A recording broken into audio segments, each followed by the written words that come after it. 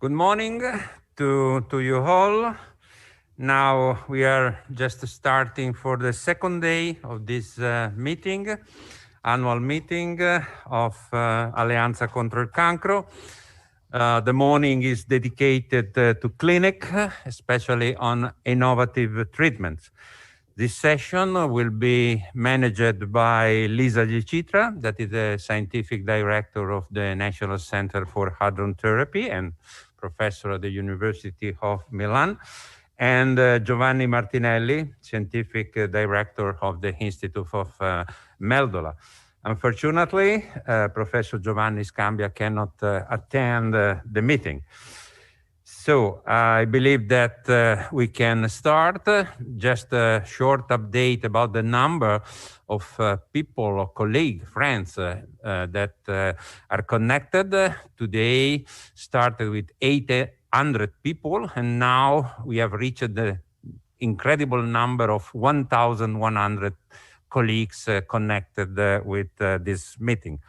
Please, Lisa, please, Giovanni, and good job. Thank you. So thank you, Roberto, for this introduction. So I'm very pleased to chair this session. I think it's a very important session. We are putting together many different things: genomic-based clinical trials, immunotherapy, and radiation therapy. And maybe 2 words from Professor Martinelli. Would you add something on the concept of this third session? Thank you. Thanks for the scientific committee for inviting us. This is an extremely important opportunity for research in Italy, and particularly to Alleanza Contro il Cancro Association to be together to discuss regarding the novelty and the possibility to cooperation with each other. It is a great honor and for me to moderate it together with Lisa, this important section, which is based mostly on genomic-based clinical trial, immunotherapy and radiotherapy, which means that the new coming for translation from the bed from the bench to the bed of the majority of our patients and providing them a new opportunity of cure and therapy, and probably also to eradication of the disease. So we have to move immediately to the new speaker, and the speaker is Angela Faccoetti, Carbon Ion Therapy, New Insight in the Biological Mechanism of Tumor Control. Thanks for participating, thanks to take our invitation, and I hope it could be very interesting to discuss together. Thanks a lot. Good morning, everybody. My name is Angelica Faccoetti, and I'm in charge of the radiobiological research activities in CNAO. And I would like to thank the organizer for giving me the opportunity to introduce you today the new insights in the biological mechanisms of tumor control in carbon ion radiotherapy. External radiotherapy, you know, is one of the most important treatment option for cancer patients. And most of the patients, almost 50% of the patients, are treated with radiotherapy during the course of their disease. Unfortunately, despite the long history of photon radiotherapy, still some problems are still going on, such as the doses to the normal tissues and the occurrence of recurrence after the treatment. So for these reasons, new modalities of treatment has been developed, but still some of the issues are still there. So for this reason, the use of charged particles like protons and carbon ions has started to grow in the radiotherapy. And here I'm going to introduce you some of the physical features of these 2 particles that are the ones used in the clinical settings, just to give you an overview. So protons and carbon ions have a mass, unlike photons, and for this reason they have peculiar physical properties in the deposition of the dose along their path. In particular, they have a low dose deposition at the entrance. Then they have a peak in the dose deposition here at almost at the end of their track, and is called the break peak. And then this deposition fall down almost suddenly. And so this means that in case of an organ at risk behind the tumor, it is possible to give almost 0 dose to that organ. And also the other normal tissue that are surrounding the tumor can receive a lower dose compared to photons. In addition, the presence of this high dose at the peak make it possible to give an increased dose to the tumor compared to photons. And this can overcome the radioresistance of some type of tumors. So for these reasons, in the last years, the number of patients treated with protons and carbon ions has increased a lot, in particular the ones treated with protons. But the reason why carbon ion patients are not growing so fast is for the high cost and the high technologies that are needed to accelerate these particles. However, thanks to the very good and the encouraging results, clinical results with carbon ions, new facilities are under construction, or at least are in a planning phase. Obviously, if we use a monoenergetic beam like the ones that are described here, it's not possible to cover the three-dimensional structure of a tumor. So what happens in the clinical practice during the treatment planning is to irrigate different beams with different energies, and they are superimposed in order to obtain the so-called spread out break peak.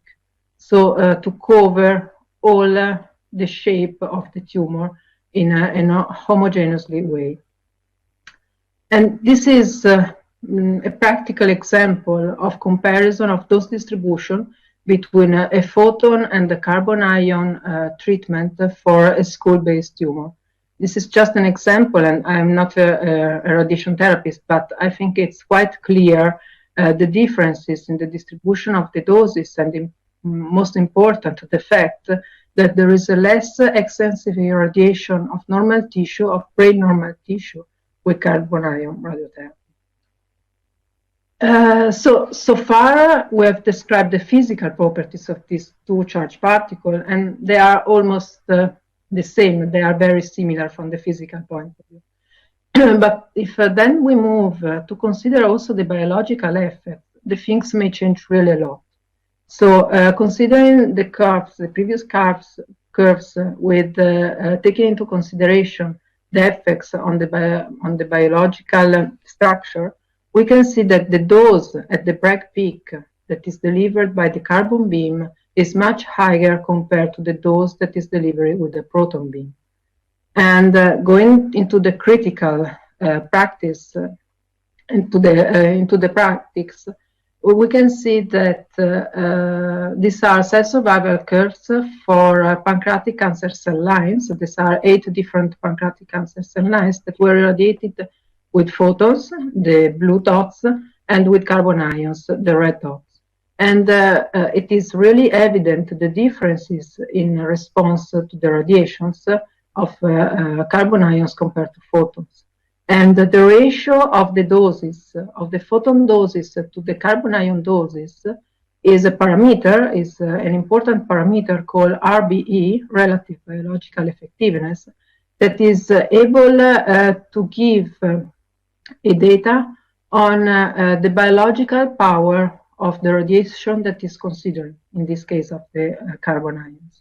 So in these examples, the researchers calculated RB is from 2 up to 3, meaning that carbon ions may be 3 times biologically more effective in inducing clonogenic inactivation compared to photons. Sometimes also RB values up to 5 have been reached. But why carbon ions are so effective in inducing biological effects, because they are densely ionizing radiation. So physics is still there, because they induce a high concentration of ionization events when they interact with the DNA. On the contrary, low LHT radiation, like photons, are considered to be sparsely ionizing radiation. So they have very low concentration of ionization events. And this reflects the different kind of DNA damages that we can find after these two radiation. In case of carbon ions, the DNA has clustered DNA damages.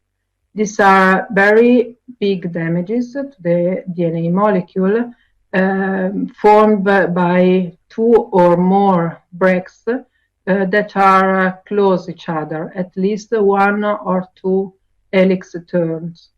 And these damages are very difficult to be repaired by the cells, and most of the time they are even irreparable. Considering, on the other side, photons, they induce only isolated damages to the DNA breaks, to the DNA strands. So that is the reason why these damages are more easily repairable by the cells. And this is more evident when we go to look at the nuclei of irradiated cells. These are carcinoma cells, colon carcinoma cells irradiated with photons and with carbon ions, 2 gray for each. And the repair protein 53BP1 has been evaluated with immunofluorescence, and it's clearly evident the presence of very big foci and persistent foci in the nuclei of cells irradiated with carbon ions. And on the other side, the smaller dimension of the foci for the photons indicated there is easable repairable damage. This feature of carbon ions, so the fact that they are able to induce such a big damage, this called cluster DNA damage, can help the carbon ion radiation to overcome some of the typical features of radio resistance that are present after photon irradiation. One of these is surely the fact that cells have displayed different radiosensitivity in the different cell cycle phases. So, for example, cells in the S phase are more radioresistant to photons. But thanks to the type of damage induced by carbon ions, there are no significant effects on radiosensitive through the cell cycle. And so this is a good point to overcome radioresistance with the intrinsic radioresistance of some tumors. Another point of radioresistance with the photons is the hypoxia and the so-called chemical oxygen effect. It is known that photons interact with the DNA with an indirect action, meaning that they have to produce free radicals, and these free radicals are the ones that determine the damage to the DNA molecule. In case of hypoxic condition, the lack of oxygen does not allow the damage to be fixed to the DNA, because the DNA radicals are reduced, and so the damage is not fixed. But going to analyze the carbon ions, they interact with a direct action, meaning that there is not the intermediation of free radicals, and so the damage is independent by the quantity of oxygen in the tissue. Another effect of hypoxia on the radioresistance of after photons is the so-called biological oxygen effect. It's not well known as the chemical one, but is still important. And indeed, it's known that photon radiation is able to induce hypoxia inducible factor 1. And so this induced the production of survival factors and increase the radioresistance of the tumor cells. The few data that are available in literature describe a reduced effect of carbon ions in the production of this HIF factor. And in particular, in this in vivo study, it was nicely demonstrated how this HIF factor is not important in inducing the damage in the tumor after carbon ion radiation.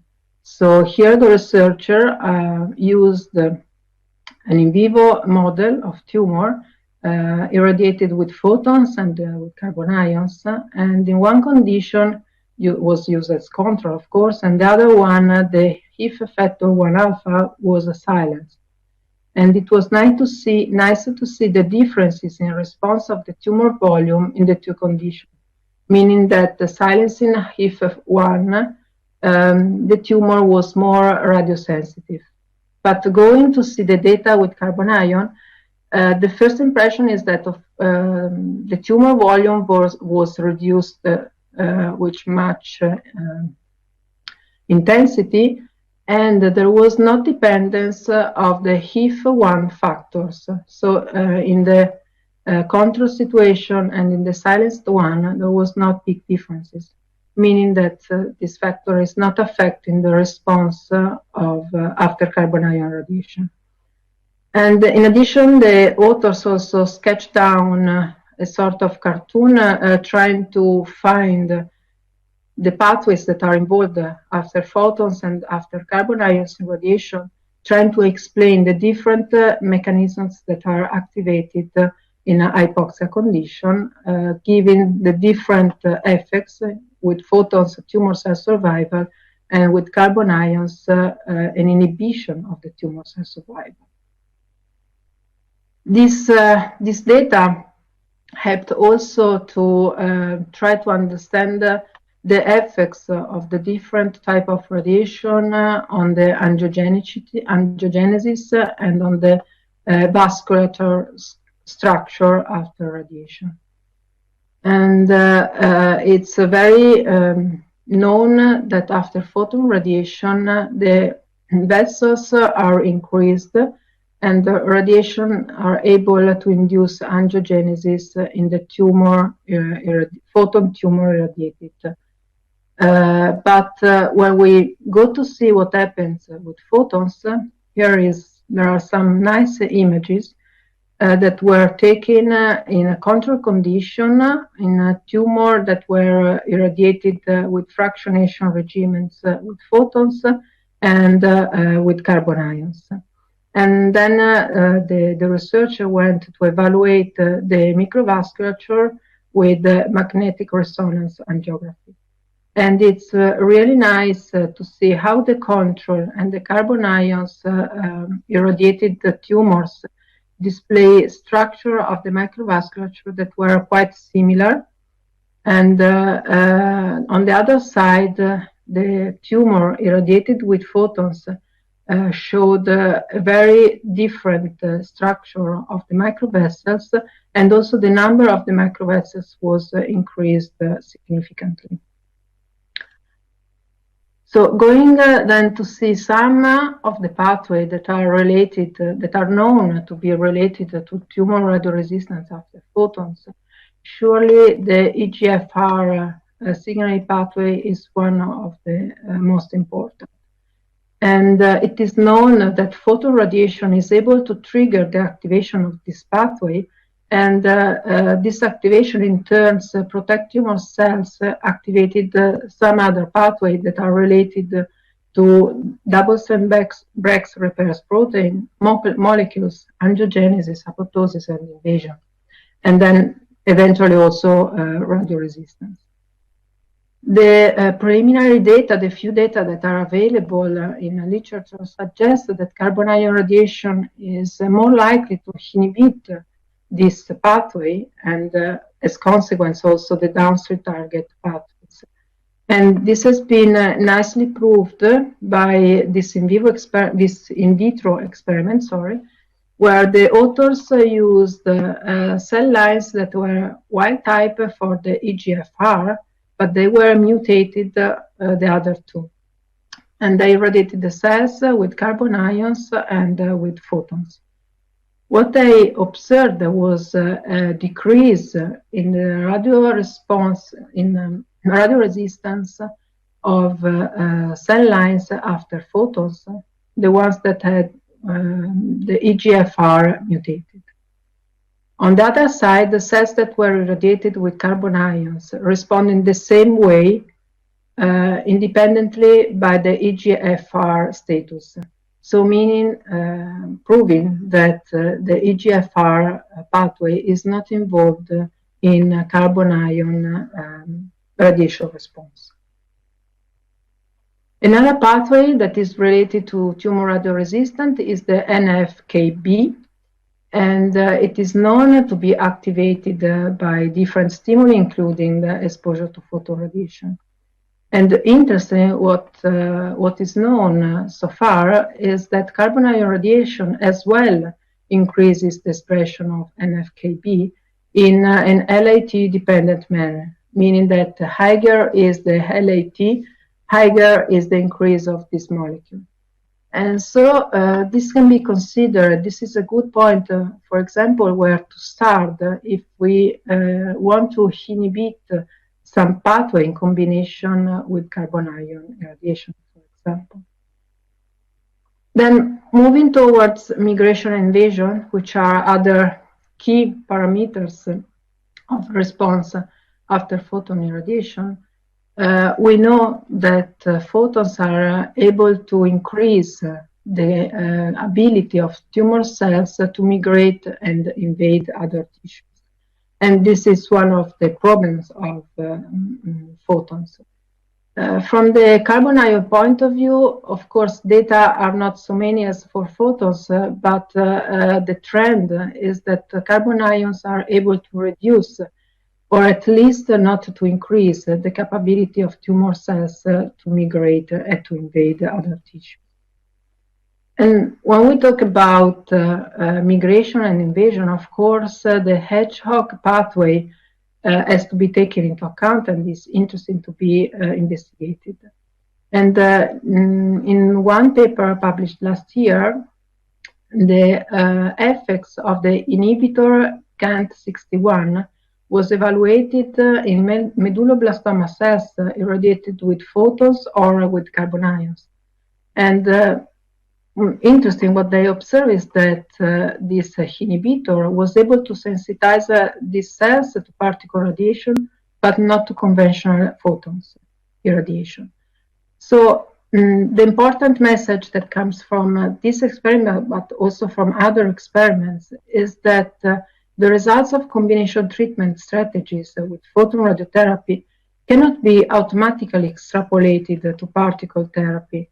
And it's important to investigate them separately. Again, talking about invasion and migration, since it is known that reactive oxygen species play an important role in these mechanisms after irradiation, a group of researchers tried to model the distribution of reactive oxygen species in the cell after photons and after carbon ion irradiation. So from this mathematical modeling, what they obtained was a distribution of this reactive oxygen species that was really different in the two conditions. With the photons, the reactive oxygen species were distributed in all the volume in a uniform way in all the cell volume. Instead, with carbon ions, the reactive oxygen species were clustered around the ion track. So what they hypothesized is that this specific Ross distribution observed in response to carbon ions can induce the complex DNA lesions that we know and the cell death. But however, this distribution, peculiar distribution, may preserve the plasma membrane and some compartment of intracellular structure of the cells outside the ion tracts, for example, like these spaces, and does not allow the achievement of the threshold of reactive oxygen species that is necessary to activate the signaling pathways that are involved in migration and invasion. Concerning apoptosis. Apoptosis and the pathways that are related to apoptosis after photons are really many. Some are activated, some are inhibited, but I think that one of the most important is surely the p53 pathway, because p53 is mutated in most of the tumor cells, and this represents one of the most important intrinsic mechanism of radioresistance for photons. And what is now known is that with carbon ions, the apoptosis can be activated through a mechanism that is independent by p53. In particular, in this paper, it has been speculated that one of the pathway activated is through the mitochondria and caspase 9 and caspase 3, so overpassing the p53. And this was demonstrated again with cell lines that were p53 mutated with and irradiated with different irradiation type, with different LAT values from the low LAT to high LAT. And they evaluated the induction of apoptosis over the time and in relation to the dose. And they observed that with high LAT radiation, the induction of apoptosis was not impaired even in p53 mutated cells. And another crucial point for tumor radioresistance is surely cancer stem cells. It is known that cancer stem cells are one of the major reasons for recurrence after radiotherapy. And it has been proved that after photons, tumor mass can be enriched by cancer stem cells because they are more radioresistant and they persist in the bulk of the tumor.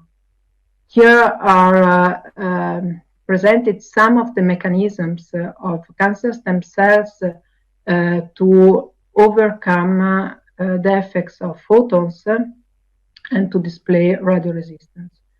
We have already seen most of these mechanisms, and here are the same mechanism analyzed from the carbon ion point of view.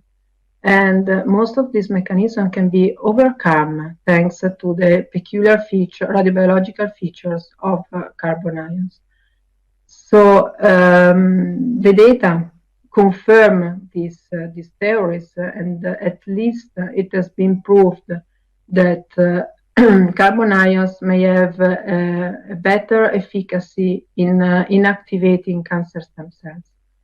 However, it is also important to take into consideration that some type of cancer stem cells may be radioresistant also to carbon ions. So let's say that we are only at the beginning of the story, and probably we need to do really much more on this topic.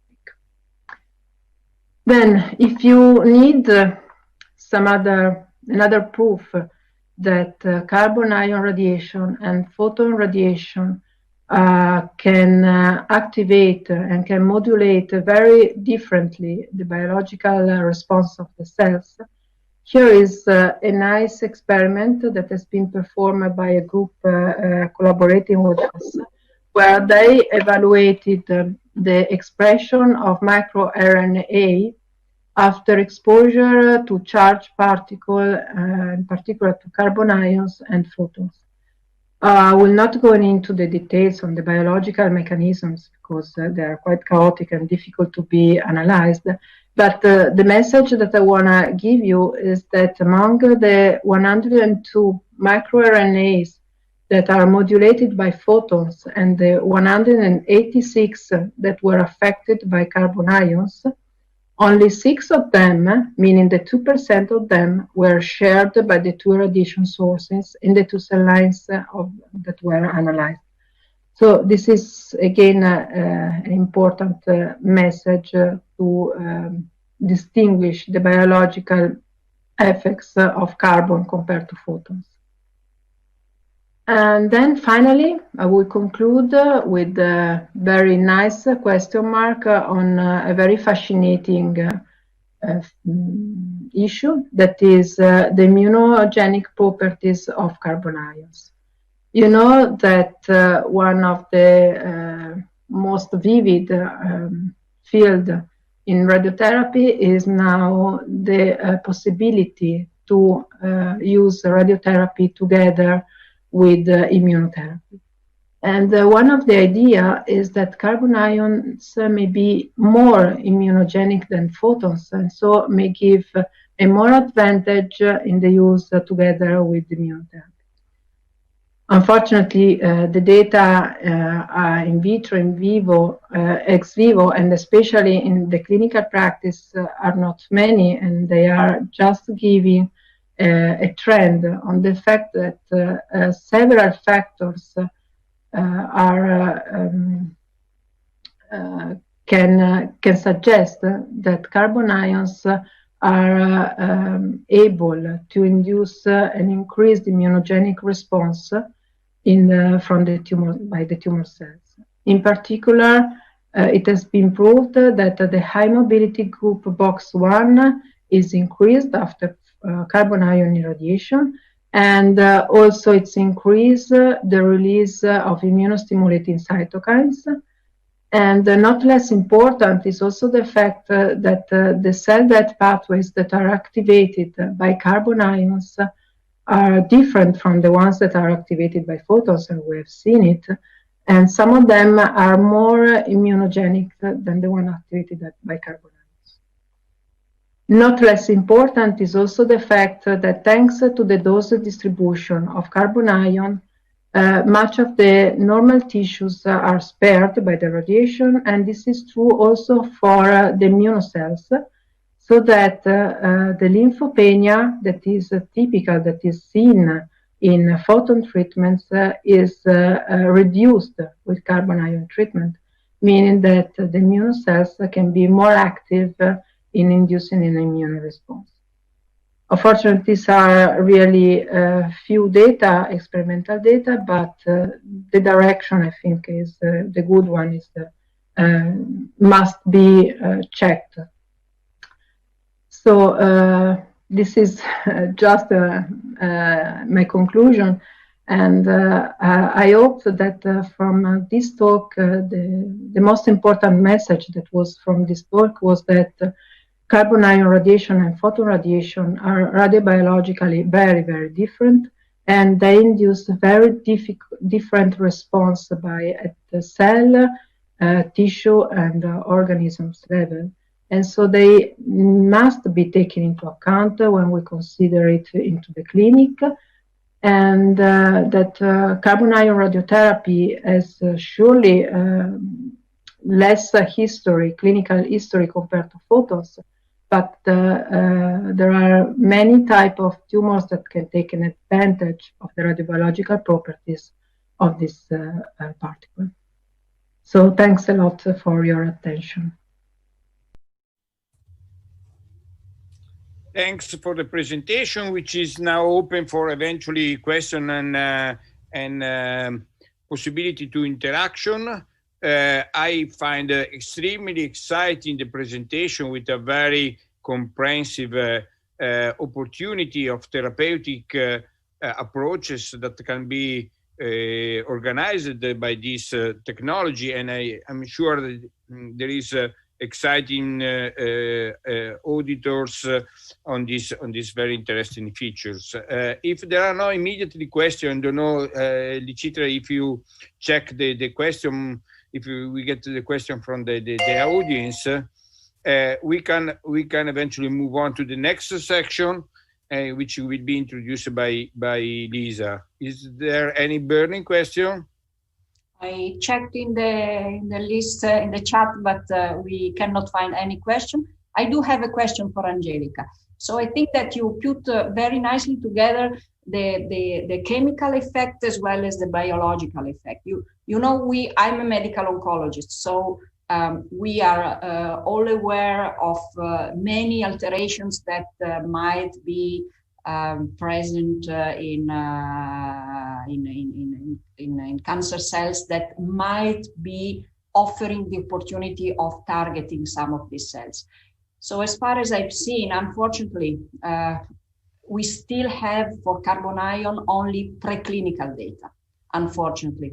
And I think that here, since we are in this innovative session, I think that maybe after we should discuss about how to move on with clinical data that has to be gathered to support the biological data that you nicely showed us. So thank you, Angelica. Prepare yourself on this type of discussion. Thank you very much. Okay, I will do it. Thanks. Okay, thank you very much. So now we move on. The next presenter is Christophe Letourneau. Christophe is a good friend of mine. We are working together on projects, on precision oncology projects in head and neck cancer. You know that I'm an expert in head and neck cancer, nothing else. So please, Christophe, the floor is yours. So hi everyone, I'm Christophe Letourneau. I'm a medical oncologist working at Curie Institute. I'm heading a department of drug development and innovation there. And I'm going to talk in the next 30 minutes or so about the evolution of drug development in oncology in the era of precision medicine. So I want to go back to the basics a little bit on the treatment of cancer, because this is so important to understand this, especially for patients who are not familiar with caring of patients.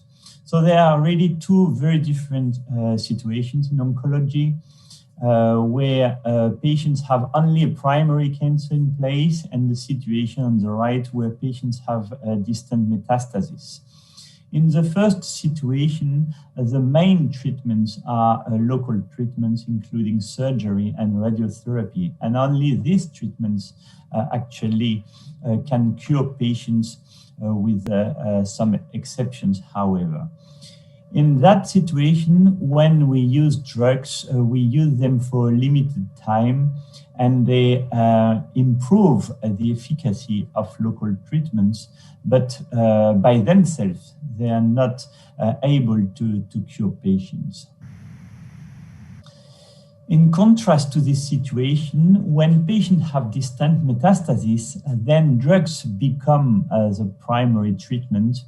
Surgery and radiotherapy can still be used in a palliative intent, but in that setting, surgery and radiotherapy will very rarely cure patients. Usually, patients are treated for life with drugs. There are some exceptions, such as patients with germline tumors that can be cured with only drugs.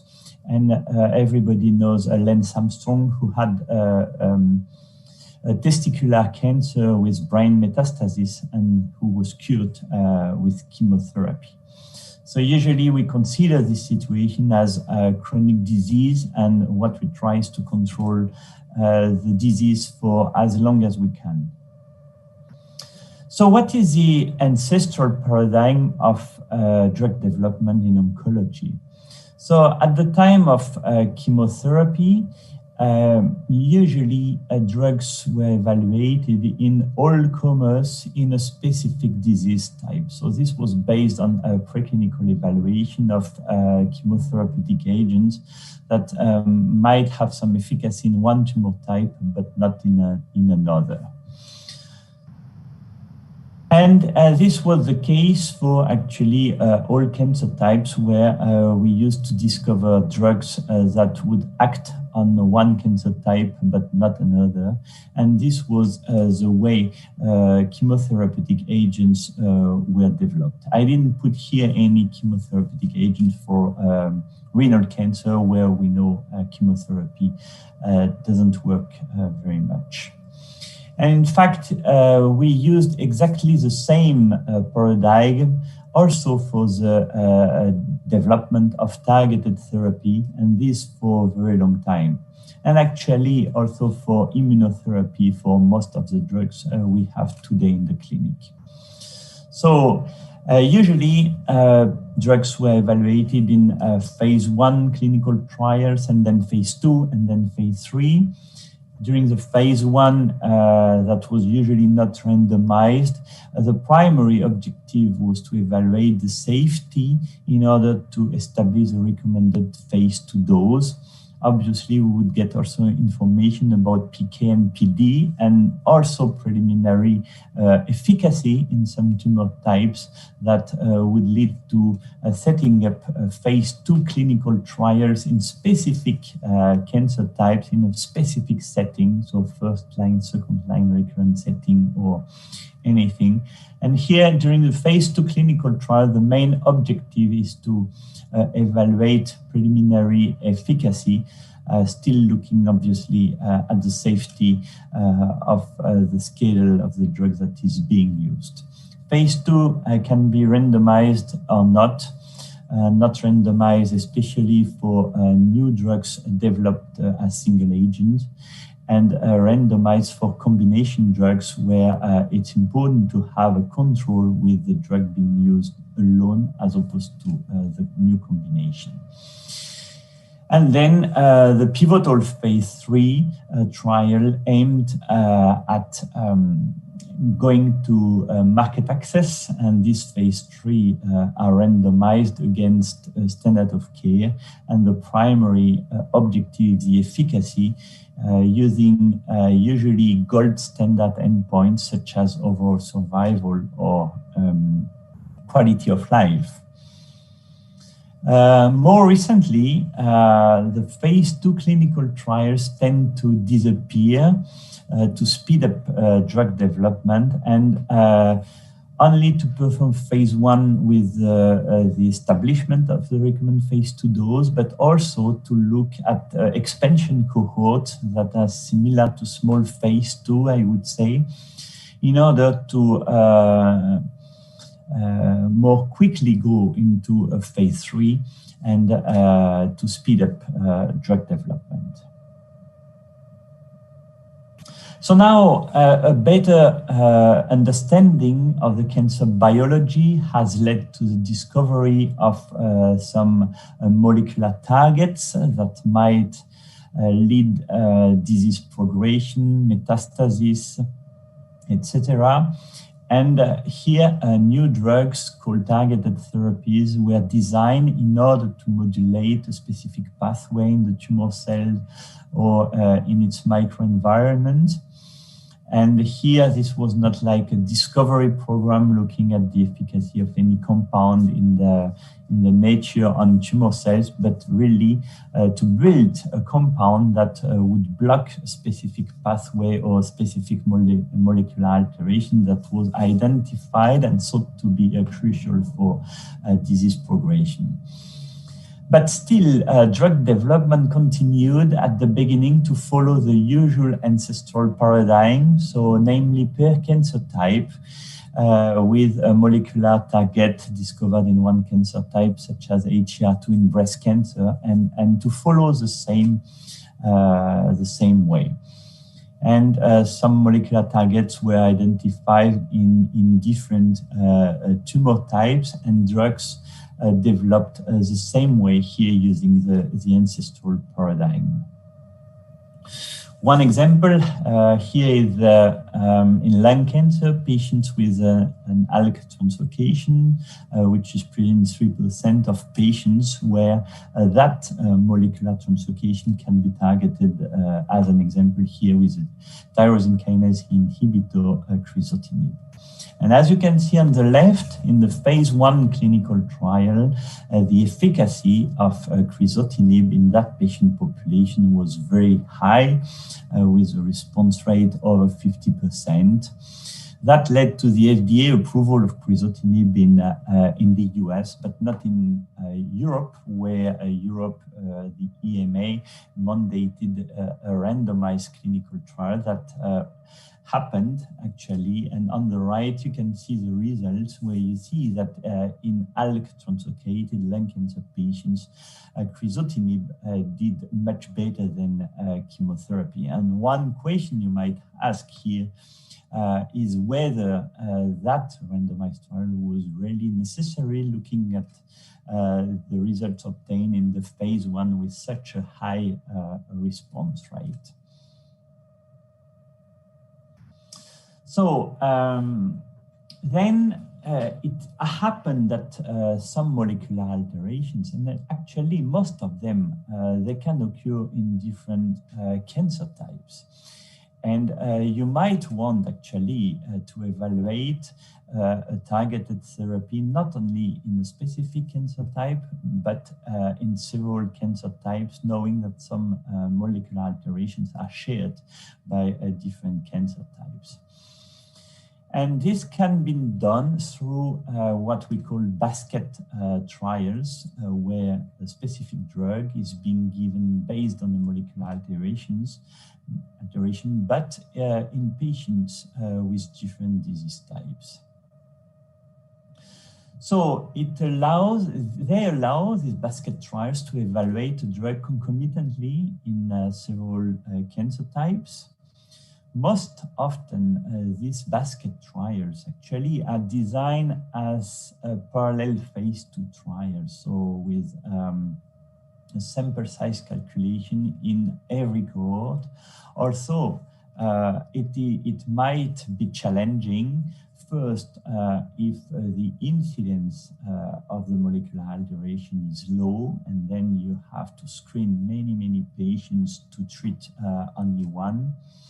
And the second challenge is to lead to a tissue agnostic drug approval, especially if there are cohorts with very few patients. And here is the example of the NTRK inhibitor that came to the market in the US and now in the Europe. Larotrectinib and entrectinib that were developed that way in basket trials, so in a tissue agnostic way. And in these basket trials, these drugs were given only in patients who had a translocation of the NTRK, which is only 0.3% of all cancer patients. What you see here is that the efficacy, again, is very high, like crizotinib, but across cancer types. But the point is that there are some cohorts with very few patients, and the tricky thing is how to give some approval to these drugs, knowing that in some cohorts, actually, the sample size might be only one patient. For me, I guess, when you have such results with a strong biological rationale and also across tumor types, obviously, I think these results for me are enough for drug approval. But I know this is something that is very much debated, especially in Europe, and it is still tricky to get access to these drugs because of what regulatory agencies consider as a too low evidence. And I will present later on during my presentation some ways of moving beyond randomization, which is something that is obviously not feasible when an alteration such as NTRK translocation has a so low prevalence. So another thing that is depressing sometimes when the prevalence is so low is that you screen so many patients for treating only one. I have to say that in the entrectinib clinical trial, we screened more than 500 patients, and actually none of them had a translocation. We still have 2 patients on treatment because the translocation was discovered in another hospital and patients came to us. But I have to say that for physicians, molecular biologists, and also patients, it might be very difficult to participate in such trials, even though we know that when the molecular alteration is present, the efficacy will be very high. And this is why another kind of precision medicine clinical trials have been set up where patients in a specific tumor type would receive one targeted therapy or even an immunotherapy depending on the molecular profile of the tumor. And this is what we call umbrella trials. It usually offers a treatment option in all cases, because these kind of trials usually have also a group for patients with no druggable molecular alterations. Most often, again, these umbrella clinical trials are designed as parallel phase 2 clinical trials with, again, a sample size calculation for every cohort. Now, there are, again, some challenges, how to prioritize in case the patient has several molecular alterations, and knowing that combining drugs is something that is not easy and that needs to be anticipated in such a clinical trial. So how to prioritize, and nobody knows actually how to do it. And some cohorts, again, might not be filled because the prevalence of a molecular alteration is so low that it's hard to fill the cohort and then to be able to conclude in a specific cohort. An example of an umbrella trial is Upstream, which is being performed in patients with recurrent or metastatic head and neck squamous cell carcinoma. And you see here that patients either have a biomarker that is identified, and these patients can be treated accordingly, either in a single arm phase 2, such as with niraparib, or in a randomized phase 2, such as cohort here with afatinib or palbociclib. And also, if no druggable molecular alteration is being identified, then patients are treated with immunotherapy, either a single agent or in a randomized way. So this is a very nice way for a patient to look for a molecular alteration and to treat accordingly. And this is less depressing in a way because you can be sure that patients will be treated if they fill the selection criteria. So now, what obviously we would like is to mix actually not only the different targets, so the molecular profile of the patient, but also to be able to develop drugs in several tumor types. And actually, if we wanted to do that with enough statistical power to answer the question of the efficacy of every drug in every subgroup of patients, subgroups in terms of histology, but also molecular alteration, then it's easy to understand that we will need thousands of patients, which is something that is not feasible. But however, there were some clinical trials that were performed that mixed different cancer types, and sometimes any cancer type, and also different molecular targets and different several targeted therapies or immunotherapies, and all this in a single clinical trial. But usually that clinical trial aimed to include a few hundreds of patients. And at the end, these clinical trials, and I will show you some of them, are not able to tell you what is the efficacy of a specific drug in a histologically and molecularly defined subgroup of patients. And usually what these trials can is only to evaluate the efficiency of the treatment algorithm that has been used to allocate treatments to patients in this trial. And this is what I call here algorithm testing clinical trials. So here, these trials, they mix multiple cancer types, molecular alterations, and drugs. They can only conclude on the efficiency of the treatment algorithm to allocate treatments, but they cannot assess the efficacy of any of the drugs in any histologically or molecularly defined subgroup of patients. And actually, this kind of way of allocating drugs to patients based on the molecular profile is what we think is truly the precision medicine concept.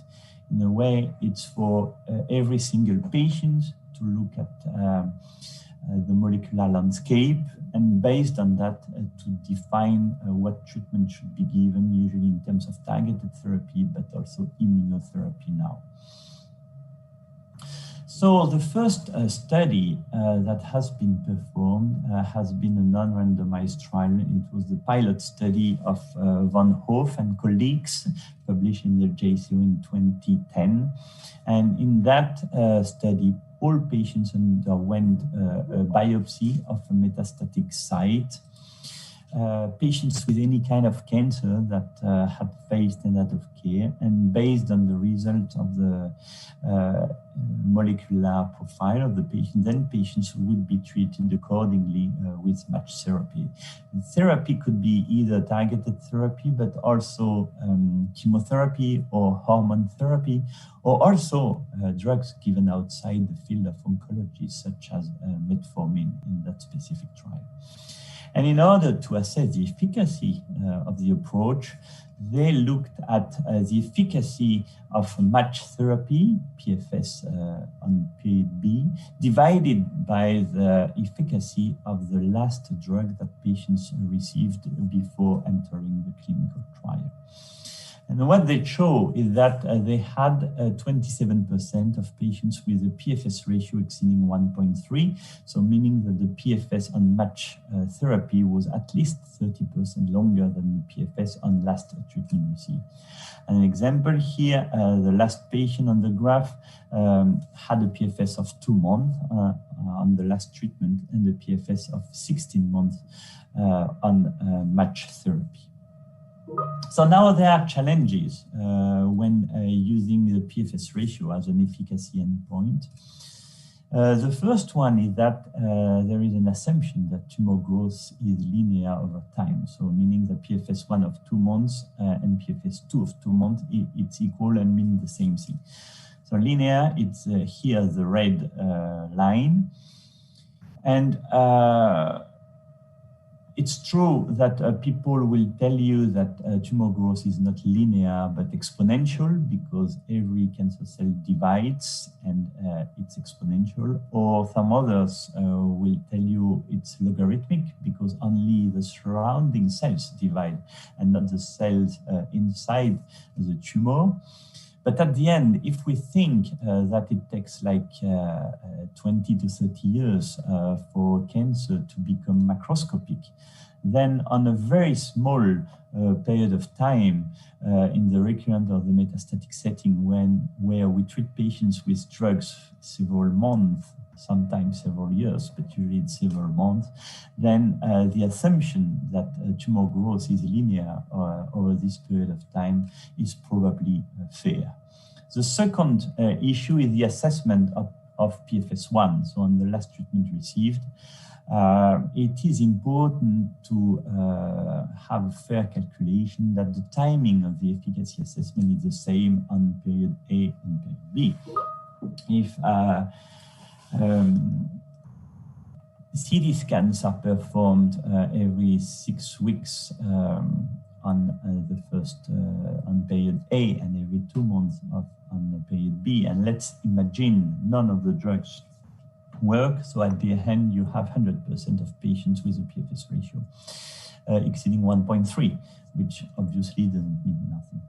The second point is that the method for the efficacy assessment has to be the same, and usually on period B, the RECIST criteria are being used, and not necessarily on period A, where patients can switch to match therapy based on the clinical progression or a progression that doesn't meet the RECIST criteria, because in the clinic, we are not using on a daily basis the RECIST criteria, but only in clinical research. So these are two points that are very important and that make the interpretation of the results not that easy, and we'll discuss some of the designs later on. And the last point is here we describe the proportion of patients with a PFS ratio exceeding 1.3, but what is the proportion of patients with a PFS ratio below 0.7? So the Moscato 01 was a similar trial performed by Gustave Roussy, where patients received match therapy based on the molecular profile, and a similar endpoint was used with the PFS ratio, and here they found 33% with a PFS ratio exceeding 1.3. But you can see here also patients with obviously a PFS ratio below 0.7. The winter trial was set up the same way, but if patients had a DNA molecular alteration, then they were treated with match therapy, which was arm A, and if not, they looked at gene expression using RNA, and they had a treatment algorithm to allocate a treatment, in that case, to patients. That trial was published last year, but was negative for its primary endpoint. Also, a cutoff of a threshold of 1.5 was used in this trial, and 22% of patients had a PFS ratio exceeding 1.5. But there are the same challenges than the Moscato 01 and the study of Van Hoff and colleagues. So the only randomized trial that has been published so far has been the Shiva 01. We have been performing at Curie Institute and in other centers in France, where patients, again, with any kind of cancer underwent a tumor biopsy, where we did sequencing, and if we had a druggable molecular alteration, then patients were randomized between match target therapy or conventional therapy. So meaning what we would have done if the patient had not been included in Shiva 01 and crossover was allowed. And what we found is that we didn't have any difference in terms of progression-free survival between the two groups. So the only meaning of the Shiva 01 is that, and I come back to what I called treatment algorithm testing clinical trial, is that the treatment algorithm we used in Shiva 01 was not able to improve patients' outcome. Maybe changing any feature of the treatment algorithm, and we'll go into that, would have changed the result. And this is the same way we should think about the other Moscato winter clinical trials that are not able to assess the efficacy of a single drug in any subgroup of patients, but only the efficiency of the treatment algorithm. So the treatment algorithm is really the key of this kind of trial that mix cancer types, molecular alterations, and drug. And there are several features. The first one is the technology that is being used to identify molecular alterations. And you see that depending on the machine, you might find different results. The same for the thresholds, namely the bioinformatic pipelines. Depending on the pipelines, and you see here 5 different pipelines on the same sample, you have only 57% of alterations that are in common. So again, when you set up a precision medicine clinical trial, it's very important to set up the technology and the bioinformatics pipelines and to stick to them, otherwise you might change the result. Most importantly, the matching between molecular alterations and drug is the key point of these clinical trials, how to allocate treatment to patients. And usually, we and others have used a unidimensional treatment algorithm. So meaning that for a target, we had a specific drug, but ignoring all other molecular alterations, so coexisting molecular alterations. And the best way would be to use a multidimensional treatment algorithm where we look at the whole molecular profile, all molecular alterations, and depending on that, we choose a treatment. But now, how to do that? I guess I don't know and nobody knows, and the only way to move forward is to put our efforts together and mix our databases to try to identify predictors of response to treatment. And the last point is how to prioritize molecular alteration, and I already alluded to that, and some efforts have been done, such as the SCAT by the ESMO. But again, if you think about this case of actionability, in a way, they are treatment algorithms per se. And to validate them, what we should do actually is to run, again, a randomized trial using SCAT as an example, or not using it, and looking if using SCAT we improve patients' outcome. This is the same.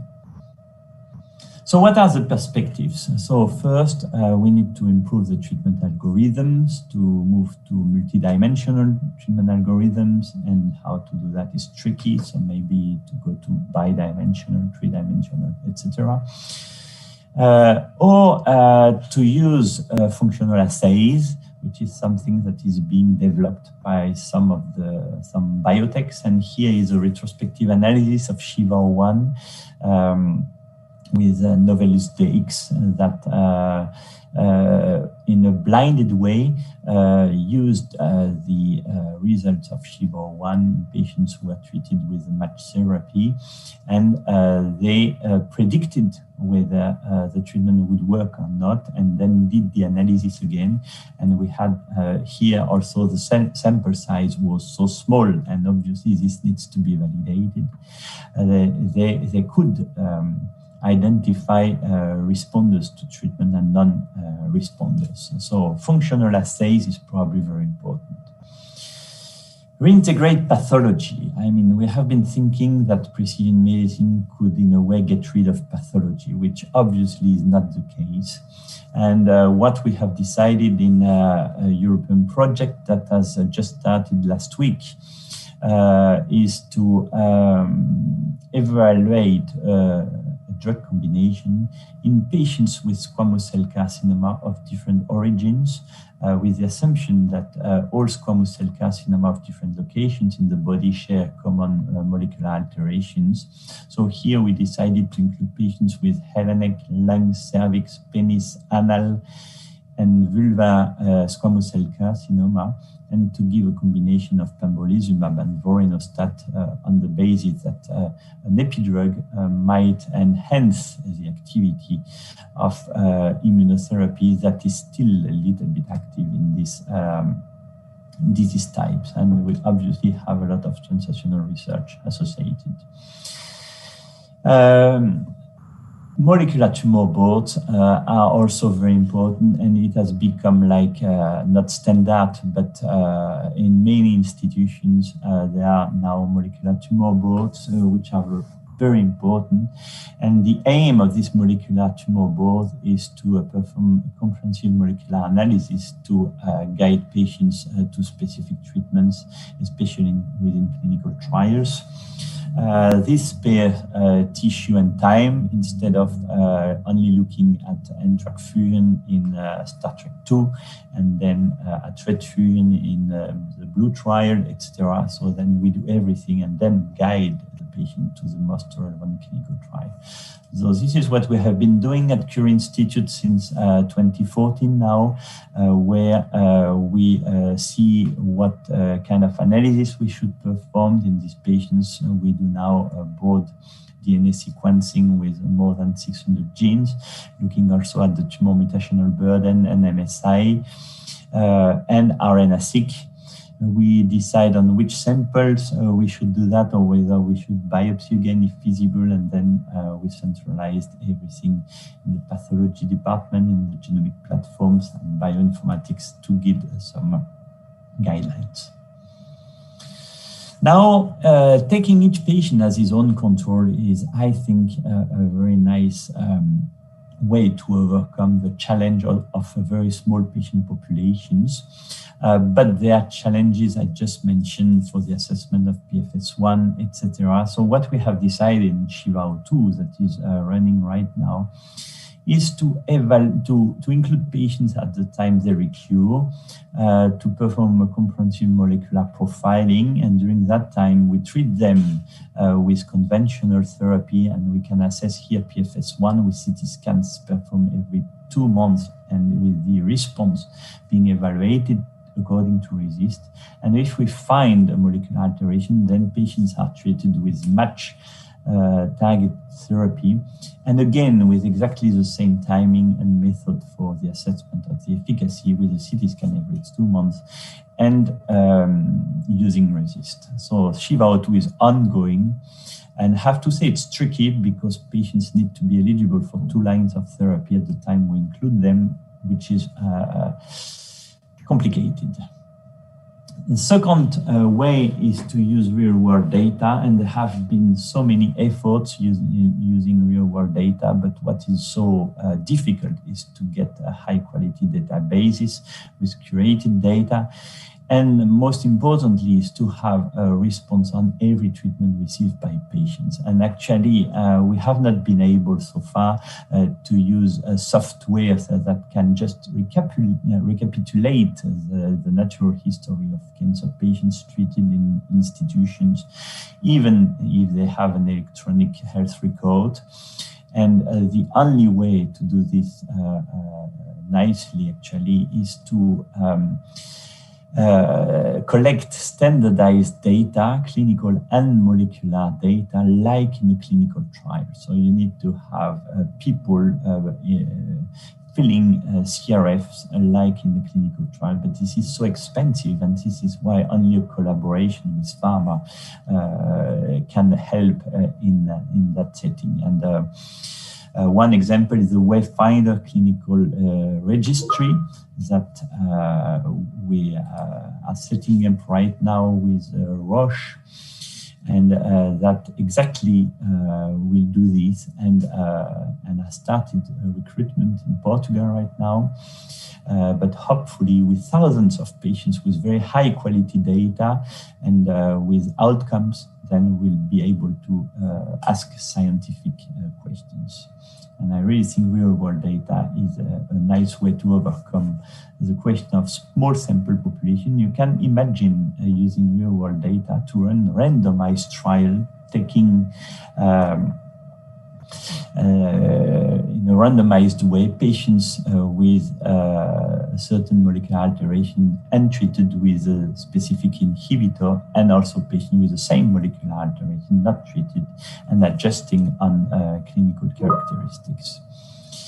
So with that, I want to conclude now, and by saying that most of treatments we have in oncology actually are not biomarker driven, since local treatments are still so important, and even without drugs, many of targeted therapy, we call targeted therapy, therapies are not targeted, such as anti-angiogenics as an example. So biomarker-driven treatments demonstrate a very high efficacy, but that benefit only a few patients. But the concept of precision medicine has become a reality since 2017 with tissue-agnostic drug approvals. And the irony of the history of oncology is that the first drug that was approved was not a targeted agent, but an immunotherapy with pembrolizumab in patients with MSI-high cancers, and also with NTRK inhibitors, and hopefully many others coming. I believe randomization should remain the gold standard whenever feasible, so meaning for large patient populations. Now, using each patient as his own or her own control and real-world data, I think two very promising approaches, being randomization for small patient population.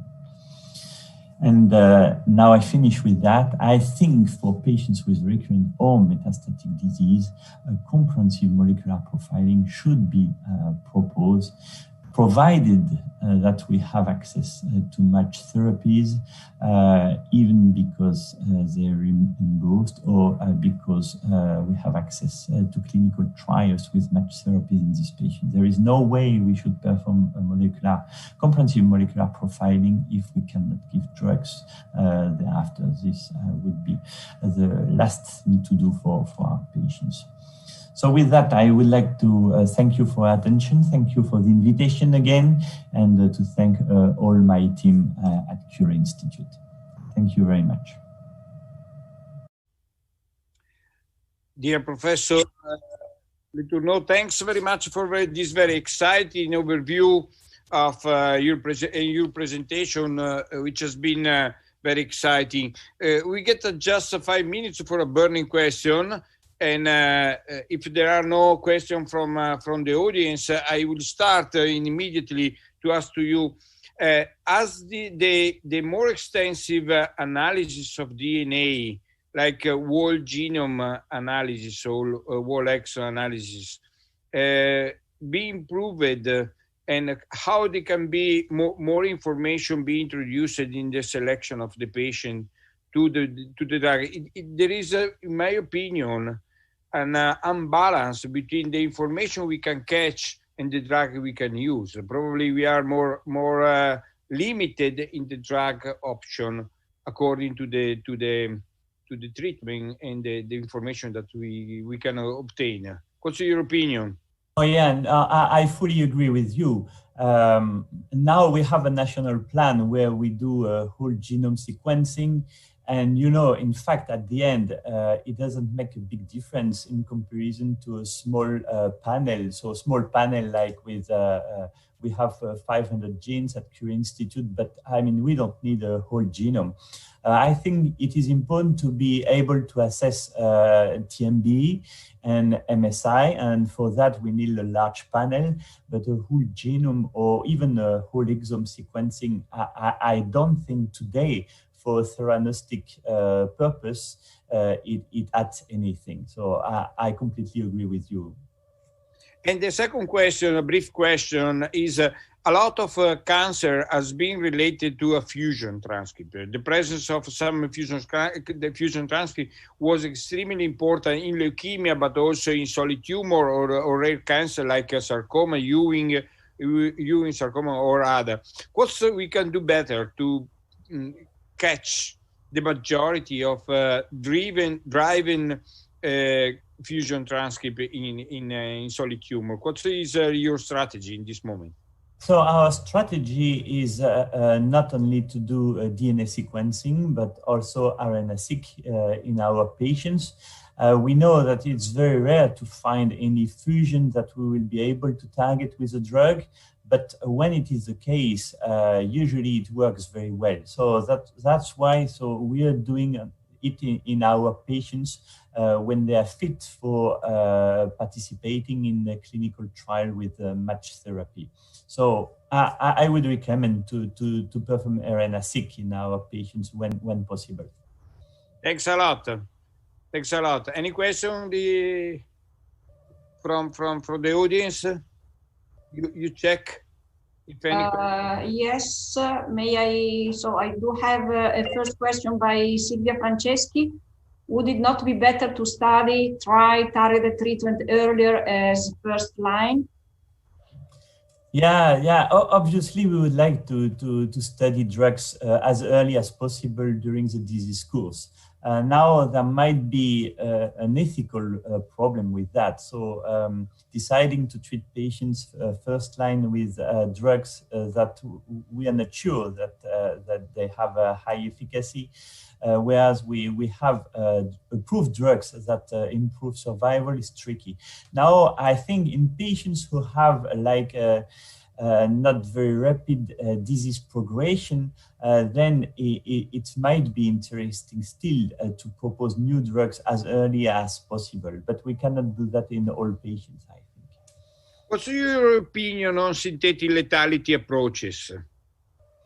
Yeah, no, I think this is probably one of the domain where we can improve outcomes of patients, and especially in early disease in combination with radiotherapy. There has not been many clinical trials with drugs on that pathway combined with radiotherapy, because all efforts has been put with immunotherapy, and some trials results are disappointing in that sense. But I think there is a lot of space for studying this, especially in early stage disease. We get additionally 5 minutes for discussion, and I take the opportunity to ask you again, what do you believe is opportunity to understand clonal evolution? Because the genetic heterogeneity at the beginning or during the treatment make possible that we are just doing a selection of resistant clones. And so there is a plasticity of the cancer, and there is a dynamics of the cancer. So what is the current approach in your country and in your institution to avoid clonal evolution? Yeah, I mean, this is a very good question. I guess if we could deal with the problem of heterogeneity, then we would cure metastatic cancer, right? And obviously we are not able to do this. But I mean, despite heterogeneity, we have treatments that prolong survival. Now, how to deal with the occurrence of resistance mechanism, etc. I think in the future we will need to sequence sequentially our patients during the disease course when they change treatment, and to try to target resistance mutations, etc. But we know how difficult it is, and already to set up like a national plan where we can sequence our patient is such a huge effort, and it's so complicated. Molecular tumor board is not easy to run as well. So now to do this on a sequential basis all along the disease course of our patient is another step. But I fully agree with you. This is probably what we should do, but how to deal upfront with heterogeneity, it's tricky because drug treatments are difficult to give because of toxicity, and so it's not an easy question. Giovanni, there are 2 more questions for Christophe. Can I ask you? Yep. So this is first from Luca Mazzarella. Do you think that high throughput molecular characterization should be democratized and introduced at the local level, or should it be reserved to tertiary academic centers? This is a tricky question from Luca. We are working with in the PIVO trial. So I think this should be a little bit centralized in a way. I would not say we need like a national centralization, because I don't think it's completely needed. But now to do this in some specific centers or platforms, this is what we were used to do before with our National Cancer Institute plan, where we had like 25 genomic platforms where we could not sequence, but assess some specific molecular alterations such as EGFR mutations, etc. And I guess having platforms all over the country is probably a good way to go, and not necessarily having like a national centralization. But I'm not sure there is a good response for that. Giovanni, I think that we do have 7 minutes left. So I do have here other 2 questions. If you want to, I can go ahead with these 2 questions, or we reserve them for the... It's a great pleasure to get Christopher with us. And so go ahead with the question. Okay, so this is a question from Alberto Bongiovanni. Thank you for your comprehensive presentation. You talk about the combination of IO with the HADA. what is, in your opinion, the most promising combination to overcome the resistance to IO, if there is any? I mean, I guess we are discovering new things about IO every day. So at the beginning of the story, I remember people saying, oh, we should not combine IO with chemo because it doesn't make sense. Combining an immunosuppressive with an immunostimulating drug, it doesn't make sense. And we are saying also we should definitely combine IO with radiotherapy because of the neoantigen productions, etc. So what do we have today as results? We know that we can combine IO with chemo and does improve survival. And the two randomized trials in the locally advanced setting in combination with radiotherapy we have, and namely in head and neck cancer, are negative today. And the only trial that is positive combining IO with radiotherapy is the Pacific, but IO were not given with radiotherapy, but after. So I guess we were completely misleading in a way, and we discover new things with IO every day. So I guess the future is probably to combine, I agree, IO with chemo, definitely it works. With targeted therapies, it's tricky. With epidrugs, this is something we are now trying to do with vorinostat. And there are already some results out in lung cancer in a randomized way that are promising. So I guess this is a way to go, but not the single way.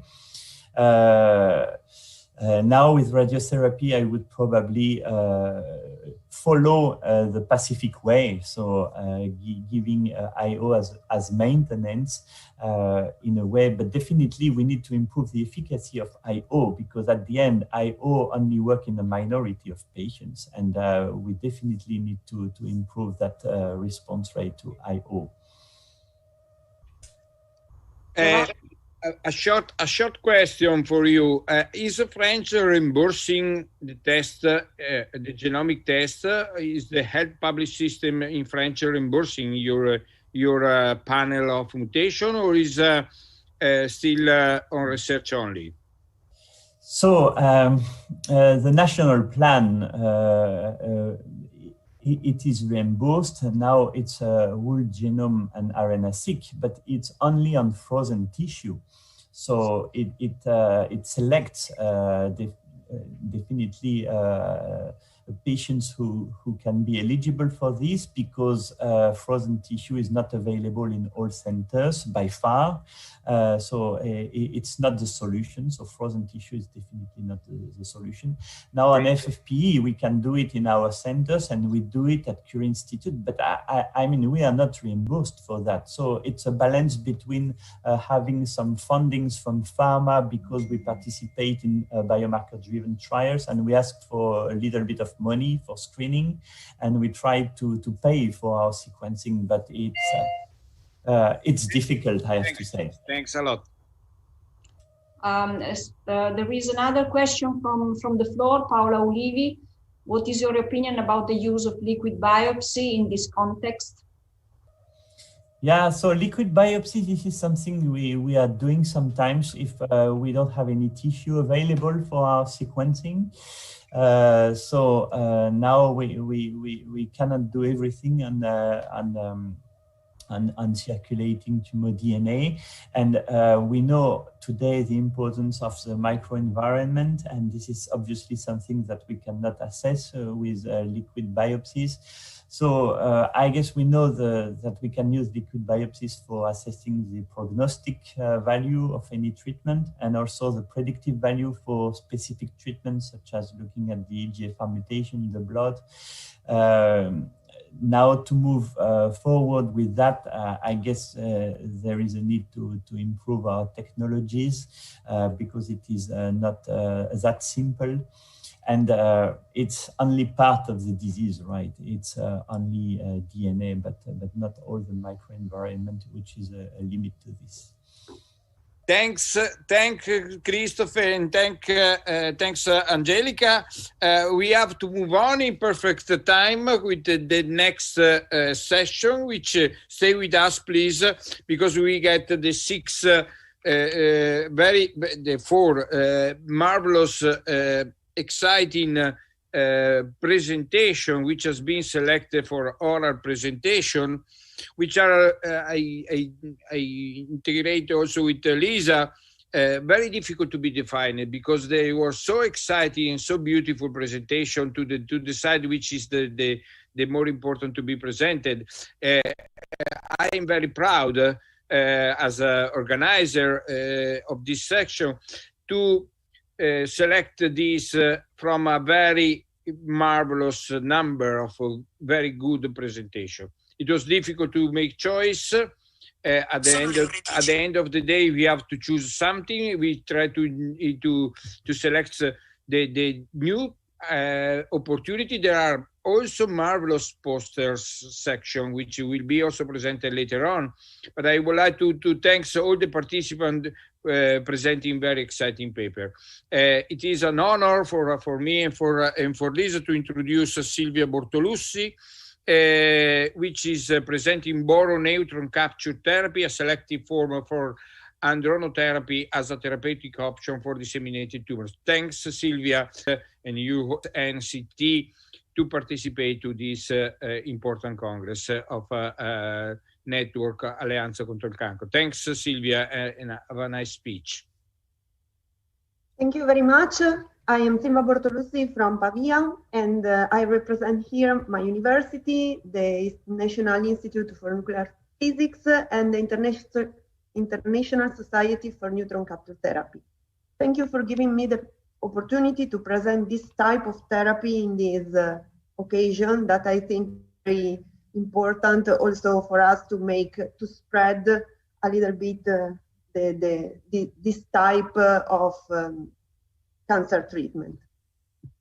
So, what is boron neutron capture therapy? It's a binary therapy based on the administration of a boron compound able to concentrate into cells and to a subsequent irradiation with low energy neutrons, which causes a nuclear reaction inside the cell.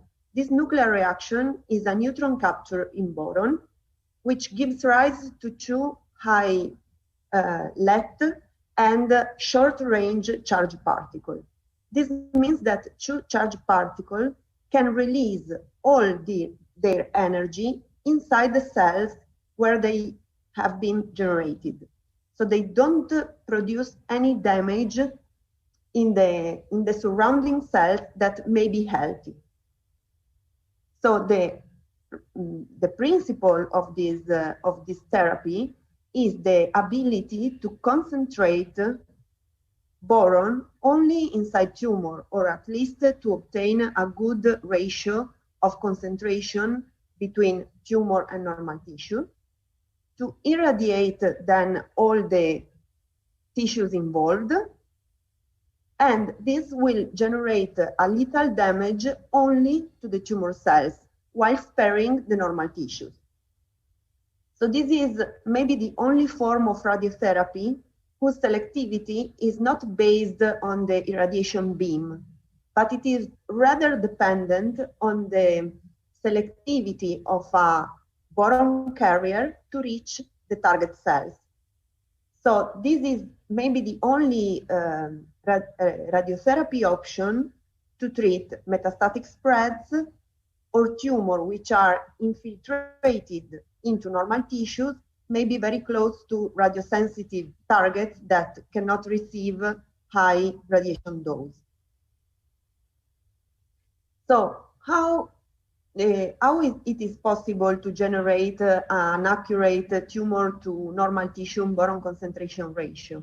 Today, we use a molecule which is called boronophenylalanine, which is an amino acid targeted with boron. And with this compound, we can reach a tumor to normal tissue concentration ratio of at least 3. We have also examples of tumor where this ratio is higher. In this situation, BNCT works and it is safe. In the present days, some technological evolutions of the therapy have been reached, and we can use also a labeled BPA, a labeled boron phenylalanine, for PET scan. In this way, before the radiation, medical doctors can evaluate precisely the boron concentration ratio in the patient and decide if this patient is a good candidate or not for the treatment, for the radiation. This possibility has increased quite a lot the quality of the treatment and the statistical results of the clinical trial. This opens the door of a personalized BNCT in the way that we can decide patient by patient if BNCT is a good option or not. Moreover, of course,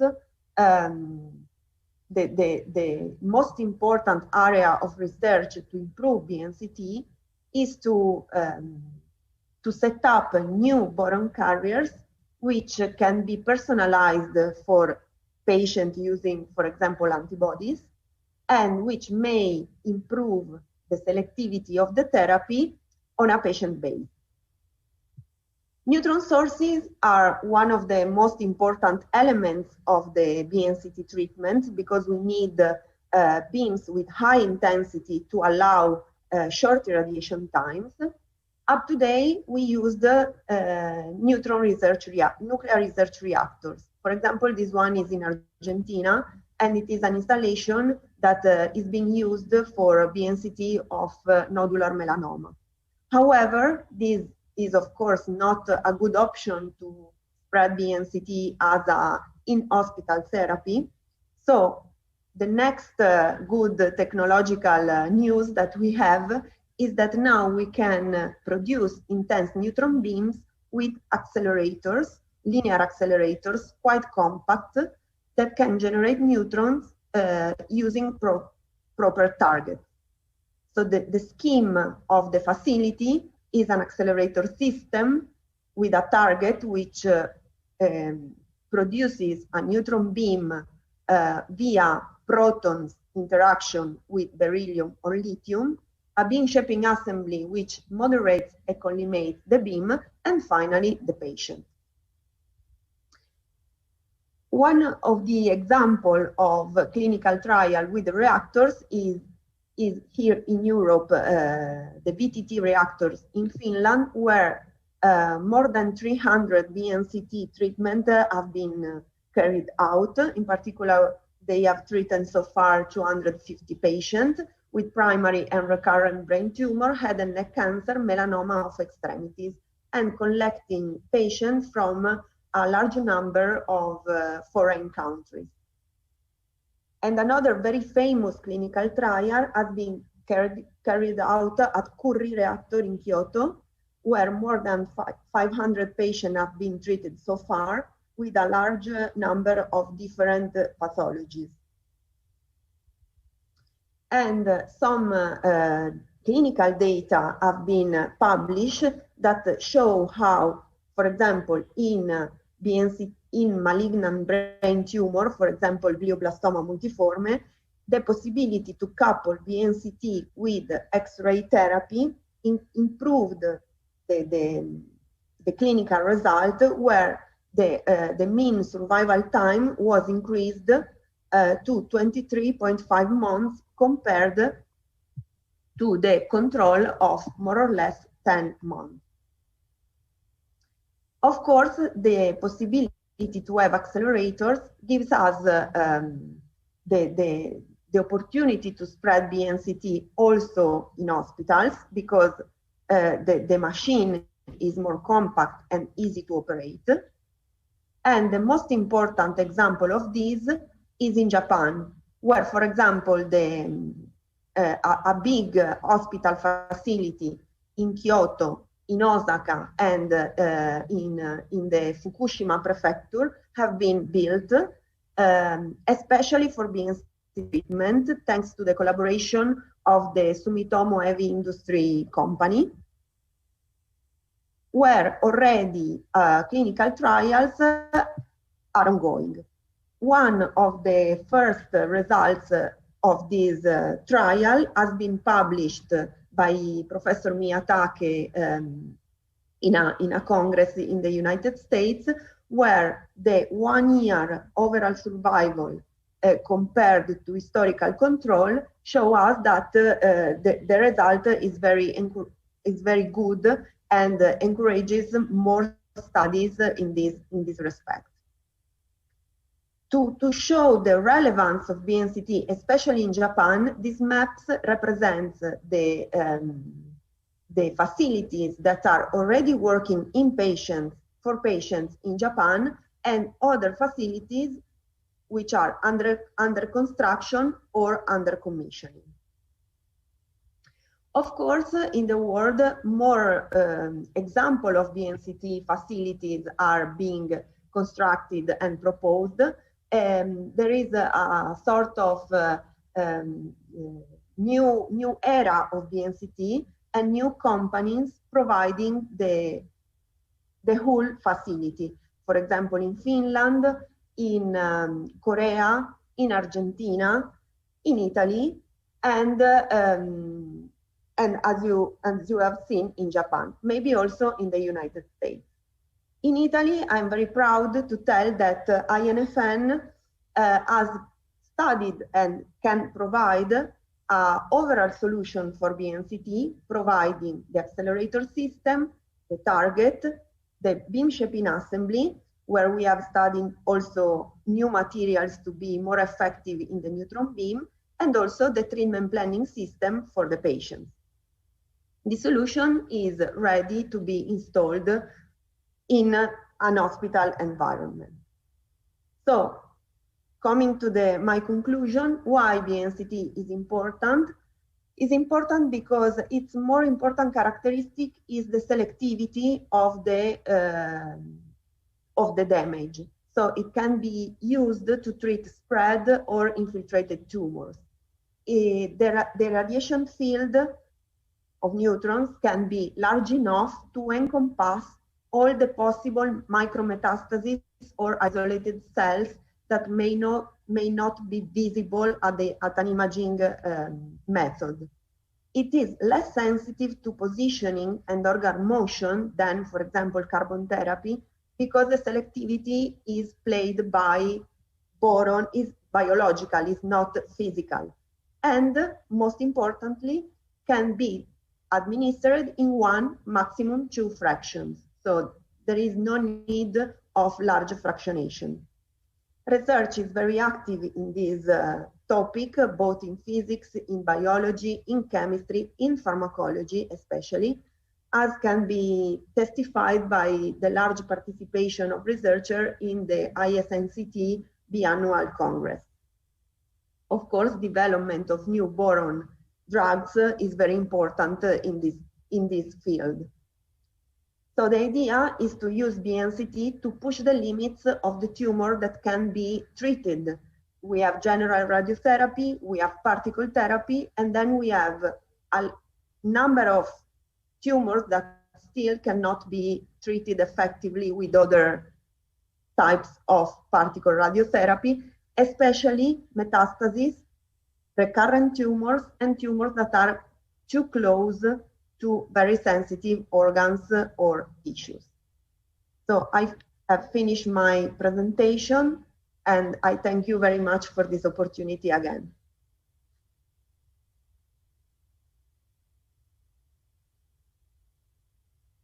So thank you, Silvia.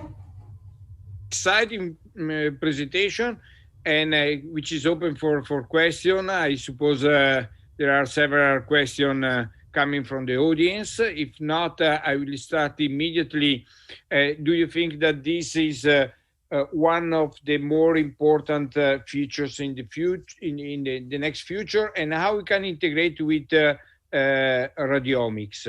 How did you believe this can be integrated in the big data sources, and how we can integrate this data in the ACC pathway of developing a network in Italy, also with the radiomics? So thank you for this question. I think that BNCT will play a role in the future, especially because now the accelerators are become available.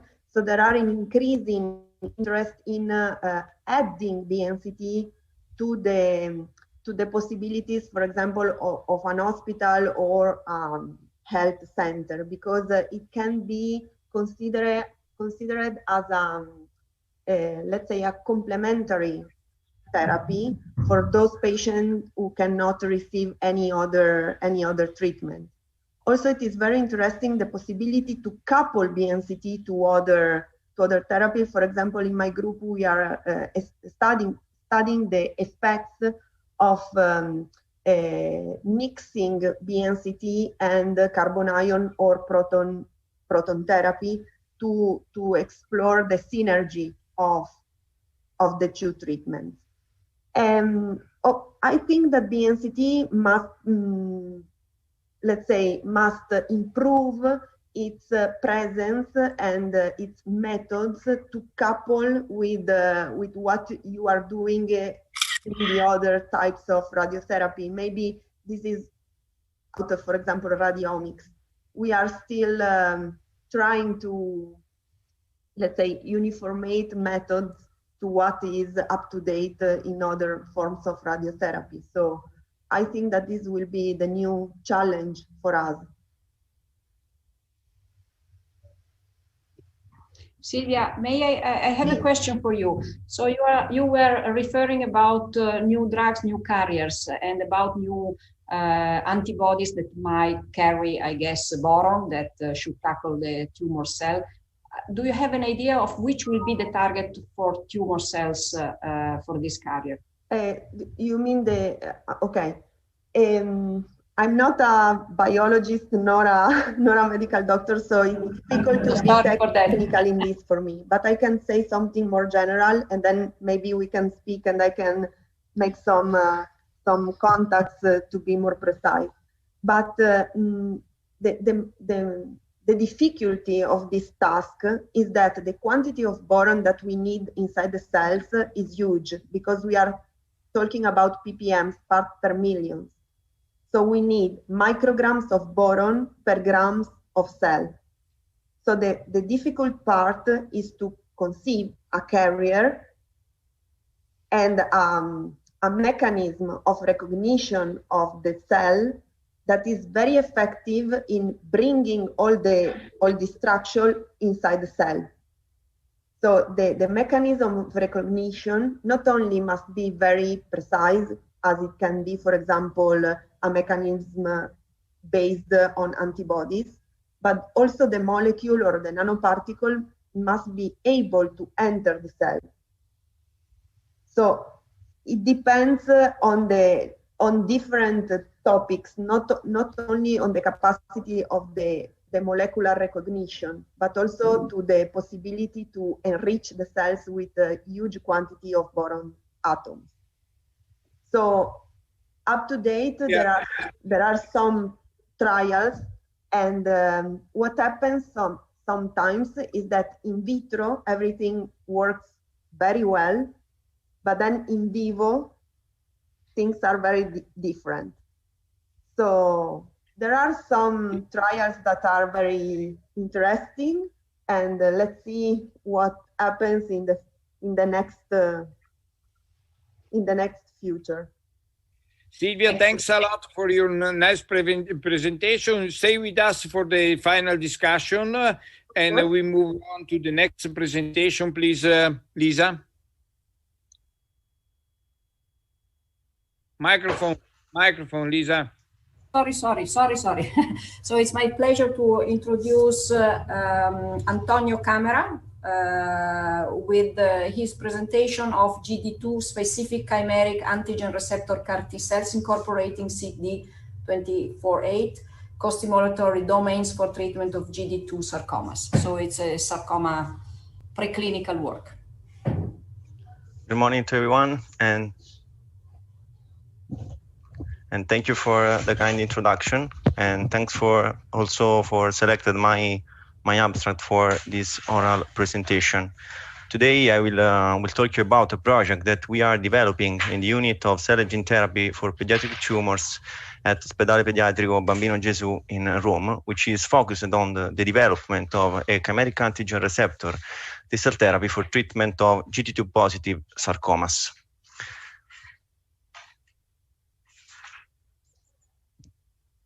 Okay.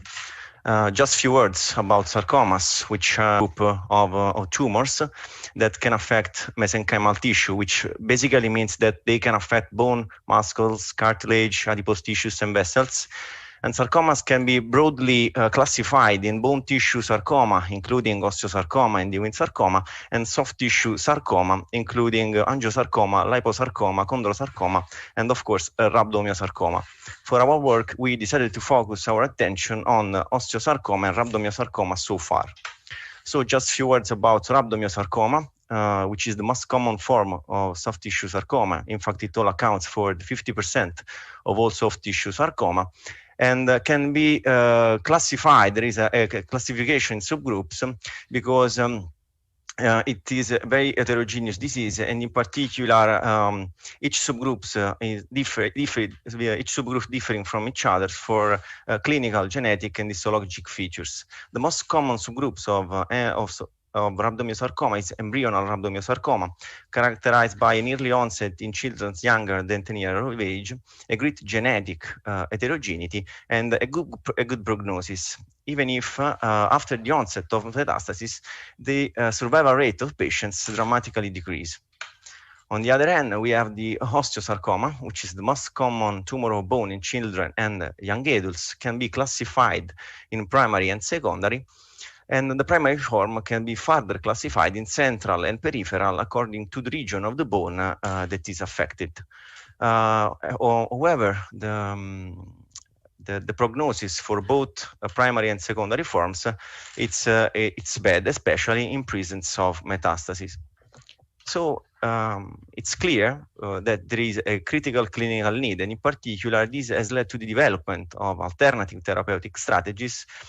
And in particular, the identification of tumor-associated antigens has played a central role, especially for the development of targeted anti-tumor therapies, such as monoclonal antibody therapies and chimeric antigen receptor T-cell therapies.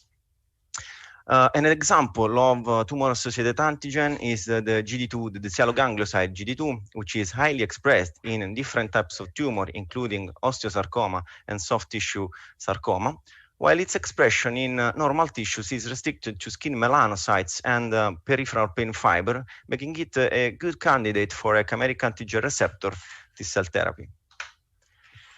A chimeric antigen receptor is a receptor constituted by an antigen binding domain derived from the single-chain variable fragment of a monoclonal antibody, a transmembrane domain, and as a signaling domain, the CD3 zeta portion of a CD3 coreceptor. In recent years, in order to improve proliferation, expansion, as well as anti-tumor activity of chimeric antigen receptor T cells, in their structure have been inserted other co-stimulatory domains such as CD28, OX40, and 4-1BB, producing the second and third generation of chimeric antigen receptor. The aim of this work is to set up a preclinical model of rhabdomyosarcoma and osteosarcoma to assess the antitumor activity of CAR T cells using a clinical grade gamma retroviral vector carrying a third generation chimeric antigen receptor specific for the GD2 antigen. And in particular, this chimeric antigen receptor is already employed in our phase 1/2 clinical trial for patients affected by high-risk relapsed and refractory neuroblastoma. In this slide, it's shown the structure of our chimeric antigen receptor, or the retroviral vector carrying the structure of a chimeric antigen receptor. In particular, you can see the single-chain variable fragment specific for the G2 antigen and the signaling domains CD28, 4-1BB, and CD3 zeta chain. We also have inserted a safety switch gene necessary to allow the quick elimination of transduced T cells in case of adverse reaction. Our work started with the evaluation of the expression of the GD2 antigen in different sarcoma cell line and different sarcoma types. And in particular, we decided to focus on the 14-3B cell line classified as osteosarcoma, and RD cell line classified as embryonal rhabdomyosarcoma. In the lower part of the slide, you can see also the relative MFI for both cell lines. Here it's a panel to show you the basic characterization of our CAR T-cell product. In particular, in our lab, we have set up a protocol to reach an high and stable transgene expression. And also, I'm showing you the expansion rate of our CAR T-cells that is comparable to non-transduced T-cells. Here we set up in vitro experiments, in vitro antitumor to assess the in vitro antitumor activity of our CAR T-cell product. In particular, we set up a 6 days co-culture assays in which CAR T-cells were co-cultured in presence of either RD cell line or 43B cell line. And in both cases, we at effector target 1-to-1 ratio, we observed an high tumor control. In the lower part, instead, it's a graph relative to another experiment in which CAR T cells were co-cultured at several effector target ratio with either RD on 14-3B. And in both cases, we observed that CAR T cells exerted a great tumor control even when plated at higher tumor CAR T cells ratio.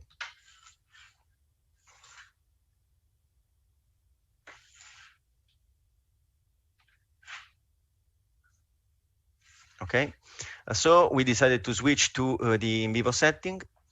In particular, for our in vivo experiments, both cell lines RND and 14-3B were transduced with a retrovirus to induce the stable expression of firefly luciferase necessary to allow the detection of tumor growth using the IVC imaging system. In particular, for the rhabdomyosarcoma, we set up a preclinical model, a metastatic preclinical model, in which tumor cells were infused, were administered using via intravenous injection. After the engraftment of mice, of tumor cells, mice were divided in 2 cohorts, one receiving non-transduced cells and the other one receiving CAR-GD2 cells. It's clear from the bioluminescence data that CAR T cell exerted a good tumor control, which resulted in a significant survival benefit for treated mice. Consistent with the antitumor activity, we observed also a great expansion of CAR T cells measured until day 75, and also an expansion, a preferential expansion on CD8 positive subpopulation in CAR T cells compared to CD4, in which is also again consistent with the antitumor activity. For the osteosarcoma model, instead, we set up an orthotopic model, and in particular, tumor cell lines were infused in the periosteum of the tibia of the treated mice. The experimental design is always the same. In particular, mice were divided into cohorts, always one receiving non-transduced cells and the other one receiving CAR-GD2 cells. In this case, of course, CAR T cells failed to control tumor growth, even if was observed a slowdown in the metastatic spread, which resulted in a significant survival benefit for mice receiving the genetically modified T cells. We again measured the relative expansion of CAR T cells, and we observed also the same trend in which there is a preferential expansion of CD8 subpopulation compared to the CD4 in CAR-positive population. So, in conclusion, CAR-GD2 cells showed a great tumor activity, anti-tumor activity against both cell lines in vitro. CAR-GD2 cells in our in vivo rhabdomyosarcoma metastatic model exerted a good tumor control, which resulted in a significant survival benefit for mice receiving genetically modified T cells. On the other hand, in our osteosarcoma model, CAR-GD2 cells failed to control tumor growth, although was observed a slowdown of the metastatic spread, which resulted in a significant increase in the overall survival of the mice receiving CAR-GD2 cells. It's clear that this approach needs to be further optimized. This project is still ongoing. And in particular, we are exploring the hypothesis to treat at the same time, to target at the same time to different antigens using bispecific chimeric antigen receptor, or synergism with the checkpoint inhibitors. and also to work on the microenvironment targeting myeloid-derived suppressor cells, which is reported in literature, especially in the context of osteosarcoma. They play a central role in the inhibition of T-cell function. So this is the end of my presentation. I will thanks to the head of my department, Professor Franco Locatelli, Professor Concetta Quintarelli, Biagio De Angelis, and all of you for your attention. Thank you very much.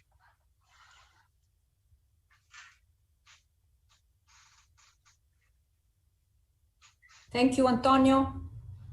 Thank you very much. I'm checking whether there are questions for you. Not at this point. Giovanni, do you have question for Antonio?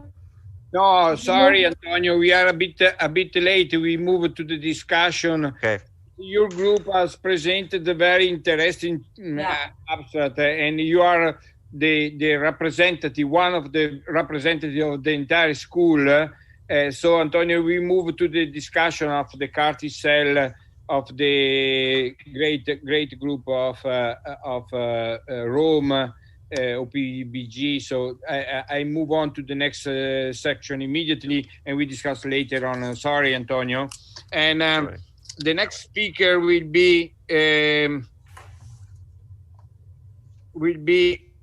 Gloria Delfanti, presenting dual targeting of cancer and suppressive myeloid cells by tumor redirecting eNKT cell and antigen carrying microparty cell.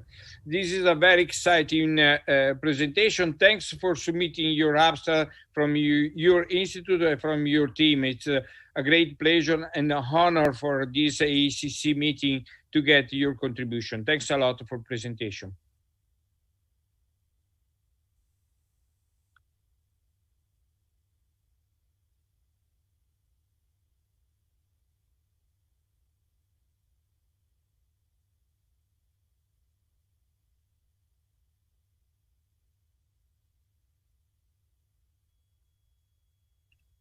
Okay, hi, sorry, yeah.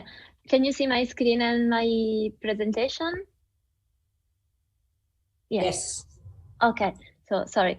So thanks for the kind introduction. So I will show you some data about the use of invariant natural killer NKT cells and microparticles for cancer immunotherapy.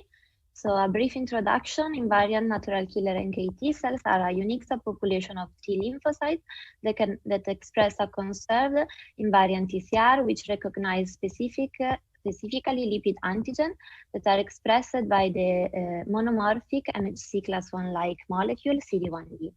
And upon activation, NKT cells can secrete a large amount of cytokines that can regulate both the innate and adaptive immune response in physiological and pathological processes, such as cancer, where NKT cells have a critical role in tumor immune surveillance. Indeed, we and others have shown that NKT cells can control the tumor progression by selectively eliminating myelomonocytic cells in the tumor microenvironment. And in prostate cancer, we have shown that NKT cells can control tumor progression, selectively modulating tumor-associated macrophage population. Indeed, we've shown that NKT cells were able to selectively kill pro-tumor macrophages while they sustain the survival of M1 anti-tumor macrophages. And this happened through the CD1D interaction. And we also show that NKT cells are present in the prostate stroma in contact with macrophages, and then upon adoptive transfer, they can migrate inside the tumor and localize near to macrophages. So this suggests us that NKT cells may be utilized as a cellular platform to therapeutically reprogram the tumor microenvironment. That is considered a critical step to optimize the current cancer immunotherapy approaches. So the aim of the project is indeed to exert a dual targeting of the tumor and the stromal cells at the same time by engineering NKT cells with anti-tumor TCR that enable to recognize and kill tumor cells while maintaining the expression of the invariant TCR for the modulation of the tumor microenvironment.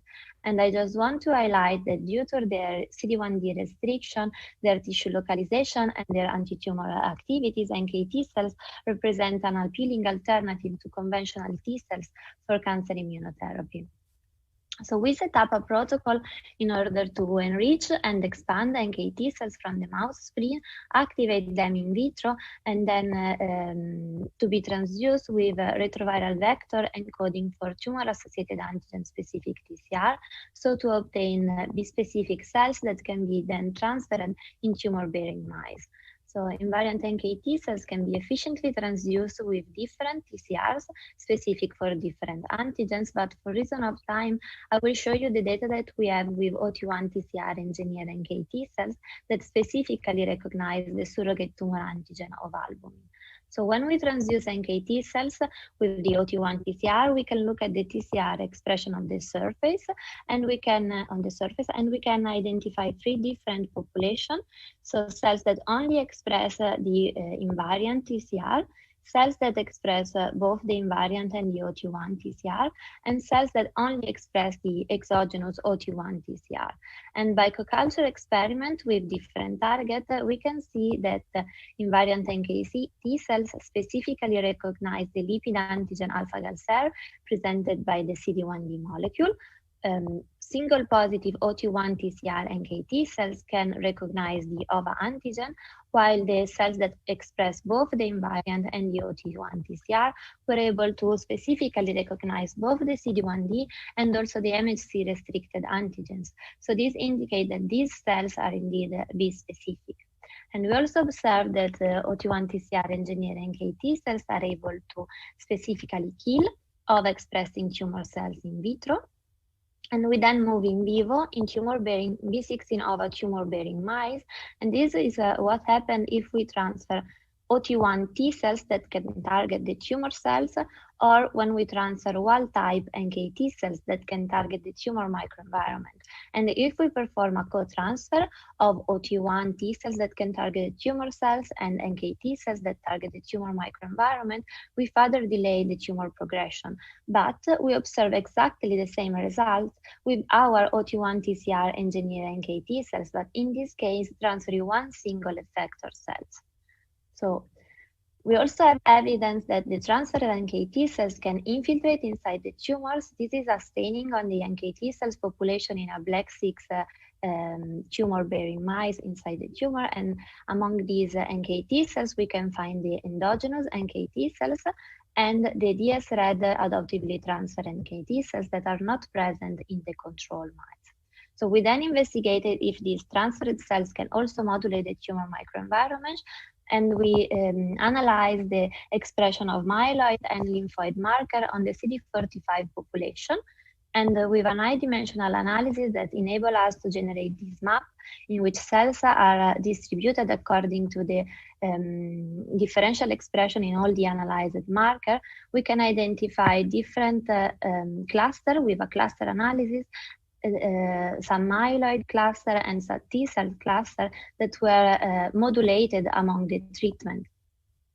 Indeed, when we transfer OT1 T cells in B16 OVA tumor-bearing mice, we observe an enrichment in the T cells population, while when the mice are treated with wild-type NKT cells, we observe mainly a modulation of the myeloid compartment. And the transfer of OT1 TCR engineered NKT cells have a mixed action, acting both on some T cells and also on some myeloid population in the tumor microenvironment. So these engineered cells are also able to remodel the tumor microenvironment composition. And going further, another aim of the project was to sustain the NKT cells anti-tumor function over time by the delivery of the strong NKT cells agonist alpha-gal SER. And to do so, we exploit the multi-stage technologies that consist of 3 stages. We have a first stage that is a porous silicon microparticle that can be loaded with a second stage nanoparticle, for example, liposome, that can then deliver the cargo, a drug or a serum.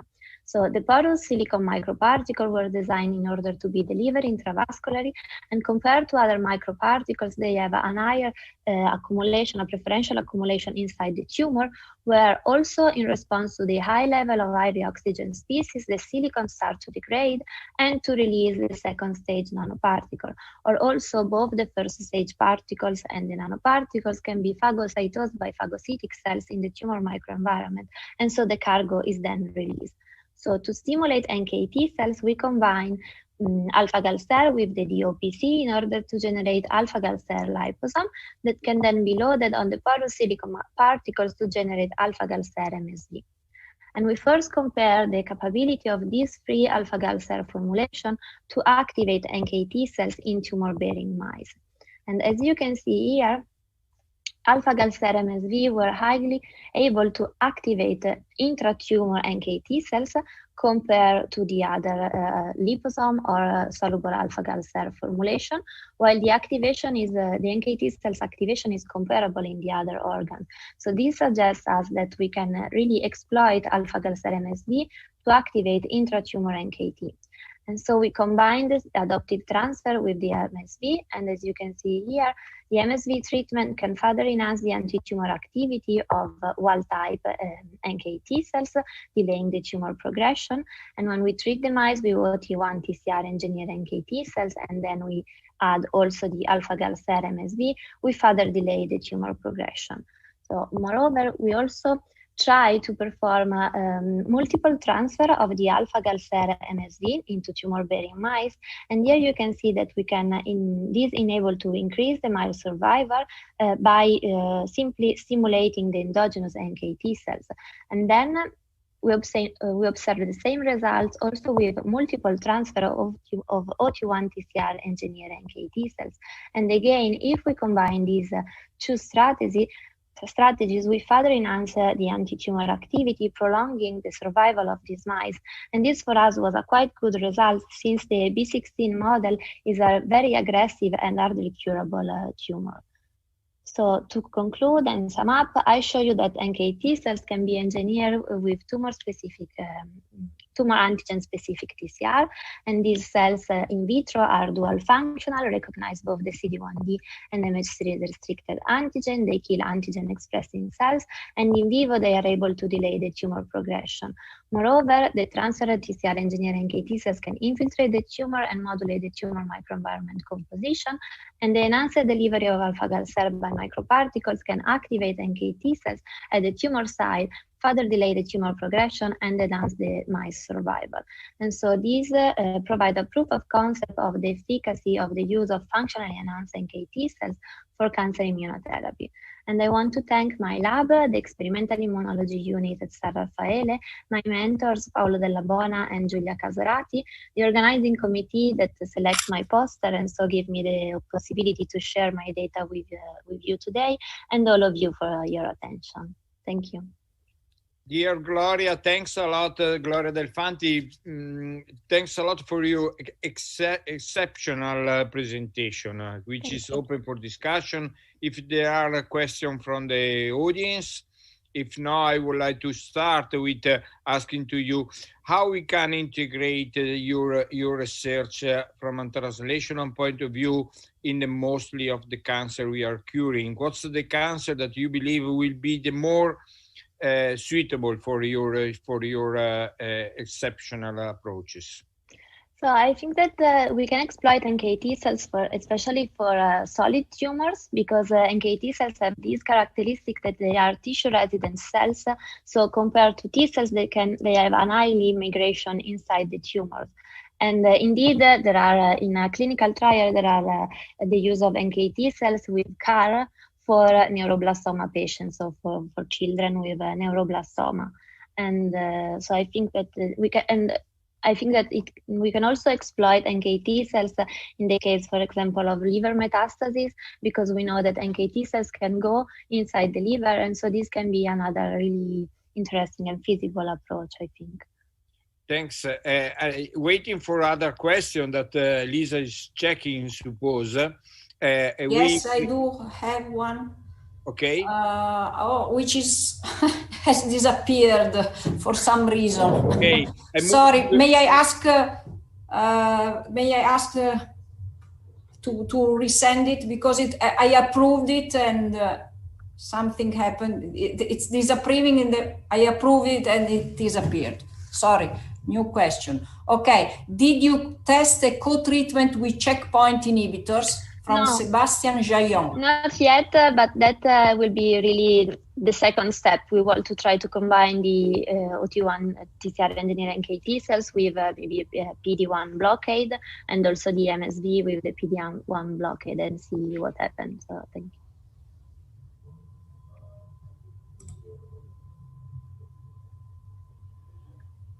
So I don't have any other question. So maybe I can move on. If Giovanni is okay with that, we can move on with Simona Manni, strategies to increase CAR T-cell safety and to prevent epitope masking in CAR B-cell leukemia blasts. Thank you, Simona, for your contribution.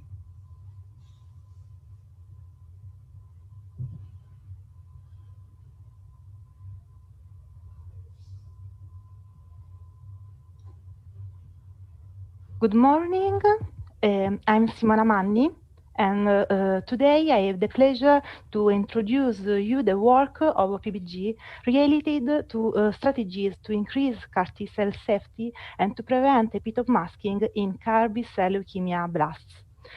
This work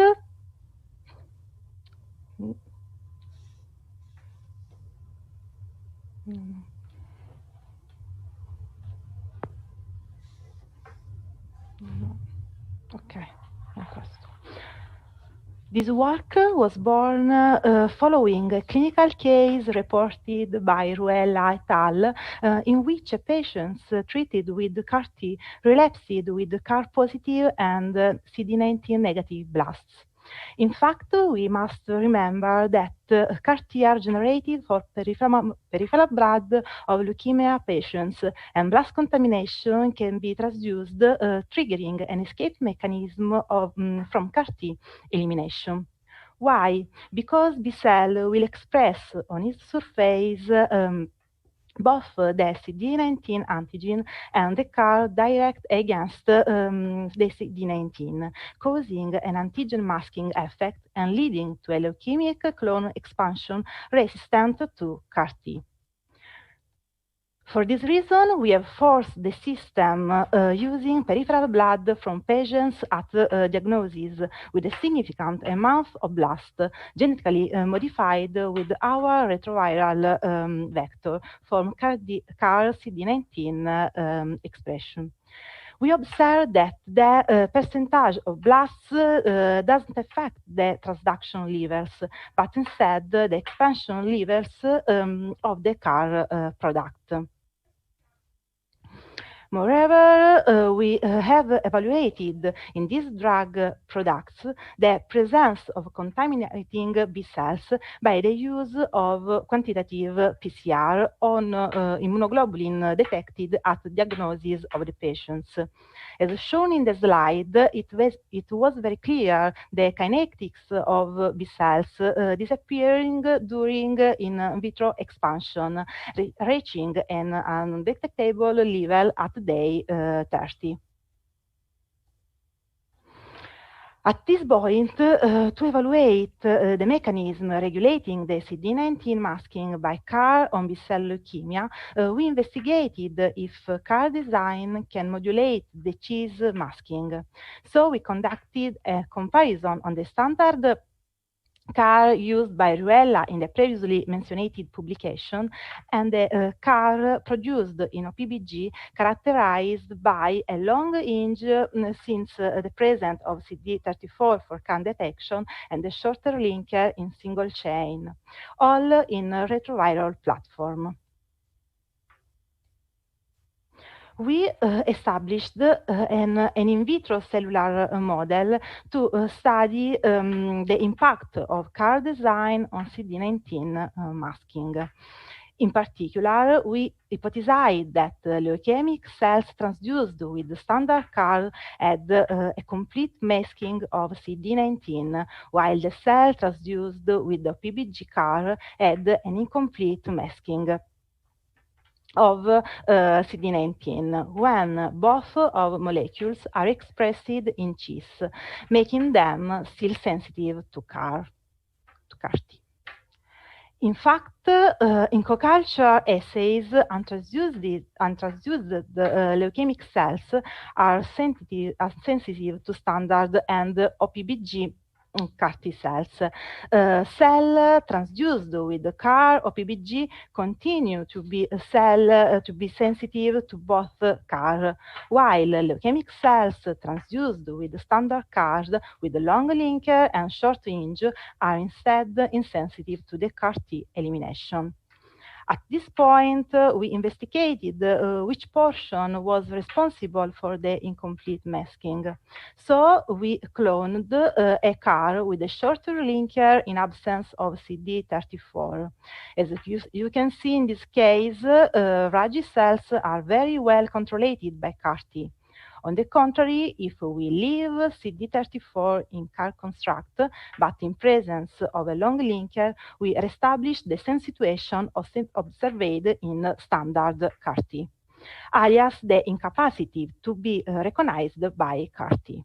All these in vitro models are showing that a short linker in single chain is the factor controlling epitope cheese masking in our system. The same observation were confirmed in the in vivo experiment, where B cells are genetically modified with OPBG CAR were infused in NCG mice. Thus, mice were treated with CAR T, and as you can see from the slide, they were able to completely eliminate the CAR B cell line. The second question we tried to answer was whether the addition of a suicide gene could increase the level of safety for CAR T cell approach, also in the unlikely case of B cell transduction with CAR. Thus, we have considered the CAR CD19 vector used in phase 1/2 clinical trial in OPBG for patients with ALL and lymphoma that includes not only the CAR with the structure already described, but also the suicide gene-inducible caspase-9, which activity is regulated by the infusion of rimidoside, allowing the apoptosis of cell expressing the suicide gene. We have exposed B cell expressing CAR, the CAR to the dimerizing drug, observing that CAR B cell positive are promptly eliminated, whereas the CD19 antigen is again detectable in the remaining cells. We have moved to the animal model, confirming that the in vivo administration of rimidoside induced a significant control of CAR-positive leukemia cells. So, in conclusion, although the presence of large amounts of CD19 cells in starting material did not affect the transduction level of drug products, the CAR T cell yield was significantly reduced when the start material had more of 45% of CD19 positive leukemic blast contamination. CAR design affects the cheese masking on the target antigen. In vitro in vivo CD19 CAR-positive leukemic cells were killed by CAR CD19 T cells when CAR construct is characterized by a short linger between WH and well sequences, showing an incompleted cheese masking of CD19 antigen. The presence of the suicide gene-inducible caspase-9 in the castract allowed to control CAR-positive leukemic cells in both and in vitro and in vivo experiments. Thank you all for this opportunity. Thank you, Simona. Thank you very much for your contribution. I'm checking whether there are questions? No, I don't see them. In the meantime, I do a question to Simona, and I congratulate with the team of Simona and the team of Quintarelli, my great friend Quintarelli. It's a marvelous presentation. May I ask to you, we get a similar results in resistance to CD19 therapy when we use also Blincito, which is the BITE monoclonal antibody in acute lymphoblastic leukemia. Do you believe the same mechanism, since the BITE is very short between CD3 and CD19, but do we get resistance for exon escape as a mechanism of resistance? Do you believe your short link between the CAR T cells, between the CD3 and the CD19 is the same mechanism that we have in Blincito? Okay, no, there isn't the same mechanism. There is a different mechanism of blinatumomab or Blincito. Blinatumomab bind the CD3 present on the T cells leukemia and on T cells and CD19 present on leukemia cells, but blinatumomab do not perform the masking because cell leukemia aren't transduced by with a CAR that contains the CD19 portion. Okay, thanks So, for answering. Still remain my answer in the context of your new CAR T cell on CD19. Do you believe now that the escape of exon 4, which is a part of a resistance of mostly of the cases treated with Blincito, will be also a mechanism of resistance of your new CAR T cells, and how we can escape these eventually mechanism of resistance? We are studying this limit of CAR T cell cell therapy. We try to study a CAR construct that can escape this limit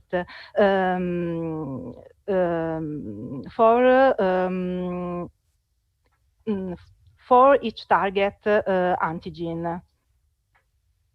So are you thinking to do an CD19, CD22, CD19? Exactly, a specific CAR.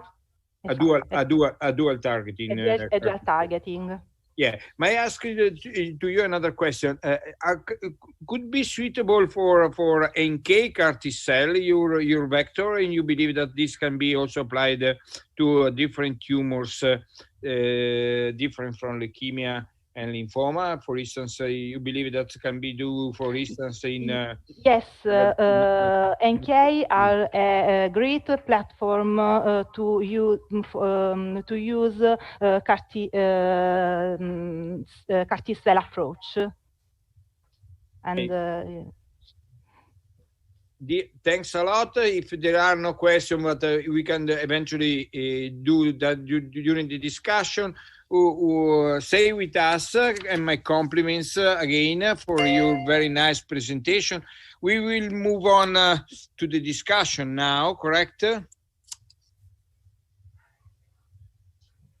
Yes, you mean to the round table? To the round table, yes. We are ready. We are ready for the round table, correct? Yeah. So I would like to introduce also my co-worker Gianpaolo Tortora, Clemens Schmidt, and Professor Pierluigi Zinzani from University. Are they connected?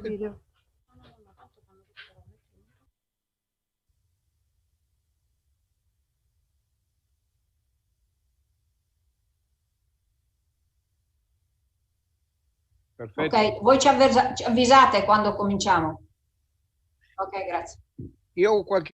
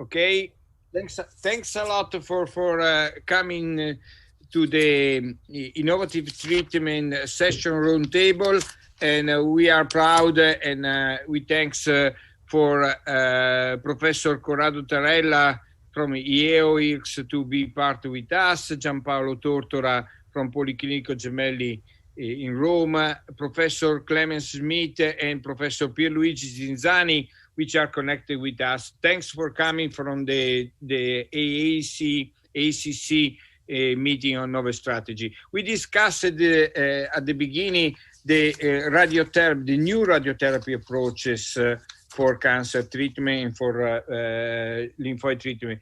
You get any suggestion? You get any integration that we can do from the radiotherapy to chemotherapy? And I would like to also to take together in the discussion also my friend Letourneau, how we can integrate chemotherapy, radiotherapy, and omics data. So what is your opinion to do this very difficult integration, because they are very complex, but it can be simplified probably in the approach of lymphoma and the approach of the future approaches of cancer. What's your opinion? How we can integrate better in the future? Giovanni, can I start? Yeah, of course. You am the last one, Zinzani, but sometime I like to be the first one. No, I'm sorry, it's a joke. But anyway, why not include also radioimmunotherapy? Radioimmunotherapy is a particular situation in terms of radiotherapy, in terms of a particular specific and peculiar treatment for non-Hodgkin lymphoma. So everybody knows in the past, at least 10, 15 years ago, the launch of the Zevalin in the treatment of follicular lymphoma. And so far, there is yet the official indication by EMA concerning the role of Zevalin in third line for relapsed refractory follicular lymphoma. But then, right now, there is a new radioimmunotherapy agent. It's called beta-lutein. It's from a really small company in Norway, and it's very interesting. And there are the final data from the phase 1 study presented at the last ASH meeting in 2019 in relapsed refractory follicular lymphoma, and also in a few patients with marginal zone lymphoma. So the overall response rate for follicular lymphoma is close to 70%. The CR rate is close to 30-35%. And the median duration of response is roughly 24-25 months. This is quite interesting. Right now, there is an ongoing phase 3 study called Paradigm in all European countries, and also in few other countries like United States and Canada. But the data are quite interesting because at the end of the day, it is a specific, peculiar treatment of radiotherapy only on neoplastic cell without any kind of toxicity, but only hematological toxicity. This could be very important for patients, elderly patients in particular, but also for patients with some comorbidities to avoid the extrahematological toxicity related to conventional chemotherapy. Thanks. Christopher, you would like to comment how this can be also translated in solid tumor? We get the PSMA, which is now an absolutely evidence for treatment in prostate cancer, but there are some other drugs that are coming. Immunotherapies, absolutely. Immunoradiotherapy could be also another important issue. What's your comment, Christopher? Yeah, thank you, Giovanni. So my comment on that is that, I mean, with immunotherapy, it has been tricky so far. So to combine with radiotherapy, and the first randomized trials are negative. So in head and neck, and as mentioned earlier, so the only one positive is in lung in the adjuvant setting, so not in combination. So what I think is that there are many clinical trials combining radiotherapy and immunotherapy, and probably we need to continue in that way. But we should not forget that there are other ways to improve the efficacy of radiotherapy.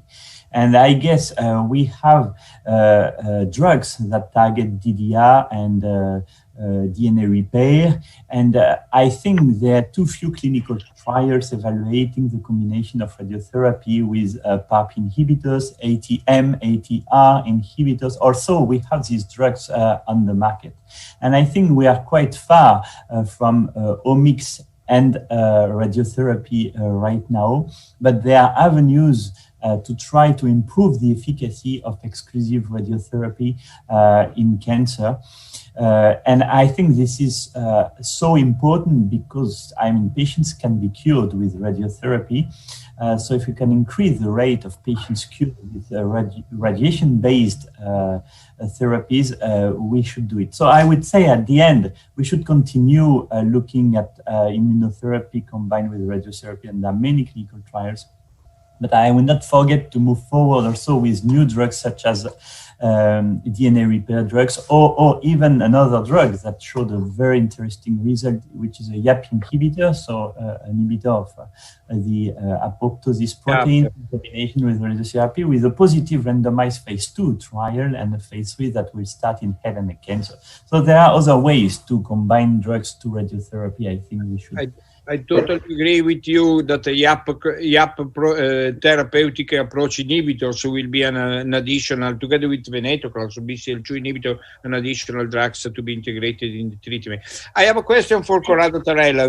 We get a very nice presentation from OPVG group of Quintarelli and Franco Locatelli regarding the new approaches with CAR T-cell, or from Institute of San Raffaele using innate natural killer cells. What's the role currently to introduce the immunotherapy in the context of the normal pathway for treating the patient with hematological malignancies? I ask to you, and then eventually the same question for Professor Tortora, which reached us in the discussion. Well, I think, do you hear me? Yeah. Do you hear me? Yeah, perfectly. Yeah. Okay. I think it's a great opportunity. We all know the importance of having a drug who can overcome resistance. I think the main problem, at least in hematological neoplasia, and in particular in lymphoma, the problem, as I several times mentioned, is the question of resistance to chemotherapy, to radiotherapy, and to other drugs. Finally, we had a new option to overcome resistance, that are CAR T cells. And I believe that the main condition remain aggressive B-cell lymphoma, because they have the right antigen. But there are several problems besides the one we have already heard. The first problem is the durability of the response. And the second problem is the older patients. Older patients are put aside from the option of innovative treatment, also from the option of CAR T cells. And I strongly believe that we have still a second option, which is allogeneic transplant. And in the last months, we are doing a study on allogeneic transplant in lymphoma together with other Italian group, in particular with Andrea Bacigalupo and Emanuele Angelucci in Genoa. We would like to have a comparison between what we can obtain with allogeneic transplant and what we can obtain from CAR T cells. And finally, my personal opinion is that both approaches can be employed sequentially. The problem of allogeneic transplant is to arrive to the use of the allogeneic procedure in disease remission. On the other hand, the use of CAR T cell may allow to reach this situation. and the combined use, at least in the most aggressive part, in the most aggressive type of lymphoma, is to combine first CAR T-cell and secondly allogeneic transplant, taking advantage of the new procedure, the haploidentical procedure, who have definitely reduced the toxicity of the allogeneic approach, and also taking in consideration what has been reported in the editorial of Dieter Hölzer regarding the study, the important study published last week on New England. The almost absence of toxicity in allogeneic transplant in patients treated with less toxic approaches like blinatumomab and venetoclax, the paper by Robin Foa and co-workers. That demonstrate that if we employ allogeneic transplant in patients not heavily pre-treated, will markedly improve the tolerability of this approach. That's all. Thanks, Gianpaolo Tortora. Professor Tortora, what's your comment? Because in liquid tumor is more easier. In solid tumor is more complicated. I would like also to introduce in the discussion Clement Smith. Professor, thanks, Professor Smith, to coming to our discussion, and thanks to other. Also, Angelica, you are allowed, totally allowed to participate to this. May I take the occasion to add something about carbon ions, because as I said in my presentation, we have this tool that may be very useful also for radioimmunotherapy, because from the recent research that we have from in vivo, in experimental in vivo settings, and also in vitro, actually the thinking and the feeling is that carbon ions may be more immunogenic than photons. So this can be a very good option to use together with immunotherapy, because we have different biological effects, so different apoptosis pathways that are activated, and most of them are more immunogenic compared to the ones that are activated by photons. And so this is a good starting point. Plus the fact that with carbon ions we have a reduction in the amount of immunocells that are irradiated. So we have a less effect on the immune system in reducing the immune system. So I think that we have to try to implement some clinical trial, trying to study this opportunity, because we have the proofs. Thanks a lot. Thanks a lot for the comment, Professor Tortora.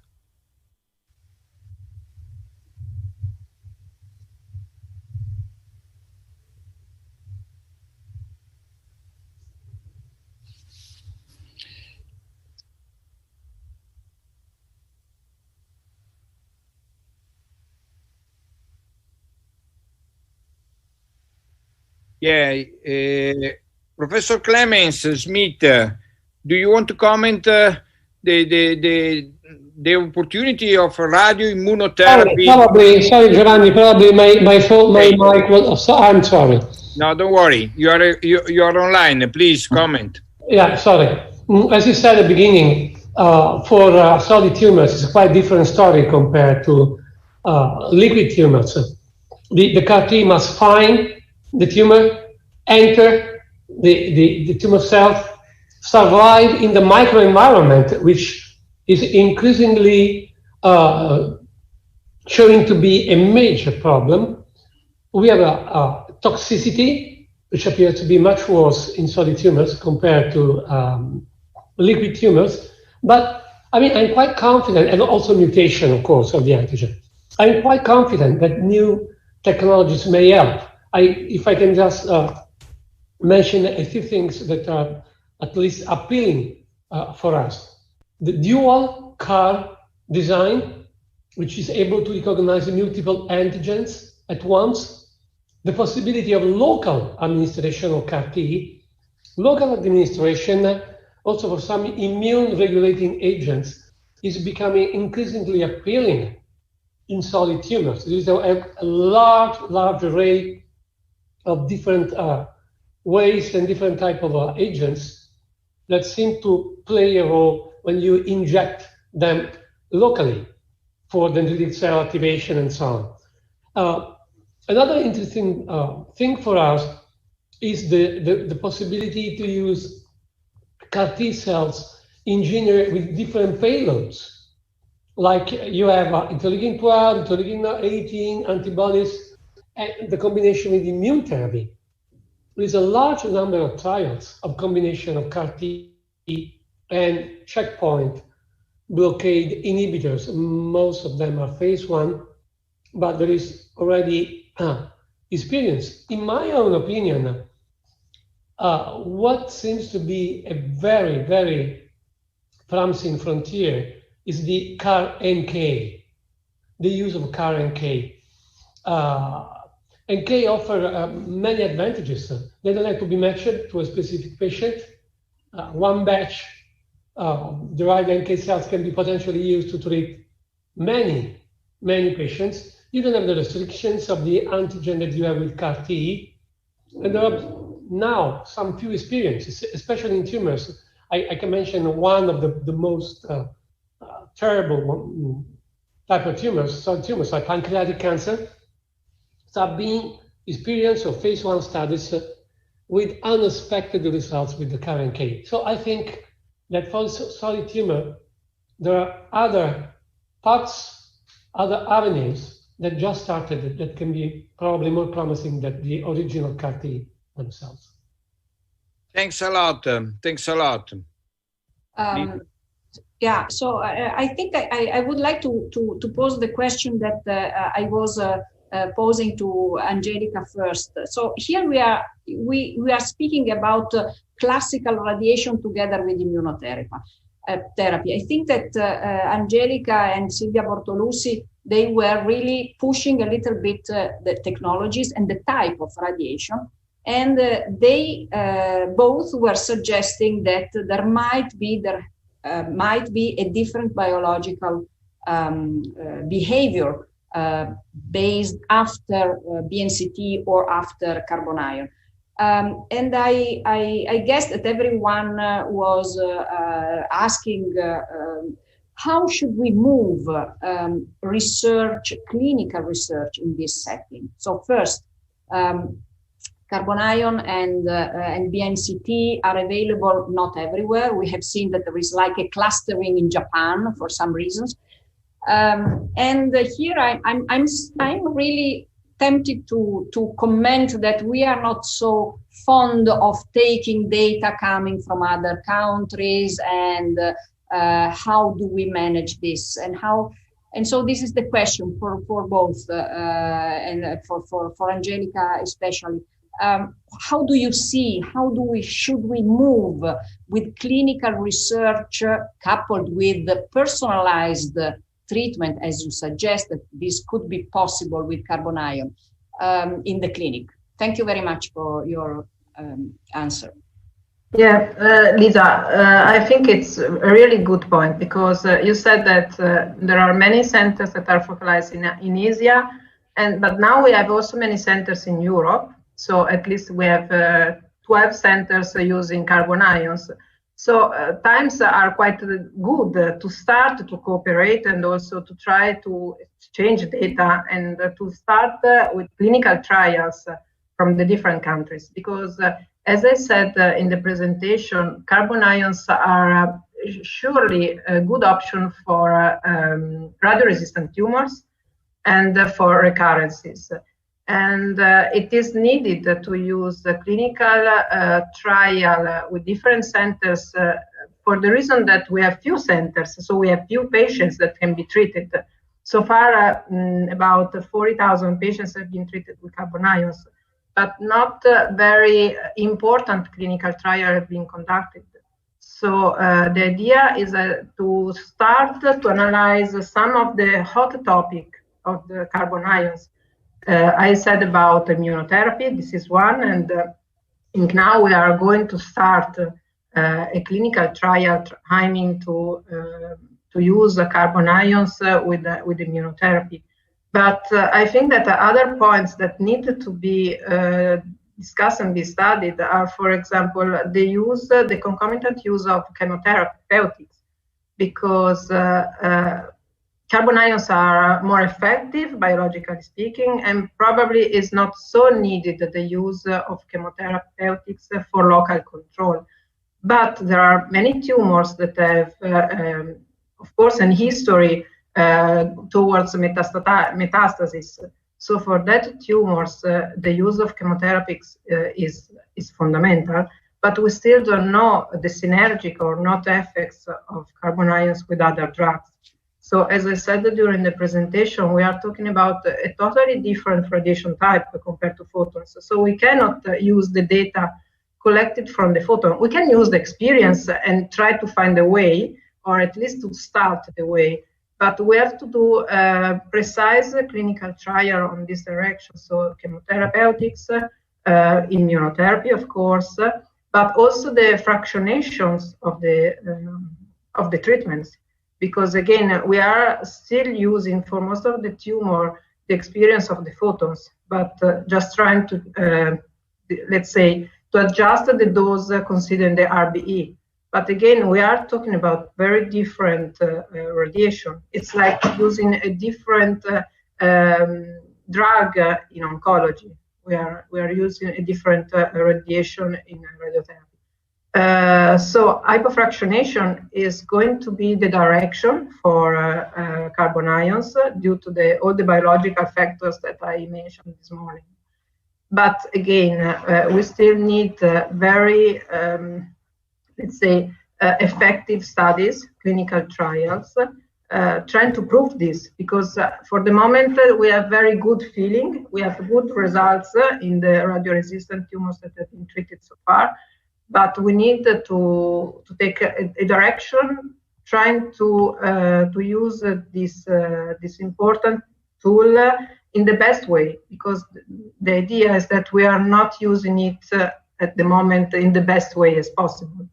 We have collected really good results, very important results in radioresistant tumor with photons, but again, we are at the beginning, and it's the moment now that we have different centers around Europe and around the world, many of them are under construction, is the moment to start doing. Okay. But that is my point of view. I mean, of course. Thanks. Thanks. Professor Clemens Smith, what do you believe about the personalized radioimmunotherapy? In other words, we know that the DNA repair system is quite important to obtaining response either to radio or to immunochemotherapy. What's the importance of starting with the knowledge of the DNA repair capacity of individual person to repair the DNA and to respond to our damaging approaches? What's your strategy in this moment to know better if the patients are or are not able to repair the DNA system?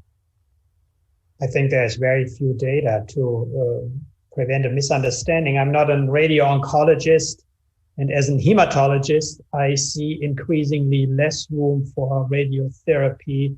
Was already mentioned that maybe a stage 1 or 2 follicular lymphoma in curative intent, that might be a PET-positive residual lesion after systemic lymphoma therapy for consolidation. Wish there would be more data for abscopal effects of radiotherapy to enhance immunity, immunogenicity, and maybe this interferes with the repair capacity. I'm not aware that the data are very strong there. What I'm missing in the discussion is actually, in my view, the elephant in the room. We talk about personalized medicine, we talk about omics, multi-omics approaches, but we are not able of integrating those data with modern therapies. If I think about diffuse large B-cell lymphoma, for example, we had a series of high-profile papers, excellent work to give us new genomic subgroups at hand, which are very deeply characterized.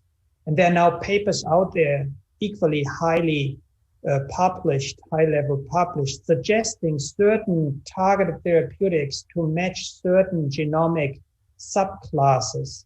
But reality is that in DLBCL, like in no other entity, a series of large hundreds of patients involving phase 3 trials using those targeted therapeutics have all failed. They're all negative because patients at lower risk and the heterogeneity of the disease dilute those trials. We do not manage to learn, take advantage from multi-omics information for better personalized patient care. As a result, we do what we heard in the previous comments by the colleagues in this discussion.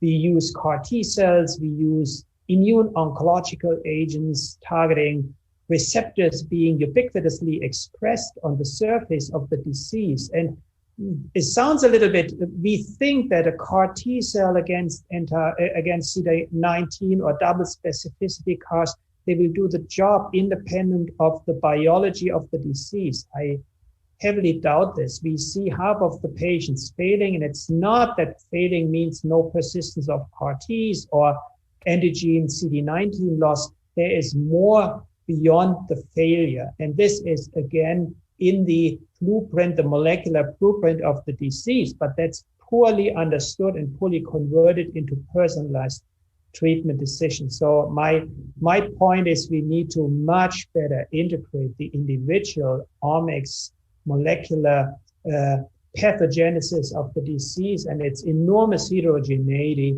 to come up with better personalized therapies. Christoph, this was also a limitation of the target therapy that you promoted and others promoted in Europe in the relapsed refractory population of solid tumor. What's the main mistake we have done and how we can repair to this mistake? Since the diffuse large B-cell lymphoma could be cured 80%, but when we have a small amounts of patients, 20%, roughly, probably less, that they don't respond to any integration of new drugs failed until now, and probably because we fail to better detect which are the mechanisms of resistance diffuse large B-cell lymphoma relapsed refractory. So it's the same in solid tumor, and how we can take a lesson from the past. Yeah, it's a very complex question because obviously we would like to know more about the biology of each patient and to be able to tailor the treatment to the molecular landscape of the tumor, but also taking into account the microenvironment. The question is how to do this. And so far we have been using very simplistic treatment algorithms, looking at one target and one drug. And we know it's more complicated than that. And we have examples where in endometrial cancer, as an example, if we treat patients with a PIK3CA mutation, but if they also have a KRAS mutation, this won't work. So this is a bidimensional treatment algorithm here. But we know it's even more complex than that. So we should look at the entire molecular landscape. But then how to do this? And this is where we are struggling right now. So I think the only solution to move forward with that is to put together all our data of all our patients treated in our precision medicine trials. And we have patients who responded to treatment, right? And many patients who did not actually. But putting together all these data And going back and trying to identify predictors of response is the only way to go. So there are major efforts in that sense to put together data from multiple clinical trials or centers. This is also the idea behind the European project of Lisa. She's leading in head and neck. So this is the aim is to put together all our data and to see how we can identify better predictors that are beyond a simple molecular alteration. And now the preclinical work is obviously very important as well. Also, we know there are limits from the preclinic to the clinic, but still it is important to understand the molecular mechanisms the molecular mechanisms and also the resistance mechanism to treatments or primary resistance. For me, I agree that solid tumors are complex, especially beyond standard of care, where we have tumors that have been exposed to many treatments and where their biology actually is completely different from the biology of the primary tumor. And we do not always have a biopsy of the metastatic site, and we also know that there is heterogeneity in this. So moving earlier and in a more clever way, we all know we have to do this. Now it's hard, and working all together is the only way to move forward, I guess. Giovanni? Yeah. Giovanni, I want to come back a little bit on the role of CAR T-cell in lymphoma, because I totally agree with Gianpaolo Totra concerning the role of CAR T and NK, but also there is the allo CAR T, the allogeneic CAR T. The preliminary data presented at the last ASCO meeting by Sato and Lapu from a small biotech called Allogene are really interesting because there is no CRS, there is no neurological toxicity.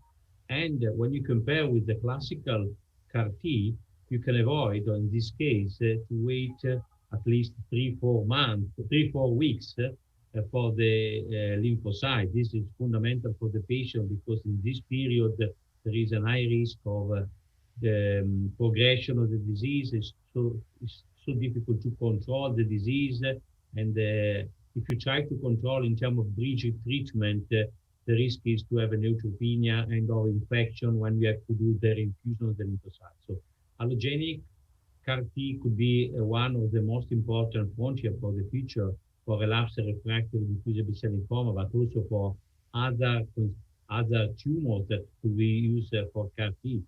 This is really interesting, and together with the NK CAR T to be the real new generation of CAR T-cell for the future for our patients. Yeah, I would like to suggest, I totally agree with your comment. I would like to suggest to the audience, which are probably more than 1,000 in this moment that are connected with the ACC meeting in this moment, to go also in the poster section. We were unable to select all the best, all the marvelous poster that has been presentation that has been presented. But I would like to suggest that there are at least 6 other CAR T-cell based abstract that are exploring the matter that you are suggesting. And I would like also to suggest to go to the poster section. There is a poster which is promoted by a group of INT. Sulcenti is the first name of the presenter, which has a very interesting approaches in the microenvironment and transformation of castration prostate cancer cells, which developed a mechanism of resistance totally different from unknown until now, which is a mechanism of epigenetic base of the microenvironment. So I unfortunately, it was impossible to select for oral presentation all this very nice presentation, but please, at the audience, I suggest to go to the poster session and to visit some of very interesting posters that has been presented by others. And suggesting this kind of mechanism, a mechanism which is related to epigenetic transformation microenvironment, which is very important in solid tumor, but could be also for hematological disease. I see Corrado Carella would like to comment probably the CAR T-cell, allogeneic CAR T-cell that suggested also Pierluigi Zinzani. Well, of course, we need a simplified approach, and allogeneic CAR T-cell going to this direction. And of course, we have to reduce toxicity. And I think NK or other type of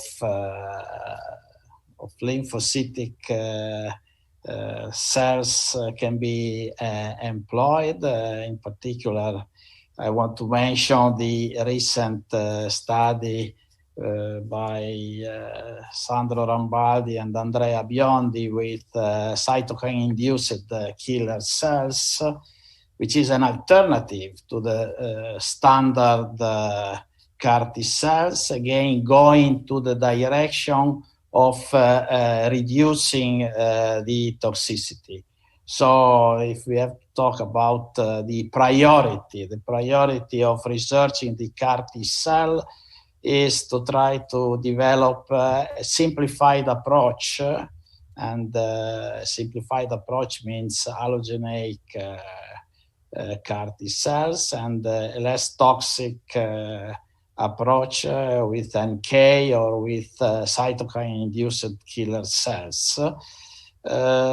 But I want to remind to all that we are talking about a new approach that is usually suitable for a very small subset of patients. We have to remind that the majority of hematological patients, of lymphoma patients, do extremely well with other drugs without the need of CAR T cells. And in this view, I totally agree with Clemens Schmidt that we have to work on the heterogeneity of our patients to dissect the molecular characterization of our patient in order to go straight to the personalized drug.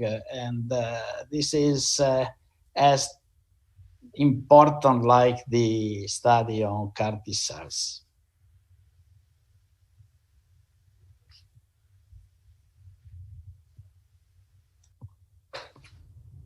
So thank you. Professor Tortora, may I ask to you, which kind of cancer patient need a CAR T cell immediately?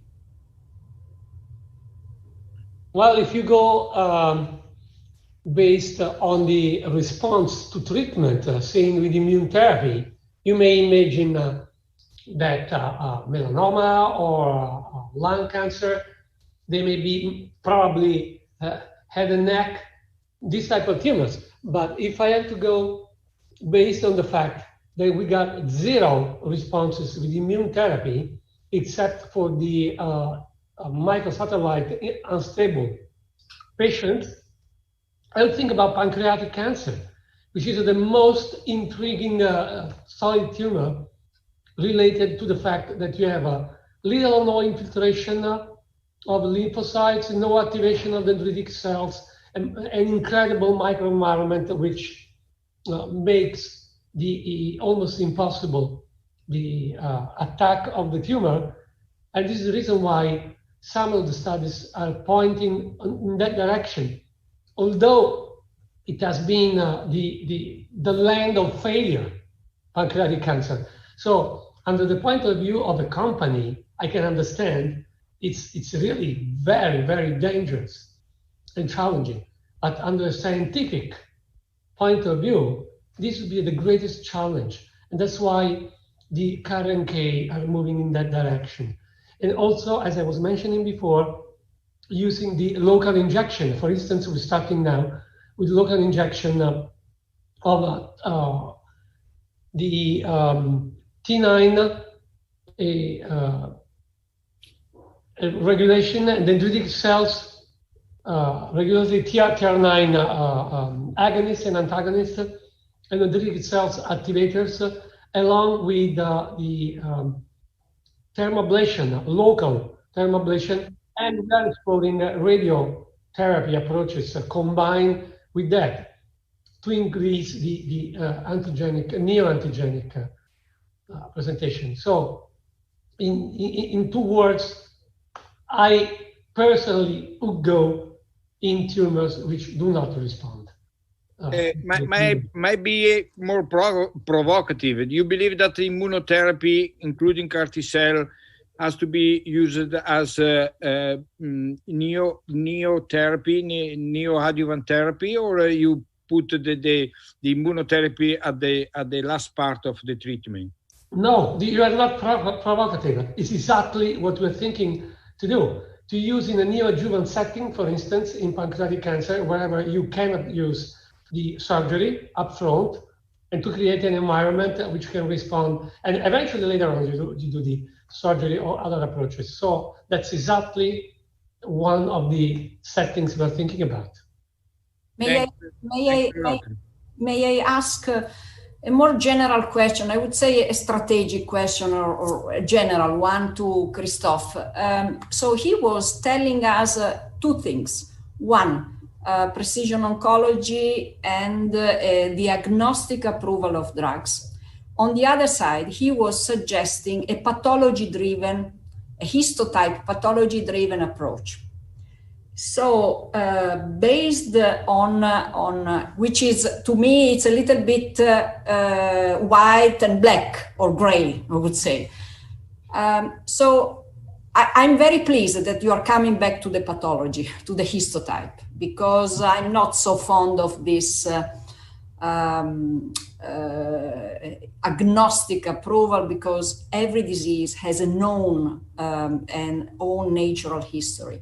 And even if we would be able to show that one drug is working in a specific disease, this will be based in a specific part of the natural history of the disease. We do not know anything about the heterogeneity in stage 1 as opposed to stage 4 of a given solid tumor, for example. And so this will be difficult to use these drugs developed in recurrent metastatic setting for adjuvant setting. Indeed, we know that TKIs are not completely working in the adjuvant setting, for example. So now the question is to you, this move to the histopathology, I guess you were inspired by the pan-squamous data. So your comment on that. Thank you very much. Yeah, no, thank you, Lisa. Yeah, no, I think the tissue agnostic approach might work for a few drivers. I mean, end-tract fusions are probably a good example of that, but this is probably for a minority of molecular alterations. And this is why I think the pathology-driven approach, looking at squamous cell carcinoma, and you're referring to this paper published in Nature or Science recently, showing that all squamous cell carcinoma share common biological features, and then trying to develop drugs or drug combinations based on a histopathological subtype might be relevant. So this is indeed the idea we had in the PIVO study that we have set up, and with the idea that immune checkpoint inhibitors, they do work in a small subset of patients with squamous cell carcinoma, around 15 to 20% of patients, and we would like to increase this. And given the importance of the epigenetic modulation of the IO response, we thought it might be interesting to combine the two in order to improve that response rate. But yes, I agree. I mean, many of the precision clinical trials that have been performed in a tissue agnostic way at the end were not conclusive. So this is why I think, and but people were thinking 10 years ago that precision medicine would be the solution, right? That we would find a drug for each patient based on molecular alterations. And I think people now are coming back to pathology, and I agree with you. I think it's really important, and each disease has its own natural history, and we should take this into account. So squamous cell carcinoma is very interesting because there are locations where HPV is one factor, and other locations in the body where HPV is not, such as lung cancer. So there is a lot of work to do around this, and it's very exciting. Thank you, Christophe.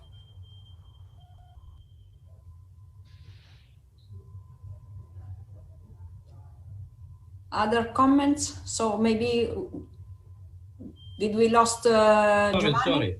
Professor De Sitter, I have a comment concerning this issue, if it's possible. So there is a huge difference between the world of oncology and the hematology concerning the strict collaboration with a pathologist, because we here in hematology we have a fantastic and very long collaboration concerning this issue with our colleague of pathologists, because it's fundamental to decide when it's possible the more specific treatment according to the antigen situation regarding the role of potential antibody drug conjugated, concerning the role of in terms of therapeutic approach of checkpoint inhibitors and so on. These are only 2 or 3 of the most important examples. So this is for sure the future. But we started several years ago concerning that, because is in the history of hematology, in particular for lymphoma patients, to collaborate very well, very strict with pathologists. The problem is to have a good pathologist. But the question is, are you going to approve drugs agnostically from the histopathology or not? This is the question. Because this was what was happening in solid oncology.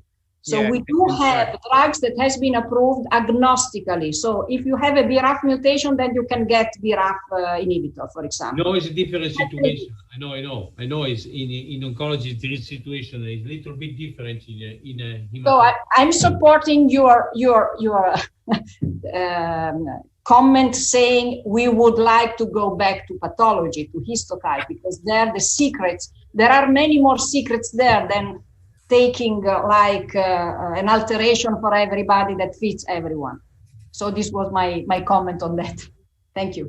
My comment is related to the fact that the pathologist has not to put in formalin all the piece of tumor they receive. They have to stop a bit, to put immediately in the formalin fixative the material. That is a very important issue, because as Christophe mentioned before, they are doing exome and whole genome sequencing and RNA-seq sequencing, particularly only if they have fresh material. Is this correct, Christophe? So how we can better address our pathologists to don't be so connected with fixative as in the past? How we can manage? What are you doing in France to get fresh material? I mean, we are organized to be able to freeze tissue, so that we have been doing for years here and in some other institutions. But I mean, the plan is to go to FFPE for the national plan, so to move away from frozen, because we know that not all centers will do it anyway, because it's you need the infrastructure, right, and the resources for that. But so the idea is to move to FFPE. But in lung cancer, the material is very small. Also in prostate cancer, but the majority of biopsies are very small, and the material is so limited. You can do just 1 or 2 analyses. So how we can manage this from fixed if the material is so small? And the pathology do the diagnosis first, so they need the material to do the diagnosis, so they put the material majority in frozen. That will be discussed later on. So what's the future? Is a minimal minimal material, or is it liquid biopsy? Now, I guess we are also using liquid biopsies if we don't have tissue to deal with. So, but it's not optimal, but still we can sequence and find things. We have been doing also work on cytology. So we have shown that in patients we did a biopsy, but at the same time a cytology. And what we found, and we published that last year, is that we can also do our sequencing on cytologic samples, which is also something that might help. In head and neck, as an example, all patients might not have a biopsy, but sometimes only a cytology, so fine needle aspiration, I mean, and we can also sequence on this. So, I mean, gold standard is the tissue, but if we can't, then we use a fine needle aspiration result if we have it, or liquid biopsies. I have a question for all the panelists. Do you believe that the nanostring or similar technology, particularly the 3D nanostring, will be useful in the future to better analyze the relationship between microenvironment and cancer? May I comment on this? I think you're right, it will. I think it's a fantastic technology. You're referring to the digital spatial profiling technology, the GeoMX. You can resolve tissues on the RNA and with oligomer conjugated antibodies also on the protein level up to the single cell resolution, and you do this in spatial context. I think that's extremely valuable information, but that's for now academic discovery exploration. I think in this discussion we go back and forth between the extremes. We talk about histoagnostic treatments, and we talk about deepest multi-omics characterization, even at the single cell level in tissue context. And this, without being said so far, is only a matter for AI, for artificial intelligence, machine learning. You need many, many patients. That's an excellent long-term approach. We need to go this road. But somewhere in between is the practicability of heterogeneity for today. And what I think is truly missing, and it's actually ethically an issue, we have hundreds of patients in phase 3 trials which can be treated with novel compounds, but no molecular information is provided or obtained. And if we think back that there is more than just histopathological differences, that's a little ancient in my view. There might be molecular patterns which categorize an entity into a reasonable number of sub-entities. And if you now get the tools either from the tissue or the liquid biopsy to go down to a reasonable panel of a few genes, can be 20, can be 50, and now you reprobe the data from large phase 3 trials where you have responders and non-responders, and now you bring this into context, we would learn much faster whom to provide with a new agent as we do it currently. Thanks. Other comments on this?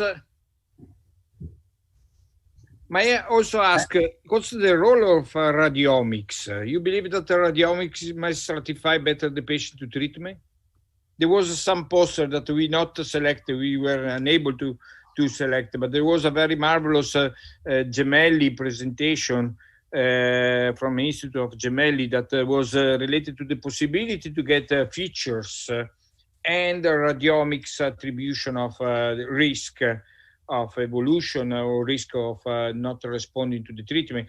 And this was correlated with the MIC amplification. So there was a poster that was not selected or is selected later, which was related to the MIC amplification and the radiomics features.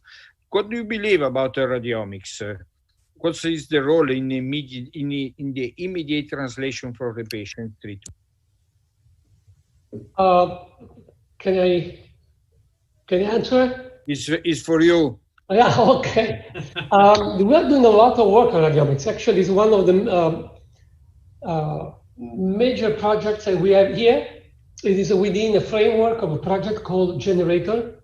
which is collecting all the big data, because we found out, actually we didn't know, that at Polyclinico Gemelli there is one of the largest repository of health data in Europe. Many of us ignored that.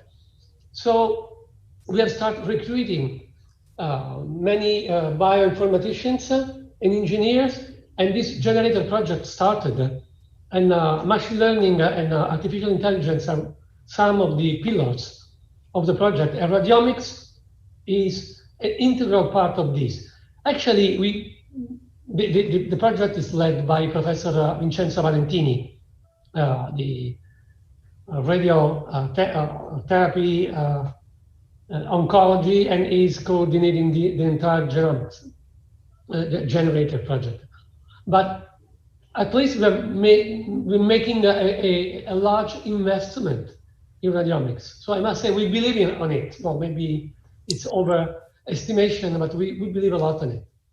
ALLEANZA CONTRO il CANCRO has a new network related to the radiomics, which has just started. It was a very clever and exciting opportunity to put together in a network the radiomics and the Gemelli and Valentini is doing the best work for each other. I would like to suggest that because it's an effort of our network, ALLEANZA CONTRO il CANCRO, to be able to also integrate the radiomics. I suppose that I asked to Dr. Camera to be part of this discussion. Coming back to the discussion, Dr. Camera presented a very exciting paper that was selected GD2 specific chimeric antigen receptor CAR-T in sarcoma with variable expression of the antigen. Professor Camera, Dr. Camera, are you able to comment how we can integrate the CAR-T cell when we get heterogeneous expression of antigen in solid tumor? Are you asking me? Yes, I'm here. Okay, Antonio, how we can integrate the CAR-T cell when we get a solid tumor first, and secondly, with heterogeneous expression of antigen? Because until now, the CAR-T cell in solid tumor fail a bit. If they are too much selective, they get toxicity related to expression of the antigen in other tissue. If you don't get selection, you lose efficacy. What's the strategy of the great institution you are participating in CAR-T cell project? Yes, there is a great heterogeneity in the expression of different antigens, and maybe sometimes target one antigen at one antigen per times maybe could be maybe a restricted approach. So maybe as I also mentioned during my presentation, in the context of sarcomas, we found a variable expression of GD2. For this reason, we are trying to target at the same time different antigens. We have already targeted other antigens, and we are developing this approach to target at the same time two different antigens with bispecific chimeric antigen receptor. So maybe this could be an alternative approach to overcome these limits of CAR-T cell therapy. You heard from the panel of discussants that there are some limitations, and we would like allogeneic CAR-T cell or an NK CAR-T cell. You are the representative of several posters that has been presented by the group in different settings, including also NK CAR-T cell. There is a very exciting poster presentation on NK CAR-T cell. What's the strategy? What do you believe the NK CAR-T cell or the allogenic CAR-T cell has to be modified to be more active, more tumorigenic, anti-tumorigenic? Of course, allogenic CAR-T cells could be, of course, can overcome the limit of the autologous approach, in which we modified the T cells from the patient, and we have to reinfuse these cells in the same patients. With an autologous approach, we from virtually a donor, we can infuse different patients, and of course, it could be a better and alternative therapeutic approach for these patients. For about the NK, that if I remember right, was the first question you made me.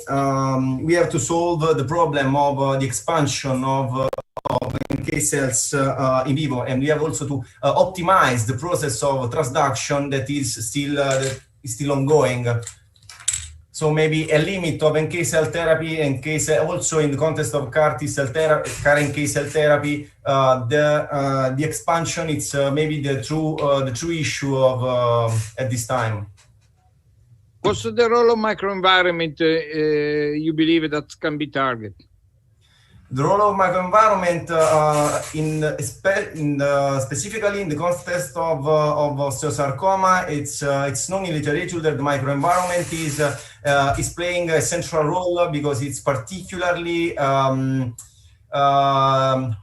for T cells because, for example, there are some populations such as myeloid derived suppressor cells that are particularly involved in inhibition of T cells. But if you want reason, if you are reasoning in a more large context, solid tumors often are characterized by these types of microenvironment. So we are also exploring other approaches to target the microenvironment to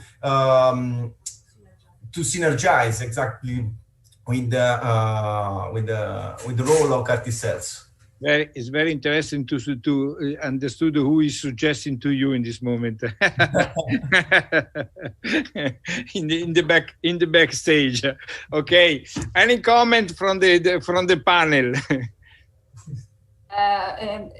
Giovanni, maybe should we look back at some of questions that were not given, so general questions. So one is from Chiara Bonini. CAR T cell and other cell therapy approaches based on genetic engineering require really long time to be validated. Can we find new clinical trial modalities to speed up their validation and especially to speed up the possibility to test combination of these tools with other therapeutic compounds? I think this is for the panelists. For the panel, but Pierluigi is the first who has to answer, which is the new modality. We are not satisfied from phase 3 clinical trial randomized. We would like to move on to more efficacy and rapid speed approval programs. What's the research has to be applied for giving a different approval of the drugs. What's the future for your vision? So, Giovanni, this is a real problem, and thank you, Chiara Bonini, that these kind of questions, because the problem, first of all, is the drug agency, FDA and EMA. This is a real problem. So we have to change something. And I think it's important, if it's possible, finally to have the same idea, the same vision for these two drug agency, I mean FDA and EMA, because as you know, not only in hematology but also in oncology, there is a big gap when you have the official indication of new drugs in terms of time and also in terms of selected drugs that are validated in the United States or Canada, but not in Europe. And this concerning the CAR T cell, the new model, for sure we need very quick clinical trial, and we have to change our mind about that. But this have to start with a discussion, general discussion, including the two drug agency and also some scientists in oncology and hematology to discuss together a new potential models. Because the problem is we have to start from the beginning, and the beginning is the drug agency. We can finalize some potential proposal, but at the end the problem is that the drug agency, and we have to collaborate with them, and in particular they have to collaborate with us. Professor Tortora and Professor Tarella, we need phase 3 randomized clinical trial for approved drugs? Not necessarily, not always. Not always. The problem is that we have a divergent attitude. Phase 1 studies that become phase 3, skipping the phase 2, and then you find out that something is missing. And on the other side, you have extremely slow progression of studies that have problems in spite of the fact that you have quite strong evidence.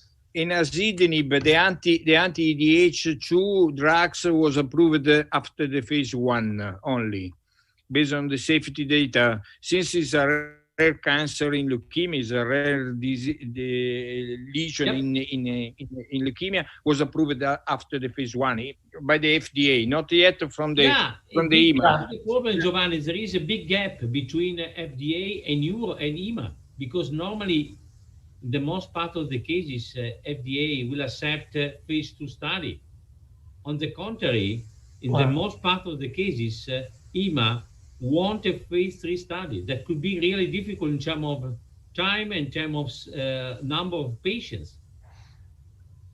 So what's the role of stratification, very small stratification, if we cannot apply the drugs to this patient? What's the role? This is for Corrado, but for all also for Lisa and other. What's the role of the capacity to enroll the patients or to give the drugs of the patient based on molecular profiling? What's your thinking will be the future of the decision to give the drug to our? Well, I would like to go back to your previous question, which is in relationship with this latter. The role of nanostring and the role of molecular sequencing in studying our patient and in selecting our patient. You know that we have a close relationship with our pathologist, in particular with our director, which is Professor Pileri, that you know. He's a common friend. Yeah. And, you know, he is very famous and he's one of the most expert in the field of nanostring. And, of course, I believe that both nanostring and sequencing, the lymphochip and the myelochip, are essential for the correct diagnosis. But I think all our discussion is focused on the aggressive lymphoma. I think that this approach should be extended to all type of lymphoma. And in this view, I like to mention a study that we are doing with Enrico Derenzini, with Stefano Pileri, in low-risk lymphoma, in follicular lymphoma. We are studying our series of follicular lymphoma, and Enrico has identified a subset of patients with follicular lymphoma doing extremely well. Well, in this subset of patients, we want to perform an extensive study with nanostring to identify specific characteristic in the microenvironment that might explain the behavior of this subset of patients. So, in other words, nanostring and molecular sequences are essential to identify a selected group of patients and to answer the question of Giovanni Martinelli, to identify specific type of treatment for a subset of patients selected on the basis of this highly sophisticated diagnostic approach. The problem is how many centers can have this type of approach. Should we have the pathologist in all the oncology center or in all the hematology center, or should we select a few pathological center for the referral of the most important type of diagnosis. Yeah, I switched the question to Gianpaolo Tortora. Professor Tortora, what's the role of tumor molecular board for this decision, and how we can integrate the small center with the big center, and to give a proximity of cure, modern and efficacy of cure, also when the people are far from the big university or the big AAC center? Giovanni, I think the tumor molecular board is becoming definitely a need, a must. I don't think the tumor molecular board must be present in every center. You can easily work with an hub and spoke or make a network, as you said, using centers where this is established. In Rome, for instance, we have another one we're setting up here. So two in the old city, which is a big city, but this could serve also for other centers without major problems. What I see as a serious problem is how do you translate what you have found in the molecular board in something that is clinically applicable, because this is becoming an increasingly challenging problem. You can use the SCAT, for instance, from the ESMO, the ranking of actionable genomic alterations. But clearly, the risks are increasing now. The patients are coming with a piece of paper done with Foundation One or OncoCarta or whatever. What is written there, an actionable alteration, and they look for the drug, and the drug is unavailable, and you're looking for off-label drugs outside the framework of clinical studies, and that is becoming something that needs a governance. So totally in agreement in what you say about the fact that molecular tumor boards are very important and can work in a network, but the governance of what you find, it's another need right now, because the risk for conflicts and the risk for coming out with nothing because patients are looking for drugs that are unavailable is very, very high. And I think actually ALLEANZA CONTRO CANCRO may represent an important asset in this contest. I totally agree. So thank you all. So thank you also with your last comment saying that ALLEANZA CONTRO CANCRO is our Italian network that is providing us the framework for going ahead, for developing new drugs, and for the best of our patients. So we are approaching now the end of this roundtable. I would like really to thank all the panelists for your contribution, for your insights, and for your comments. And I really would like thank you very much. I hope that we might see each other in presence sometimes in the future. I've learned a lot, so thank you very much. Now we move to the next session, which is on selected posters. Thank you very much. Have a nice day. Hi, thank you. Thanks to the panelists. Thanks a lot for participating. Thanks. Bye. Bye. Bye. Goodbye.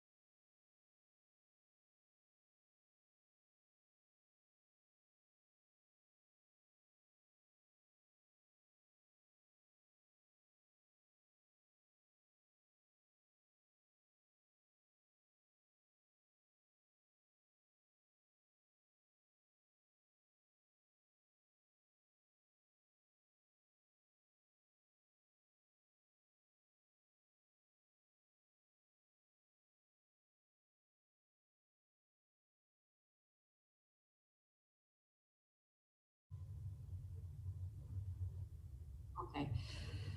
So now we are back to the selected poster session. First, before introducing the next speaker, I would like really to thank all the people sending in the abstracts. It was really a nightmare to select the best one. We have got a lot of abstracts, very interesting abstracts. And we made our best to try to select some of them. So we were really pleased, and also on behalf of Giovanni and of Professor Scambia that we did this selection. Really thank you for your participation. So without further ado, I would like to introduce the first poster by Alfredo Budillon. Neoadjuvant Nivo in early stage colon cancer induces promising tumor regression in T-cell infiltration. Thank you very much, Alfredo.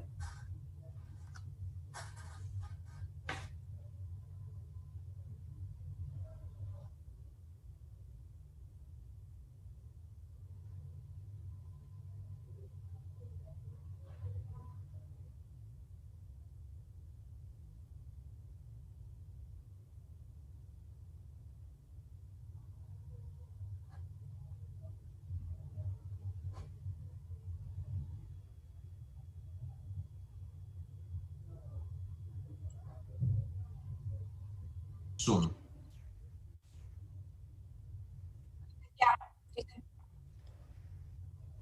Eccomi. Grazie. Okay, sorry. So good afternoon. Thanks for the opportunity to share our study on behalf of a large group of collaborators. And as a background, let me first mention that locally advanced colon cancer has a high risk of recurrence after surgery despite adjuvant chemotherapy. In this setting, the immunoscore was recently confirmed having a high prognostic value. And compared to other solid tumors, we have limited data on neoadjuvant approach because in colon cancer is not standard of care. Still, we believe that there are several pros, like, for example, early treatment of macrometastatic disease, an early assessment of tumor response, better tolerability compared to adjuvant treatment, and also the potential of several correlative studies, and so ideal for research. Of course, there are cons like progression of disease or toxicity that may preclude definitive curatory surgery. So, okay. So we launched with this background in mind the Nicole trial, which is a preoperative anti-PD-1 nivolumab in patients with locally advanced colon cancer. We enrolled 22 patients resected colon cancer, unselected for MMR status, who received 2 administrations of nivolumab, and surgery was planned 5 weeks after treatment start. The primary endpoint of the study were feasibility, pathological regression, and molecular immunophenotypic changes in both tumor and blood, and among secondary endpoint, relapse-free and overall survival. As you can see from the scheme, we have a large program of tissue biomarkers and blood biomarkers, and indeed, we also enrolled a control cohort for comparison for biomarker studies of 22 patients undergoing surgery without treatment as a standard of care. The 2 cohorts are very similar in terms of baseline characteristics. I just underlined that also the intratumoral CD8 T cells infiltration baseline is similar in the 2 cohorts. And the first result are that this approach is feasible and is safe. We had no delay in surgery or surgical complication. We have just 1 patient with grade 3 diarrhea 3 weeks after surgery, managed by corticosteroids. In terms of pathological response, we evaluate tumor regression defined as absence of viable tumor cells, as previously demonstrated in other neoadjuvant trial with immunocheckpoint inhibitors. And as you can see, we showed major pathological response observed in 2 proficient MMR MSS confirmed tumors, including 1 complete response And we also observed one complete response in one MSI tumors, which was proficient for immunohistochemistry. In additional 4 confirmed MSS tumors, we observed more than 30% of tumor regression, while no major pathological response was observed in 2 deficient MSI confirmed tumors. So overall, compared to clinical stage, we observed a clear downstaging in more than 70% of patients. Here are the first biomarker study in the Nicole versus control cohort at the surgical, on the surgical tissues. We observed a clear statistical significant increase of CD8 infiltrating cells compared to control cohort, and also CD8 free infiltrating cells by measuring at the same time PD-L1 expression, while in the control cohort, a clear increase in CD8 density at tumor stromal interface versus tumor was observed, indicating defective T-cell migration. On the right side, you can see the immunoscore data showing a significant higher immunoscore at the surgery in the Nicole cohort compared to control cohort. Finally, when we measure in the Nicole cohort the baseline versus surgery, we observed a clear increase of CD8 T-cell infiltration from biopsy to surgery, while, for example, the metabolic evaluation by FDG PET that was planned was not predictive of response. Indeed, the patient with complete pathological response, there was no difference between baseline and pre-surgery. So in conclusion, Nicole is the first clinical study exploring neoadjuvant nivolumab monotherapy in locally advanced colon cancer in unselected for MMRA status patients. This approach is feasible, do not compromise surgery, and leads to an increase of tumor T-cell infiltration. We observed, interestingly, promising tumor regression in proficient MSS tumors. And we have several blood biomarkers ongoing, like cytokines, immunocyte subtypes, metabolomics, as well as tumor immunogenicity by nanostring and gut microbiome evaluation on stools collected in the patients. And from our experience, we can also conclude that MSI MMR status should be routinely explored by using both immunohistochemistry and molecular approach before immunotherapy treatment. And as a conclusion, this is an academic trial with the help of several sponsors, funders, and collaborators. And thank you for your attention. Thank you very much. Thanks. I'm not sure, Giovanni, we do have time for questions. I would have many questions for that. It's a very exciting presentation, very well presented, a very nice clinical trial. Since we are in the section of the translational, it's very, very important to have also contribution from clinical trial. And I thanks absolutely your team and you for this kind of presentation, because we need to translate the research from the very omic data we discussed before to the omic data we discussed before to a more important translational clinical trial. So thanks a lot for your presentation, which is of course open for discussion electronically, and we will come back eventually with the answer that I hope you will be able to respond directly to the person that they provide. Sorry for the short time, but we have to move to the next presentation, which is Marica Guercio from OPBGX,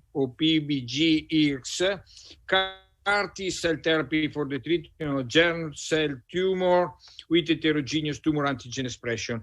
And again, thanks from your team to be part of this marvelous Alleanza Contro il Cancro meeting, and thanks for your presentation. And Karen. Good morning, everybody. Do you hear me? Okay. Good morning. I'm Marica Guercio, and today I'm going to present my poster about a CAR-T cell approach for the treatment of germ cell tumors with heterogeneous tumor antigen expression. Germ cell tumors are a rare kind of solid tumor that represent 2-3% of all pediatric malignancies. And despite the good prognosis, the 15-20% of these patients relapse after first-line treatments. Thus, novel treatments are needed. Targeted immunotherapy using a chimeric antigen receptor, CAR, is a promising tool in the treatment of refractory GCTs. But the heterogeneity of target antigens within the tumor limits CAR T-cell efficacy and represents one of the major issues in the tumor escape. This is an old histological classification of germ cell tumors that are distinguished into large subgroups, seminomatous and non-seminomatous. Among these latter group, we focused our attention on embryonal carcinomas, teratomas, and mixed germ cell tumors because of their expression of CD30 antigen that is an attractive target for immunotherapy. And based on our previous experience in a lymphoma setting, we choose to use a third-generation CAR targeting CD30 antigen in the treatment of germ cell tumors. And in this slide, you can see the structure of a retroviral vector that includes two endodomains, CD28 and OX40 endodomains, and a suicide gene, the inducible Caspase-9 suicide gene, to use in case of adverse events. And we found that CAR T-cells directed against CD30 antigen exert a weak tumor control in some germ cell tumor cell lines, with 20-30% of tumor cells still viable after 7 days of co-culture. Then we move forward and we screened the germ cell tumor cell lines for the presence of other target antigens, such as B7H3, PD-L1, GD2, HER2, and HER3, and we paid our attention on B7H3 antigen because of its broad expression in all tested germ cell tumors, and because we have already developed and tested in our lab third-generation CAR against B7H3 antigen. So we moved forward with a multi-target CAR-based approach, and we tested both CAR CD30 and CAR B7H3 in our GCT cell lines, and we found that both CAR exert a tumor control in germ cell tumor cell lines in vitro, and B7H3 CAR T cells are more efficient in tumor control compared with CAR CD30, but none of both CARs are able to completely eradicate the tumor in vitro. So the next step in this project will be the generation of a bispecific CAR construct with a double specific targeting, trying to control the heterogeneity characterizing germ cell tumors and tumor escape mechanism. And if successful, this approach could represent a prototype model aimed at targeting multiple antigens through CAR T cells into the tougher context of solid tumors. Thank you all for your kind attention. Thank you, Mike. Giovanni, I think that similar to what we had before, we do not really have time. So thank you. It's an exceptional work and very, very interesting. And you are part of a very powerful group that was very present in this ACC. Thank you. I'm glad. Thank you. Marika, thanks a lot for the presentation. Thanks a lot. We move on to the next, please. Yeah, so the next presentation is by Angela Di Giannatale and Luca Boldrini, always from the Ospedale Pediatrico Bambin Gesù, on radiogenomic. Thank you. Good morning. Can you hear me? Yes. Yeah. Okay, perfect. Good morning, everyone, and thank you, organizer, for giving me the opportunity to present our study on radiogenomics prediction for MYC amplification in neuroblastoma. And this study derived from a collaboration between the pediatric oncology of the Ospedale Pediatrico Bambino Gesù and area of oncological radiotherapy of Policlinico Gemelli. A brief introduction on neuroblastoma. There is the most common extracranial solid tumor in children and arises from the neural crest, resulting in tumor of the adrenal gland and or of sympathetic ganglia. It is an heterogeneous tumor with a broad spectrum of clinical presentation and outcome in function of the tumor biology, ranging from an extremely aggressive behavior and regression of the tumor can be present in infants.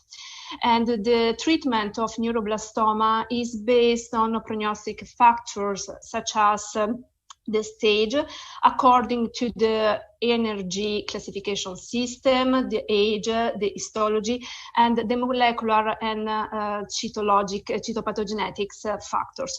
Among the molecular factor, the MYC amplification represents a strong prognostic factor since it is associated with the high-risk neuroblastoma and is associated also with the poor outcome. The molecular profiling of neuroblastoma is based on mainly on biopsy. However, a challenge for the accuracy of molecular profiling may be related to the heterogeneity of the tumor and also to the partial sampling of the lesion. For this reason, an integration of data from different sources and contexts can overcome this limitation and improve also our knowledge and management of this tumor. The radiomics represent a process of extraction of quantitative features from standard radiological imaging for clinical decision.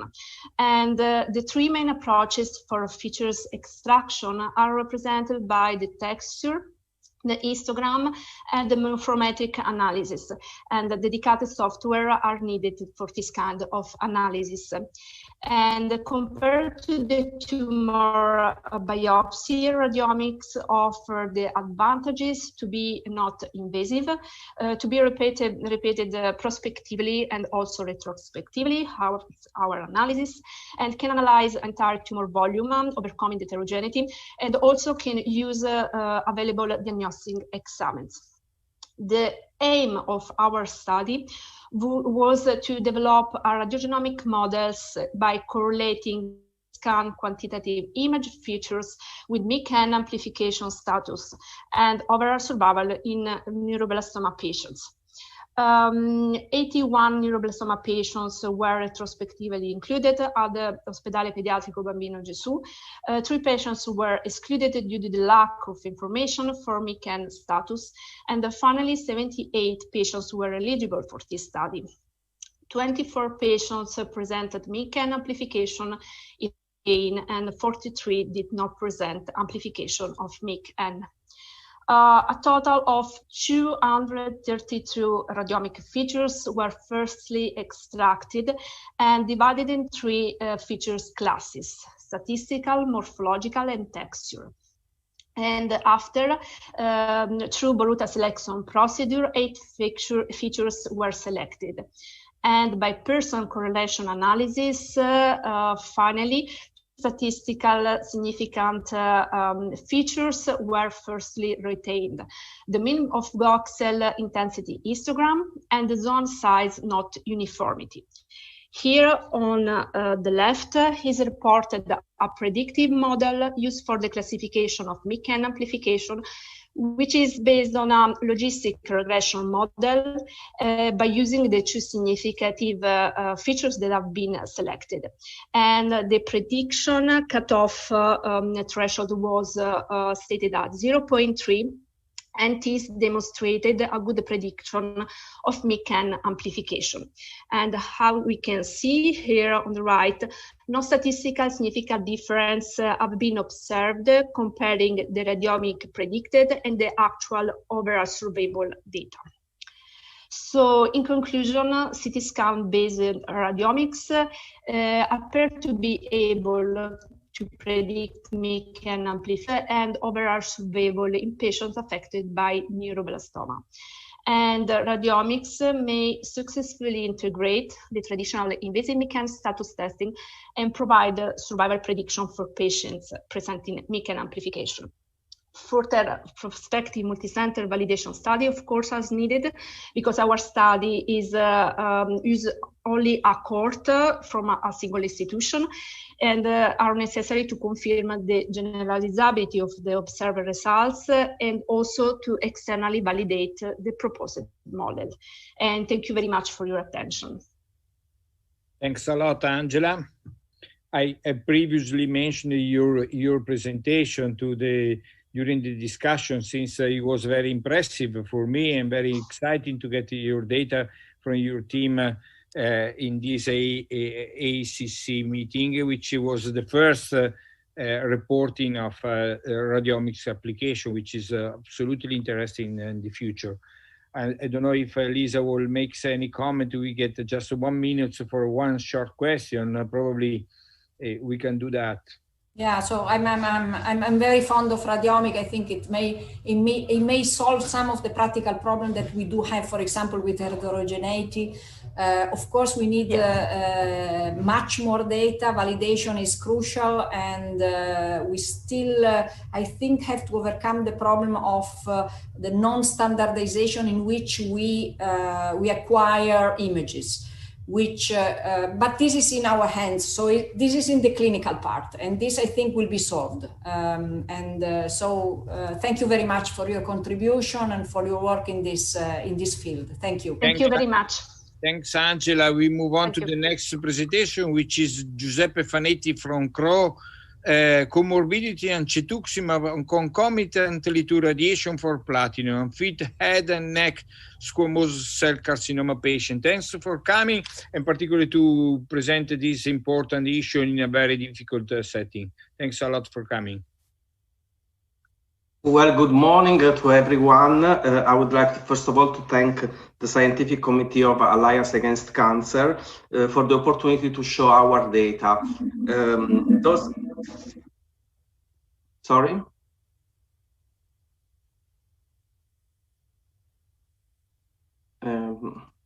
Vediamo, I will see.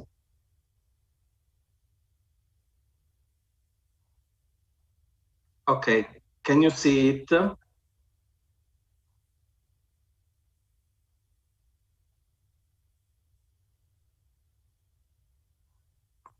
Sì. Ok, ci siamo. Okay.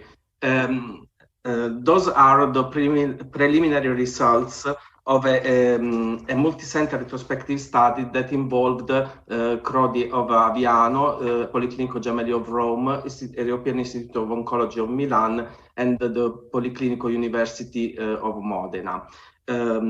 As you know, platinum-based chemoradiation is the standard of treatment in patients with locally advanced head and neck cancer, but not all the patients are eligible for this treatment.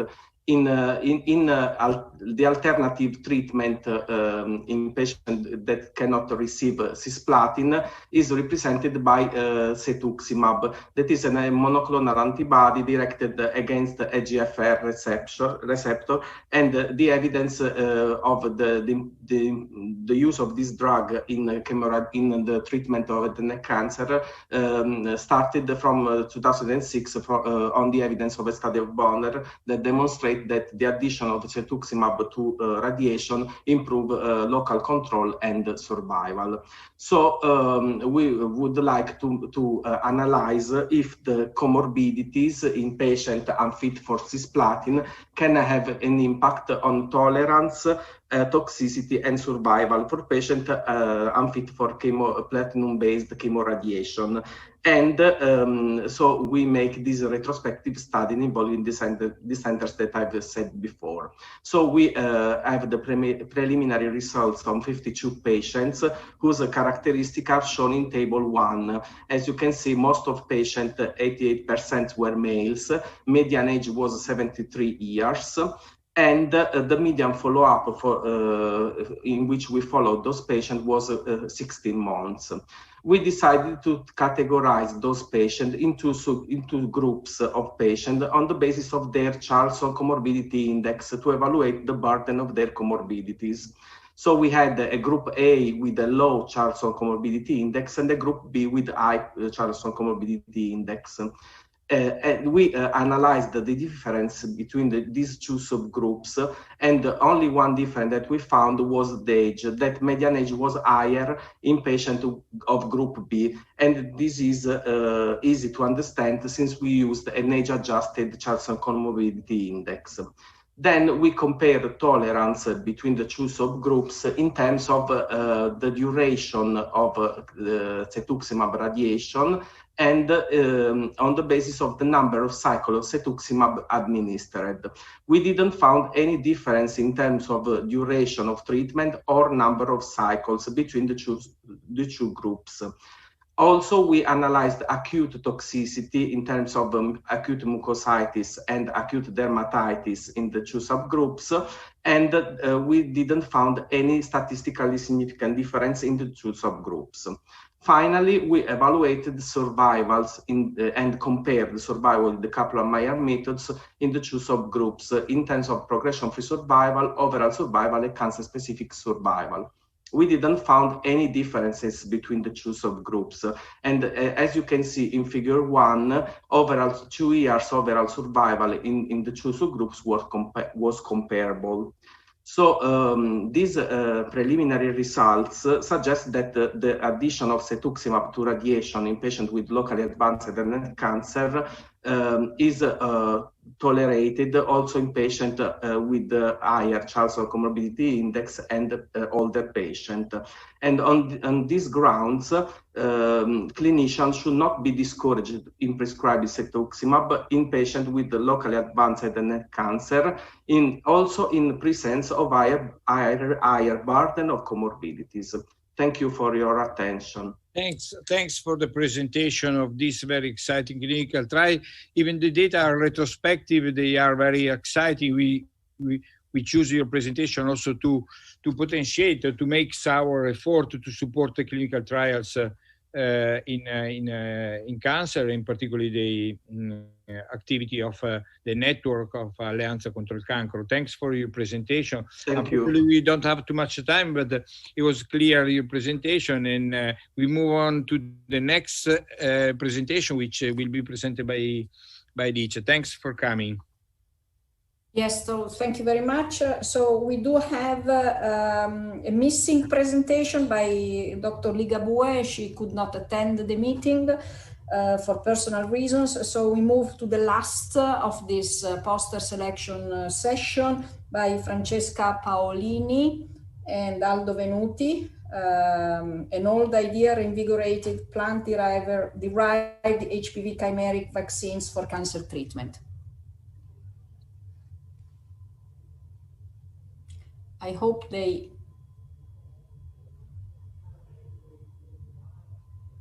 yeah, I'm seeing them.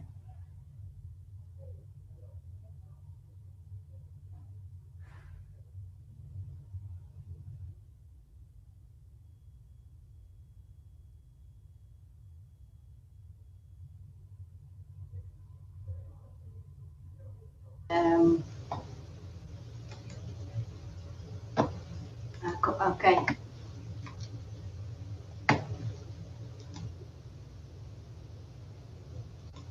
Così? No, vediamo mezzo, vediamo un 50% del tuo schermo, la parte sinistra. Posso rimpallire?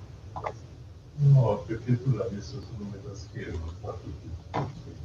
Aspetti, Sì, non ti preoccupare, con calma facciamo tutto. Allora.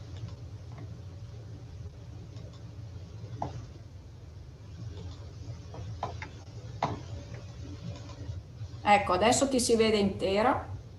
Ok.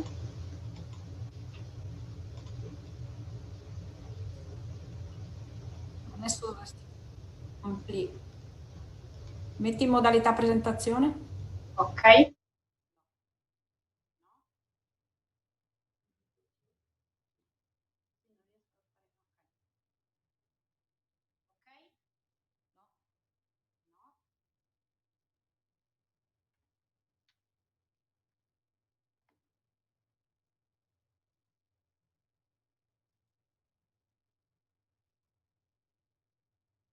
Questo non l'avevo mai visto neanche io, di la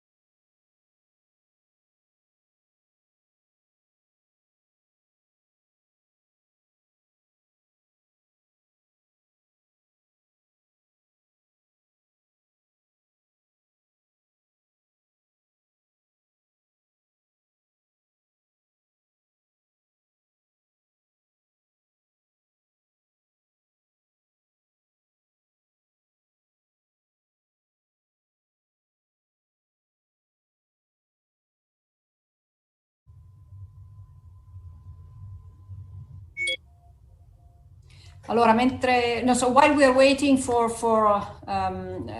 resolving the problem with the video of Francesca Paolini, I think that we take together with Giovanni the opportunity to announce the names of the winner of the session. And so I would like to congratulate the first winner, Dr. Gloria Delfanti, and this is the winning abstract that has been sent for the oral presentation, and the scientific. So we can only start with a virtual applause to Gloria and to the group working hard on the data. And the second winner, the selected poster winner, is Marica Guercio, and congratulations and a big applause to Marica and the group of Bambin Gesù. Thank you very much for your participation, and congratulations. Thank you all. Now we are trying again to solve the problem with the screen of Francesca. It would be a pity that we would not be able to look at your. In this way, we can see, even if not perfectly. It's not complete, but it's a little bit better. Maybe. Yeah. We can start probably. Yeah. Since we get only 7 minutes before ending this section, so please move on to the presentation, Francesca. Open your microphone and then present your.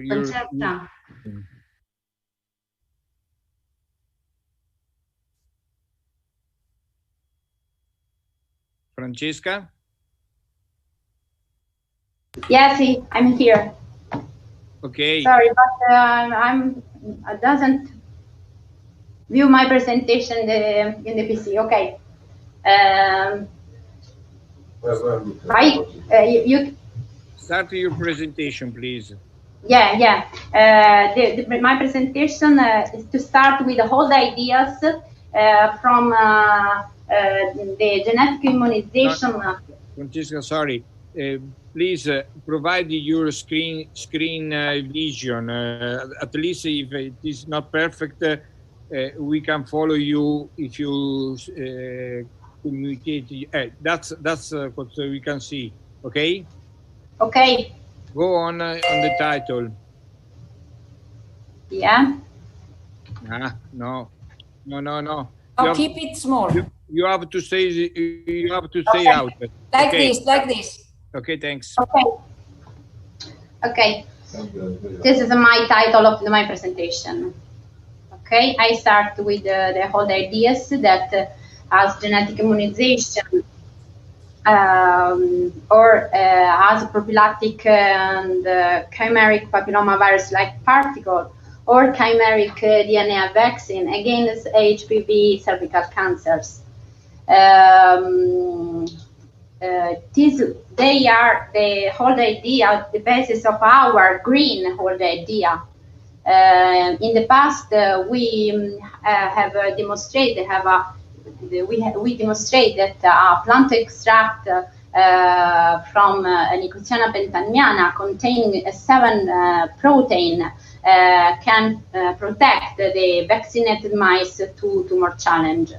Furthermore, we showed that a plant signal sequence PGIP from Phaseolus vulgaris increase the expression of the 7 protein level 5-fold, at least 5-fold respect to antigen without PGIP.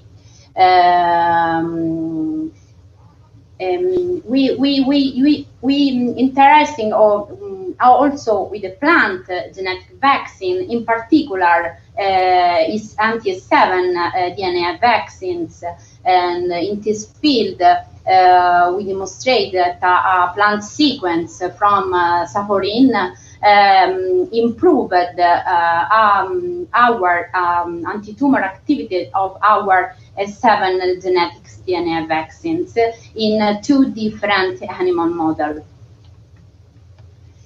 From this whole idea comes a new idea The new idea was to develop a new chimeric DNA vaccines consisting in the leader sequence of PJP, that is a plant sequence that surprisingly have activity in the trafficking of mammalian cells, fused with the first 200 amino acid of L2 that is a cross-reactive epitope for several HPVs, and with the 7 gene of HPV16. These chimeric DNA vaccines act as a preventive vaccines, inducing proliferation of circulating L2 antibodies, but also has a therapeutic vaccine because there are circulating anti-7 antibodies, but also, as shown in the ELISpot assay, you have the specific CTL expression.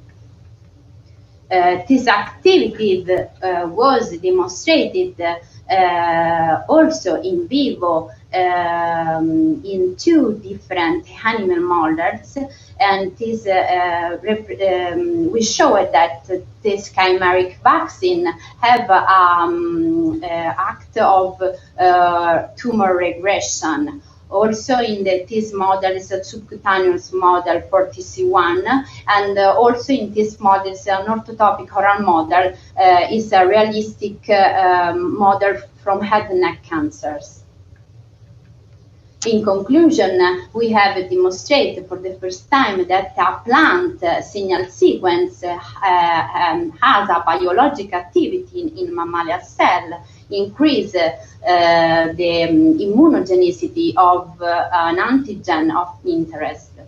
The PVAX PJP L2E7 vaccines represent a candidate of against HPV-related cancers, and you can open a new perspective in the design of platform PVAX PJP for other tumor antigens, or for antigen for new pathogens as the SARS-CoV-2 pandemic. Thanks for your attention. Thanks. And sorry for this problem with the monitor. Don't worry. Don't worry. Thanks a lot for your presentation, which we don't have a time. I'm sorry, just a 1 minute for conclusion. And next time, and all the people who would like to send to you eventually question, please replace to the eventually question coming from web. Lisa, you make conclusion. Me? Yeah, of course. Okay, so thank you, Giovanni. I would really thank everybody for your participation. There was a lively discussion. We had a beautiful roundtable. We had beautiful presentations, beautiful posters, a lot of ideas, and I think this was really fascinating how we came through all this new thinking and new innovations that might be hopefully in the clinic very soon. So Giovanni, if you would like to say us yes and a word of I would like just to thank all the young people all the young researchers participating, and the leader, they are in the back stage. It is a great honor to get such a kind of research in Italy. I'm totally thinking about the ACC network to be able to integrate and to make possible that such a kind of a great research work together. That is what we have to do, and what is needed from our country to beat the cancer in this moment, particularly in the COVID era, which became more difficult to do the research, particularly in solid and hematological cancer. So thanks a lot for the young people that presented very exciting results. I hope this is just the beginning. The next year we get more and more fascinating research coming, because we are working very well. And I totally thanks Lisa for getting this experience, and the organization to invited us to these very exciting times. Thanks a lot. Have a nice continuation of the meeting. Bye-bye. Bye-bye. Thank you.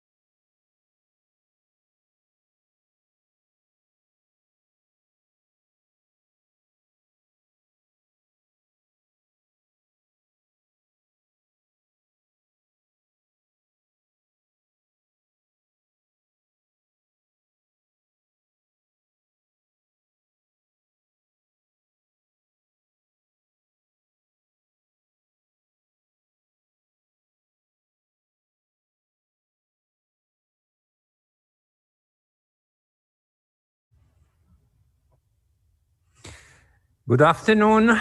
I am not Anna Sapino, as you see. Unfortunately, Anna is not with us, but no problems, no particular problems. So for this reason, it's my pleasure for me to introduce Dr. Daniela Ovadia for her special lecture. Daniela Ovadia is a science journalist, but not only. Also, she has also a strong background in medicine and neuroscience, the University of Milan, and also in neuroethics at the University of Pennsylvania in Philadelphia. Currently, Dr. Ovadia leads the Center for Ethical Science Journalism in Milan, and she is also the co-director of the Neuroscience and Society Lab at the Brain and Behavioral Science Department at the University of Pavia.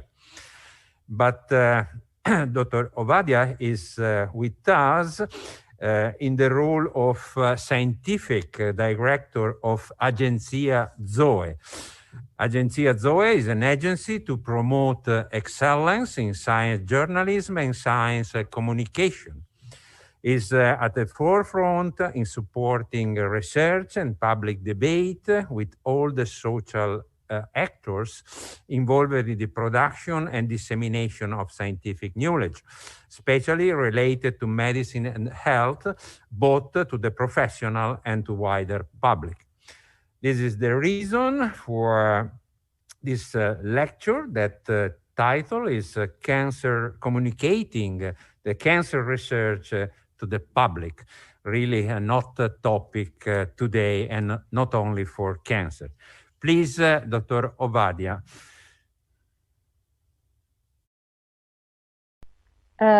First of all, I would like to thank the organizer for inviting me to present in this meeting. I am especially happy to be here because I think that the topic of communicating cancer research and communicating science in general is a very important one, especially in the moment we are living right now. I introduced myself. I am Daniela Ovadia. I studied medicine.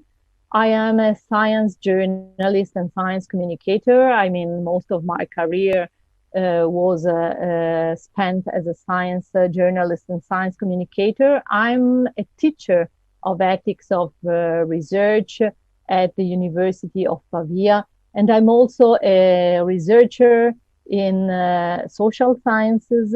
My focus of research is mainly the impact, the societal impact and the ethical impact of communication and science communication on the society.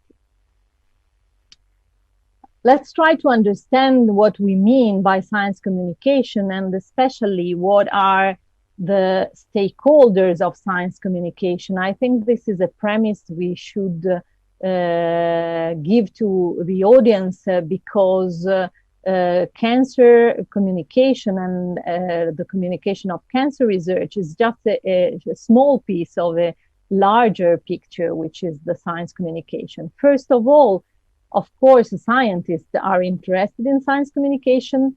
It's a peer-to-peer communication, but it's also, let's say, a communication with a more general public. Then there are science journalists that are a community of experts in communicating science. And let's say for us, when we have to communicate cancer research, they are probably the first community we have to deal with as scientists when we want to communicate our research results.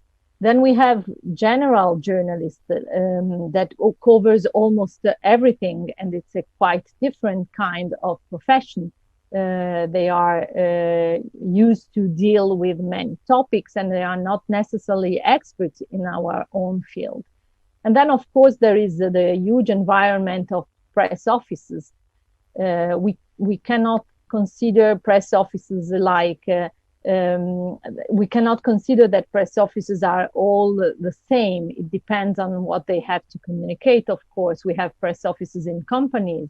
We have press offices in academia and universities. We have press offices in scientific journals.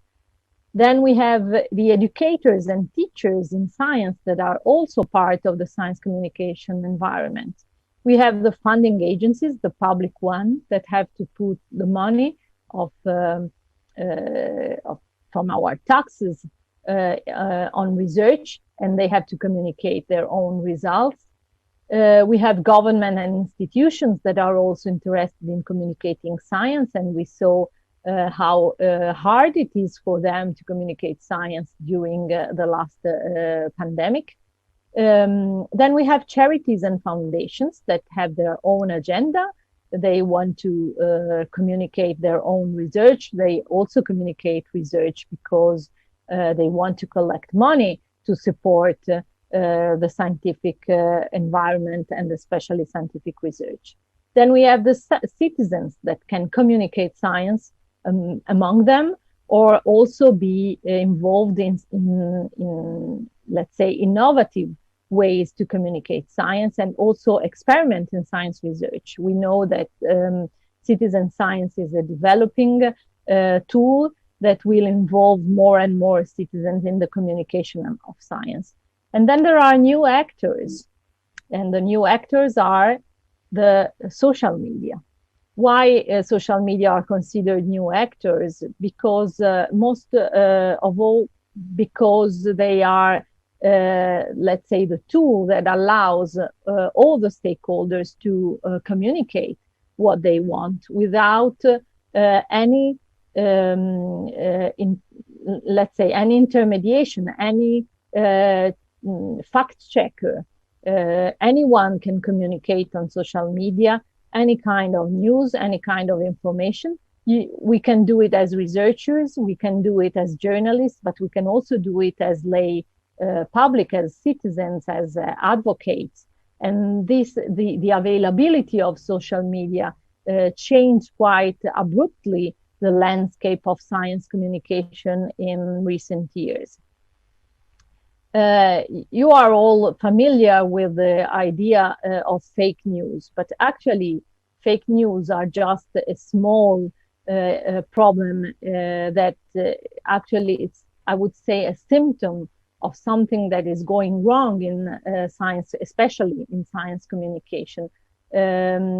Social experts define the era we are living in as the post-truth era. That means a moment in which objective facts are less influential in shaping the public opinion than appeals to emotion or personal beliefs and values. And of course, as we are experiencing a disintermediation in the communication of science and an increasing use of social media, this also influences the way we communicate health and research. And of course, the way we believe, the impact of science communication is strictly related with how credible the message is. And credibility doesn't mean necessarily that the news or the information we want to exchange is based on facts. It is often not the case. It's easier to communicate something if it comes from a credible source, and credibility has a different definition for researchers, for scientists, for doctors, for patients, for the lay people, and for journalists. And it's exactly the clash between these different ideas of what is credible and what is not that brings us in the post-truth era.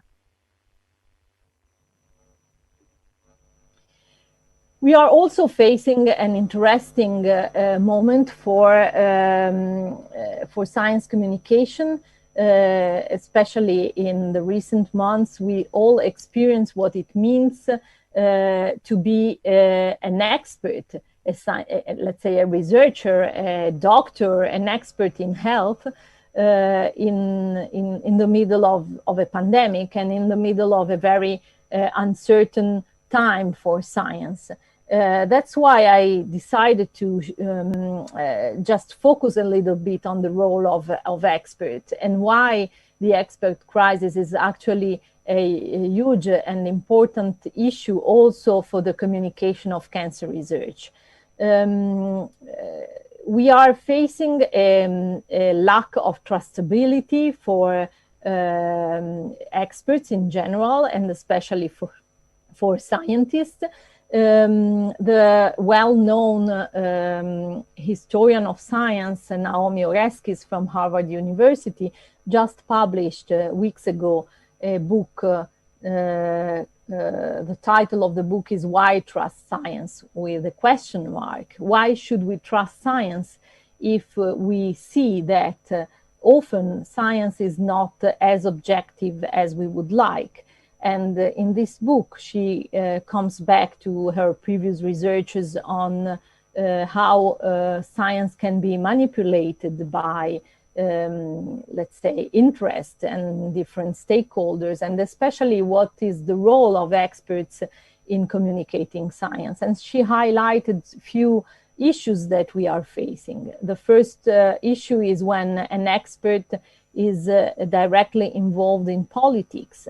or has, let's say, an interest in politics. That can also be, let's say, a good interest, something that the expert actually really believes in. But nonetheless, the mix between the mixing politics and expertise, it's always an issue for science communication. The other issue she highlights is, of course, the fact that many experts have conflicts of interest, which is also important for the communication of cancer research. We all know that many researchers, especially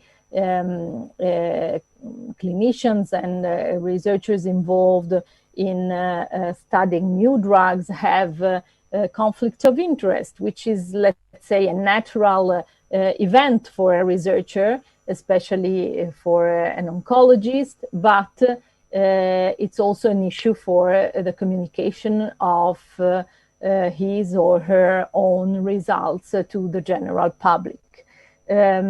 Sometimes experts act like advocates. They really believe in what they say.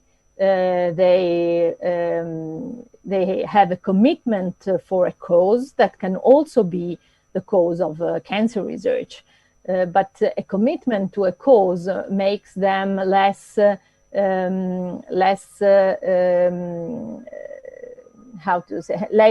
unbalanced in the way they communicate science. The real issue we have to communicate is that scientific research is actually never neutral. Even when we communicate science research and even when we communicate cancer research, there are gray areas behind any research that we should communicate to our public in order to help them to take better decisions. And I will give you a few examples later. How can we explain these issues to the public? How can we explain the fact that science is an ongoing process, something that changes under our eyes, that what is true today can be false tomorrow, and that we have actually large areas of uncertainty. And this is exactly why we use the science to have a look at the world as a methodology to understand what's going on. But it's not so easy to explain this to the general public. So when we talk about science, cancer communication, we communicate to a large number of stakeholders. We communicate to patients, to citizens. We communicate also to oncologists and other doctors. We often forget that a large part of the cancer research communication is actually very interesting for professionals and not necessarily directly for patients. We communicate, of course, to the research community. We communicate to the pharma industry. We communicate to policymakers that should take a decision how to invest in cancer research, how to change the way they support cancer treatments, and so on. Let's try to give an example of what I'm saying. This is an article that was published last July on the Lancet Oncology. Of course, it's a very well-known and well-debated topic, which is the diagnostic delay in the COVID-19 era. What will happen now that we experienced, and we are going on, unfortunately, to experience a diagnostic delay because of the pandemic. This is what the authors of this article wrote, that unquestionably cancer should be diagnosed and treated without delay. Timely diagnosis might allow the cancer to be identified at a treatable stage and prevent complications. We all agree on this. This is what we said for years and years. And then they go on. Two main changes have arisen as a consequence of the lockdown in the UK. They are from the UK. First of all, patients are frightened. They don't want to go to the hospitals only for screening reasons. And the other reason is that, of course, during the peak of the pandemic, cancer screening are suspended, and also face-to-face consulting with doctors, and especially with primary care doctors, are less frequent, and this also brings to a delay in diagnosis. All these issues are very well known. The problem is that we don't know exactly what will be the impact of those events on the future epidemiology of cancer, of course. And the other issue we face is that we have to deal with an ambivalent message. We used to say that screening is always good. It is the first thing that you have to do in your life. And we wrote and communicated for years that we should not miss any screening appointment because it's really important for our life. We also said that early diagnosis is a key for a longer survival. But now we have to explain our readers, I'm talking as a science journalist, that there is a new balance to evaluate. There are other issues to take into account when they have to decide if they want or not to attend their screening appointment, like the trends in the pandemic and the real risk of getting the COVID-19 because they go to the hospital. And on the other hand, we are explaining our readers that our health system has to focus on a let's say more important issue right now, which is a risk that we are facing, and it's really a day-by-day risk that our national health system has to deal with, so that we don't have enough, let's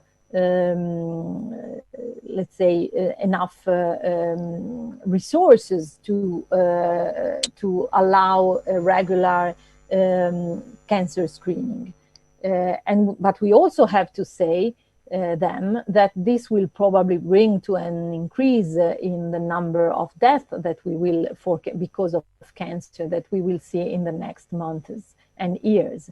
So the problem is that while communicating the screening issues in the past, we didn't foster a critical eye towards screenings, and we didn't explain that any screening is a matter of balance between risk and benefit, that we should reevaluate our personal decisions in the frame of the pandemic. This is a decision-making chart for breast cancer screening that was designed for doctors. And we know that it's not, breast cancer screening has a lot of gray areas, a lot of discussions at the scientific level that are not always transferred to the final users, to the citizens, to the patients that have to decide. Sometimes we often transfer a black and white message that doesn't actually reflect the fact that in science there is a gray area around screening. And this is just an example of the many topics that we have to cover and we have to deal with that are not really easily communicable in the way in the simplified way that as scientists often we communicate them. How important is, let's say, media communication and media information on cancer patients' opinions? There are a few studies on this, but I think that this one is quite interesting because what they try to do is not only to evaluate if media information has an impact on feelings and the opinion of the patient, but also if it has an impact on the decision making and on the relationship between patients and physicians. The objective of this study was to determine the influence of media information on the opinion and feeling of patients with cancer during the Di Bella campaign in Italy. The Di Bella treatment is an unproven cancer treatment method that was highly debated in Italy. I think that everybody knows exactly what I'm talking about. The researchers launched 2 surveys among patients during the Di Bella crisis. One at the beginning of the campaign for the Di Bella treatment, and one at the end or in the middle of the campaign, when let's say the lack of evidence of effectiveness for this treatment was almost clear. And what they discovered is that, of course, the way the media described the efficacy of the treatment had a huge impact on the opinion of the patient, but actually it didn't impact on the decision-making process, and it didn't impact on the physician-patient communication. What really was important for this is the educational level that influenced almost all the factors they analyzed. And they also see that gender is a quite important factor that influences communication and that influences decision-making in cancer. The conclusion is that the media play a powerful role in affecting patients' opinion, but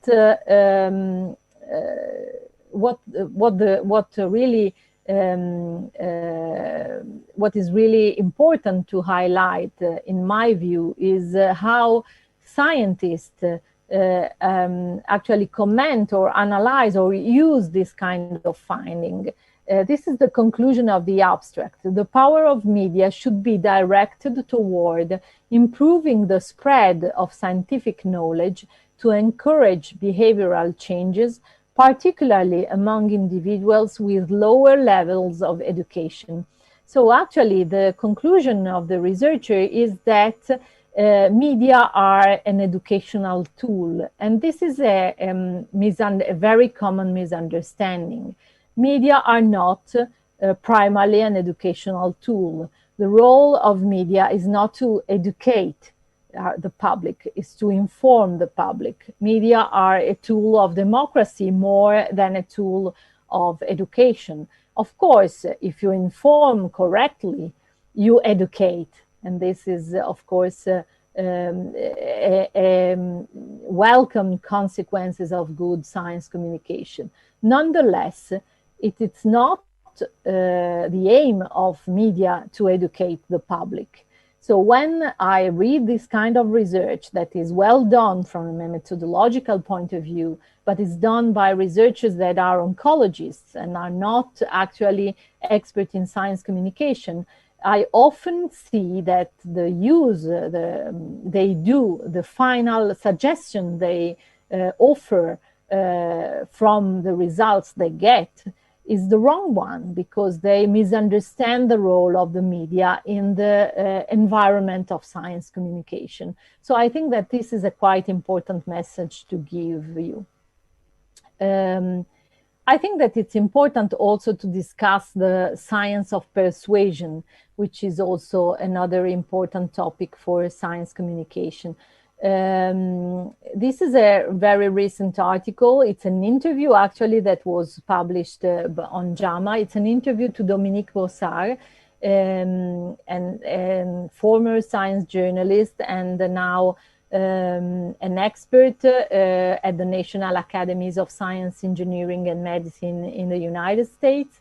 And this is the question that JAMA asked her about the role of science in shaping behaviors. Of course, the topic of the interview was the COVID-19 crisis, but we can easily apply the same let's say, way of reasoning to the cancer communication. The question was, you and your co-author write that simply explaining the science of COVID-19 and its risk will rarely translate to a change in attitudes and behavior, even if people understand and accept the facts. Why isn't it enough to explain the science if you want to change health behavior? And the answer is because human beings rely more on the psychological dimension of the risk than the quantitative aspects of the risk. If experts measure risks in numbers, such as the probability of getting harmed by something, human beings in general, you and me included, look at what we call the qualitative aspects of risk, the potential magnitude of the effect, the potential dread, how much it may impact people close to us, and so on. So, psychological dimension. So I think that what is quite important in this message is that while we communicate the results of scientific research, we are actually communicating numbers, and we have to be able to understand how those numbers are framed by our, let's say, our target in communication. So what is quite important in science communication is to offer a methodology to reduce uncertainty without erasing uncertainty, because the uncertainty is embedded in scientific research. So, and especially in the field of medicine. So we have to give an advice that helps each of our readers or our public, everyone in our public, to be able to take personal decisions that are driven by the less uncertain evidence we have in our hand at the moment we communicate. The fact that scientific uncertainty is an issue, it's not a new one. This is a quite old guide to the communication of uncertainty, wrote by a UK-based non-profit organization, Science About Science. It's a guide for science communicator, and what they say is that uncertainty is normal currency in scientific research. Research goes on because we don't know everything. Researchers then have to estimate how much of the picture is known and how confident we can all be that their findings tell us what's happening or what's going to happen, and this is uncertainty. And what also, what is more important is that they highlight the fact that in public discussion, scientific uncertainty is presented as a deficiency of research. We want, even expect, certainty, safety, effective public policies, useful public expenditure. Uncertainty is seen as worrying and even as a reason to be cynical about scientific research, particularly on subjects such as climate change, the threat of disease, or the prediction of natural disaster. In some discussion, uncertainty is taken by commentators to mean that anything could be true, including things that are highly unlikely or discredited, or that nothing is known. So the problem is how we can balance the communication of uncertainty with a nihilist approach to science.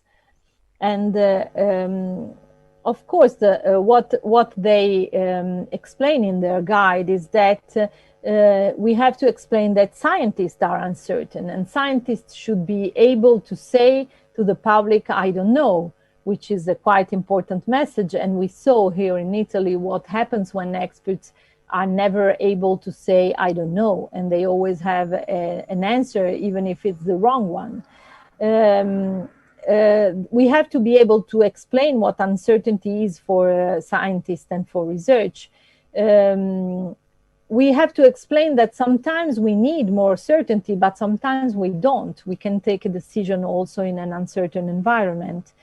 We have to explain how we can use uncertainty for our decision-making process, how we can use uncertainty to predict what will happen, and how we can include uncertainty in models, in predictive models. Of course, we need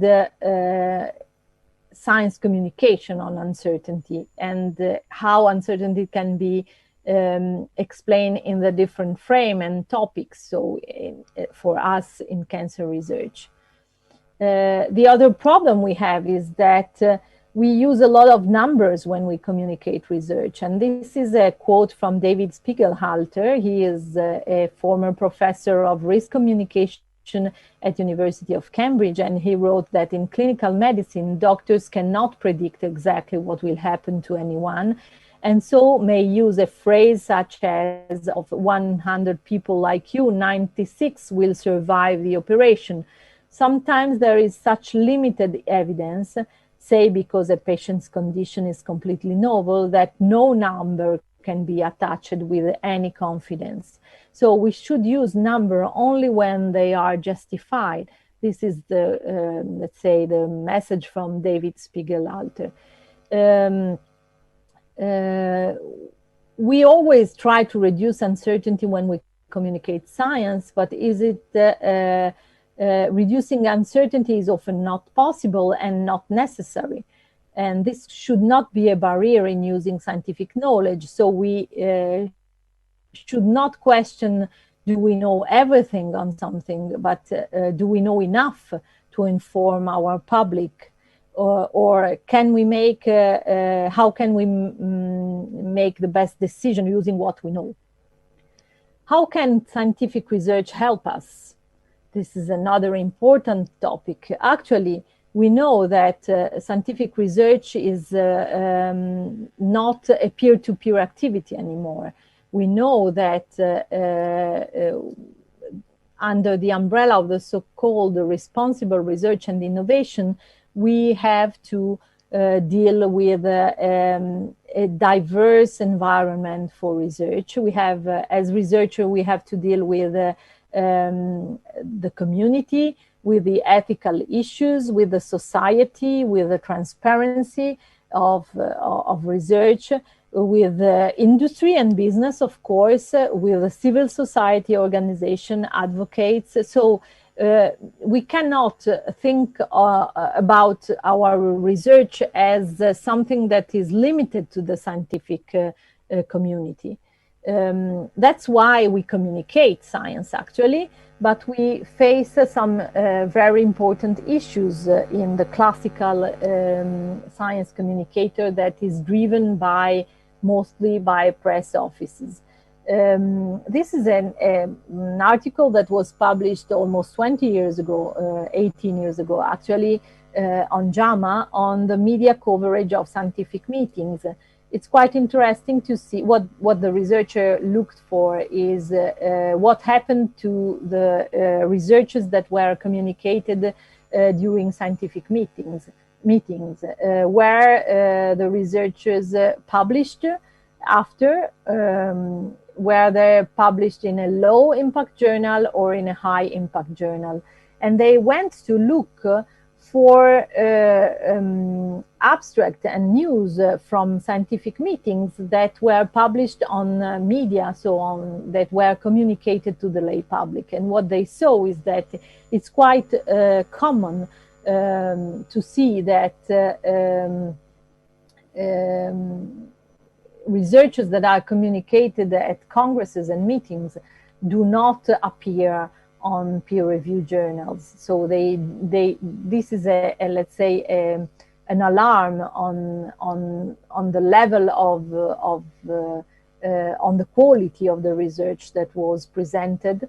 I have to say that if you look at the Congress they looked for, the ASCO Congress, that was the only Congress on oncology they looked for, was the best, had the best performance among the other disciplines. Nonetheless, this is quite common to have announcements that are not followed by a proper communication on peer-reviewed journals. Of course, we have issues with the quality of pharmaceutical industry press releases based on original research. This is another study that was published on PLOS in 2008, and the conclusion were that pharmaceutical company press release frequently report basic study details, but are not trustable. So methods to improve the reporting and interpretation of that drug companies' press releases are desirable, and of course we know this. But the problem is not only for companies, the problem is also for academic medical centers. This is a study published by Annals of Internal Medicine, and we see that we find exactly the same issue. Press releases are not always balanced as they should be. And this is a more recent study on the same topic published by BMJ that measured the association between exaggeration in health-related science news and academic press releases. And what they saw is that when we read on media, and we often share with anger exaggerated health claims, often those claims are exaggerated already in the source, in the press release. So exaggeration in news is strongly associated with exaggeration in press release, they say, and improving the accuracy of academic press releases could represent a key opportunity for reducing misleading health-related news. So science communication is always a hard balance between hype and hope. A good example is the topic of personalized medicine that was treated in this, that was discussed in this article published on the New Bioethics, the promise and hype of personalized medicine. And what they say is that, of course, we had to face a lot of issues in personalized medicine, including tumor heterogeneity, clonal evolution, etc., etc. But what they discuss is the way we presented personalized medicine to our readers, the way we explained it as researchers as a sort of magic bullet that would solve in some way the issue of cancer. It was just a matter of time, but this wasn't true actually, and it is not true, and we are now facing a lot of issues. So anytime we increase the trust, we exaggerate the impact of scientific research, we have to be aware that we are, let's say, damaging the trust in science from, let's say, from the general by the general public, because it's easy to see in few months or days or years that the claim was exaggerated. Do not forget that at the core of many fake news, this is a picture of Vannoni, an Italian psychologist that claimed to be able to cure neurodegenerative diseases with stem cells. Or in the other picture, you can see a plant of aloe vera. If you look on PubMed, you can find a lot of studies on aloe vera and cancer, and the cytostatic effect of aloe vera extracts. And the same you can find on the, we claimed for years that stem cells would have been a solution for many, many diseases. So at the core of the fake news, there is always a heart of truth that comes from an exaggerated claim from science. So we have to take into account that science communication is a circle. There is a classical model on science communication involving journalism, scientists, society, press officer, and all the other actors. So it's not only up to the researchers or up to the funding agencies or up to the hospitals or institutions to communicate. It's a matter of interaction more than the action of a single stakeholder.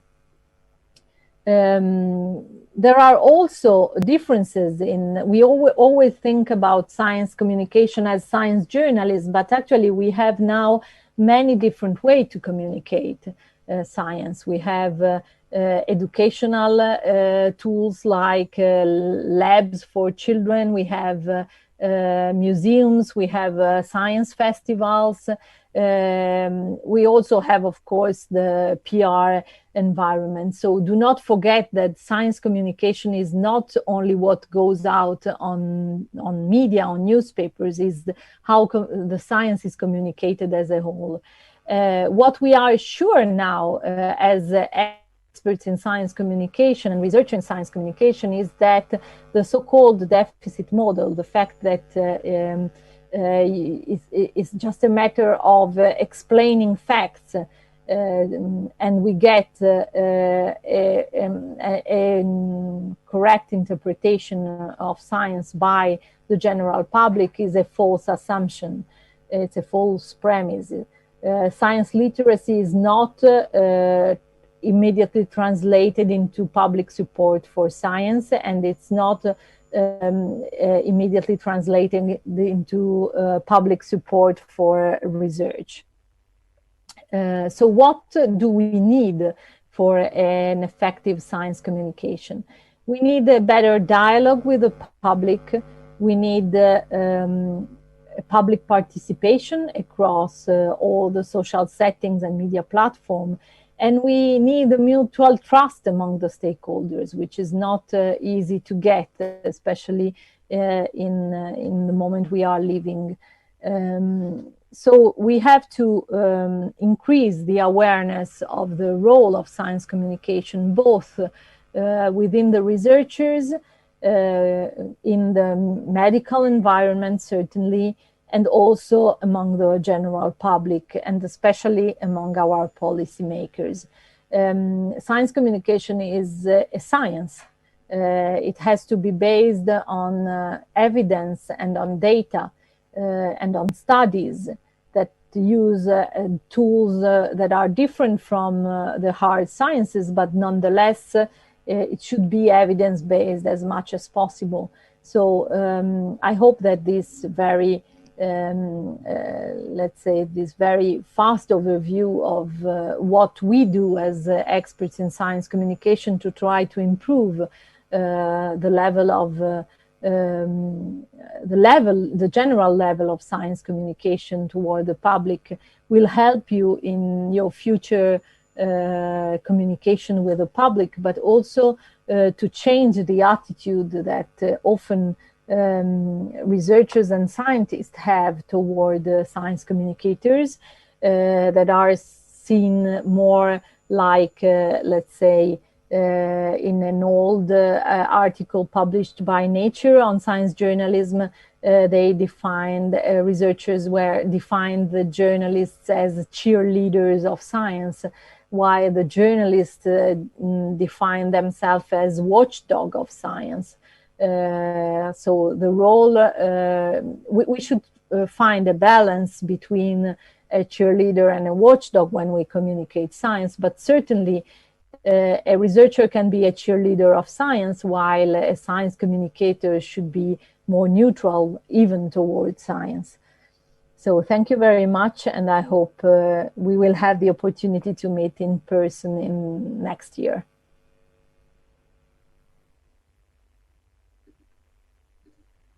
Ho finito.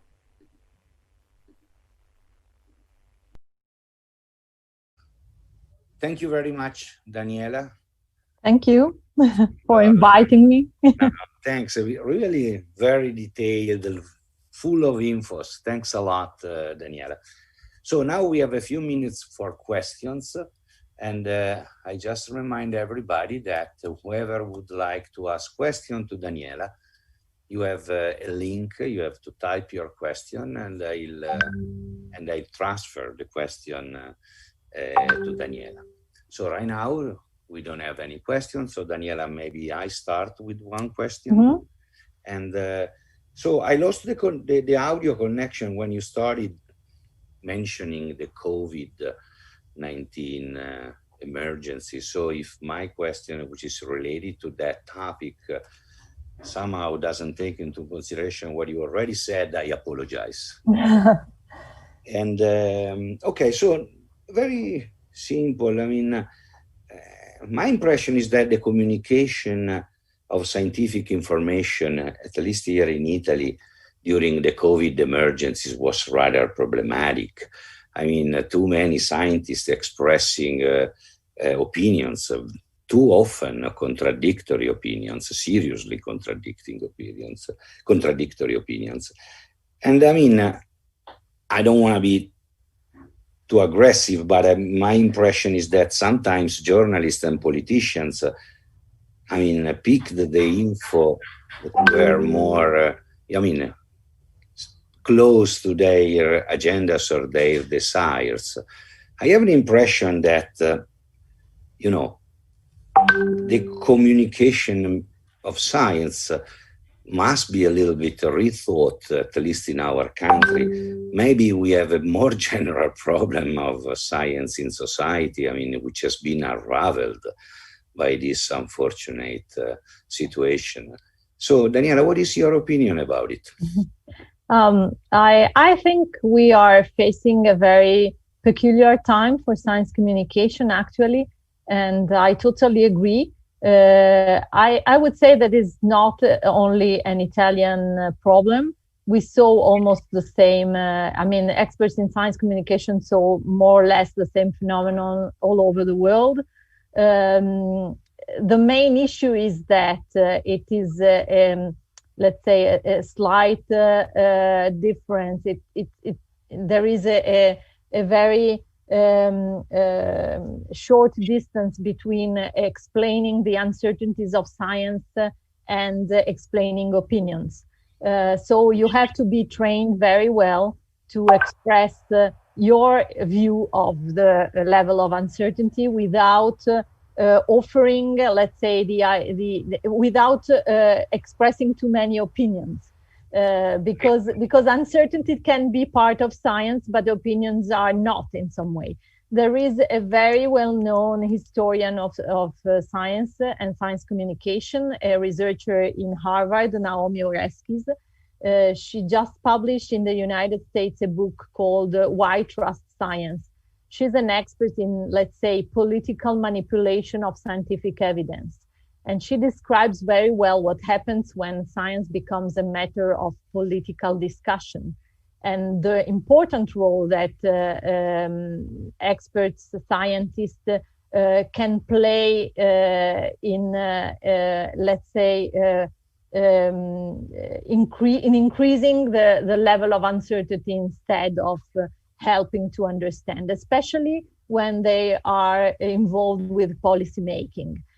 She uses examples from the history of science, like the tobacco industry involvement in the discussion about the cancerogenic effect of tobacco, or even the climate change. And COVID-19 is exactly the same issue.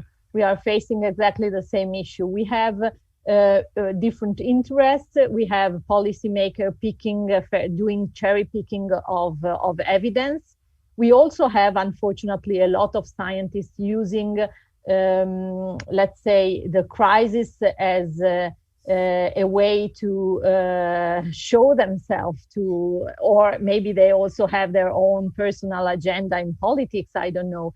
And I think this is an issue in one way. In another way, we have an issue in Italy with the level of journalism. The general journalism is not very well trained in science journalism, and we don't have, unfortunately, any more science journalists in the main newspapers. And this is also a problem, because a trained science journalist is able to disentangle opinion from facts, and this is not so easy for someone who has no training in science. So the two things together brings to a big issue that we are facing now.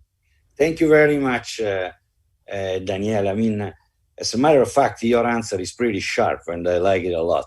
And I like a lot the distinction that you're making between uncertainty and opinions. which is really a big issue. There are a lot of things I would like to discuss, maybe in another moment. Right now, I have 3 questions for you. Yes.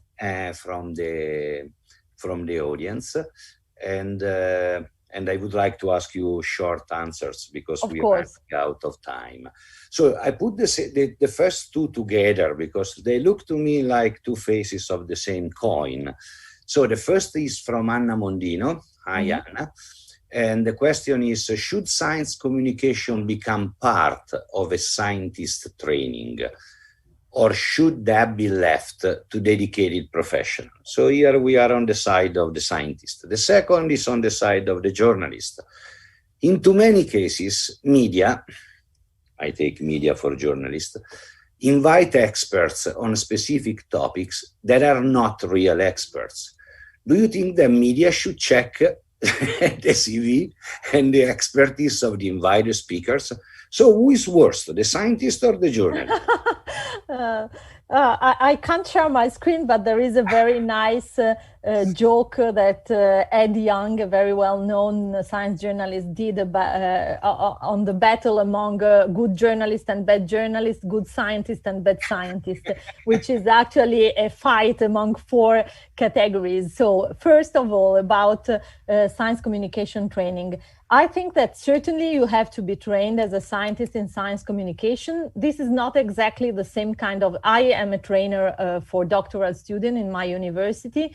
It's not exactly the same training I give to journalists, because it's not a training aimed at doing science communication. It's a training aimed at interacting with a professional that will write or record or anything, will produce the final outcome. So it's not exactly the same thing, but certainly you have to know how we work as science communicators. If we don't work together, we don't have a good result. And the second question was about journalism, my friend. Journalism. They read the check an expert. Yeah, certainly we should be able to choose better experts. I would say that the expertise, it's an issue in Italy at large. I was involved for many years. One of my duties is to work in the intersection between neuroscience and law. And in court, we have the same issues with experts. You know that sometimes scientific experts in court are not the good ones, and you have as experts in front of a judge people that is not really experts. It's the way we have in Italy to select experts at all levels, from the parliament to the courts to the journals. To the institutes, maybe. Also to the research institute, maybe. This is not exactly. You didn't say. Who knows? I don't want to say, but yes, of course, we have a problem with expertise, certainly. Good. So I forgot to mention that the second question was from Paolo De Paoli. So the last question here, I really need a very telegraphic answer, because the question is big. Is from Nicolas Garin. And the question is, how can a cancer institute, now we are on another level, communicate its research data to citizens?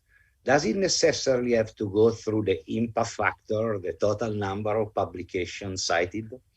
No, absolutely not. I'm against a selection based on impact factor for cancer communication. And the reason is that what is impactful for the society is not necessarily what is more important for science. Very good. Wow. Thank you very, very much, Daniela. It has been really a nice lecture, and also I guess you provide us with nice answers. Sorry for the naivety of our questions. Not at all. Thank you very much for attending, for helping me in this interaction. Thanks a lot. So I think that this special lecture session is over, and I leave then to the Regia how to go ahead with the next one. Again, thanks, Daniela. Bye-bye. Thank you. Bye-bye.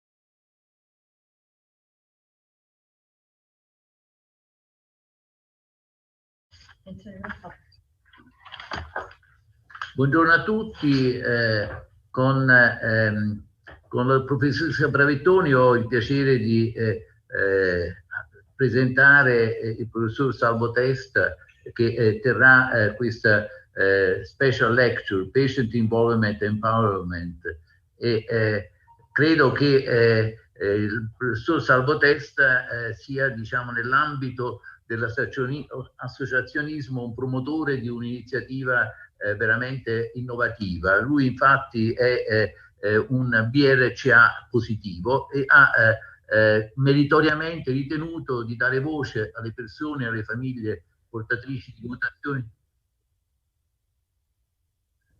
Noi siamo d'accordo che lo facciamo in italiano, siamo d'accordo che lo facciamo in italiano perché siccome la relazione in italiano, così sono stato autorizzato al professor Pellicci. Va bene, allora dicevo, meritoriamente ha ritenuto di dare voce alle persone, alle famiglie portatrici di mutazioni genetiche germinali, creando una fondazione Mutagens che è composta, è stata promossa ed vede la partecipazione attiva di una serie di persone che presentano questa mutazione. È un'iniziativa questa particolarmente importante perché significa mettere in condizioni di conoscere non soltanto le istituzioni e gli addetti ai lavori, ma anche l'opinione pubblica di questo tipo di mutazione che certamente è largamente presente ma altrettanto largamente ignorata nella popolazione. Io voglio solo ricordare che il professor Testa è professore di management dell'Università Bocconi di Milano ed è anche consulente di direzione e consigliere di amministrazione nel settore delle imprese della moda. Ha avviato una serie di collaborazioni anche scientifiche di cui però credo converrà parlare al termine della sua relazione, che magari se si contiene lasciando 5 minuti di tempo libero può dare spazio alle domande. Credo che Gabriella Bravettoni forse vorrà aggiungere qualche cosa, altrimenti abbiamo direttamente la relazione del professor Testa. Gabriella. Io mi associo solo 2 secondi per dire intanto grazie e anche grazie Francesco di questa parte di introduzione. Volevo fare i miei complimenti in realtà a Salvo per tutto il grande lavoro che lui sta facendo con l'associazionismo e con un bellissimo progetto che spero sarà presto a conoscenza di tutti, che sta portando avanti. Una nota che vorrei aggiungere riguarda il fatto che non può esserci un progetto in oncologia, e soprattutto se noi parliamo di progetti che abbiano a che fare appunto non sulla ricerca di base, ma con i pazienti e per i pazienti, che non includano i pazienti stessi e i loro familiari.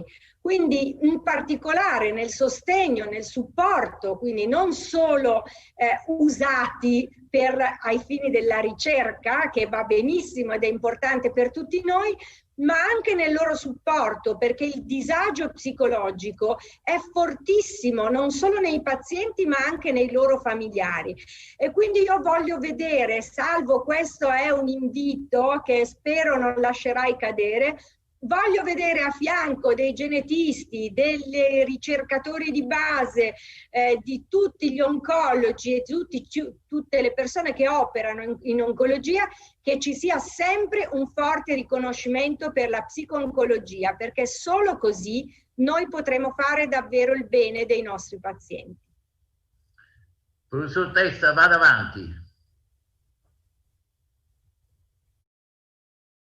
Buongiorno a tutti. Intanto volevo fare un ringraziamento molto sentito a Ruggero De Maria, presidente di ACC, e a Pier Giuseppe Pellicci, direttore scientifico, che devo dire mi hanno sempre un po' incoraggiato in questo progetto di questa associazione Mutagens. Quindi li ringrazio già per quanto hanno fatto finora. In verità mi hanno incoraggiato a farlo ancora prima che Mutagens nascesse, visto che è nata nel febbraio di quest'anno, e quindi doppiamente li ringrazio anche per questa opportunità che mi hanno dato di parlare a voi tutti. Quindi diciamo il mio intervento è volto un po' a toccare questo tema del patient involvement and empowerment, quindi del patient engagement, e lo faccio dalla prospettiva di una neocostituita associazione, Mutagens, appunto, che rappresenta i portatori di mutazioni genetiche germinali. Brevemente l'agenda. Intanto premetto che io stesso ovviamente sono un portatore sano di mutazione germinale, sono in particolare BRCA1, con una famiglia, diciamo, con una casistica significativa di tumori al seno e all'ovaio. Quindi anche per questa ragione ho deciso, diciamo, di avviare questo tipo di iniziativa proprio per cercare di fare qualche cosa per sostenere le persone che hanno questo tipo di sindromi. Quindi brevemente dall'agenda, intanto vedete sulla destra la foto dei soci fondatori che rappresentano diverse, diciamo, mutazioni germinali, quindi BRCA, Lynch, ATM, cancro gastrico, insomma ne abbiamo diverse rappresentate. Infatti l'idea è di, diciamo, comunque occuparsi delle più importanti, insomma, mutazioni germinali, e quindi era anche giusto avere nella compagine associativa, nei soci fondatori, una rappresentanza delle varie sindromi. Quindi come vedrete, diciamo, nei primi punti cercherò di delineare un po' quella che è la visione, diciamo, dell'associazione Mutagens, quindi anche quali sono un po' le idee che ne stanno alla base. Poi approfittando appunto della presenza qui al congresso di ACC, parlerò anche di questo accordo strategico che noi abbiamo fatto fin dall'inizio con Alleanza contro il cancro, e poi vi presenterò anche quelli che sono i progetti in essere che abbiamo già avviato in questi primi mesi, che hanno un po' tutti come fil rouge appunto quello del patient engagement e quindi del coinvolgimento comunque dei pazienti sani e malati che sono portatori di sindromi ereditarie. Poi, diciamo, alla fine vi parlerò anche di un progetto che è appena partito, anzi più che partito è ancora un'idea di progetto che stiamo discutendo con tutta una serie di interlocutori. È un progetto molto importante che in un certo senso segnerebbe anche un po' la missione dell'associazione Mutagens, e quindi ci tenevo proprio nella parte finale a parlarvi anche di questo progetto. E poi, diciamo, delle conclusioni anche per tornare appunto al tema del patient engagement. Benissimo, allora, ma qui andrò un pochettino veloce, anche perché queste sono cose che sicuramente, diciamo, voi conoscete meglio di me. Quindi noi come associazione che ha tra l'altro anche l'obiettivo di trasformarsi in una vera e propria fondazione di partecipazione in prospettiva, insomma, quando riusciremo anche a raccogliere abbastanza risorse finanziarie per poterci diciamo trasformare appunto in una vera e propria fondazione. Siamo nati guardando un po' quello che è il contesto sia scientifico che tecnologico in atto, che vede questo cambiamento, direi un po' rivoluzionario, dell'approccio generale così all'oncologia, ai tumori, legato soprattutto a tutti i progressi, diciamo, enormi in atto nella medicina di precisione, insomma, nei sequenziamenti, e quindi con un approccio sicuramente molto, molto più mirato e molto più efficace rispetto alle terapie tradizionali, insomma, fondamentalmente basate sulla chemioterapia, insomma, con le terapie tradizionali. E quindi questo tema della personalizzazione delle terapie, su cui si sta sempre più andando, ovviamente per noi che siamo, diciamo, dei soggetti un po' particolari che hanno queste mutazioni germinali, si pone in un modo sicuramente molto diverso e ancora più specifico rispetto a quanto non possa avvenire, ad esempio, invece nei tumori di tipo sporadico. Quindi al di là, diciamo, sicuramente di questo grande filone, no, di identificare le mutazioni druggable, insomma quelli su cui si possono poi, diciamo, trovare dei farmaci a bersaglio molecolare molto precisi, cosa che riguarda un po' tutti diciamo, coloro che sono affetti da tumore. Ecco, nel nostro caso, essendo portatori di mutazioni germinali, ci sono proprio, diciamo, dei filoni anche di tipo scientifico e di tipo poi farmacologico che sono assolutamente, diciamo, ad hoc e mirati proprio per questa tipologia di persone. Ecco, anche il modo di fare ricerca comunque sta cambiando pesantemente grazie a questo tipo di evoluzioni, quindi le conoscenze diventano sempre più complesse, sempre più, diciamo, integrate. Oggi, diciamo, è difficile comunque avere a che fare soltanto con uno specialista, non so, l'oncologo piuttosto che con il chirurgo o il patologo. Si parla sempre di più appunto di molecular tumor board e quindi comunque di un team interdisciplinare di competenze, ma non solo. Il concetto della rete di conoscenze sicuramente si sta anche, diciamo, allargando all'esterno comunque delle strutture, diciamo, sanitarie, delle strutture di ricerca, e le stesse strutture, diciamo, sia cliniche che di ricerca, che fanno ricerca in questo campo, sicuramente si trovano ad affrontare la sfida di dover mettere insieme, diciamo, dati, informazioni per poter arrivare a delle, diciamo, conclusioni ancora più efficaci, almeno dal punto di vista, diciamo, dell'attività di ricerca.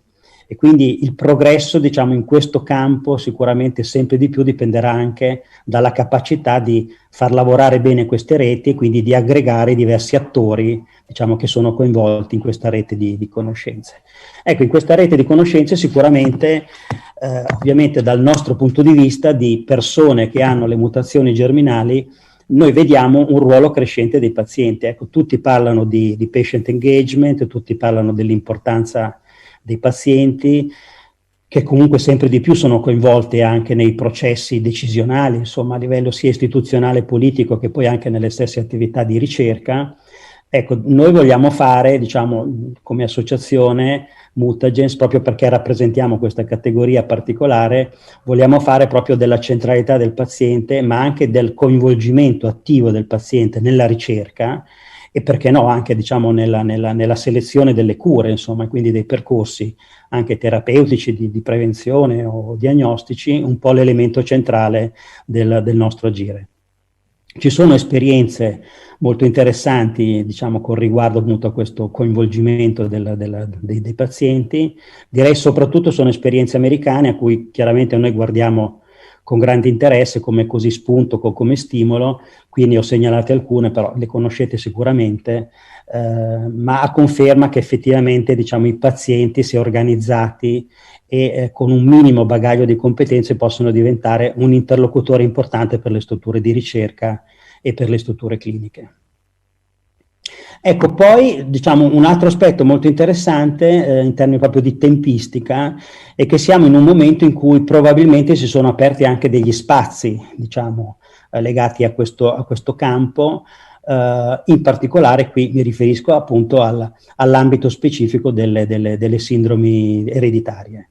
Diciamo, già c'è stato un primo tentativo fatto con il PNP 2014-2019 con i percorsi ad alto rischio eredofamiliare che, diciamo, ci sono sulla carta, anche se poi nella pratica non sono completamente attuati, e poi molte regioni sono ancora in ritardo, diciamo, nell'avvio concreto di questi percorsi per prendere, diciamo, in carico queste persone. Ci sono anche dei ritardi purtroppo molto importanti nei LEA e quindi anche nella possibilità quindi di essere esentati, diciamo, dal pagamento del ticket delle numerose visite e controlli che comunque sono legati a questo tipo di percorsi, proprio per l'alto rischio a cui sono soggette queste persone e quindi per la sorveglianza stretta che deve essere attuata su questi soggetti. Ecco, invece la nuova prospettiva molto interessante che sicuramente si aprirà è quello del piano nazionale genomico, piano per l'innovazione sulle scienze omiche, che di fatto sta partendo,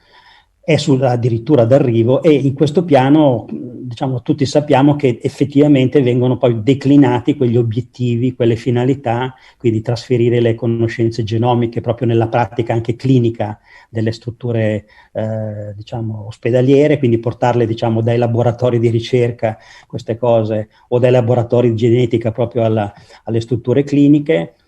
Cercare appunto di creare dei percorsi, diciamo, di prevenzione, diagnosi e anche terapia molto più mirati, che tengono conto anche delle specificità del singolo caso, del singolo paziente, e più in generale far fare un salto di qualità anche culturale, scientifico e tecnologico all'intero sistema sanitario. Ecco, quindi noi guardiamo con grande, diciamo, interesse a questo contesto, diciamo, del piano genomico, perché pensiamo in questo contesto di poter avere un ruolo, oppure comunque di poter contribuire anche dal punto di vista dei pazienti.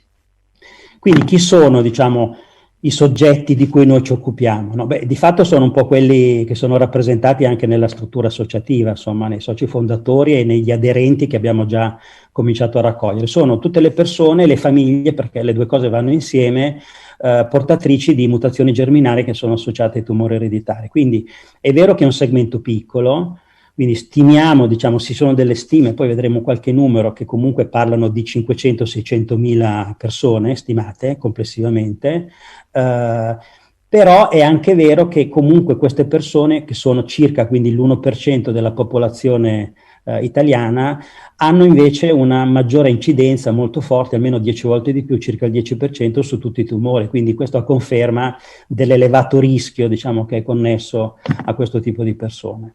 Ecco, la cosa interessante di questi soggetti è che comunque i geni che sono coinvolti in questo tipo di situazioni, diversamente dai geni, ad esempio, che sono legati alle mutazioni somatiche, sono abbastanza pochi, comunque ben circoscritti, e così pure gli organi. Quindi non sono tutti gli organi, diciamo, a essere colpiti, o comunque che sono colpiti da tumori correlati a mutazioni germinali, però ce ne sono alcuni in modo specifico, e quindi la ricerca, se vogliamo, e quindi anche non solo la ricerca, ma le soluzioni anche terapeutiche che potranno arrivare dalla ricerca sono mirate, diciamo, su degli ambiti ben riconoscibili. E quindi la popolazione target è sicuramente rappresentata sia da coloro che hanno già, diciamo, avuto un test genetico e quindi sono effettivamente, diciamo, persone, diciamo, portatrici di sindromi, ovviamente parliamo di varianti patogenetiche, ma anche delle tante persone che magari hanno, diciamo, qui è stata riscontrata una variante, diciamo, di significato incerto, quindi una VUS, oppure anche le tante persone che sappiamo, diciamo, che hanno probabilmente una qualche mutazione germinale, ma che non è stata ancora identificata in modo preciso, perché, insomma, qui dobbiamo fare anche i conti con una, diciamo, tecnologia e con una ricerca che è ancora un po' agli albori, e quindi non è che sappiamo ancora tutto. Ecco, quindi c'è tutto uno spettro di persone, anche di famiglie, che in effetti non ha ancora trovato delle risposte più o meno definitive, come possono essere i portatori, ad esempio, delle mutazioni BRCA e Lynch, che sono le più note, diciamo, e anche le più diffuse.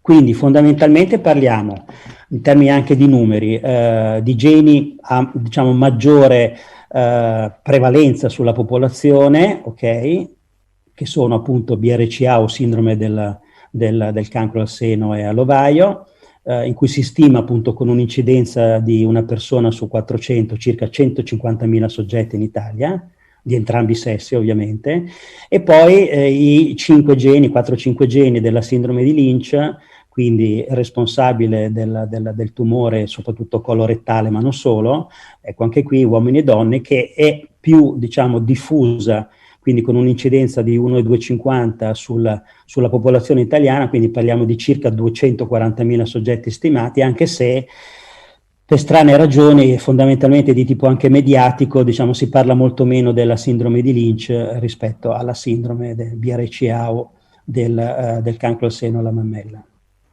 E poi non vogliamo trascurare, diciamo, le altre sindromi minori, chiamiamole così, insomma la FAP, il CDH1, quindi o cancro gastrico diffuso, l'ifraumeni, la sindrome di Cowden.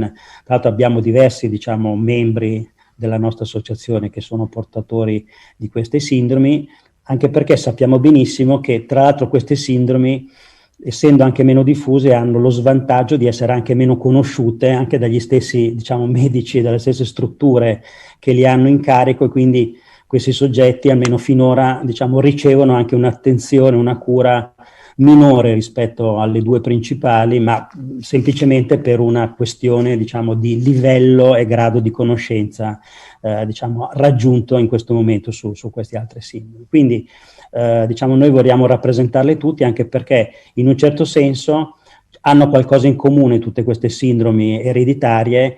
In ogni caso sono sindromi che girano nelle famiglie, quindi tutti gli aspetti, non dico tanto quelli strettamente clinici, medici, terapeutici, ma anche tutti gli aspetti psicologici della relazione con la famiglia, con i propri cari, la trasmissione della sindrome, della mutazione ai discendenti, quindi ai figli, eccetera, sono tutte problematiche comunque comuni a tutte queste sindromi, e quindi noi le consideriamo come facenti parte comunque di un'unica condizione di cui in qualche modo vogliamo darci carico.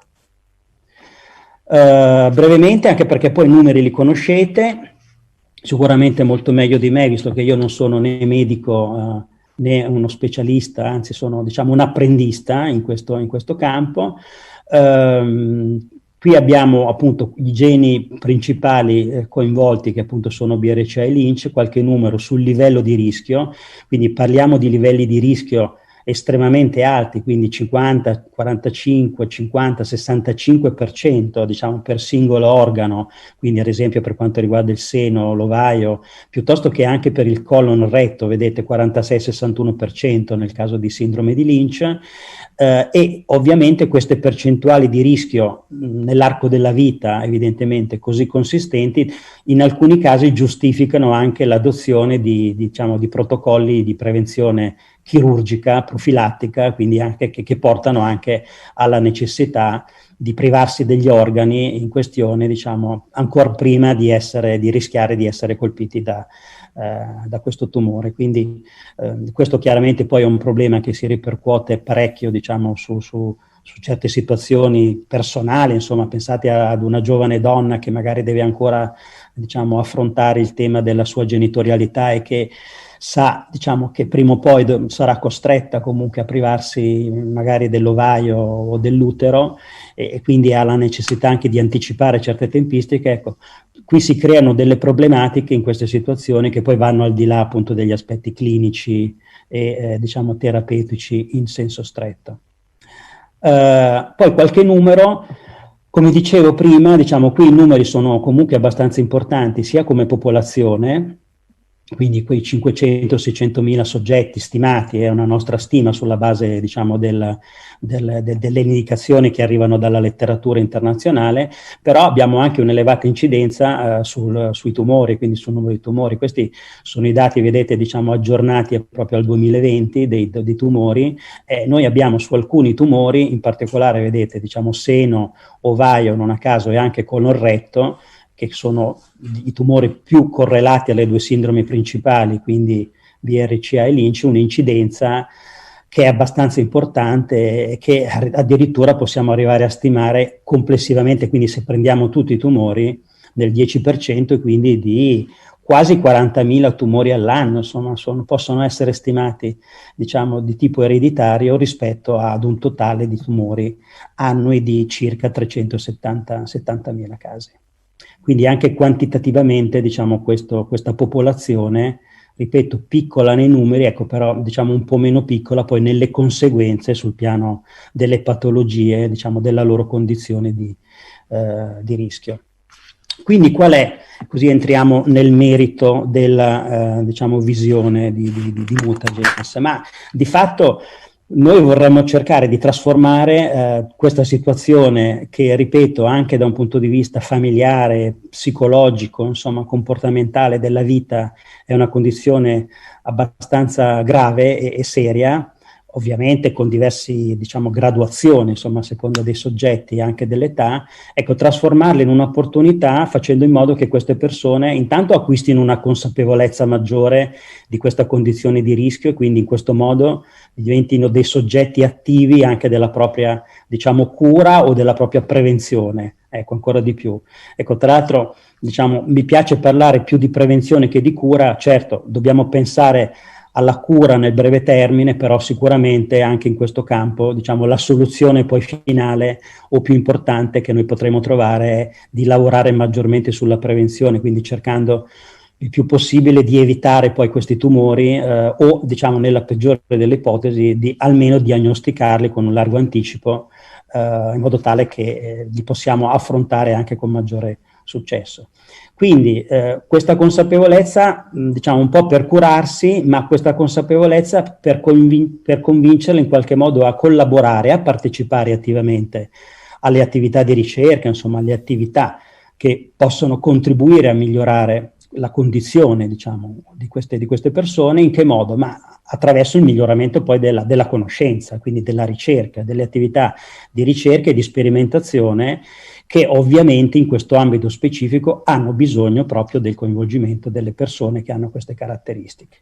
E qui sicuramente, diciamo, come forse l'esperienza del BRCA è quella che può insegnare di più, i risultati che si possono ottenere in questo ambito sicuramente nel medio-lungo termine possono essere validi e importanti anche per i tumori sporadici, quindi anche per i soggetti che hanno, diciamo, queste malattie senza una base, diciamo, genetica, germinale, ereditaria come gli altri, insomma. Quindi sostanzialmente noi stiamo, diciamo, cercando di dare un contributo dal punto di vista del paziente per fare in modo che anche le informazioni, i dati che arrivano dal paziente vadano ad integrare tutti i dati e le informazioni che comunque oggi si stanno mettendo, diciamo, in rete proprio per cercare di portare avanti questo approccio appunto alla medicina di precisione, insomma, che sappiamo è nata non tanto tempo fa, quindi sono veramente pochi anni, diciamo, che è nato questo tipo di filone, e quindi il ruolo dei pazienti all'interno di questo grande, diciamo, nuovo, diciamo, scenario della medicina di precisione sicuramente diventerà sempre più importante.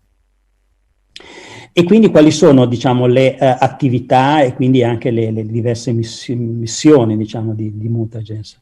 Allora, come dicevo prima, sicuramente intanto, diciamo, fare informazione, fare divulgazione scientifica, fare formazione, direi non soltanto ai pazienti o, diciamo, per pazienti intendo sia persone affette che persone sane a rischio, che hanno queste mutazioni, ma anche ad esempio i medici di famiglia che poi vedremo, diciamo, potrebbero avere un ruolo molto importante soprattutto a livello di prevenzione, e che loro stessi hanno bisogno comunque di acquisire delle conoscenze specifiche anche in questo ambito. Poi sicuramente un contributo alla ricerca medico-scientifica, in questo senso l'alleanza con ACC e anche con l'IRCS che noi abbiamo già messo in atto, diciamo, ne è in qualche modo la prova.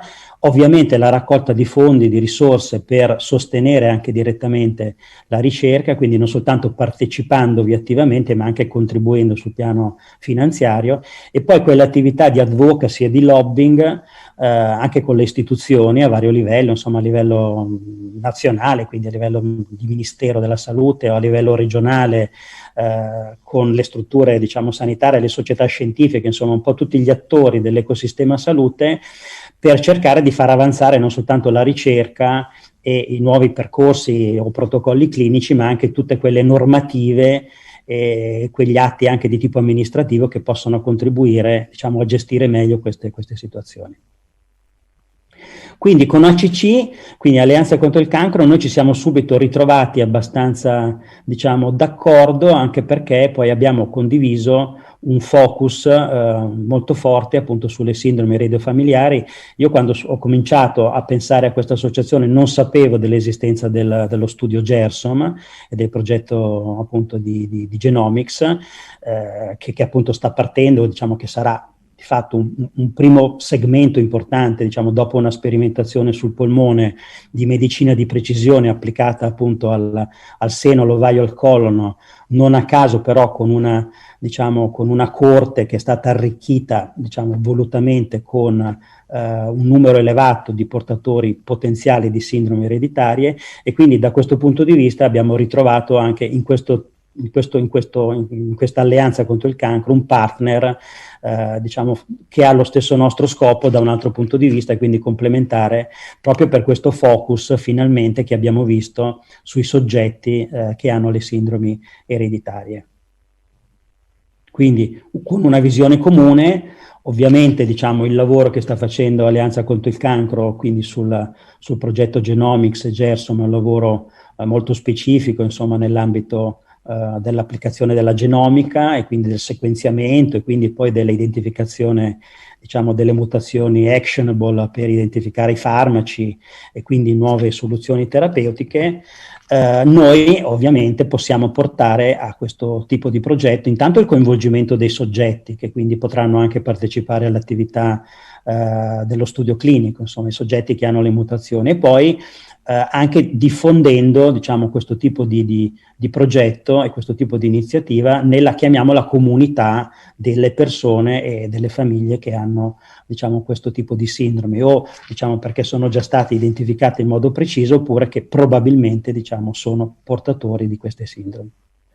Quindi è stato fatto un accordo con Alleanza contro il cancro che ha visto in Mutagens, diciamo, un po' un alleato, quindi un soggetto che appunto mettendosi dalla parte delle persone con queste sindrome poteva contribuire in modo specifico a questo progetto. Quindi ecco, anche qui, diciamo, c'è stato già un inizio, diciamo, di ragionamento appunto sull'importanza del patient engagement, cioè di quanto anche in studi clinici così avanzati, così tecnologici, così innovativi, anche estremamente complessi, insomma, dal punto di vista, diciamo, poi delle tecniche e anche delle soluzioni, comunque fosse importante anche mettersi, diciamo, ad ascoltare le persone, coinvolgerle, quindi ad acquisire anche poi dati e informazioni che arrivino anche dalla parte del paziente. Quindi con ACC abbiamo messo in pista un primo progetto molto importante che poi di fatto stiamo sviluppando con un primo nucleo di IRCS pilota che appartengono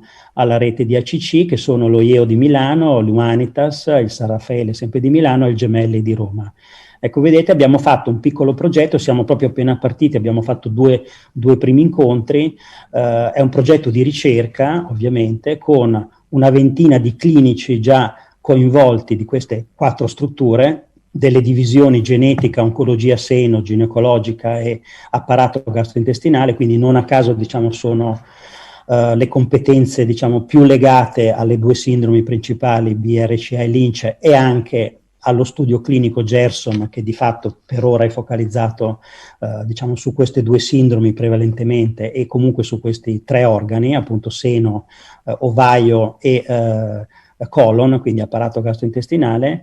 Abbiamo creato una piccola struttura di coordinamento e di fatto questo è già un modo con cui si lavora insieme, da una parte i clinici, dall'altra rappresentanti dei pazienti, per definire, come vedete qua, diciamo anche in modo complementare rispetto a quello che fa ACC.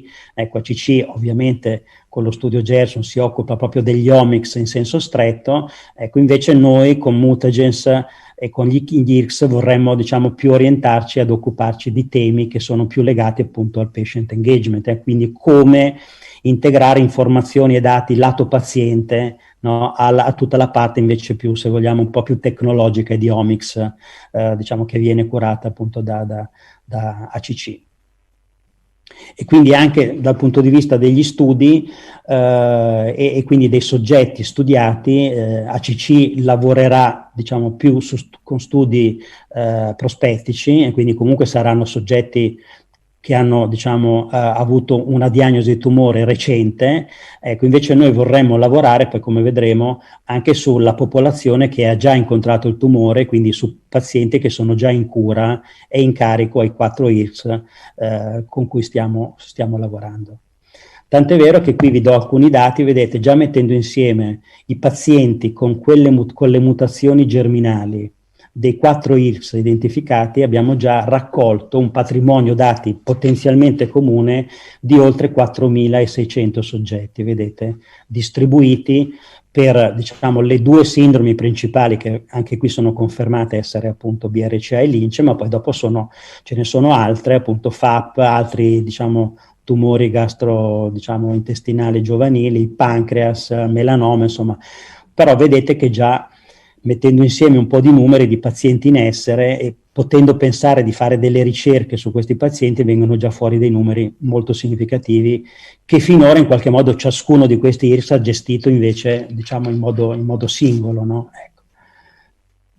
Ecco, i temi su cui noi stiamo lavorando sono questi, vedete, stiamo comunque sviluppando, definendo di sviluppare dei temi insieme legati sia alla fase di predizione e di screening, quindi ad esempio il tema di trovare delle nuove metodiche per coinvolgere, diciamo, i pazienti e anche i medici di famiglia nello screening di queste persone e famiglie, il tema molto delicato anche di come si comunica poi all'interno della famiglia, no? Cioè l'esistenza di queste mutazioni, quindi come si può cercare anche di fare un lavoro all'interno della famiglia, diciamo, per andare un po' a screenare, insomma, tutte le persone che possono essere portatrici, ma anche, di fatto, anche quelle che poi invece, per loro fortuna, non sono soggetti mutati e che quindi possono continuare, diciamo, a fare i controlli abituali che fanno tutti, diciamo, tutte le persone che non hanno questo tipo di rischio. E poi la seconda parte, forse la più importante, sicuramente noi vogliamo orientarci a lavorare più sulla parte di prevenzione, quindi sia primaria che secondaria.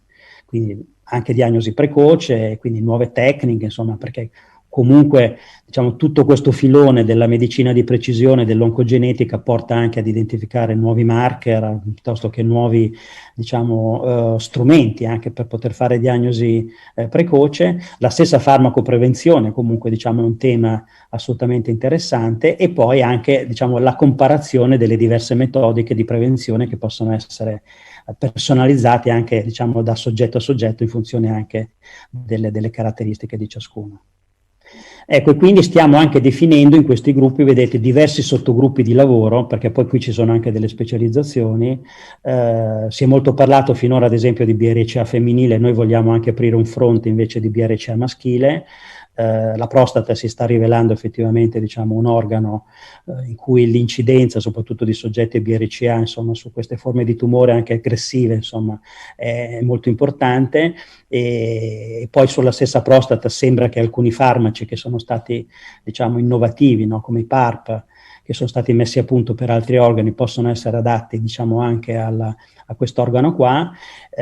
Quindi, diciamo, BRCA sicuramente un paio di, diciamo, di sottogruppi, uno sul femminile e l'altro sul maschile, poi sicuramente ci sarà un gruppo Lynch. Ecco, poi stiamo decidendo anche in termini di priorità se aprire anche, diciamo, dei fronti su diciamo, dei tumori che hanno diversi organi, cioè diversi, diciamo, geni o diverse sindromi responsabili, quindi non una in modo specifico, come il melanoma e il pancreas, per le quali forse varrebbe la pena di mettere insieme, diciamo, dei gruppi specialistici sull'organo e fare, diciamo, delle valutazioni, degli approfondimenti anche sulle diverse sindromi che sono responsabili di questi tumori.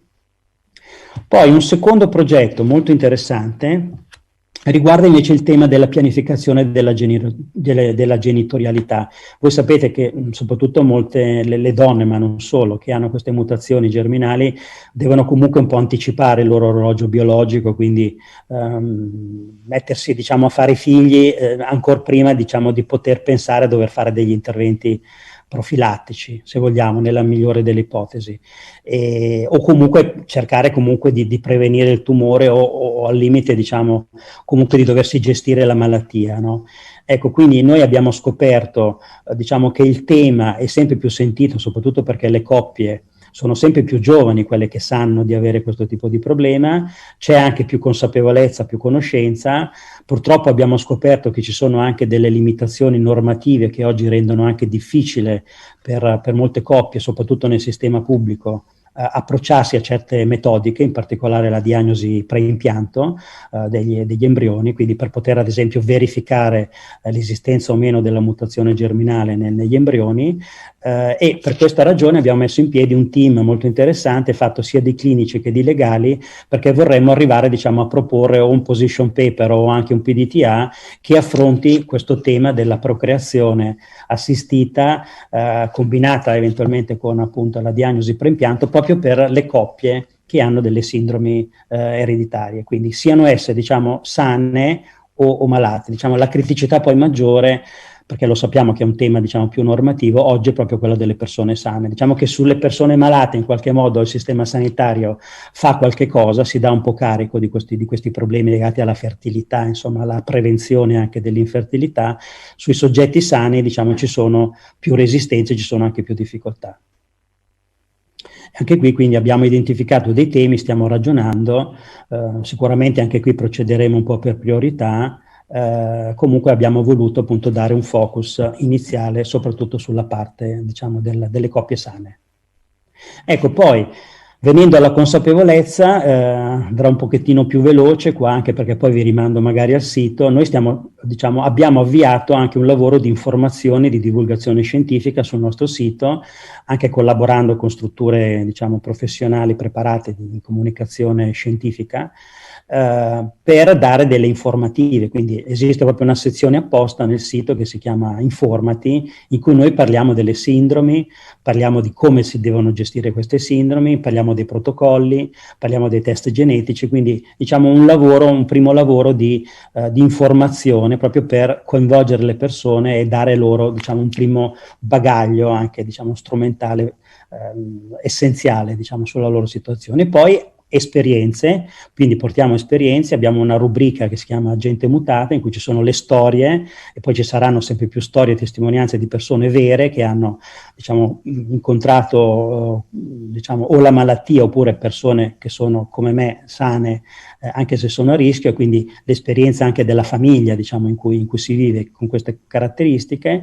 E poi abbiamo ovviamente intorno al sito costruito anche poi un sistema di social media, in particolare con Facebook. Quindi abbiamo un gruppo anche privato, quindi in cui ammettiamo soltanto persone con mutazioni germinali, che oggi è fatto di più di 200 persone, e che è anche, diciamo, un gruppo un po' di ascolto e di confronto e di discussione, che tra l'altro noi pensiamo, diciamo, di coinvolgere sempre di più in tutte le attività che riguarderanno poi l'associazione. E poi abbiamo già in animo, questo è un progetto in essere, di dare anche un servizio per orientare queste persone a delle strutture, diciamo, ospedaliere o a dei medici che possano effettivamente prendere in carico ad alto livello queste situazioni specifiche. E quindi anche con i nostri partner IRCS con cui facciamo ricerca stiamo definendo una modalità con cui anche trasferire informazioni, diciamo, concrete su come orientare queste persone che spesso non sanno anche da chi andare, insomma. Poi l'Italia, sapete, è molto lunga, non in tutte le strutture ci sono le competenze per dare delle risposte a queste situazioni, quindi noi vogliamo anche aiutare le persone, diciamo, in questo percorso. L'altro aspetto, un altro progetto molto importante su cui stiamo lavorando è quello di creare un'app Mutagens, quindi un'app lato paziente che quindi serve ai pazienti anche per gestire la propria situazione, ad esempio i propri percorsi clinici di sorveglianza o di prevenzione. Quest'app secondo noi potrebbe diventare anche uno strumento di coinvolgimento, appunto di patient engagement di queste persone per l'attività di ricerca. È un progetto ambizioso, ne abbiamo già discusso con alcuni dei nostri partner clinici, le strutture più avanzate si stanno orientando all'utilizzo, diciamo, del digital health, insomma, quindi di questi strumenti digitali di coinvolgimento del paziente, quindi anche noi siamo già orientati a sfruttare questo tipo di opportunità. Poi i trial clinici, ecco, qui abbiamo già fatto un accordo molto interessante con l'AIOM. Sapete che l'AIOM pubblica, diciamo, un database sugli studi clinici più importanti in essere in Italia per i pazienti oncologici. Non esisteva una sezione specifica per i pazienti con sindromi germinali. Stiamo appunto definendo con AIOM la possibilità di estrarre questo tipo di informazioni, quindi poi di mettere a disposizione le informazioni sugli trial clinici disponibili proprio per i soggetti che hanno questa condizione, proprio per orientare maggiormente queste persone a mettersi in contatto con le strutture che partecipano a questi studi clinici. Ecco, questo lo considero una cosa importante, sicuramente per la ricerca è molto importante, ma anche per facilitare un rapporto tra domanda e offerta, se vogliamo, di trial clinici. In taluni casi voi sapete che i trial clinici sono anche un po' un'ultima spiaggia, un'ultima occasione per pazienti sui quali, diciamo, le terapie tradizionali magari consolidate non hanno avuto ancora efficacia, per cercare, insomma, di provare qualche cosa di nuovo, anche se sperimentale, per, se non altro, cercare di allungare, insomma, la propria vita. Quindi ha una valenza anche quasi etica, diciamo, questo tipo di progetto, oltre a quella scientifica in senso stretto. Ecco, e qui e concludo, diciamo, l'ultimo progetto che stiamo cominciando a discutere con alcuni dei nostri partner, diciamo, istituzionali, quindi Ministero, Alleanza contro il cancro, gli IRCS e quant'altro, addirittura si pone l'obiettivo a 5-10 anni, non lo so, ecco, diciamo un progetto medio-lungo termine di scovare e identificare tutti i portatori di sindromi genetiche germinali nel nostro paese. Quindi quel numero di 500-600 mila, magari un po' meno se pensiamo all'età adulta, però noi sappiamo che col tempo e con metodo e lavorando insieme con tutti gli attori che contano, pian pianino si potrebbero scovare, tirare fuori e poter disporre di questa popolazione, poter fare attività diciamo clinica e anche di ricerca su questa popolazione sicuramente alzerebbe di parecchio diciamo, il tasso di successo diciamo, nelle risposte del sistema della salute a questo mondo. Quindi, in sintesi, qui vengo alle conclusioni, come vedete con la nostra associazione e insieme con i partner che abbiamo coinvolto, di fatto noi lavoriamo a 2 livelli, diciamo un primo livello è quindi quello del coinvolgimento diretto dei pazienti per renderli sempre più consapevoli, in qualche modo anche esperti e quindi conoscitori anche della loro diciamo condizione. Questo secondo noi è fondamentale perché soltanto la conoscenza e la consapevolezza può portare poi questi pazienti a collaborare a vari livelli, quindi sia nella propria diciamo nella presa in carico di se stesso, della sua salute, sia nell'attività di ricerca. Ecco, dall'altra parte invece l'altro fronte invece è quello di tutti gli attori dell'ecosistema salute, i più importanti, i più rilevanti, inclusi i medici di famiglia, che comunque noi vogliamo coinvolgere, soprattutto in quell'ultimo progetto, appunto per andare a scovare le persone, le famiglie che hanno queste sindromi, ma non solo medici di famiglia, i clinici, le strutture ospedaliere, i ricercatori, le società scientifiche, anche le aziende farma, con alcune delle quali abbiamo già cominciato a collaborare, quindi noi vogliamo metterci, diciamo, a collaborare con loro, anche spingerli magari a fare dei progetti sempre più mirati rispetto a questa popolazione che noi rappresentiamo e in questo modo, diciamo, saldando il coinvolgimento dei pazienti con il network che stiamo mettendo in piedi, noi riteniamo di poter dare, diciamo, molto modestamente e sempre con un ruolo, diciamo, che guarda il punto di vista del paziente, un contributo a questa grande sfida. Ecco, io ringrazio tutti per l'attenzione e per qualsiasi informazione e contatto, evidentemente sono disponibile anche con i miei soci, trovate tutte le informazioni sul sito di Mutagens, www.mutagens.it. Grazie a tutti per l'attenzione.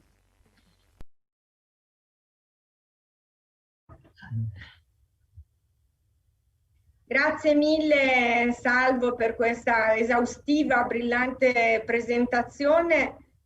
Io lascerei la parola a Francesco De Lorenzo per una chiusura perché siamo andati molto oltre i termini. Dimmi tu Francesco se... Io credo che non c'è spazio per le domande, posso soltanto concludere dicendo che le iniziative di Mutagens sono molto importanti ma troveranno, diciamo così, concreta e ampia attuazione in un contesto più ampio di interazione con le associazioni dei malati e devo dire che già qualche anticipazione con Mutagens, con il capitolo che è stato fatto l'anno scorso nel rapporto di FAO sulla mutazione genetica si è avviata un'iniziativa concreta per esempio per le linee guida dell'INPS sulla valutazione medico-legale della disabilità con mutazione genetica e quindi valutare anche il valore dello stress. Io vorrei soltanto aggiungere una cosa, nell'ultima diapositiva non ho notato 2 aspetti importanti, quelli cioè non soltanto del paziente esperto ma delle associazioni dei pazienti, perché soltanto insieme nella federazione e con tutte le associazioni si può sviluppare un'iniziativa concreta anche di informazione verso la popolazione target. E poi un'altra cosa che onestamente noi come associazione dei malati diciamo sempre, attenzione a non cedere tutto l'aspetto relativo all'informazione sui test genetici, sull'informazione genetica ai genetisti, ma teniamo conto che parlando di cancro lo psiconcologo ha un ruolo molto importante anche nel seguire nel tempo le persone che hanno questo stress che non può che essere visto in un contesto dove la psiconcologia ha il suo punto di riferimento centrale. Grazie a tutti per aver avuto la possibilità, agli amici Pellicci e gli organizzatori di ACC per averci dato anche questa possibilità di valorizzazione del ruolo dell'associazione dei pazienti e diamo la parola alla prossima relazione, alla prossima lettura. Grazie a tutti.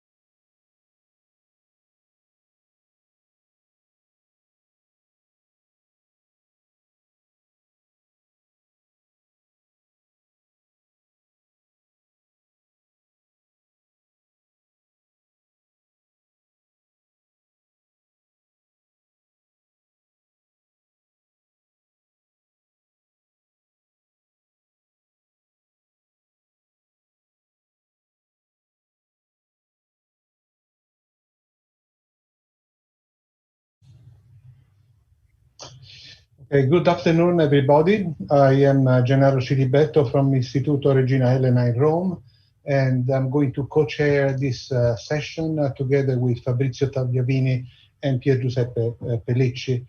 So I'm going to give a very short introduction to this important highlight session 2 on high definition oncology. We are going to talk about data, the use of data, the possibility to share data about patients, and we are going to talk about the digital transformation that we have to undergo in our institute in the near future in order to interpret data and draw important informations about the response of our patients to therapies. So I'm going to introduce the first speaker. I'd like to thank Professor David Kerr for accepting our invitation. Professor Kerr works at the Radcliffe Department of Medicine, University of Oxford. He is an expert, is professor of cancer medicine and expert in particular of the study of colorectal cancer, early stage colorectal cancer, where his contributions has saved thousands of lives over the past 2 decades. He has received several awards, has contributed to more than 350 papers, and also to the generation of various biotechs. From the title, you will already perceive his role in the use of data and international collaboration. So the talk is going to be indeed international collaboration to collect real-time anti-cancer drug delivery data. So thank you very much, Professor Kerr, for accepting the invitation. Gennaro, thank you for those kind words. Let me bring warm words of greeting from the Dreaming Spires of Oxford. Delighted to be here amongst so many old friends from my ESMO days. Apologies from me, I have 2 small children and I have a cold, so I'll be coughing and spluttering, not COVID, but just simple cold as we go through. But thanks for those kind words of introduction. What I'd like to talk about is something that we set up with colleagues in IQVIA, particularly Dr. Ashley Wilmore, something that we call the Oncology Data Network. And exactly as Gennaro said in his introductory words, we need to find a way of harnessing the revolution in digital data so we can apply this better to the benefit of our patients. The idea behind the ODN, the Oncology Data Network, was to set up a service that would involve potentially hundreds of centers, hundreds of thousands of patients, and if we could scale this across Europe. We want to enable the quality of care. I'm very interested in benchmarking. I would love to be able to compare our cancer outcomes in Oxford with those in Milan, in Rome, in New York. So how do we drive quality up? We need to have a common data framework to do that. Everything that we do is about connecting the cancer community, as we're doing today, sitting around this table together. And I'm interested in guidelines from my ESMO days, the power of guidelines to level treatment standards up the way, and of course, building research networks. And if we can do this and generate real world data, then it allows us to interpret those data without latency and hopefully in real time. The objectives were large to build this network of collaborating centers. We thought that the key deliverables were speed. We wanted near real-time analysis. I don't know about the cancer registry functioning in Italy, but in the UK in the old days, it was always 2 years out of date. So we were always looking back over our shoulders to try and project into the future. So something around speed, scale. If we can capture all cancer types coming from this wide network of hospitals, it would allow us to support meaningful analysis into rare tumors, something that my friend, I'm sure Jean-Yves Blay, has already discussed within this fantastic symposium. The data need to be robust, and the strength of IQVIA were to try to create an automated data extraction technique So rather than imposing a new electronic patient record, could we develop a system that could take out the data points that we need and bring these into a data warehouse that would allow us to analyze them? Longitudinality is something that we often miss when we undertake audits and so on. So can we follow individual patients along a pathway? We would like to look at comparability. So a strong data construct that allows us to compare apples with apples. And of course, with GDPR, we need to be very aware of data security. One of the things I've learned, particularly in Oxford, working with another friend, Sir Richard Pito, is that if we're going for very large-scale data collection, very robust, very statistically confident, we need to focus down on a smaller number of parameters that we measure. So if we're going for scale, I would rather collect concise, simple data sets, because if we start to make them overly complicated, we fail. We learned that with our large population-based studies. So we wanted to look at data fields that were important and that we could aggregate to generate outputs for a wider information service. So patient demographics around registration, the key elements of diagnosis using the ICD-10 coding system, getting a feel for stage, histology, and so on. Treatment plan selection. Why was that treatment plan constructed for individual patients? What treatment was dispensed? Was the treatment administered according to planned dose and so on? Were there any treatment plan changes? And what we haven't got response rates, we haven't got progression-free survival, we don't have 5-year survival, because we know there are other large data initiatives going on in Europe looking at precisely those endpoints. And we thought this was something that would fit into that bigger picture, but with a focus on our specialty, my specialty, of delivery of chemotherapy. This is a very simple cartoon of the structure.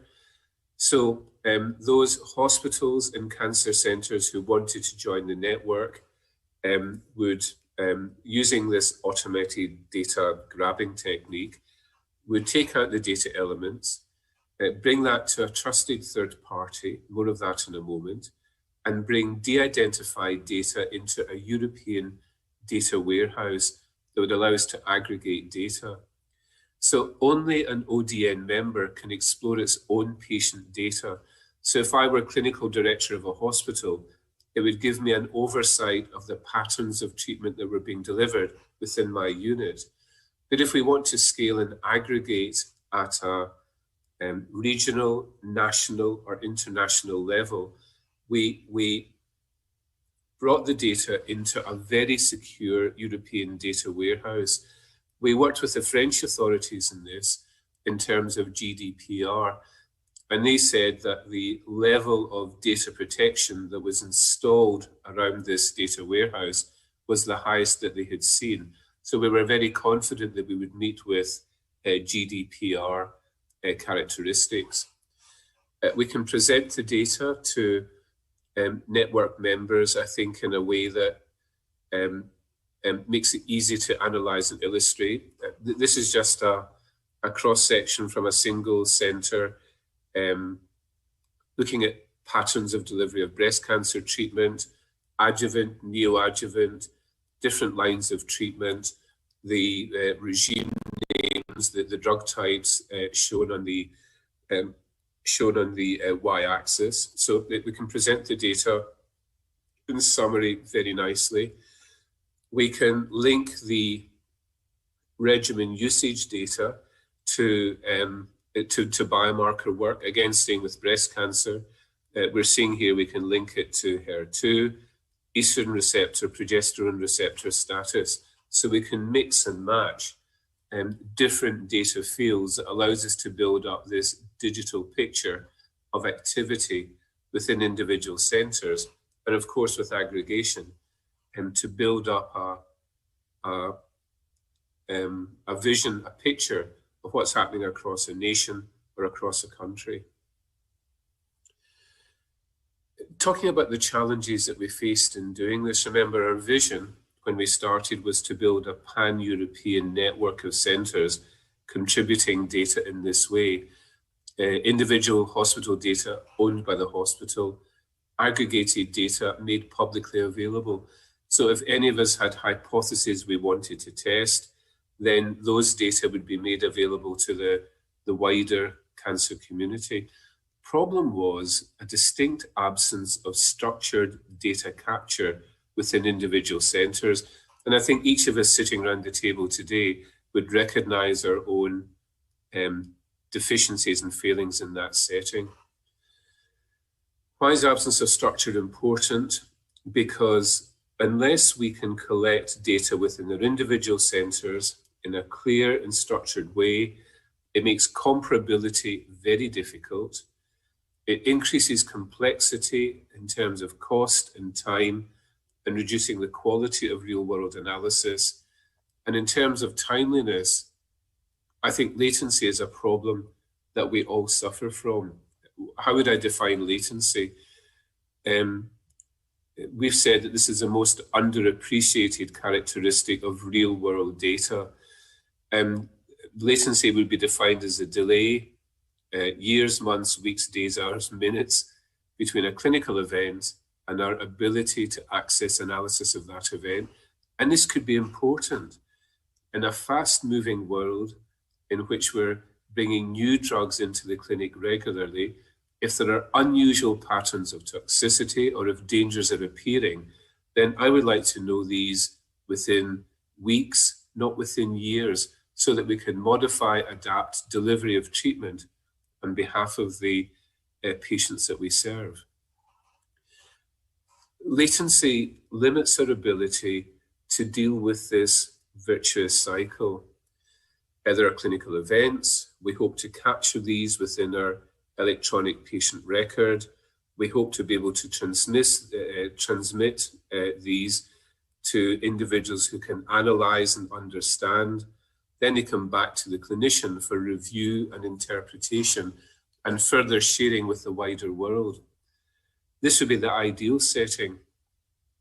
The problem is that in so many of our hospitals across Europe, across the world actually, most of the data capture initiatives are heavily dependent on manual data inputting.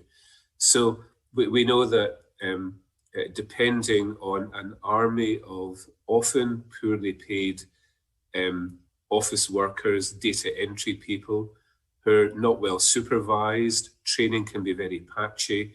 The quality of data coming in at the beginning is often poor.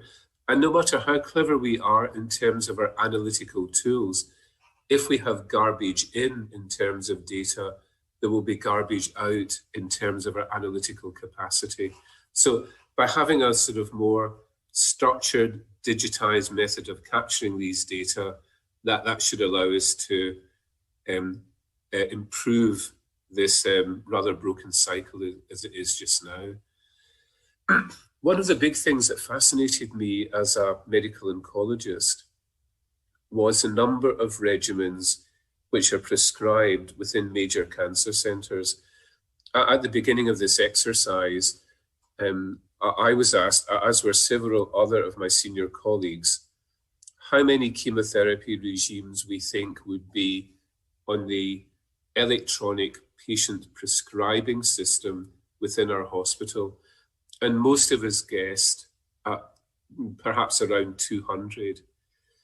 When we actually started generating data from over 100 hospitals who were in our network, we discovered that there are 2,000. Now, I found this completely remarkable.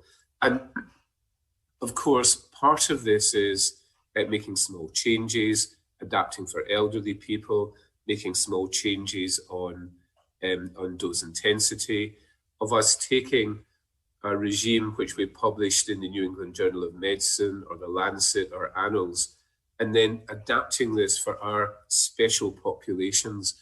But 2,000 chemotherapy regimes, I was out by a factor of 10, which seems extraordinary. And what they did, I've got to say, the IQVIA team were fantastic. They developed a very careful taxonomy that, again, data structure that allowed us to bring in this jumble of different chemotherapy regimes and show the common stems from which, it's a bit like a genetic algorithm, to show the common stems from which these 2,000 different regimes were developed. And again, that was important to me for benchmarking. I would like to know that the chemotherapy regime that I use for treatment of advanced colorectal cancer in Oxford is just about almost exactly the same as it is in Milano, Turin, Rome, wherever it might be, because we should be working from central guidelines and from published evidence-based data. So benchmarking is important.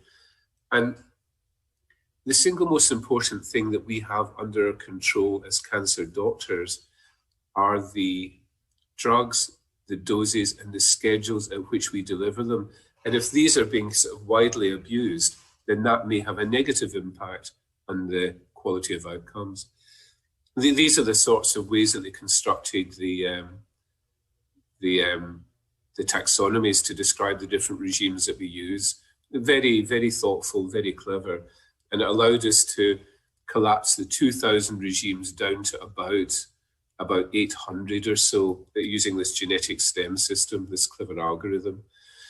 By the time we had finished the project, I'll explain why we finished in a moment, we had collected data on over 7,000 patients. The tumour types are listed here, but perhaps the most disappointing element was this grey group here of unknown tumours. So these were tumours which had not been classified according to ICD-10. So these weren't tumours of unknown origin, just the fact that the clerks, the data managing clerks, hadn't ticked a box when patients were discharged. And therefore, at least as far as the electronic patient record went, these patients were unclassified. And it makes the point that I made earlier about our over-reliance on manual data input. Again, I know that you've discussed this earlier in the symposium, but wanted to talk a little about some of the data that we can generate. So, as I said earlier, we have the possibility within individual member hospitals of interrogating our own data, but we can aggregate and we can look at patterns of how chemotherapy changes in response to external stimuli, in this setting, COVID. What we did was we looked at, because we had good records, we looked at a sample of 14 major cancer centres, 10 from Spain, 4 from France. We looked at the patterns of delivery of intravenous chemotherapy, comparing an average which was gained over a 2-year period, looking at average activity. And we compared that with April of this year, in which most of us were under the most extreme, currently the most extreme form of COVID lockdown, and said what impact in these 14 hospitals did the COVID restrictions have on the delivery of IV chemotherapy. So on average, these 14 hospitals were treating around about 2,500 patients every month. This treatment was provided by about 80 consultants, consultant hematologists and oncologists. So that's our base case. And what we found was that when we looked at the rolling average compared to April, there was a decrease in the number of patients receiving chemotherapy by around about 10%. There may have been a difference comparing Spain and France, but the numbers were too small for this to be statistically relevant.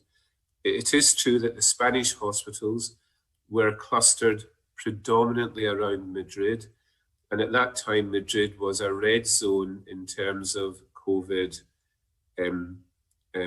incidence and impact, whereas the French hospitals were in what we call the amber zone. So they were outside the major urban centres, Paris, Lyon, and there the incidence and impact of COVID was less remarkable, but not enough to show any statistical difference. We're interested to see if COVID had impacted on any particular tumour types.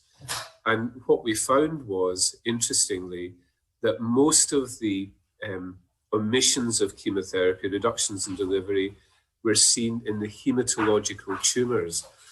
In a way, perhaps not surprising, because most of us would correlate heavy-duty hematology treatment with immunosuppression, and perhaps not surprising that there was a reduction in the number of patients being treated with those heavyweight immunocompromising regimes.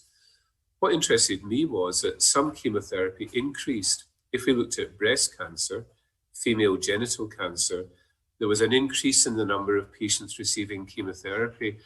And our hypothesis, unproven, was that perhaps because patients weren't going forward for breast cancer surgery, theatres were closed, doctors, nurses were being taken out of theatre to work in intensive care units all over Europe, then perhaps as a holding treatment, more neoadjuvant chemotherapy was being given to account for this small increase, hypothesis only. One of the things, again, that I think was important in how we as a community adapted to COVID was that those patients who were already receiving chemotherapy continued to receive it. In Oxford, we maintained our outpatient chemotherapy service. We switched as far as we could from IV to oral chemotherapy treatment. We reduced the intensity of treatment in those over 70, but we kept the service going. Where there was a significant reduction in France and Spain was in the number of new patients initiating chemotherapy.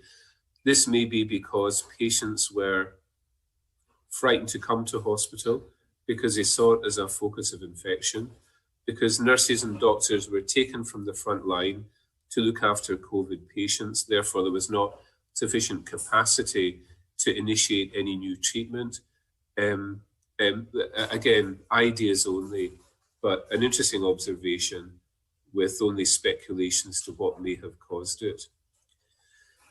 We thought it possible that there may have been an impact on older patients, but with these age bars here showing different age groups, we saw very little variation according to patient age. We thought the elderly would be more significantly impacted in a negative way, but we didn't see that. This is my final slide, and it sort of ends with a small note of sadness. We ran this program for 2.5 years, very significant input from, fantastic technical input from IQVIA, some support from pharma to get it up and running. But during the COVID crisis, it became apparent to the IQVIA team that they couldn't continue to sustain this as a private commercial company.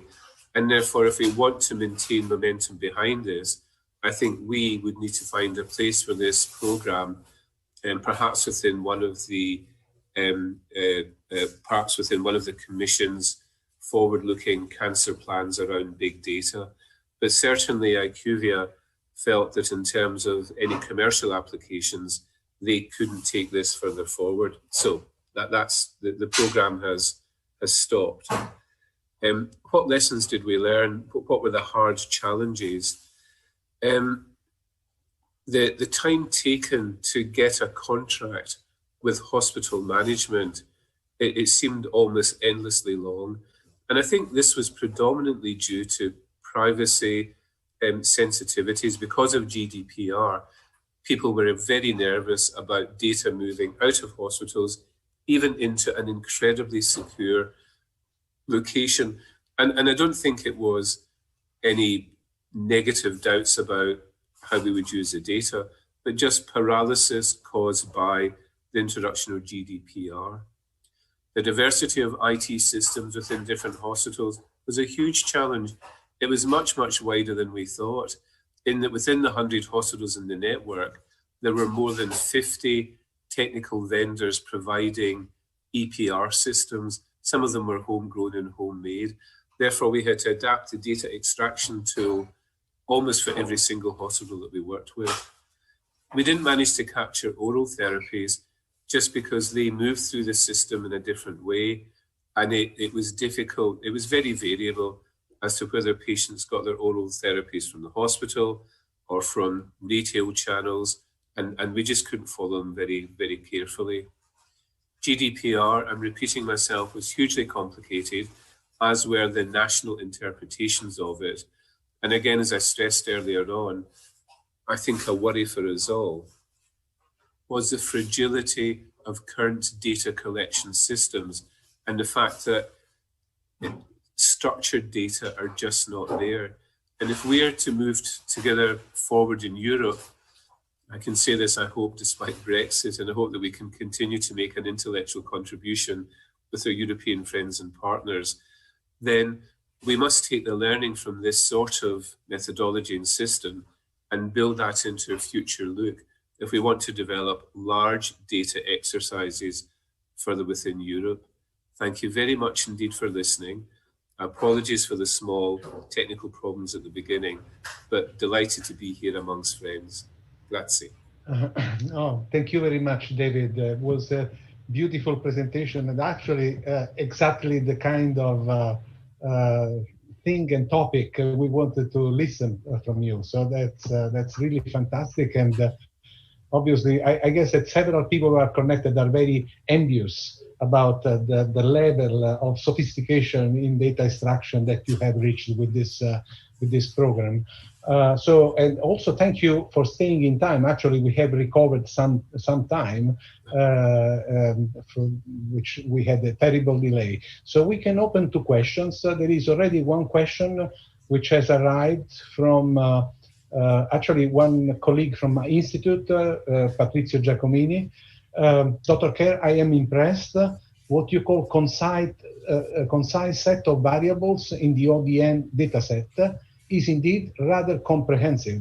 What levels of compliance do you have from participating centers? How much data gets discarded?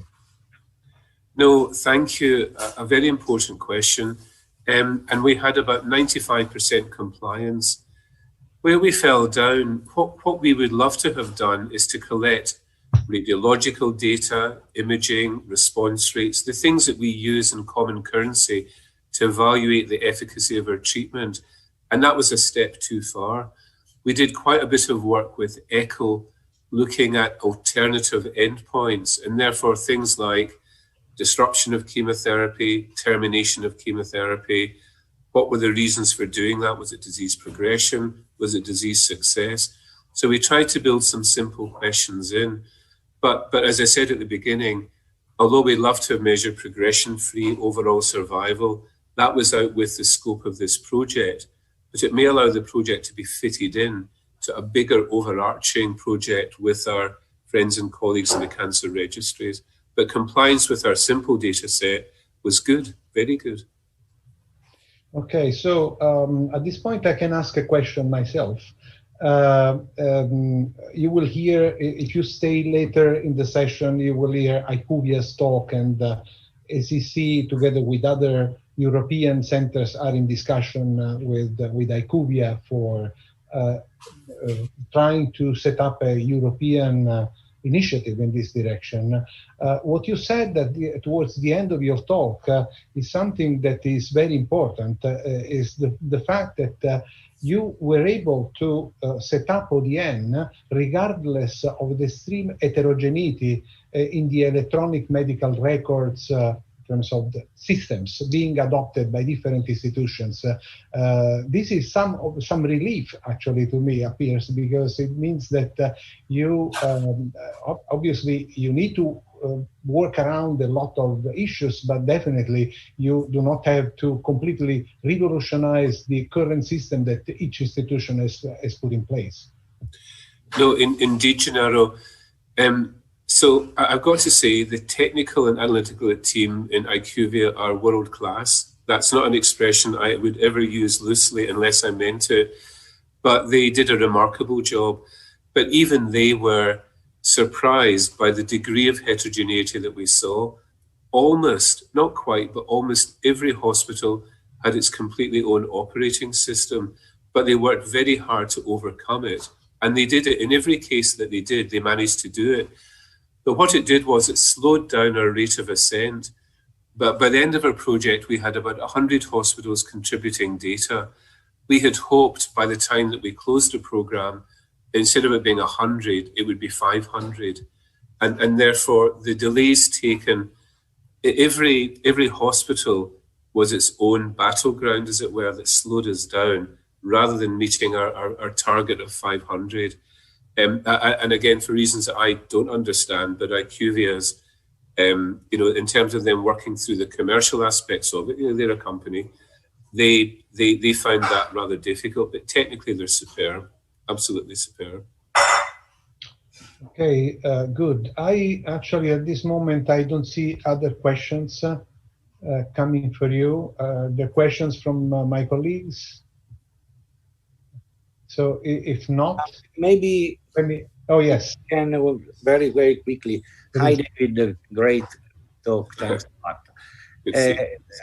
Following Gennaro's question, at the end, I didn't understand exactly. I mean, does the structure that, the system that you put in place extracts data, clinical data, or it is based on generation of structured data for the sharing? So what we extracted the raw data around the characteristics that we wanted, and then that was dropped into a very highly structured data file that allowed us then to compare Italy and France and Spain and the UK and so on with it doing it that way. I'm sorry, I'm just not a very technical person, so I've got to do things with my hands and so on. I mean, very Italian actually, going, But, David, I'm not technical too, but I got the message. So basically the effort is to extract and make structure all interoperable rather than changing radically the systems locally, which I think is really fantastic approach. Thanks a lot. So in the meantime, David, another question has arrived from Silvia Franceschi from Aviano. Please consider that population-based cancer registries are absent or prevented from doing record linkage in many EU countries, including Italy. Follow-up is therefore endangered. So what do you think about that? It's a battle that we all have. So you know that in the north, particularly, we are blessed with extraordinary cancer registries when we look at the Nordic countries and within our own country. But I was part of a review group maybe 20 years ago now, that when we looked at the quality of our UK cancer registries, either we were going to invest in them or stop them. They were so out of date, they failed to drive any policy forward. And we took a view of investing in the future. And with secure data warehouses, excuse me, we can now make those sorts of linkages. But even as a senior UK clinician, I find it very hard to get access to national or even our own data. So, excuse my cold. The cancer registries are a noble thought, but in practice, they often fail to deliver, I'm sorry to say. Okay, so thank you very much, David. I think we can stop at this time. Thank you again very much. Good to see you. And at this point, we switch to, I think Fabrizio Tagliavini is going to continue the session. Is Fabrizio there? Yes. I will continue this session that will focus on data sharing infrastructures, real-world data, data protection, and legal issues. And the next speaker is Letizia Tanca, professor at the Department of Electronics, Information and Bioengineering at Politecnico of Milan. She will present the Health Big Data Project, a very ambitious plan involving 3 large networks Alliance Against Cancer, the Network of Neuroscience, Neurorehabilitation, and the Network of Cardiology.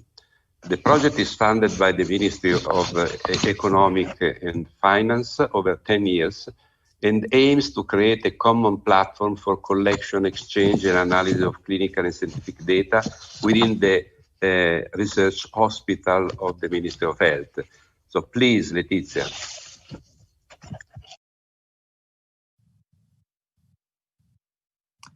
Good afternoon. My name is Letizia Tanca, and I belong to the team of Politecnico di Milano that collaborates in the Health Big Data project.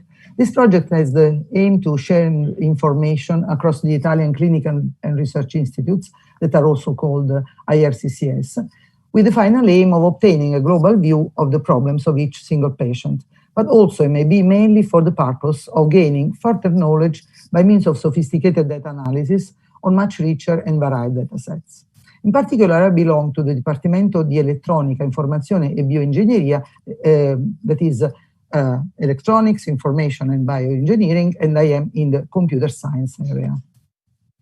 Now, this slide shows an important consideration about the process of querying and analyzing data, that the preparation steps needed to arrive at the point in which the data can be effectively used to the end of gaining knowledge occupy about 95% of the whole process. Now, the main reason for this is that to perform these preparatory operations, there are very few methods that can be adopted for all kinds of situations. This is a process largely ad hoc and needs a deep comprehension of the nature of the available information before and during each single step.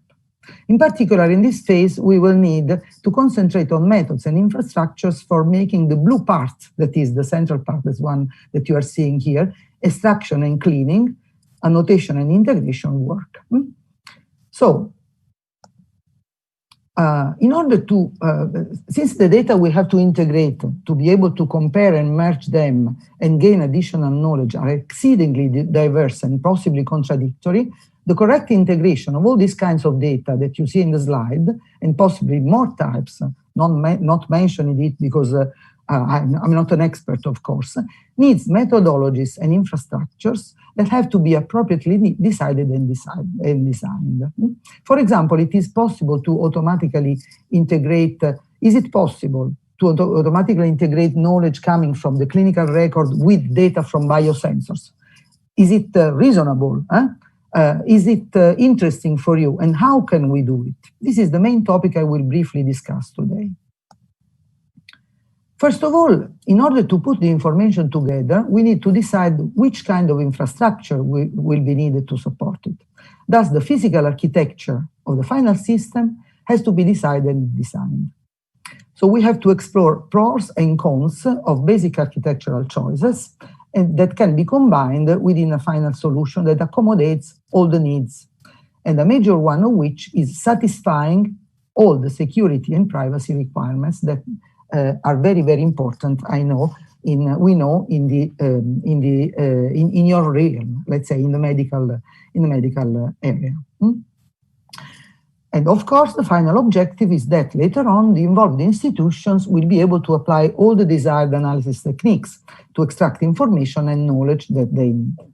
This step is surely already familiar to many of you, but the Politecnico might support researchers not only in the choice of the most appropriate techniques, but also in solving the methodological and technical problems that might arise during these processes.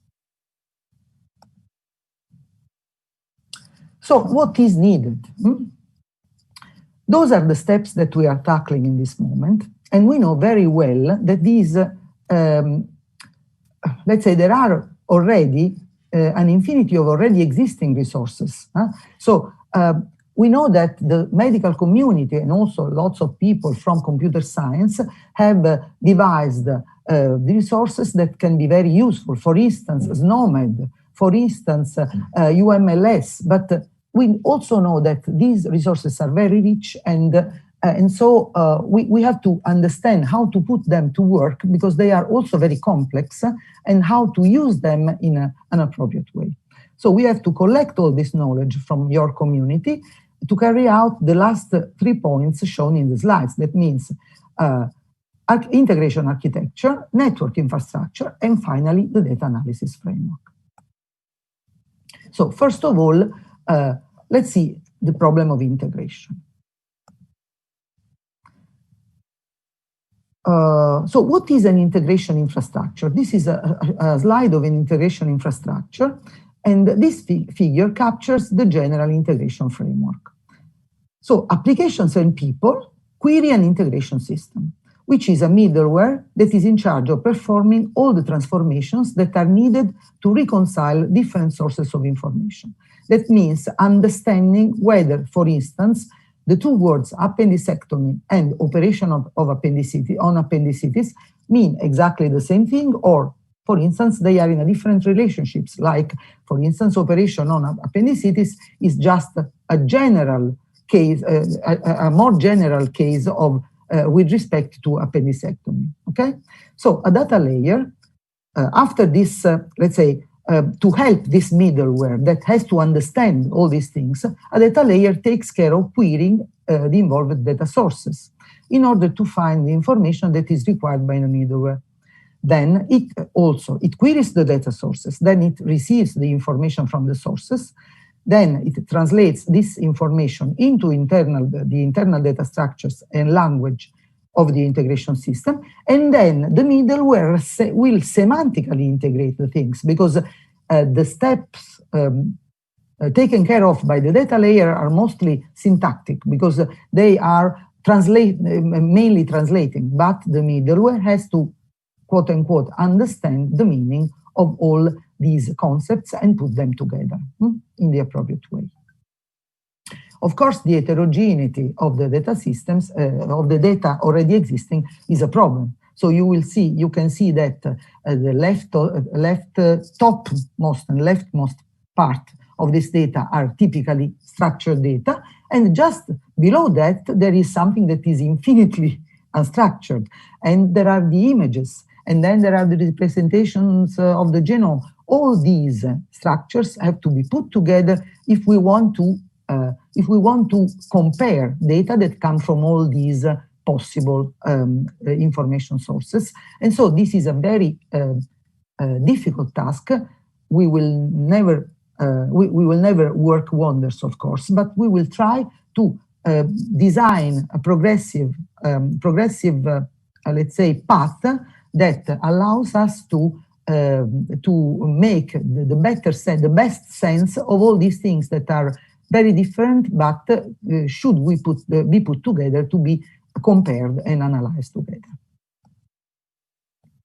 Now, what are the possible integration architectures? In this slide, you are seeing to the left the most compact and, let's say, most physically integrated possibility, like a data warehouse. Okay, in a data warehouse, you reverse physically all the information, reconciling it, but you put everything in the same centralized repository. This is surely too extreme a solution, also given our already mentioned privacy and security issues.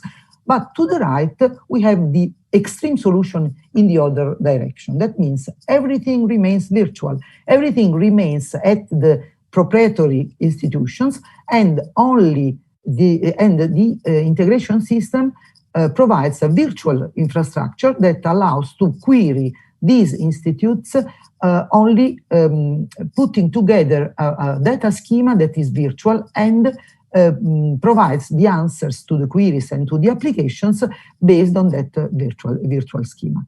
Now, as you know, in medio stat virtus, so finally, probably we will use an intermediate situations in which all the things that can be really put into a unique repository in the style of data warehouse or whatever internal architecture will be put we say, materialized into a unique repository, and then other information might be queried when it is necessary from a virtual interface to the single IRCCS that will provide the information on the fly, let's say, okay? So probably we will use an intermediate version of those two extreme infrastructures, but the problem is how do we design it, and we need your guide to do it, okay? Now, let's say the typical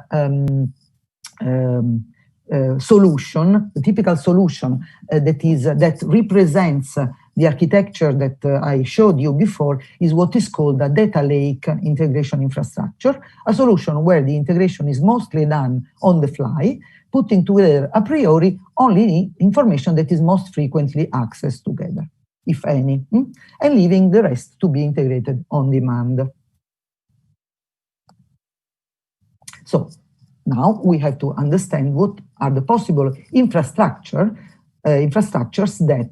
that provide the connectivity and the storage media and the computational media that we need, okay? So on such a kind of architecture that is the intermediate one that I showed you, we have to put, let's say, to support such a kind of architecture, we have to put appropriate machines. So we need machines and communication resources that may be located within institutes or, for instance, on the cloud. And all this still taking into account our severe privacy and security requirements. So this is the other concern, and it is a concern that has to be considered in parallel with the elicitation of the needs and the integration infrastructure. So first we have to determine the service demands, then monitor the requests in order to estimate the workload. Then we have to gain a more precise performance estimate by profiling the types of requests and the classes of users. And finally, use all this knowledge to arrive at a model, in this case a physical model, physical infrastructure model, from which we can correctly size the infrastructure. And these are the first starting working groups that we have envisaged for this project. So we have a number of working groups, but not all of them are starting together. In this, we are showing the ones that we have already started to operate, let's say, with a kind of pre-kickoff, with a very small number of institutes that already answered our interviews. Then we will continue interviewing more institutes and include them into these working groups. The first ones are the one that considers the interaction between the electronic medical records and the systems for clinical data management for the purpose of research. The other one is just the data integration working group that is taking care of the methodological and technological issues coming from the problem of data integration that I have described. The other one is the physical architecture of the system, and the other one is the working group on ethics that is mainly concerned with the privacy and security issues, but also other ethical issues, because we know very well that in your real ethics is a very critical point.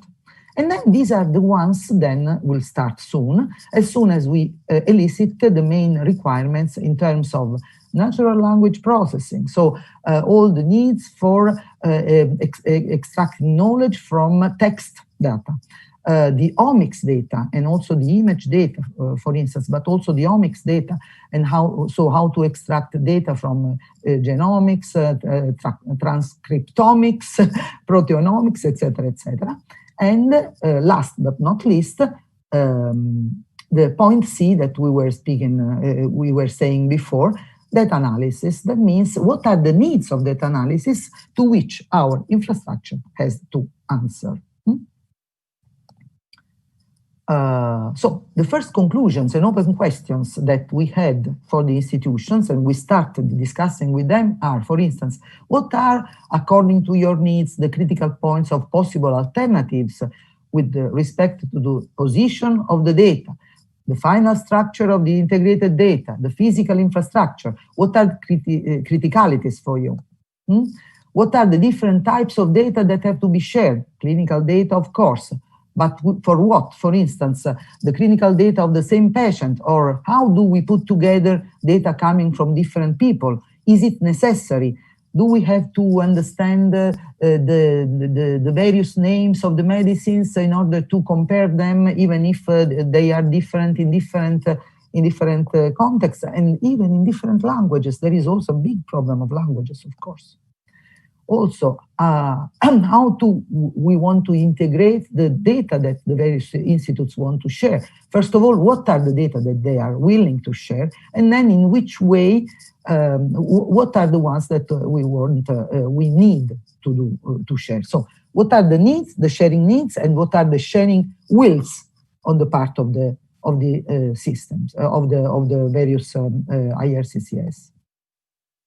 Also, if we adopt a solution on centralized data, would the institutes be willing to transfer their storage or part of it to a centralized data repository? Cloud resources are very important and interesting, while I know that we all know that, for instance, just sequencing one genome requires a lot of storage. So all this data has to be stored, and I already know that many IRCCS are blowing because they have a lot of data in their service. So maybe some of the data that are in their service can be transferred to the cloud. But what are they willing to transfer?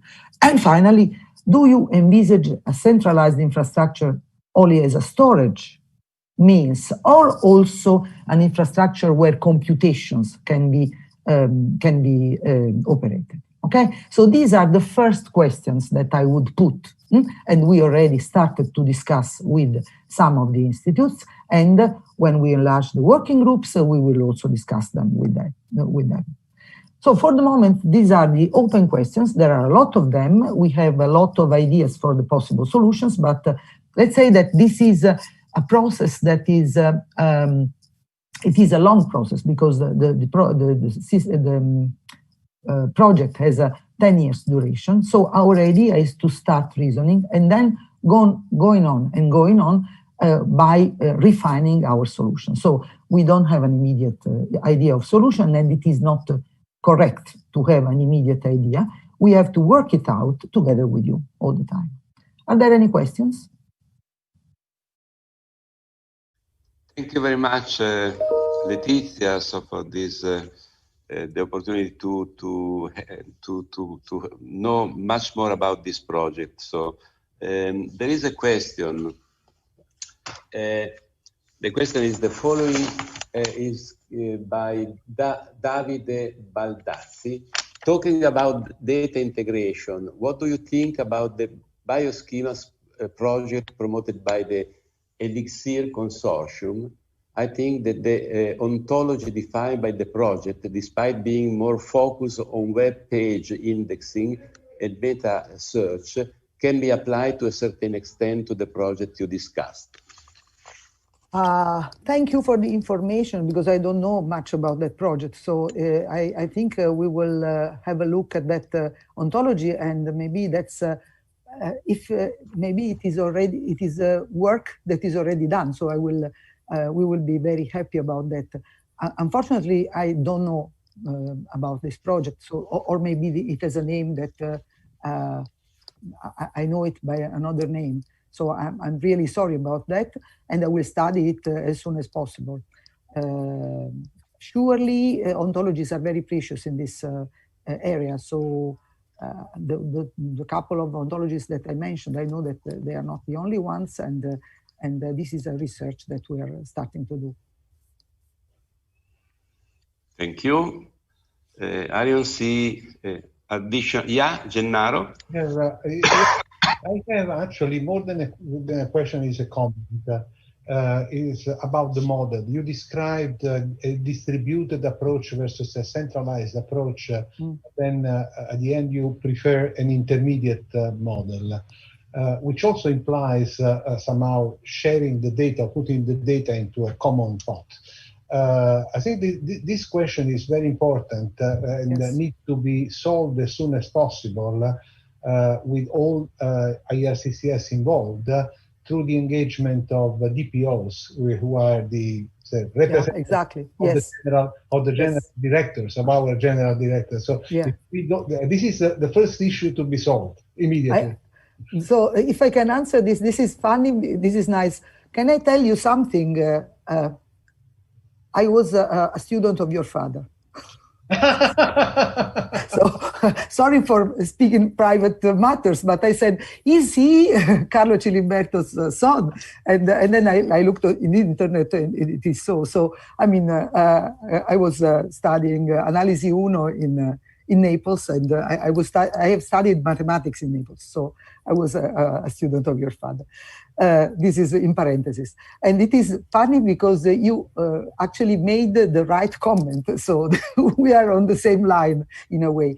This is our main concern in this moment, because, and also, you know, the first pre-working group, pre-kickoff, let's say, with the working groups was with the integration working group and with the infrastructure working group. And immediately after we talked with them, we included the other working group, the one on ethics, and it will be formed only by DPOs, actually. So it is exactly that. This is our real concern. Of course, there are a number of details, but we, you know, the devil is in details. But on the other hand, this part is really the central part for us for the moment.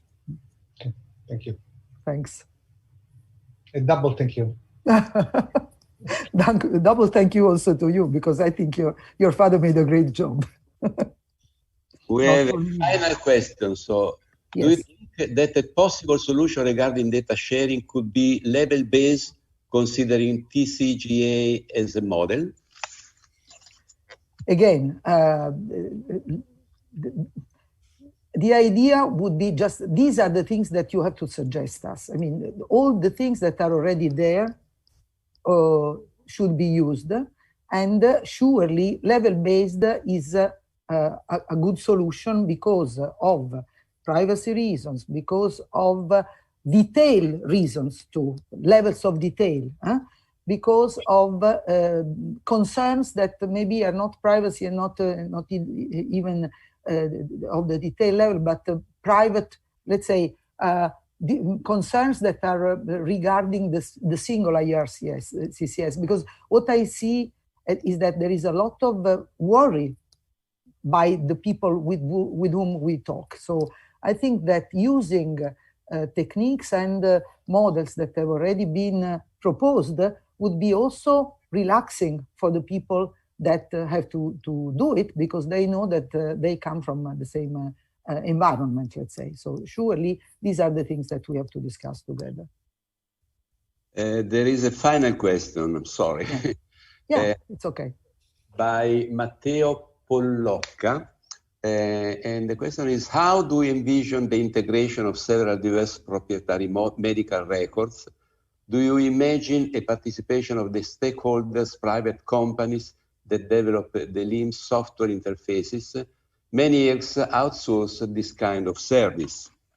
Yeah, that's true. But actually, first of all, we have to say Politecnico di Milano in this project has a role of let's say, being aware of the research on these topics, of the technical research on these topics, and some kind of addressing role. So surely at some moment, private companies and private organizations should be involved, because, for instance, we won't do the implementation of this project, okay?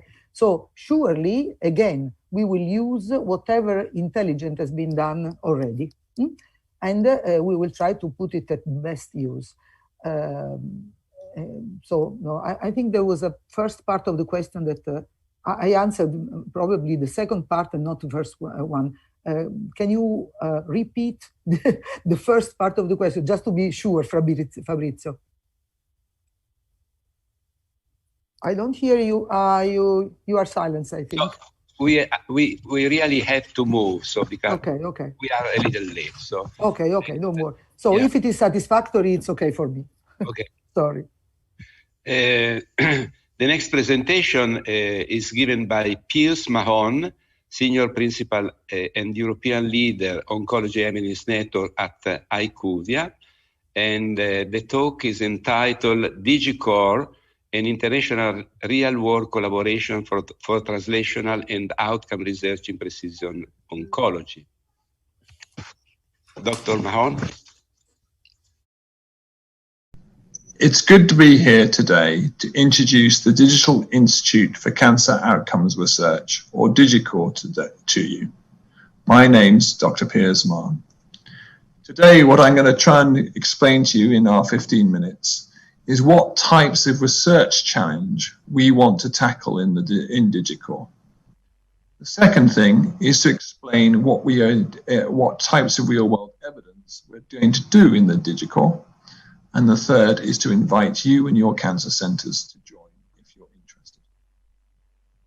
The first challenge that we face in cancer research is that there are much more to do to prove the benefits of innovation and extend access to innovation. On the left is some literature on the approval rates for cancer drugs. And about between 57 and 67% of those drugs are coming to market on surrogate markers like progression-free survival.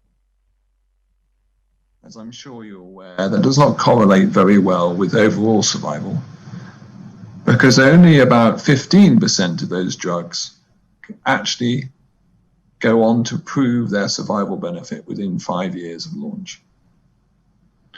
On the right-hand side, we also have a problem of getting access to patients for those drugs, often because health technology assessment processes and market access do not think the drugs are worth the prices being charged by pharma.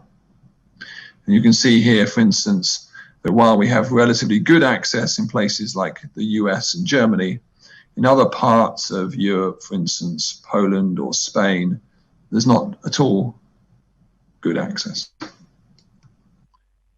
The second challenge we face in cancer research is that we need to do more with less.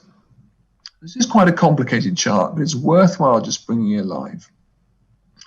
The x-axis is the different cancers in the world organized by their disability-adjusted life years.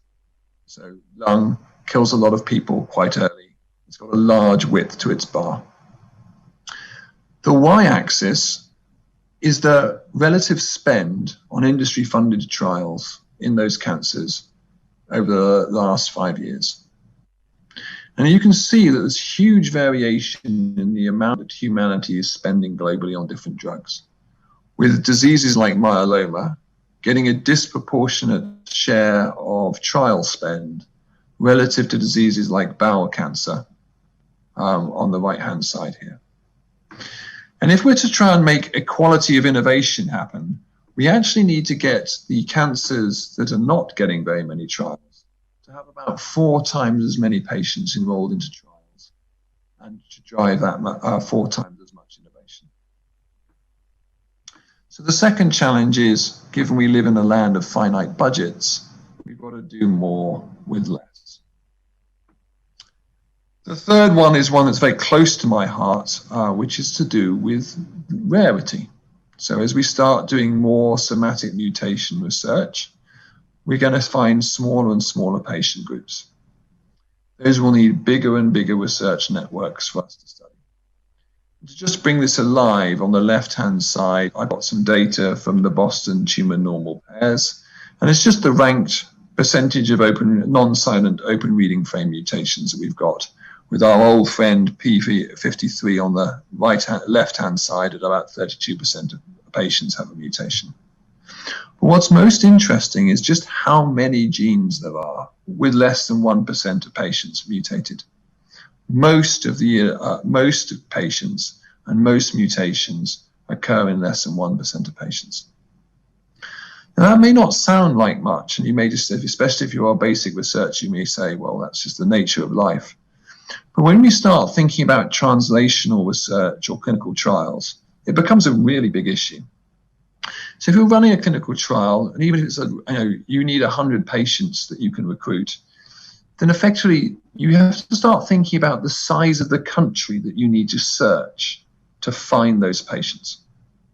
And I've done some maths here just to sort of bring this alive. It's in the literature.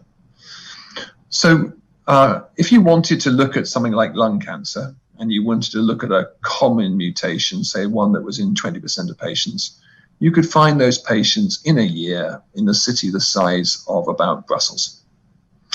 And you could find the patients in lung cancer to give you a 100-sized cohort in about a country the size of France on the mutations that occur in 1%. But look what happens when we cross over to the rarer cancers. When we start thinking about pancreatic cancer or liver cancer, then all of a sudden we need to know most of the information on most of the patients in Europe. And that has a huge implication in terms of cost, which I kind of done a quick calculation of down the bottom. So if you wanted to create 100 patient cohorts on each of the 1% mutations in 10 cancers, using sort of proprietary costs that we've got internally, we think that would cost you about $1 billion, that has a B in it, dollars. We can't afford that. We have to start thinking about how we could solve these rarity issues. The third challenge is that that cost is creating a systematic bias in the types of research we do. Let me explain what I mean. We can get money to do late-stage translational research as humanity, mostly from pharma. So if you want to study biomarkers that will select for a new drug, it's relatively easy, if it's a strong effect size, to get pharma to pay for that research. But think about the other things that might be provable. If we wanted to look at drug hyper-responder or confounder research, by which I'm thinking about patients who don't respond to like KRAS, you just can't get that research funded today. If you wanted to look at thinking about how to repurpose generic drugs as precision molecules into new cancers, so for instance, taking imatinib into solid tumors, there's no obvious funder today. If you wanted to sort of think about how we optimize watch and wait strategies for patients who are actually genetically low risk of progression, there's no funder today. If you wanted to do the same in radiotherapy and work out why 40% of patients don't respond and what we do about them, there's no funder. And then the final one that worries me is you start thinking about early detection, especially given we're going to have to follow those patients for 5 to 10 years after we've given them a test like a liquid biopsy for early detection. We're going to really struggle to do that research at scale today. We need to think about how we change our research methods to start to unlock some of these systematic biases and allow more forms of innovation to reach patients. So those are 4 challenges that I think we'd like to think about how we tackle together. What we're proposing is that real-world evidence could be part of the way we work collaboratively as scientists to make that happen. And what DigiCore is an alliance to do high-quality real-world research. So it takes Alliance Against Cancer, centers from within that coalition, centers within the coalition in France of Unicancer, centers within the organization I run, which is the Oncology Evidence Network and others, and creates a federated network of real-world evidence centers called the Digital Institute for Cancer Outcome Research, or DigiCore. And what we should think of this as is a sort of a pan-European research collaboration to study European patients' cancer outcomes. And especially it's being designed with the anticipation of routine practice for precision oncology and the introduction of routine panel tests. We think that's an important mission, and because it's an important mission, we're going to do it in a different way. It's going to be a public-private partnership, so although I come from a private company, we will do this in a collaborative way that works with the cancer centers. We're going to put the cancer centers in control inside DigiCore. It's going to be non-exclusive. They're going to have the most votes, 1 member, 1 vote. And what we as IQVIA are going to bring to the system is, for instance, the international best practice and commercial project management that we've developed from our own commercial real-world evidence programs to be made available to academic programs. And that becomes a very exciting thing. We'd actually have a very powerful real-world evidence microscope that we can then drive amazingly interesting academic research together. Now, that sounds like lots of other networks we've talked about today are coming into the real-world evidence space. You know, what's special about DigiCore? I think what's special about us is we're taking a very pragmatic approach, and we're aiming to be much more in the translational and outcome research space than other networks. So on the left-hand side, I've given you some sort of thoughts about what I mean by pragmatic. We mean a very targeted data set, good enough to do the research that we think is going to be the highest value, but it won't do everything. We think about the right technologies inside, like extensible data models, federation, and overnight updates that make the data fresh and reliable and usable for multiple use cases, from trial recruitment through to real-world evidence. And embedded in that are the technologies and processes to make this network GDPR compliant by design, if necessary, without study-specific consent. We have those processes and programs working on an international basis in Europe today, and I'm happy to take questions on that today. But if you think about the other things that are going on in the world in terms of real-world evidence, we think that's a very complementary position. So, for instance, if you take the American Cancer Association's Project Genie, or if you take Cancer Core Europe, they've got a few centers, and they're doing really deep and amazing discovery research. That's not what we do. What we do is much more in the translational world. We want to have hundreds of centers involved, and we want to take a much more pragmatic approach.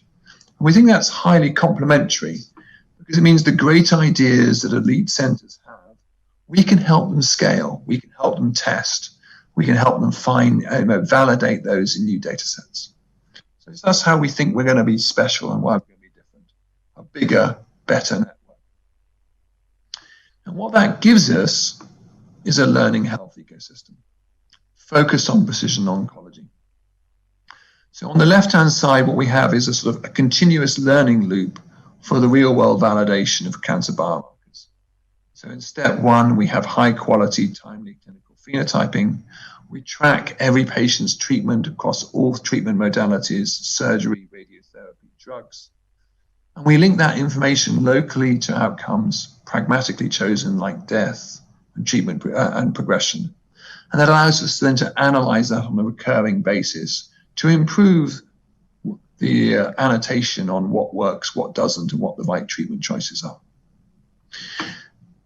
On the right-hand side, it also allows us to create new forms of research. So we're all used to consenting to research for interventional purposes. That can still happen, but it can happen using real-world insights inside it. We can find patients for trial much faster than we can today. We can find patients for a consented observational study, for instance, post-approval safety studies, much more easily than we can today. But it also allows new forms of research and new methods development to happen. So in beige in the top, you can start to do what are known as database studies. And we're focusing, we think, on database studies relevant to molecular diagnostics development. So for instance, predict biomarker validation using Mendelian randomization. For instance, long-term outcome research on precision treatments, the stuff that we can't easily study in trial. And health economics, importantly, so we can show to payers and to the taxpayer what we should be doing and what we should stop. So let's just give you a sense of where our ambition is. And finally, just to wrap up, I wanted to give you a sense of the types of partner we're working for to catalyze an exciting program of methods development to make the best use of that. We think we're going to have an exciting new form of microscope that can do large-scale international real-world evidence. And what we're really looking for is methods development experts and cancer centers to come and help us work out how to use that microscope better. Just give you two examples. In the top right-hand side, Mendelian randomization has been used on germline mutations extensively to unpick disease causation. It hasn't been used extensively to drive predictive biomarker validation, but the method should transfer. We would like people to come and help us work out how to do that. In the middle, in the recruit to rare space, we're going to have a large network with lots of cancer patients coming through it. How can we help those with rare subtypes of disease find better trials and get better treatment options as a result? How do we make that work so that trials are an extension of care for more patients in more comprehensive cancer centers? And finally, if you start thinking about other treatment modalities, one of the ones that I think would be very exciting to explore is the treatment of cachexia, which is cancer-induced weight loss, which is very easy to study in real-world data because weight is measured so much, and it's also an outcome for the disease. So just to give you a sense of the sorts of things that we would like to do. So just to get that's DigiCore in a nutshell, we're a new form of large-scale real-world evidence. We're run as a public-private partnership, and we're looking for centers to come and work with us to work out how to make the best use of these new technologies and methods. Thank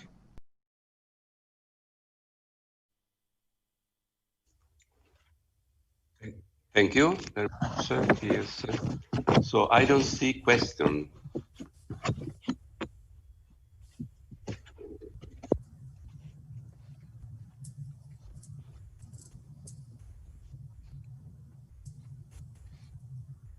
No questions. So if there are no questions, so I will move to the last talk of this. Sorry. The question is, how will DigiCore promote EU-wide real-world evidence?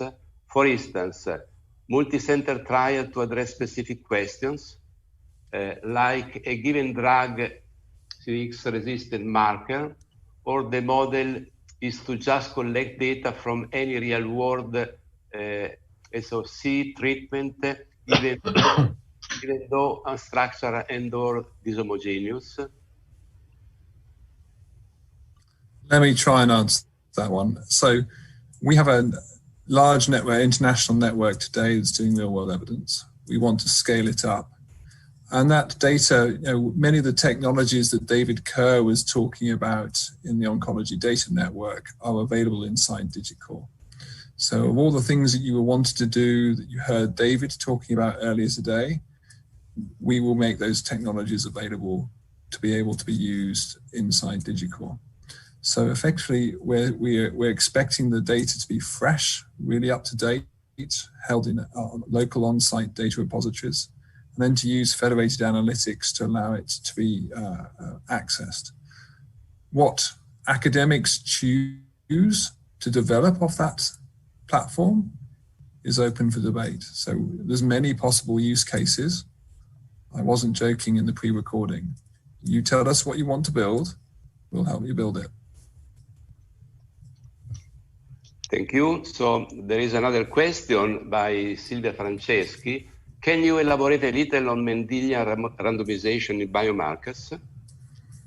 Yes. So if you think about how a randomized controlled trial works and its blinding process, effectively the mitotic process is also a random event. The segregation at mitosis or meiosis, depending on whether or not we're finding somatic or germline mutations, is a random event. If you mask that from the treatment record and then create subgroups, it is a well-established technique to discover genetic causation in what drives variation just from using that randomization event. So that's all it is. It's just a different way of doing a randomization versus a randomized trial. I can take further questions, but it gets quite technical thereafter. And there is quite a lot of information in the published literature on how it works. But if people have a follow-up question, happy to try. Thank you. Thank you very much. So we move now to the next session, to the next speaker, Giuseppe Testa, Professor of Molecular Biology at the University of Milan and President of the ACC GDPR Committee. The title of his presentation is Making the Most of GDPR, the National ACC GDPR Commission and the Contemporary Research Ecosystem. Good afternoon, everybody. It's a great pleasure to be here, albeit virtually. I'd like to thank again the organizer for setting up this terrific conference. The topic of my talk today, as you know, is GDPR and how we can make the most of GDPR, focusing on the workings of the National ACC GDPR Commission that I've been chairing over the past 2 years within the context of the contemporary research ecosystem. So the GDPR stands for General Data Protection Regulation, as you know, and was really meant to accomplish two goals. On one hand, increase protection and empowerment of personal data, but on the other hand, foster and in fact enable the circulation of data within the Union, aiming to what was defined as the full-fledged digital single market. What you see here is the image, which we think quite aptly was chosen by Science to accompany the paper that I wrote together with my colleague Luca Marelli, which was also the first scholarly contribution to the impact of the GDPR on biomedical research. And as you see, the image is meant to convey national identities, researchers with white coats belonging to different countries who are somehow lost in terms of accessing data. Whereas if you have the European key, the access is actually facilitated, and this access rests ultimately with the decision of the various individuals who are presented with these open or closed locks, depending on their preference. Now, a lot can be said about this image, but certainly what I would like to emphasize today and what we have striven to do in the Commission is really to valorize a system of norms and procedures that would allow to benefit most of the GDPR in the context of an ecosystem, as I was saying, which I'd like to summarize as follows, taking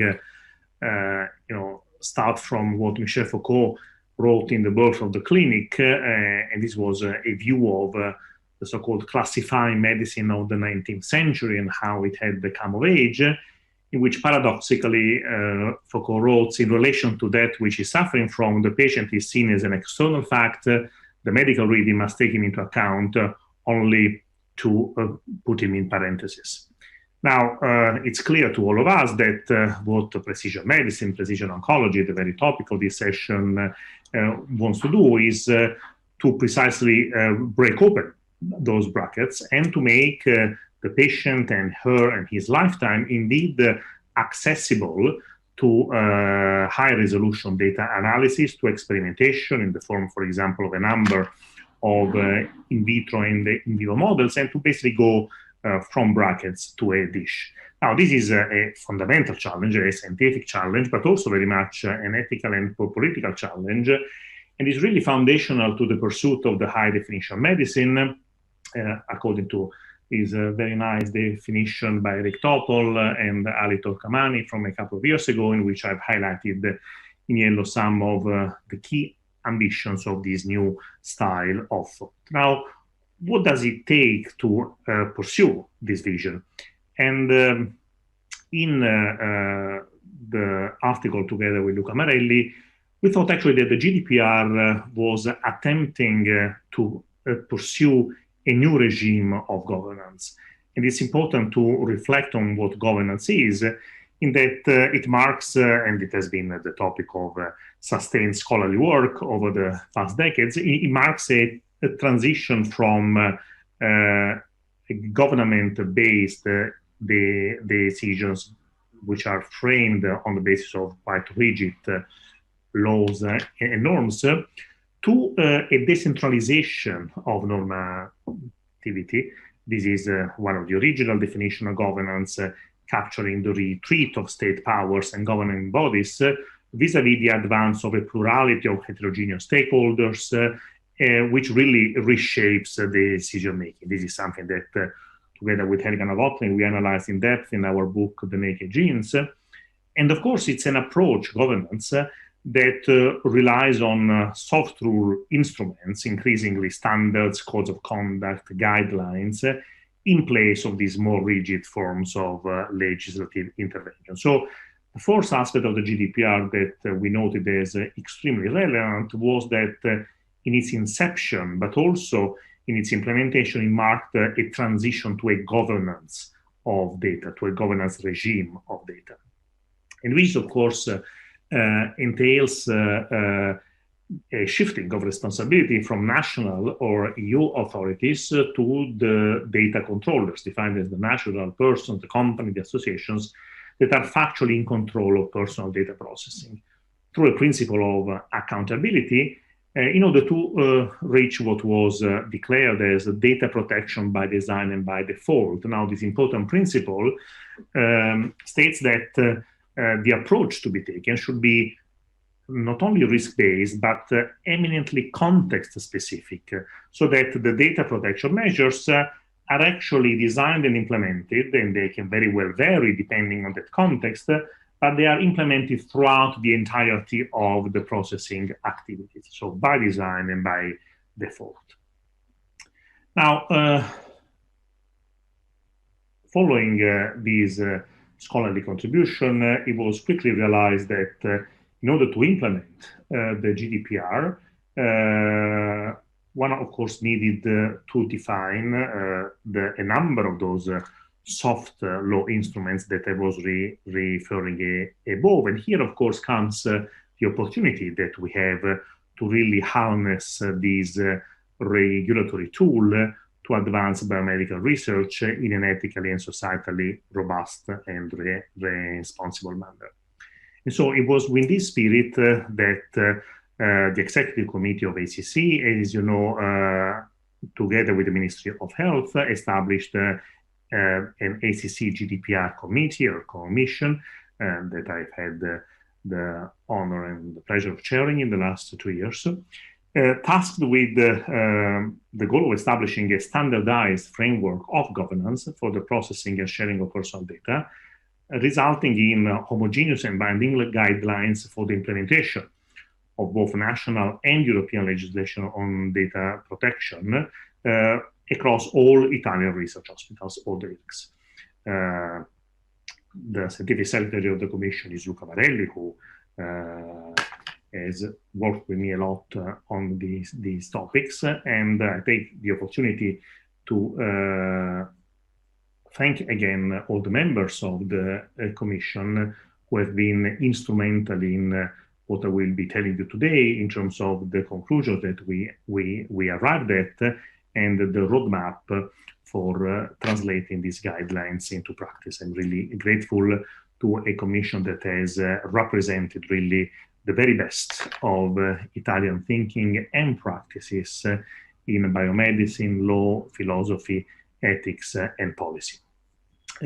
With a number of members who actually brought also very worthwhile international experience to bear on our the discussions. So what I will do today, of course, is to briefly recap what was the process that the Commission followed, what are the inspiring principles that guided our work, the key conclusions and the framework of the guidelines, a work that was completed in February 2020 and was handed over to the Ministry of Health in that month. We all know, of course, that COVID-19 broke out with its dramatic emergency that we are still very much within.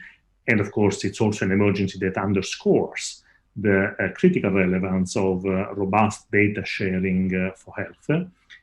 And so we now very much hope that this emergency notwithstanding, it will be possible to actually rapidly proceed to the implementation of this work.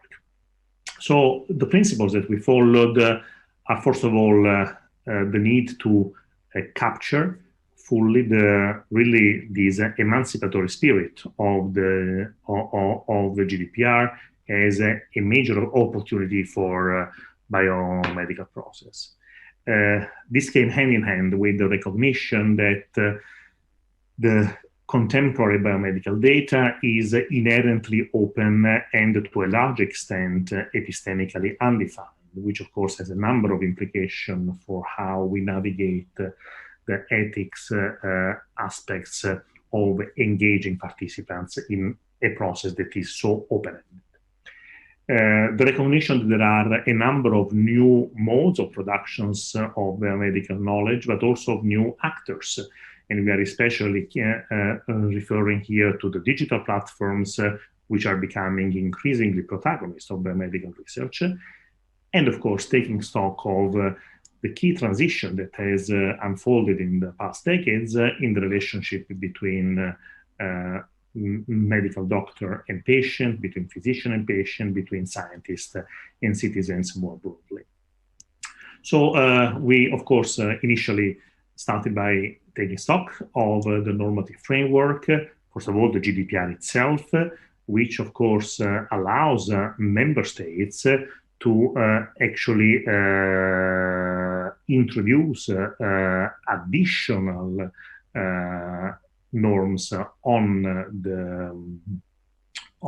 for the implementation of the GDPR, especially as far as a number of biological data are concerned, but also some very specific Italian normative frameworks. For example, the new privacy code, which says that it does not constitute a further processing, the processing of data that have been gathered for the clinical activity once they're used for research, when this happens within IRCs, precisely because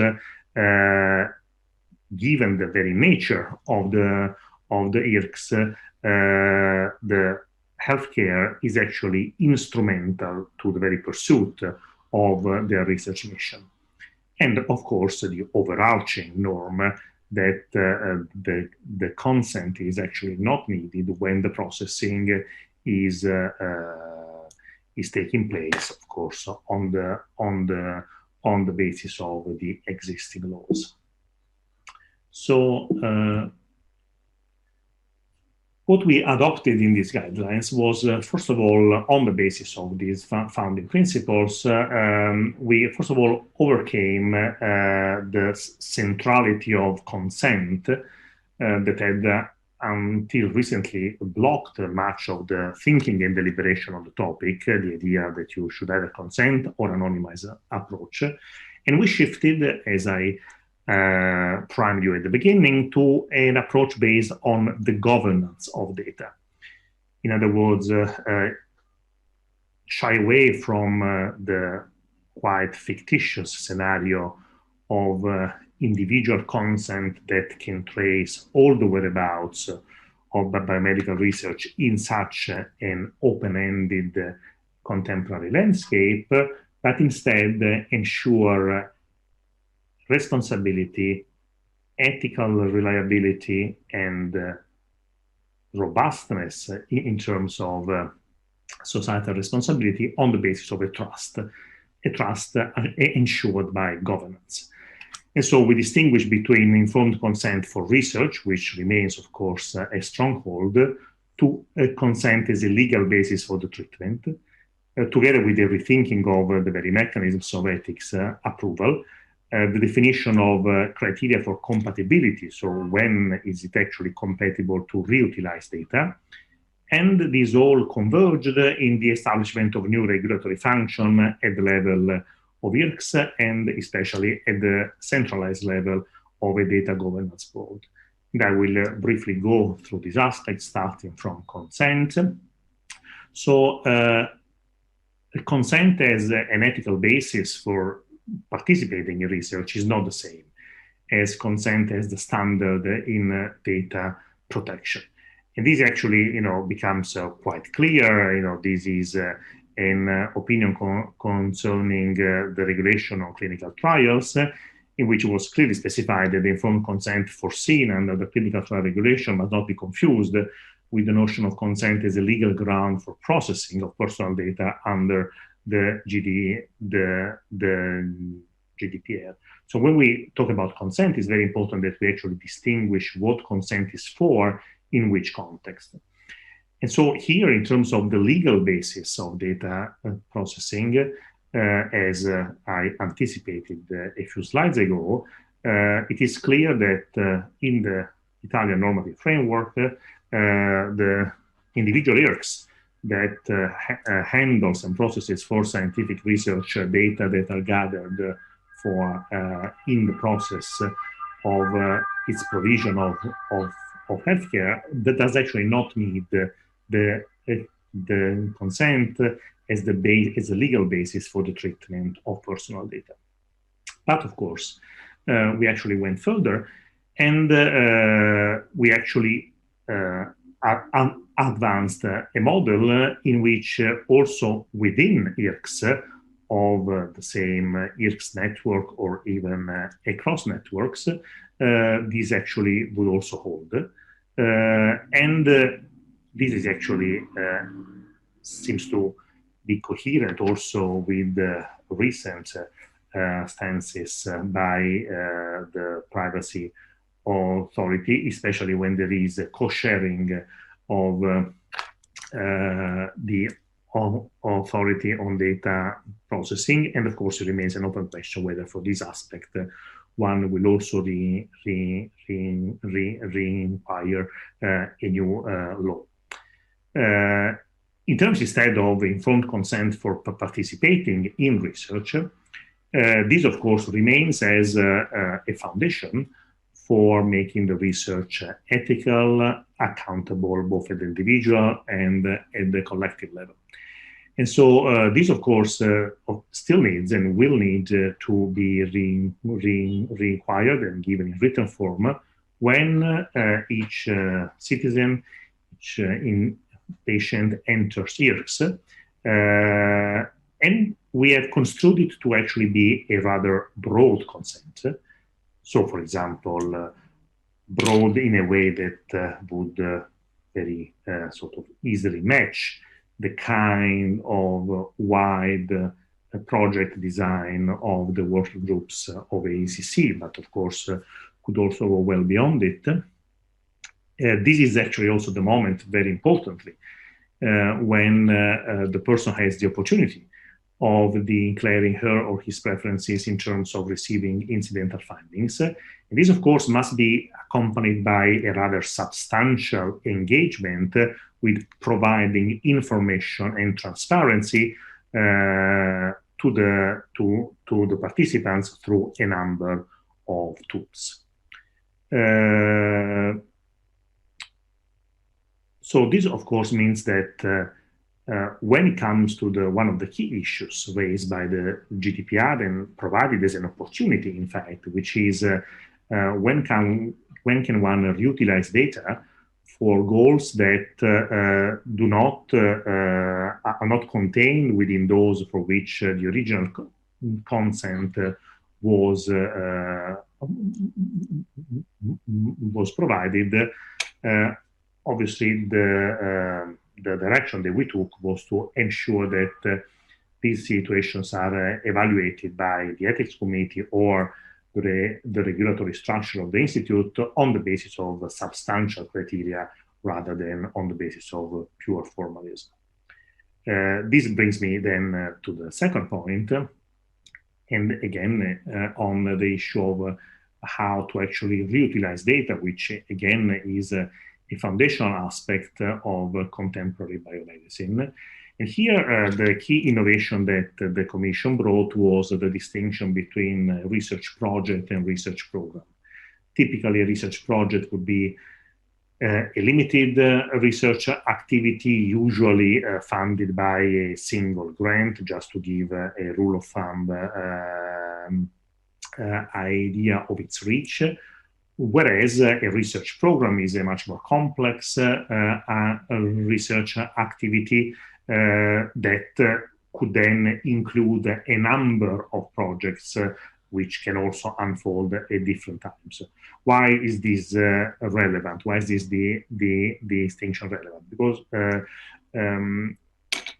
they have different types, they intersect in different ways the problem of the data reutilization and how to make this further processing of data ethics and reliable from an ethical and social point of view. And so we came to the conclusion that each research program, of course, would need a data an assessment of the data protection impact and also an approval of the ethics committee.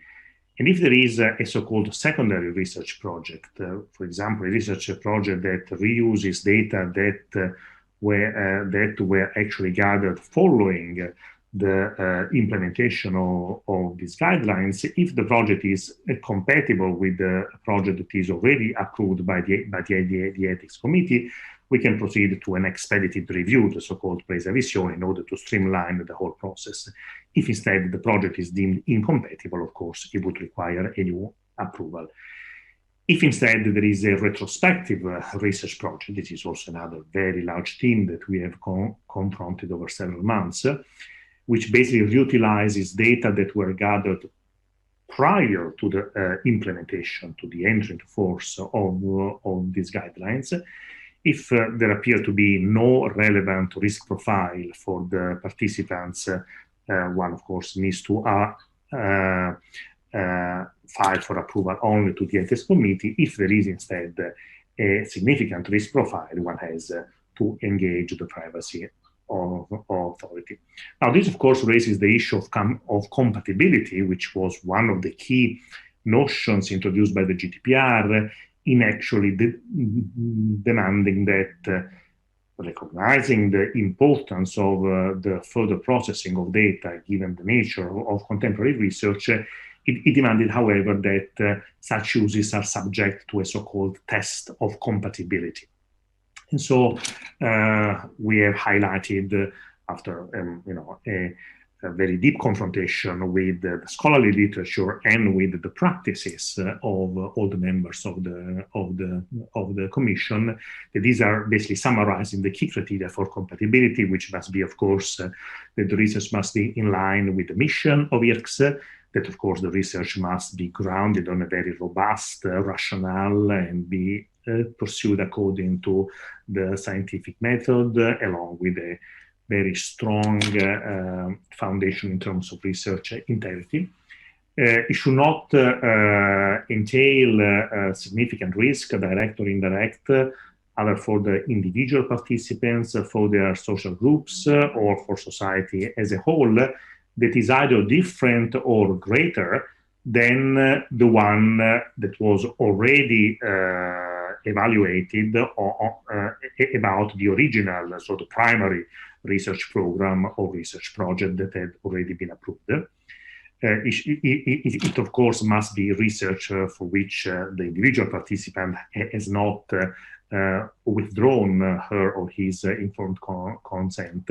And it must also be research that adopts safeguards in order to ensure that publicly funded research is actually accruing to a number of benefit sharing schemes,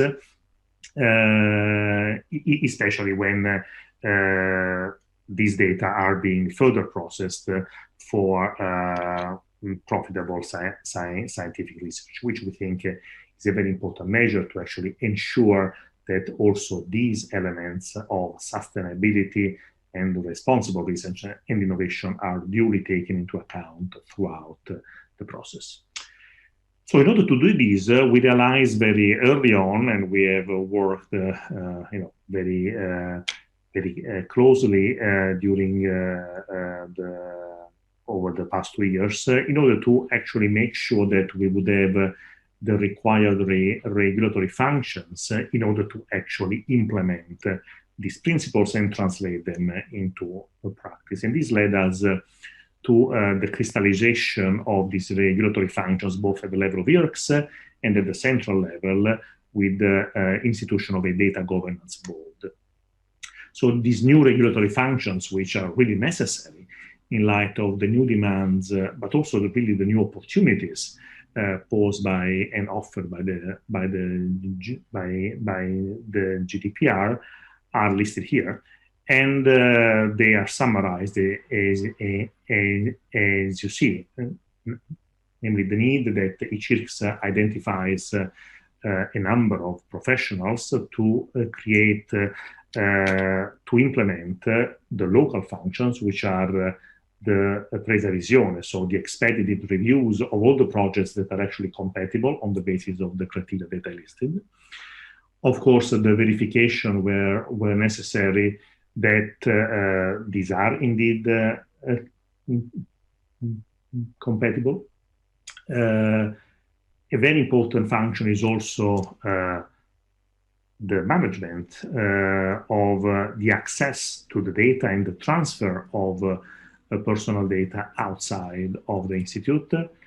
And of course, joint work and cooperation with the data protection officer of the individual IRCs in monitoring actually the processing that is being carried out in the institute. So these are actually a number of new regulatory functions that are actually necessary in each IRCs.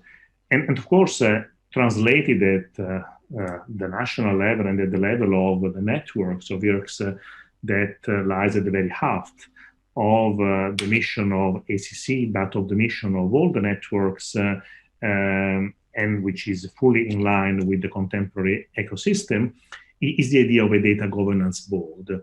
So at the level of network, or even at the level of all the various networks of IRCs, which provides support and consultancy to IRCs and to IRCs networks for this implementation of policy and good practice. And it becomes a strategic function where IRCs can go to in order to provide the following. Again, the presa visione, so the expedited review, which, as you see, really becomes a very streamlined mechanism for the compatible research projects. The verification of compatibility for secondary research when this is brought about by a network of IRCs, and the full support to the network of IRCs for the regulation and the supervision and the ongoing management of the access to the databases where various data converge, and to the transfer of these data sets to other institutes. So we believe that it is actually a rather important institutional innovation, and also on the basis of extensive engagements and interactions that we have had with representatives of many other European countries dealing with similar aspects of GDPR in the last 2 years.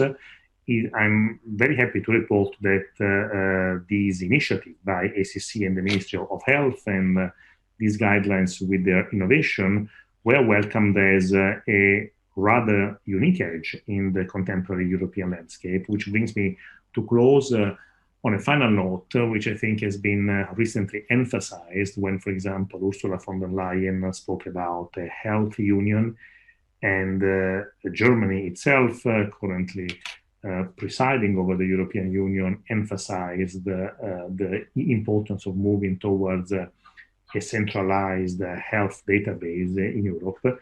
It seems to me that in the dramatic times we are going through, one thing has become clear at both the national and the European level, namely the need for integration, and how the GDPR, far from being seen as an impediment to research, can, and on the basis of our work, we can safely say that it can, and therefore it also should be used as a very powerful governance tool to unfold in full the emancipatory potential of GDPR for scientific research in a way that is both conducive to an accelerated process, while at the same time remaining very ethically and societally robust and responsible.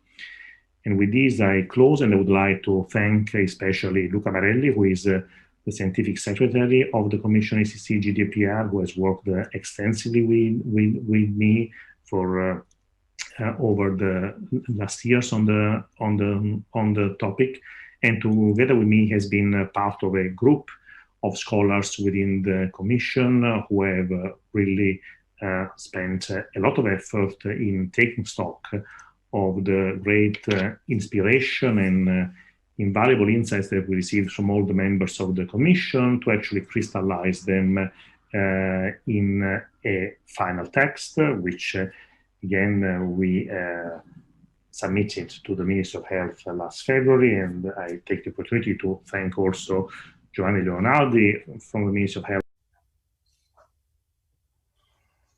Thank you very much for this interest. Unfortunately, we are out of time, and there is no time for questions. So any question can be asked in the round table, which is coordinated by Pier Giuseppe Pellicci. So Pier Giuseppe, you can start. Thank you very much, Fabrizio. So the topics of the roundtable are the same of the session: value of the big data, which data infrastructures, and which opportunity and challenges for our countries. We have 8 discussants, and I thank a lot for their participation. And we agreed that each discussant has 5 minutes to give his or her contribution to the topics. And I would like to start with Professor Francesco Profumo, who is president of the Fondazione Compagnia San Paolo and the Associazione of Fondazioni and Casse di Risparmio, ACRI. And thank you very much, Francesco, for being with us.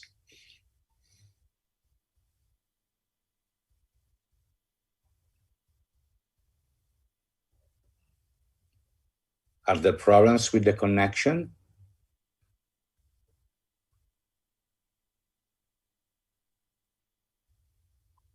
Okay. Prego. Okay, I have just been informed that few minutes are needed in order to connect our discussants and to let them in this room, and I apologize for this.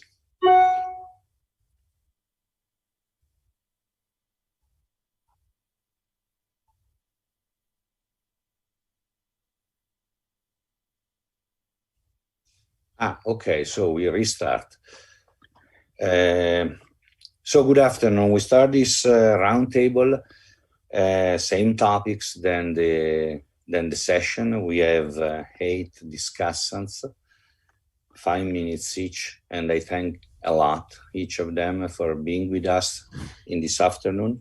The first discussant is Professor Francesco Profumo, who is the president of the Fondazione Compagnia San Paolo and ACRI, l'Associazione delle Fondazioni e Casse di Risparmio. He's an expert on data and is very connected to Europe on this topic. Thank you very much, Francesco, for being here. Thank you. Thank you, Pier Giuseppe. It's a great honor. I'm very sorry that I cannot be with you tonight. When we started to talk about this conference, we were speaking with the possibility to have a dinner later on, and now we are in a very different situation. Then, just a few words why I'm here. As you said, I'm the president of the Compagnia di San Paolo. Compagnia di San Paolo is one of the largest charity in Italy. And in the meantime, is very interested in research and education. About 30% of our budget is in this direction. And as you know, we funded almost 10 years ago one research center. The name today is IIGM.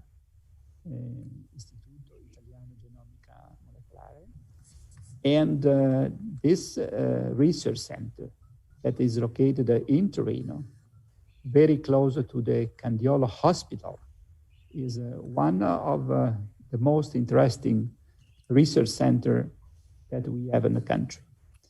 The reason is that in the center, we have a medical doctor, we have a physicist, we have statistics people, we have a mathematician, we have engineers, and they work all together, and they are very close to the clinic. One of the hot topic for them is genomics.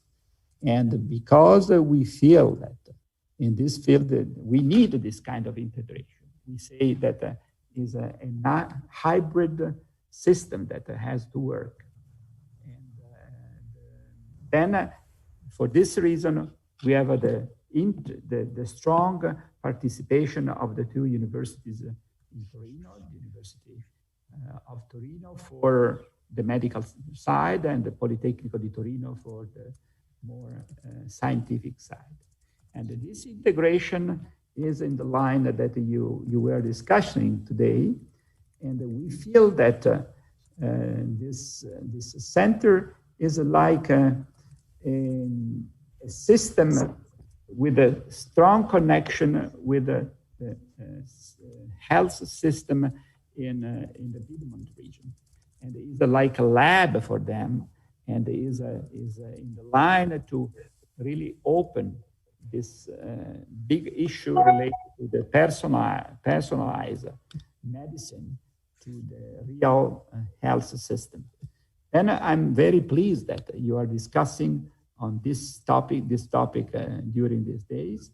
And I'm sure that in the future, we can have a really modern health system in Italy that is really based on this personalized medicine. And thank you so much for this time. And in the meantime, I will follow with a very interesting discussion during this year of the session. Thank you. Bye. Thank you. Thanks a lot, Francesco, for your nice words. And I would like now to invite to Professor Anna Paganoni, who is full professor of statistics at Politecnico of Milano. As we heard, Politecnico is one of our partners in the Health Big Data project that we launched a few months ago. Please, Anna, it's a pleasure to have you here with us. Thanks, Pier Giuseppe, for the kind invitation, and good afternoon to everybody. And as Pier Giuseppe said, I am a statistician. I presume to be a statistician, and I work at Politecnico di Milano in collaboration with a lot of other groups, managing data, analyzing data, gathering, and trying to answer to this big challenge of dealing with big data. In the big data area, the statistician traditional work of managing variability, complexity, and in the information is made extremely more complex by the enormous volume of a large variety of data that new technologies are able to provide at high velocity. And so the 3V of big data, volume, variety, and velocity. And I think that in the healthcare context, it's also mandatory for scientists to have a very careful responsibility towards society, as I heard before in some speech, in particular in the dissemination of research results. But what are big data? I have 2 minutes to share with us my idea. For me, big data are a large collection of data sets that are very large in terms of both of dimension, I mean a huge number of statistical units, patients, subjects, but also large in complexity, such, for example, images furnished by diagnostic instruments in medicine.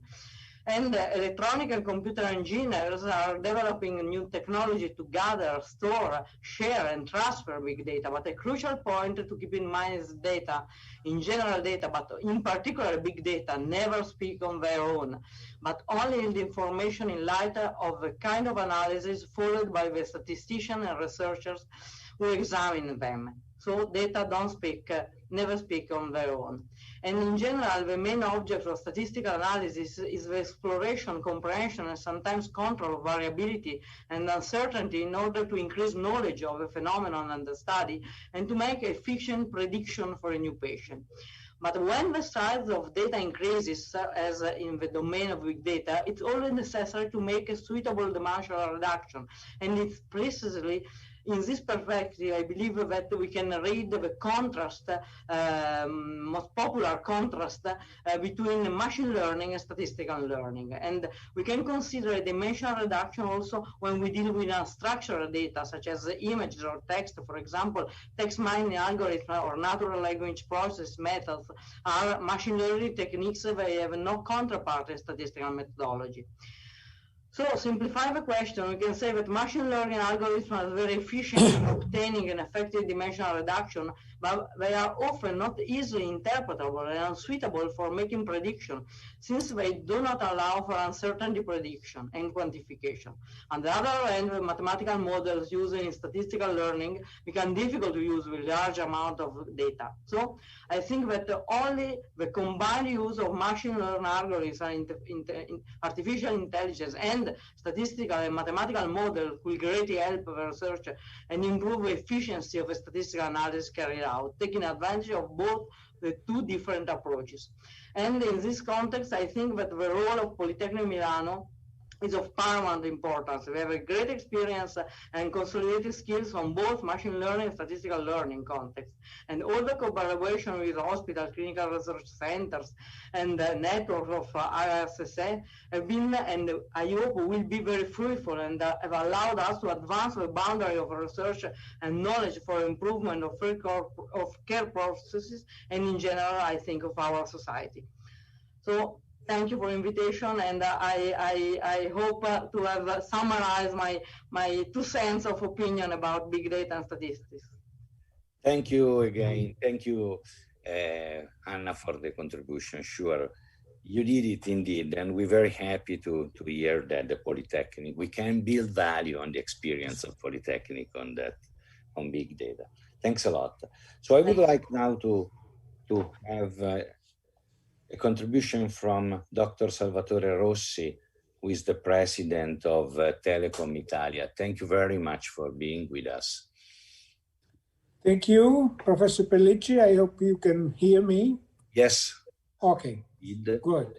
I'll make a few general considerations. Of course, I'm not a physician, as you perfectly know, so I apologize for not using the precise and appropriate words from time to time. But anyway, as you know, data are a distinctive feature of the modern world.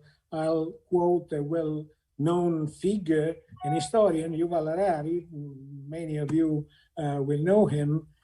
He wrote very recently that the world may have entered the age of dataism, and the proponents of this view perceive the entire universe as a flow of data.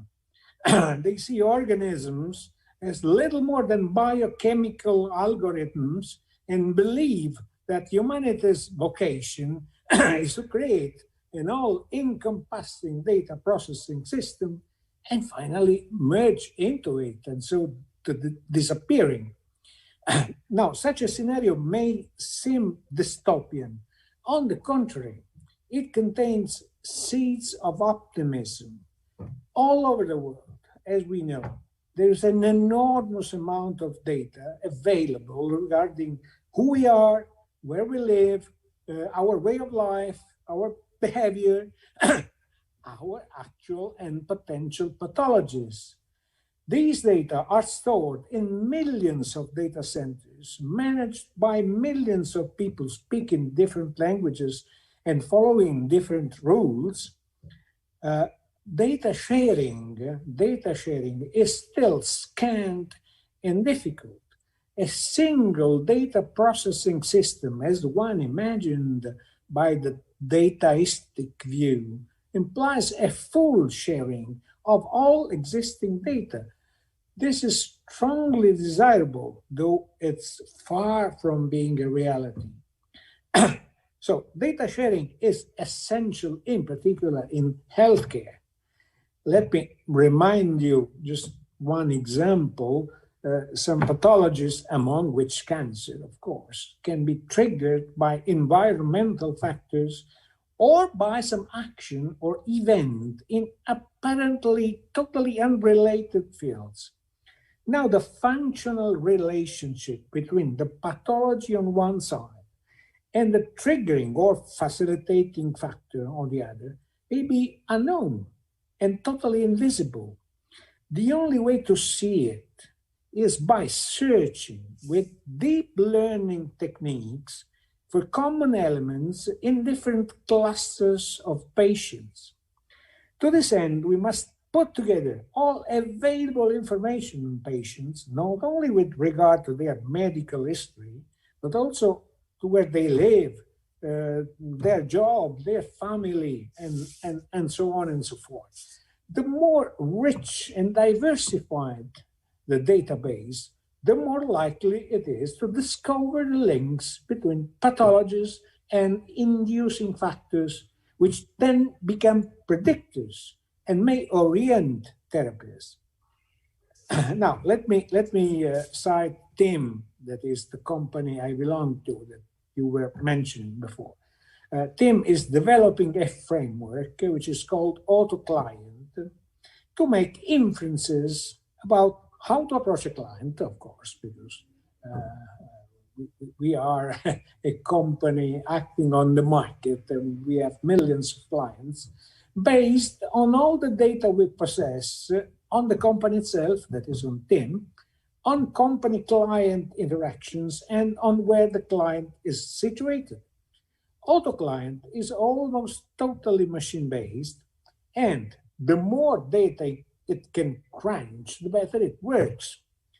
Getting data from databases not managed by TIM is key.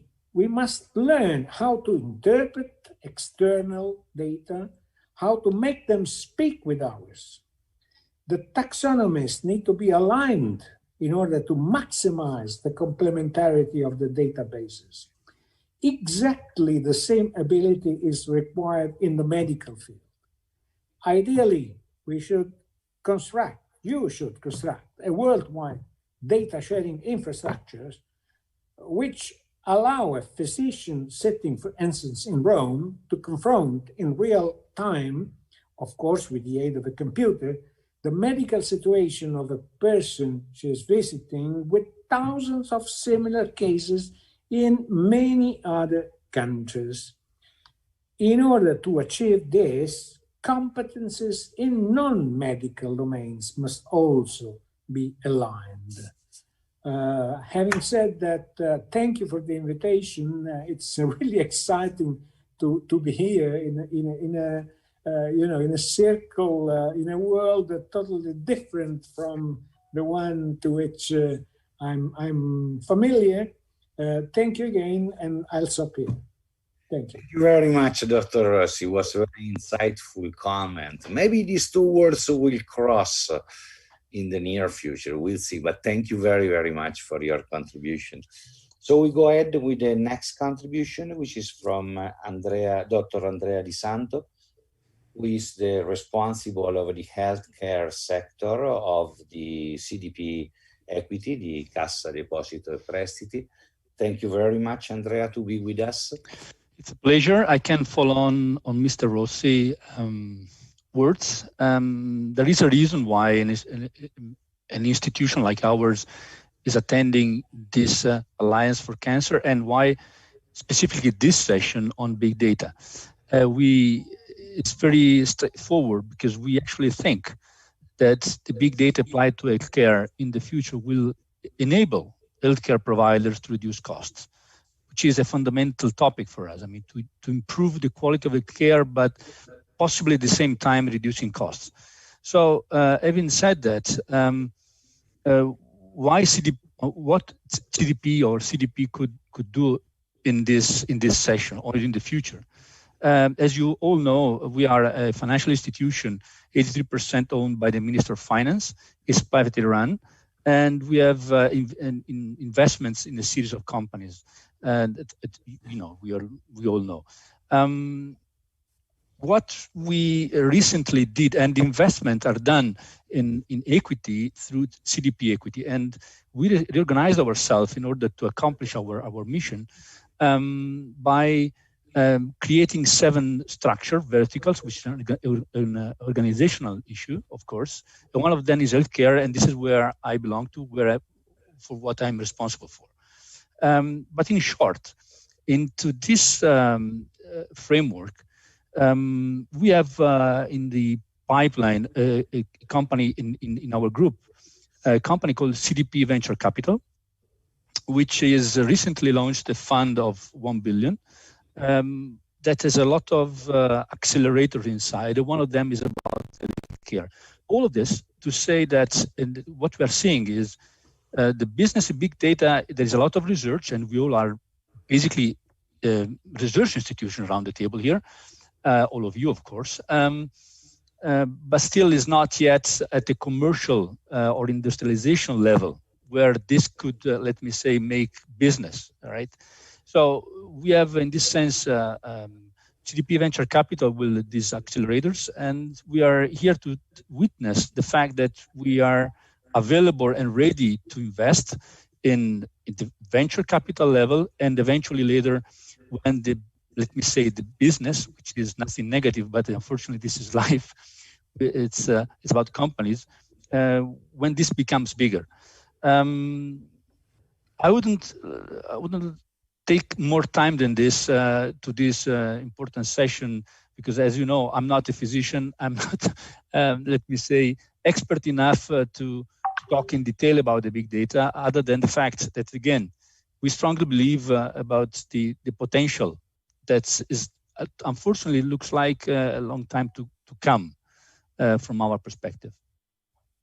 Thank you very much, Andrea, for your nice words. I think that, I mean, you're right. I mean, if this revolution of the data has to occur, to happen in our country, there must be interaction between the public institutions and the private sector. And your vision of VC resources to be, I mean, structured within a priority plan such as big data is really welcome, and we thank you very much. And I hope we'll continue discussing about that in the near future. Looking forward. Thanks. So I think I have to apologize for the next planned speaker.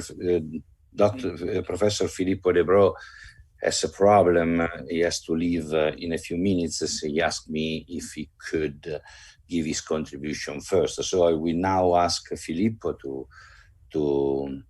give his contribution. Filippo De Bro is the director of the Department of Oncology and Hemato-Oncology at the National Institute of Tumor in Milan. Filippo? Thank you very much, Giuseppe. Thank you to everyone. I'm really impressed from the speech that I heard up to now from people that were claiming not to be physician, but they're talking much better than physician about how to use data for medicine. And well, my job is to develop new drugs. So essentially, I'm not using up to now the big data, but we are trying to build a network to use big data even to improve the patient selection for clinical trials of phase 1, so new drug development.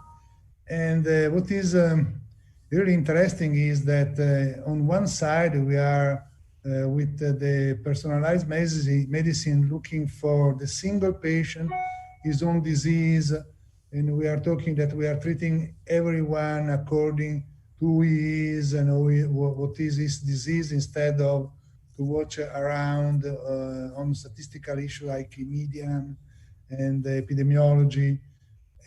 Which is what we are doing now to select a patient for a study. But we already understood that we cannot trust just a molecular analysis, because we have very few patients that are still cured from this kind of approach. And to improve this and to better selection our strategy in patient treatment, we need to put together all the data. And I would say that all the clinical data of patient population and also all the epidemiological data of different kind of patient population, because we have clearly evidence even if we do not analyze big data yet, that in different areas of the world, we have different results from the same clinical approach on the same disease, which means that there are something that we are missing with the kind of medicine we do right now. And for this reason, I feel that this topic of the big data is extremely important.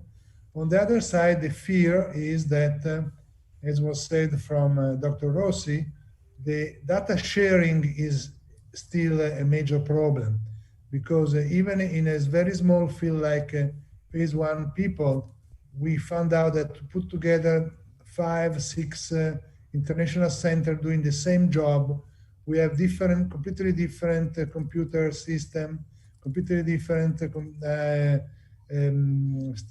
way to record the data, and to make them talking each other is really complicated.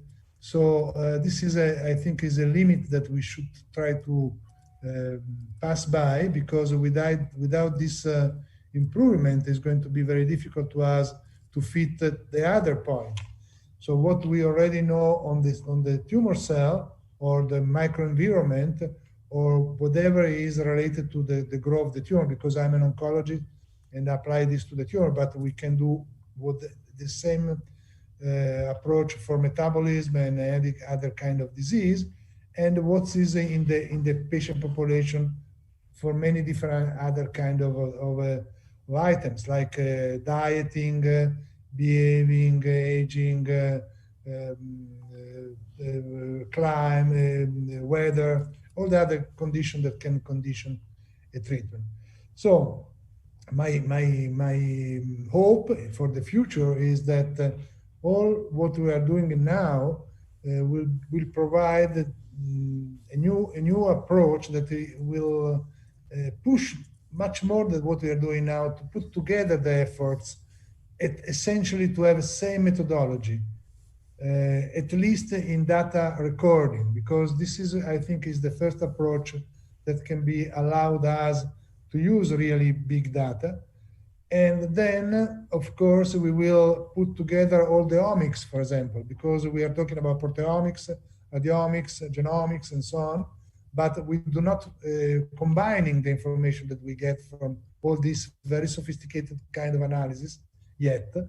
And I hope that this kind of big data, data will be improved if we can put together this information with all the information about the patient population and all the other that we were talking before. A major effort should be, on my point of view, at the European level or worldwide level, but I would stay from the European at least at the beginning. And that would be very helpful to have an improvement in the talking between the major institutions that still have different way to record and analyze the data.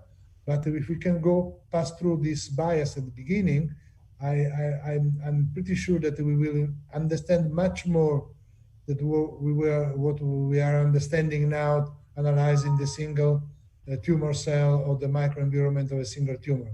And we will improve much faster the cure of a disease so bad like cancer. So I conclude like this. Thank you very much. Thank you very much, Filippo. I mean, thank you for offering the vision of an oncologist. I mean, you were mentioned by the others. So your vision is clear. We do need big data. Data sharing remains a major obstacle for the day-to-day work. And that's very important to be stressed. Thank you very much. So we go ahead with the next contribution by Dr. Sergio Liberatore. He is the General Manager of IQVIA Italy. Sergio. Thank you very much for the invitation to this important event.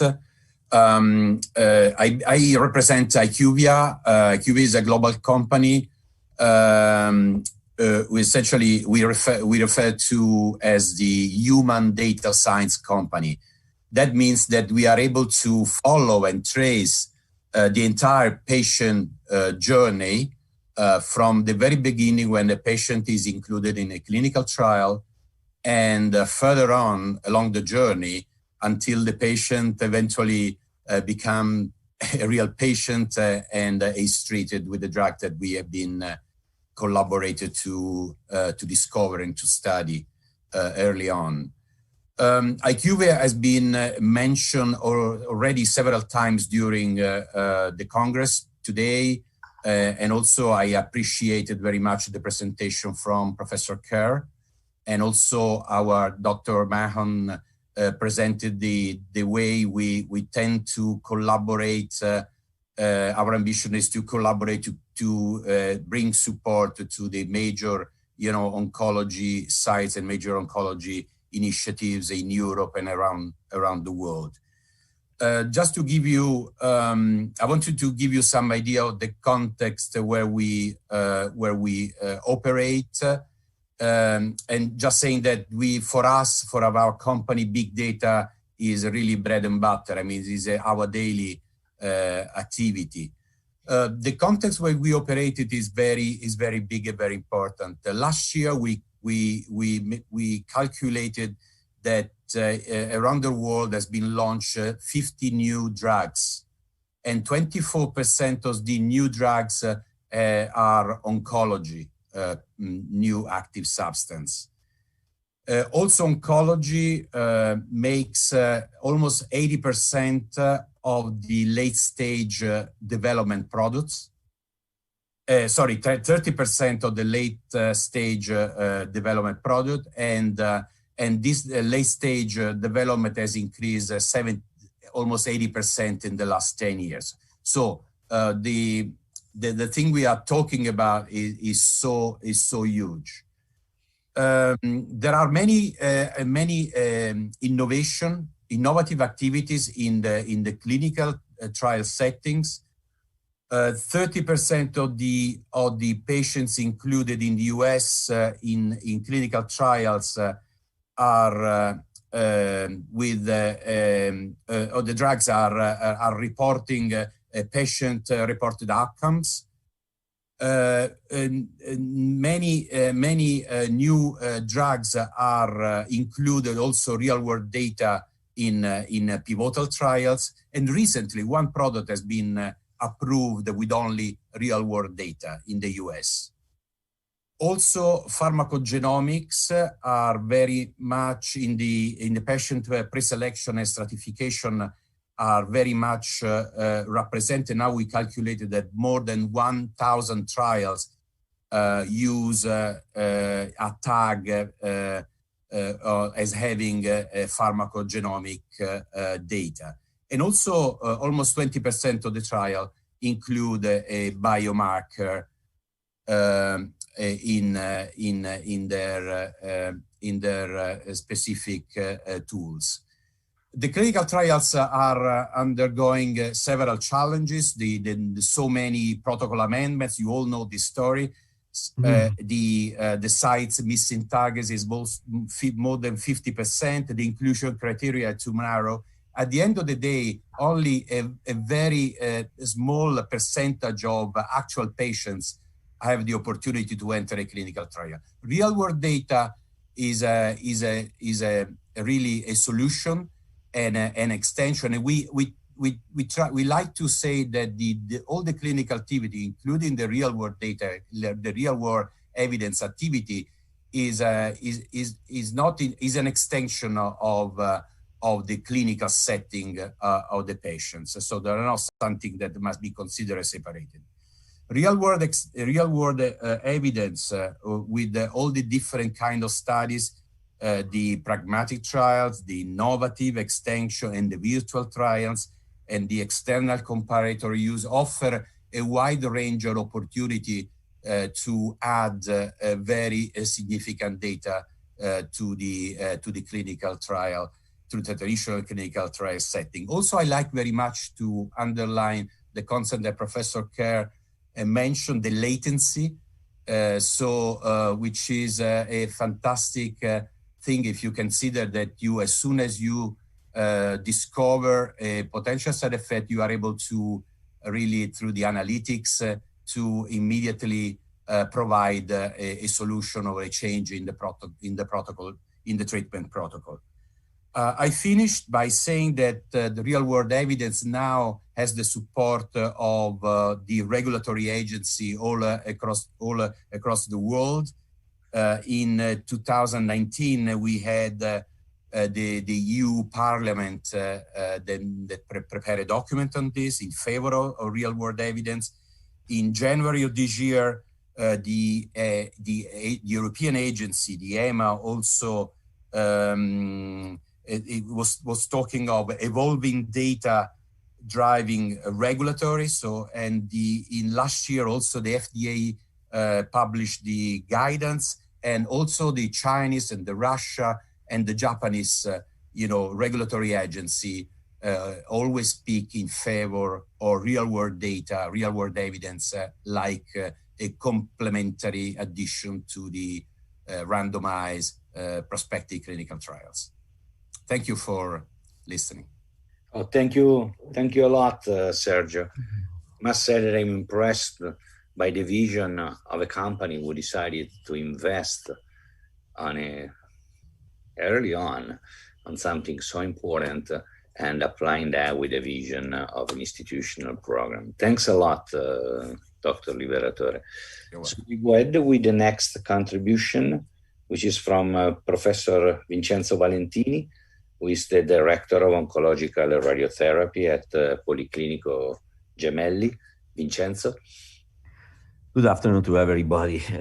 I would like to share with you what are the major difficulties and opportunities that we had in a very pragmatic approach that we implemented at the Fondazione Policlinico Universitario Agostino Gemelli. So we put a bet, may we really operate real-world data to create a platform that could foster science. So we went to open a call to all staff members who have a special brain with one lobe for medical-oriented activities and one other on data scientists. And we had collected around 20 people. And with these 20 people, we managed this extension of the data warehouse. Data warehouse has an architecture, very safe, very thick wall. We create a second wall because data has not to leave the Policlinico Gemelli, but inside we create an architecture for creating an exploitment of the real world data.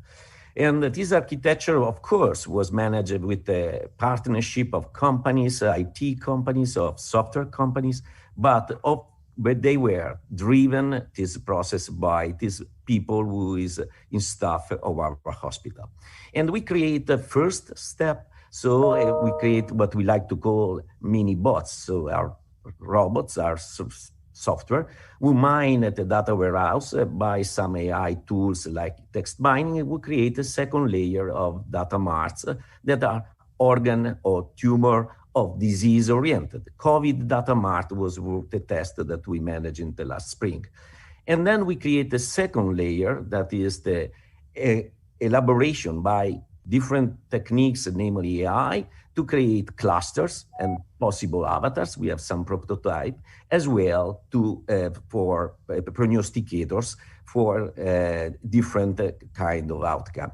And the third layer in the external wall, we create a sandbox to host all the activity that we have to share outside the hospital. So this was the first step, architecture. And obviously, we met a lot of complexity. How to guarantee the quality of the data in the extraction. We create some explainable AI services, but that's still under continuous building, refining the quality of the data. We had to deal with intellectual property of the clinician who provide the contents of the data and the researcher. And that is a pipeline. We have two models that we are testing if it's reliable and doable. And then we had to deal with the relationship with the industry, different kind of industry that are looking at this reservoir of data, of exploitable data to create a fair and consistent framework, because all this extraction is managed according to the DPIA regulatory, so impact analysis, and under the ethical committee approval. But nevertheless, we have to deal with this with industry, but not only with industry, but with also for the perspective of open innovation. So which services we can put in startup, services we could provide to external partner. And that is another pipeline of complexity. And finally, the last is to create all the interfaces with IoT that we can offer to the patient inside the hospital and outside the hospital. At the end of the story, after 1 year and a half, I can say that complexity is there, but we are growing. Now we are growing. We have 24 running projects, 18 teams that we are working. We were successful in 3 Horizon 2020 in the last 6 months where we applied with. And so it seems that this bet is opening a point of light, a point of issues, but still is working in the direction that the exploitation real world data is doable.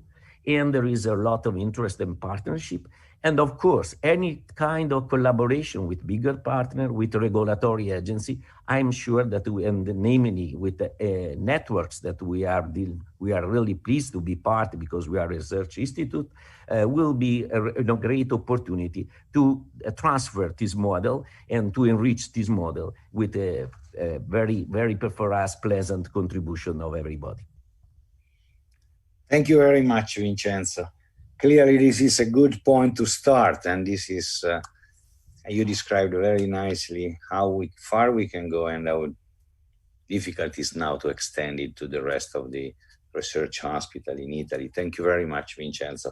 We go quickly, I'm sorry, we are running a little bit out of time, to the last contribution, which is from Professor Antonio Zoccoli, who is the president of the INFN, the National Institute of Nuclear Physics. And thank you very much, Antonio. Thank you very much, Pier Giuseppe, for this invitation. It's a great honor. As you may understand, I'm not a medicine, but I am a physicist. So I would like to bring your attention on a slightly different topic. So, which is, let's say, connected to computing infrastructure. So it's clear from your intervention that you are facing a revolution for big data. So this revolution will occur, is occurring now. So big data will be produced in many different fields in medicine. There is personalized medicine, genomics, imaging. So all this branch of medicine will produce an unprecedented amount of data starting from now over the next years. So the question is how to deal with this data, how to treat this data, and how to use this data, how to share this data. So I would like to bring our experience in this field, because we faced exactly the same transition something like 10 years ago, when we had to face the start of a big project at CERN, the Large Hadron Collider, this big accelerator, where the Higgs boson has been discovered. And we had to face the problem of the data. Every year, this accelerator is producing something like from 50 to 100 petabytes of data. And this data must be distributed to all the scientists of the collaboration over all the world, must be stored, must be analyzed, and the result must be shared among the scientists. So we have built up a worldwide infrastructure, computing infrastructure, many data centers distributed over all the world, connected with a very fast fiber, and we built up a kind of software middleware in order to authenticate all the scientists which were assessing the data. We were producing software tools in order to allow everybody to analyze the data. And we had to take care of logistic problem like electricity, refrigeration, to have people expert in order to run this data center, and to have people expert in order to build up the software. At the end, we managed to build up this infrastructure, which is working quite well. And now we can bring our experience and transfer our experience to the medicine field. And the experience we have rather now with Alliance Against Cancer, with Pier Giuseppe and all the colleagues, is to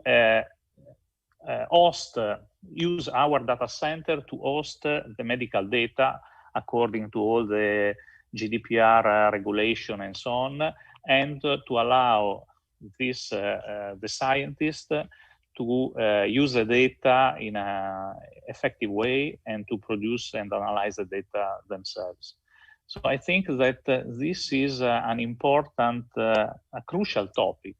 I think that if you, this field really want to exploit at the best the data, you must foresee to have a national or European computing infrastructure which is working, which is flexible, and which will be able to host the data and which will allow you to analyze all the data. I think that in parallel to all the effort the community is making in order to develop the software tool and to build up a precision method in order to exploit the data, you should also take into account this problem, which is not negligible. If you don't face a problem from now, then in a short time, this will be a critical path for the field. And so I think that is really important to have a cooperation between different fields like medicines and physicists in order to share the experience and to have a political effort in order to finalize this problem, to solve this problem, and to give the medicine field to face a new era with the big data. Thank you. Well, thank you very much, Antonio. Thanks for having brought in the need of the importance of the infrastructure, and thanks for your vision. As a matter of fact, at the end, we are 50 research hospitals which embarked in the ambitious project to share data, which is easy to say, but more and more difficult to do. And the idea was to put together, as you mentioned, people with different expertise, different background that might contribute different point of view with respect to this project, with the hope that this is the background and the panorama where we would like to work in the next 4 or 5 years. So unfortunately, we are running out of time and we have very few minutes for questions.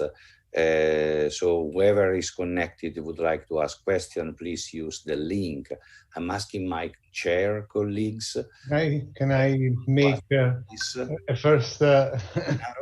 So I use usually to raise provocative questions, and as a matter of fact, so we all agree about bringing forward this revolution, this data revolution, and data evolution and data sharing. However, when I hear that the Health Big Data project, which is an excellent project and is going in the right direction, is going to be lasting 10 years, I am a little bit scared that the rest of the world is going to go very fast and we are going to lag behind.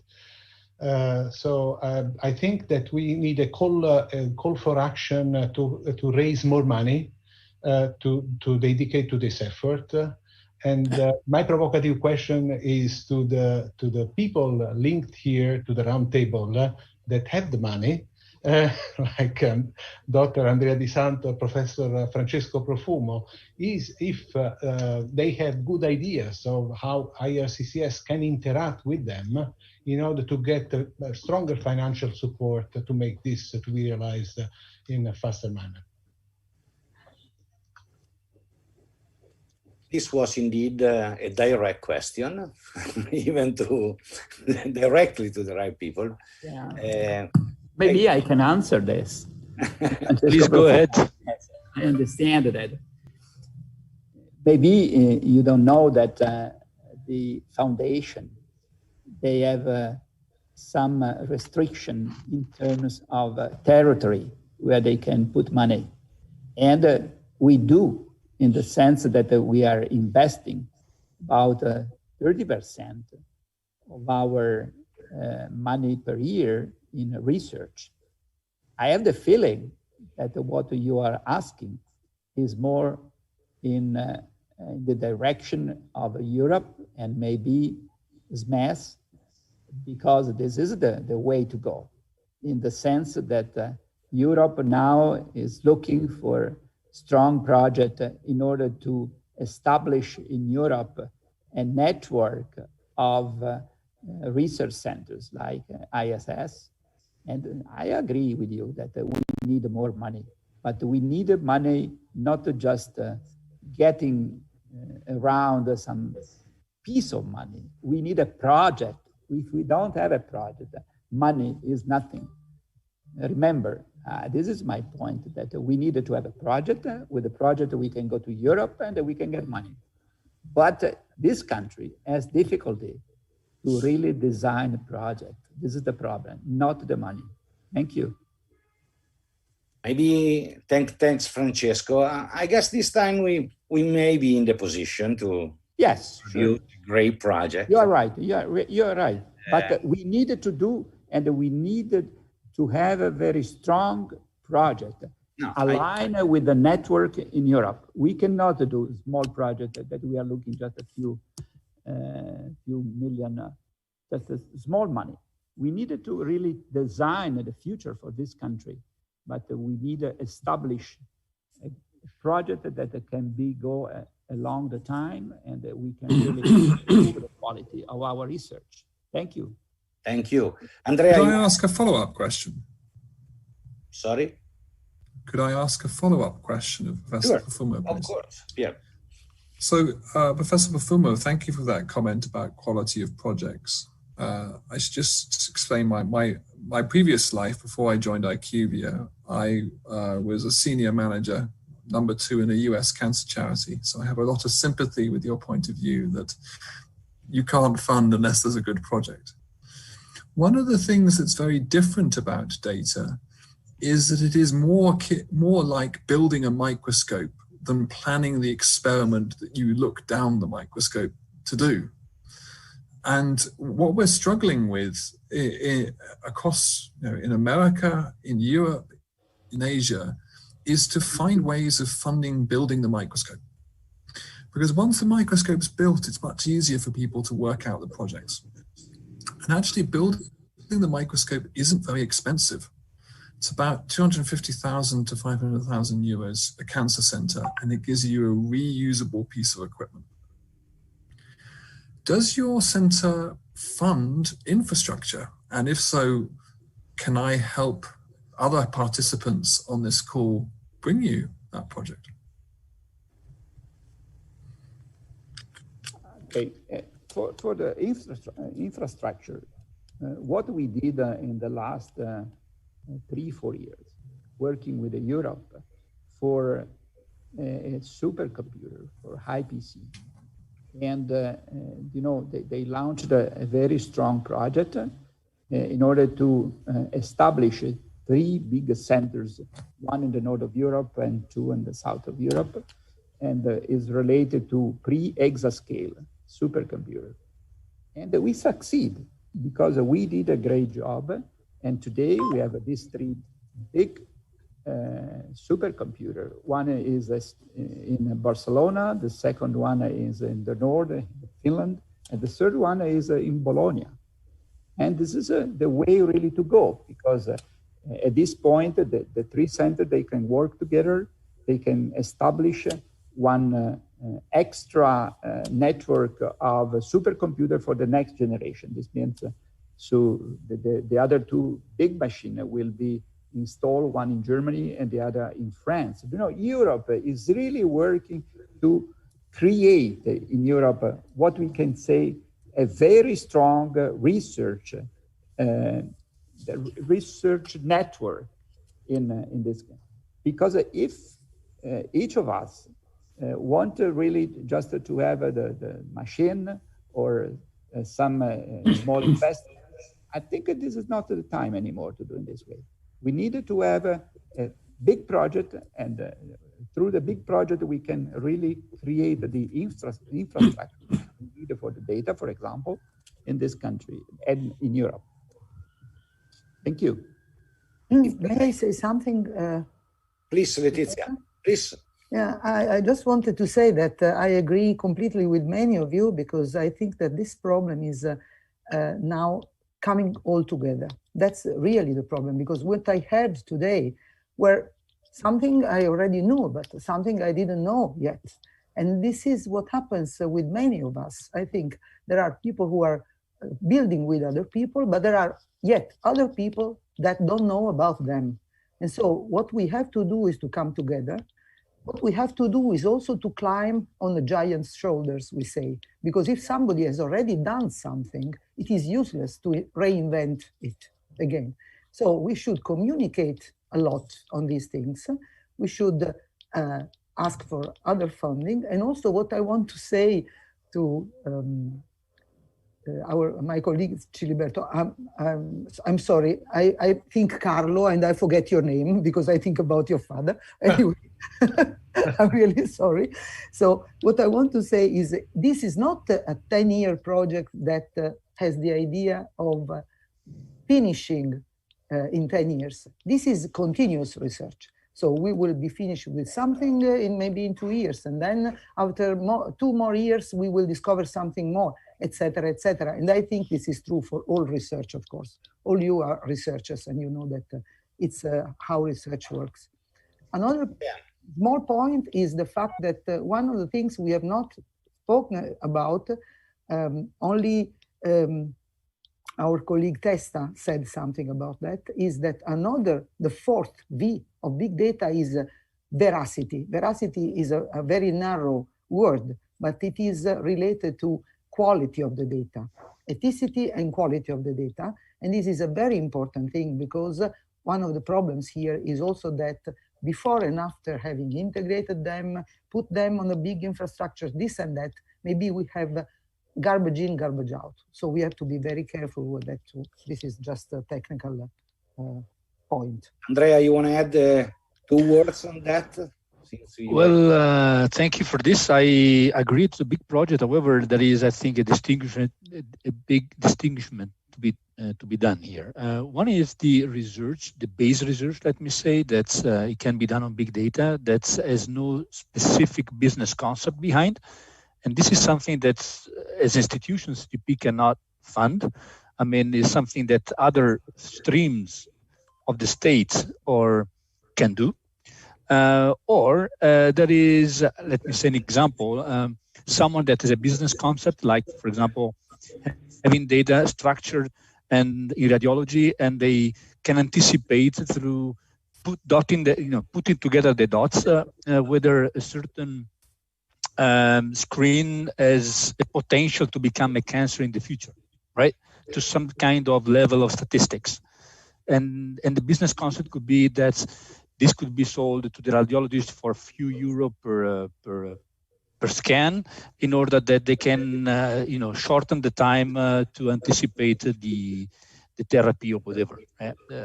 So in this case, there is a concept. In this case, this is something that if there is an idea behind, and of course there must be an algorithm, then through the venture capital, or depends on the magnitude, we can fund. So, but this requires already a kind of business idea, a specific concept that we evaluate, and we are ready to invest. Of course, we cannot invest in base research. Of course, no, but this is clear. This is clear. Yeah, and unfortunately, what I see is that there is not that many business concepts around on applying big data to become more commercial, let me say. And this is maybe something to come, or at least I haven't seen it that many. Let's say that probably the community should transmit them better than it does. Might be. I mean, it's a communication topic eventually, but if you are Einstein, you know yourself, and nobody knows. I mean. Yeah, you're right. But I'm not Einstein anyway. I'm so sorry. I have to cut the discussion. This is I mean, also because the roundtable was done having this in mind. So, I mean, we're running too much out of time. So I guess, I mean, it is clear, the big project needs big approaches, and I would say also cross-sectional approaches. Clearly, taxpayers and organization with vision like the European Community has to run the show, but we do need also private money, down also to small projects, VC stimulated and so on. So I really thank all the participants. I still have the idea of the beginning that I hope that we work together, because this is a big project that needs a lot of enthusiasm and enterprises. And I guess, and I'm sorry, we have to close the section. Thanks again to all the discussants and the speakers and all the audience, and bye-bye. Thanks. Arrivederci. Pleasure. Thank you. Bye-bye. Bye. Bye-bye, everybody.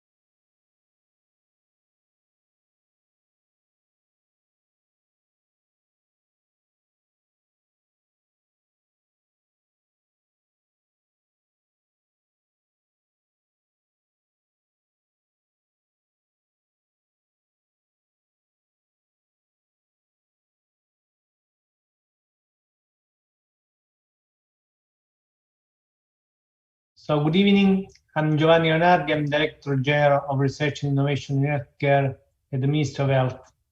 And welcome to this session, the last session today, and we will try to make up this little delay that we had about an hour, but we have enough time for our discussion.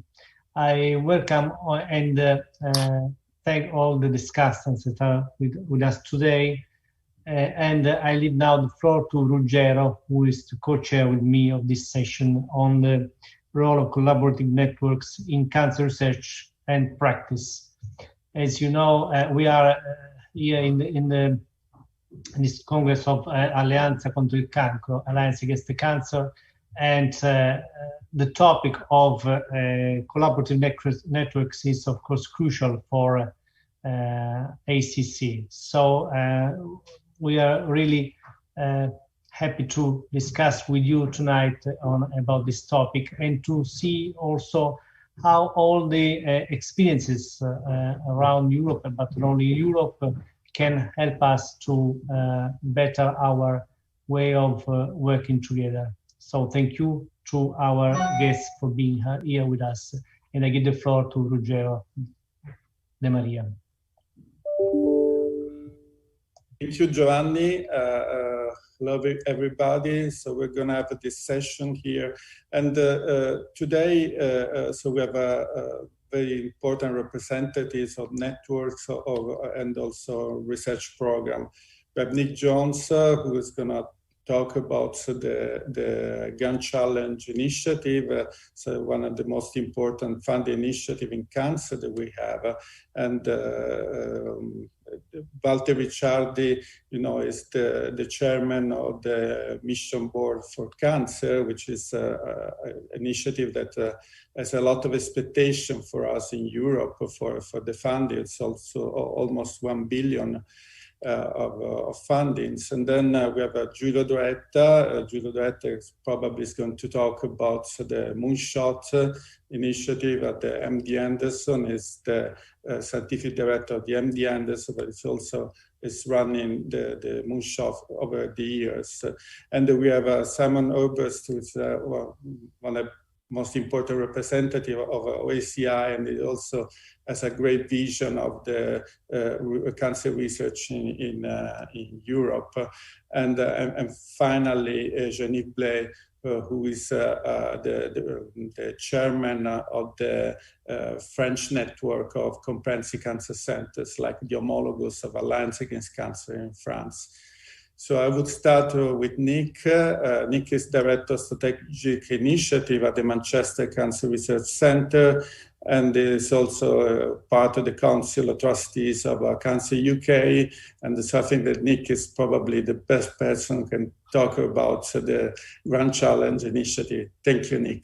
Okay, thank you very much. And it's a pleasure to take part in the discussion. I look forward to it.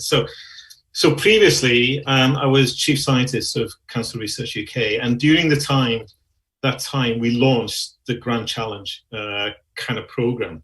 So that's about 5 years ago when we started it. And I just want to kind of give you a little bit of background about Grand Challenge, because I do think it's one of the most powerful examples of a kind of team science, team science approach to particular problems that we have in cancer. And it's a very, I think, good example of how a collaborative approach, multidisciplinary approach, can really make big progress in addressing some of the big questions we have. And I think it's not been going very long, but I think its success to date really illustrates the impact it has. And really legitimizes the approach. So let me just give you some of the principles of why we set up Grand Challenge. So, we all know there's some big challenges in cancer that we need to address, and we can kind of regard them as hurdles. And if we overcome these hurdles, they can be transformative. They can make a huge difference in terms of our deep understanding of cancer and in terms of our ability to take that kind of knowledge and really transfer that knowledge to patient kind of benefit. And, we feel that these challenges are so big and so important, they can't be addressed by any one particular group, no matter how big that group is. So they can only be addressed through a multidisciplinary kind of team science approach. This requires different expertise. It might be different biological expertise, but also expertise in terms of the physical sciences, in terms of computing and clinical expertise, and also expertise in technologies, and really at the cutting edge of kind of technology kind of development. So, I almost feel if a challenge we put out there doesn't require that kind of breadth of different expertise coming together, focused on a particular problem, then it's not really a grand challenge. So, we really feel that these challenges have to be at the kind of level which absolutely requires this kind of concerted effort from different people with different expertise and different backgrounds coming together with a particular focus on the challenge itself. The teams, the other premise that we have is that the challenges have to be kind of bold, obviously. And that means if they're bold and if they're big challenges, then it requires a lot of investment in order to address them. And they're risky, they almost inherently, they have to be risky. Otherwise, they're not, at the really cutting edge of what it is that we're capable of doing and capable of kind of addressing. So we recognize that, and we fund each Grand Challenge team to the tune of about £20 million per team. And we now currently have 7 teams that have been going now. The round 1 teams, there was 4 in round 1. They're now 3 years or 3.5 years into their 5-year program. And the round 2 teams, there's 3 kind of round 2 teams. They're about a year into their program. So it's still early days with the Grand Challenge teams, but already we're seeing, the kind of benefits that are coming out of this team science approach in terms of really unexpected insights into certain aspects of the biology of cancer, but also in terms of development of certain technologies, which are going to be then applicable to many kind of areas of cancer in the future. I mean, just to give you a flavor of the teams so far, they involve about 60 principal investigators from 9 different countries. The UK, obviously, the US, but also a number of different kind of European countries as well. And so one of the things that we see is whenever we get applications for challenges, they really are international in nature. And I think that's, again, almost a prerequisite for a kind of Grand Challenge team, because it means you're really drawing in expertise, wherever that expertise may be, you're drawing in the most appropriate and the best expertise you can to focus on the question. And what's really kind of interesting is some of the teams are actually drawing in people who have never worked in cancer before, whether they be in the physical sciences that, have never worked in cancer, but really recognize the importance of the question and the way that their expertise can be applied to that question. Or in one case, in a team in Cambridge, we have astronomers that are involved in the challenge, and we would never have dreamed of being able to attract, astronomers, to really tackle a problem that we have in cancer. But they play an absolutely vital role in that particular challenge. So just to give you a kind of flavor of the kind of challenges that we're already funding. So there's a challenge, for example, on the microbiome, and we all know that the microbiome plays, a role, and probably an increasing realization it plays an important role, especially in colorectal cancer. But to really, really address the exact role that it plays, not just in the incidence of cancer, but also the response to various therapeutic approaches, that requires a kind of a really big effort. And so we have a team that's led out of Boston on that. Inflammation, we know is very important in certain types of cancer. And so we have a team that's really aiming to understand and learn how to treat and prevent inflammation-induced cancers in a better way. We have a team running out of Cambridge, which is really identifying genetic signatures that are indicative of the etiological kind of cause of particular cancers. So, certain agents that we know cause cancer give rise to certain signatures in the tumor kind of DNA. And we can use those signatures almost as a forensic tool to kind of identify, the source of particular cancers. And this is particularly interesting with respect to kind of low incidence and high incidence regions in the world that one sees in particular cancers. And in this particular challenge, we are collecting samples from over 20 countries in the world, and areas within countries where within a fairly small geographical kind of area, you have high and low incidence. So it's a real opportunity to address questions about the cause of cancer. And then we have a challenge, which is essentially creating a virtual reality kind of map of tumors, really addressing on a cell-by-cell basis, the tumor, the composition of tumors, and so. So you know, and as I say, I think so far the insights we're getting are really telling us that it's a great approach. I think some of you might know, but recently there's been a big boost to the Grand Challenge program in that the NCI has partnered with Cancer Research UK. And so that was announced a few weeks ago. And so the NCI are putting in an additional 175 million pounds into this over the next 5 years. So that partnership between, you know, obviously the NCI, the biggest cancer funder in the world, and Cancer Research UK, one of the biggest funders in the world, it's a very powerful partnership. And increasingly we're getting other cancer organizations, cancer funding organization agents kind of joining us in the Grand Challenge program. So I think the future looks great.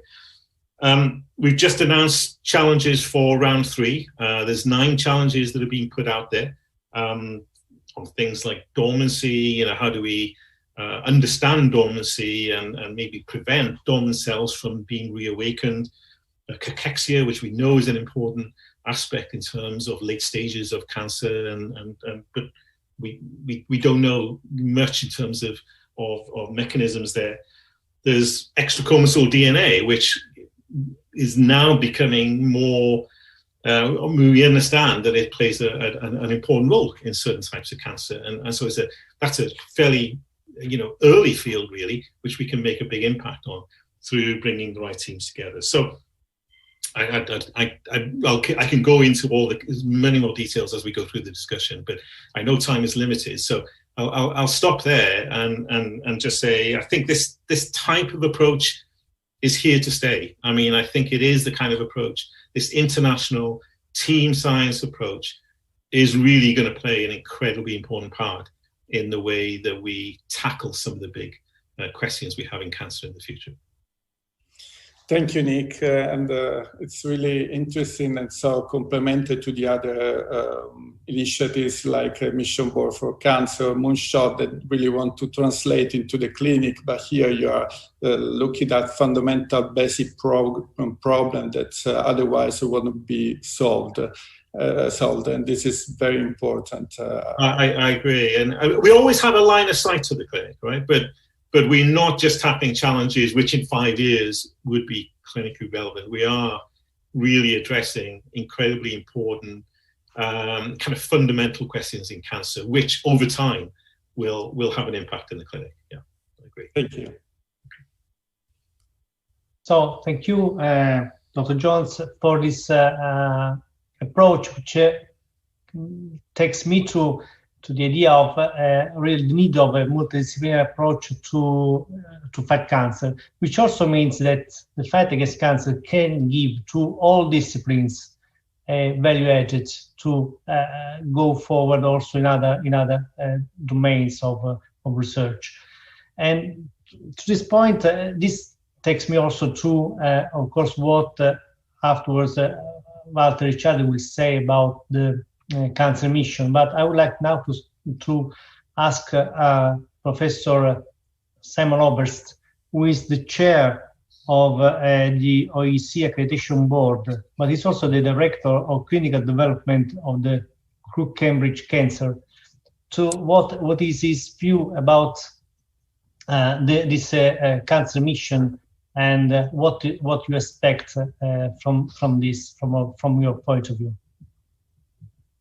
Well, thank you very much for that very kind introduction, and very good to see everyone. A privilege to follow my colleague Nick Jones from Cancer Research UK, and I'm very excited by the grand challenges. And I come from the university with the astronomers who met our biologists on the high table of Trinity College. So eating and drinking is always a good idea to exchange ideas. But I just wanted to change tack slightly towards long-term collaborations in research and care, and relate that to, in the European context, to, I think, the exciting propositions of the EU Cancer Mission. And I hope that Professor Ricciardi will not contradict me or would agree with me. I'm going to take the risk of sharing screen and I just have 3 slides, if you can bear with me. I hope this works.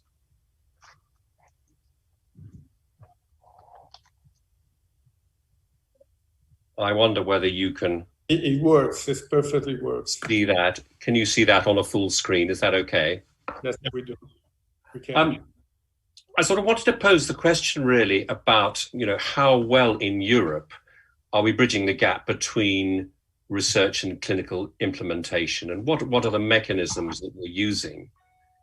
I suppose it's a truism to say that the comprehensive cancer centers, as we define them, are key to this process, being the vital bridges which drive innovation into the clinic, have extensive access to large groups of patients, to samples and to data, which we were hearing about in the previous session.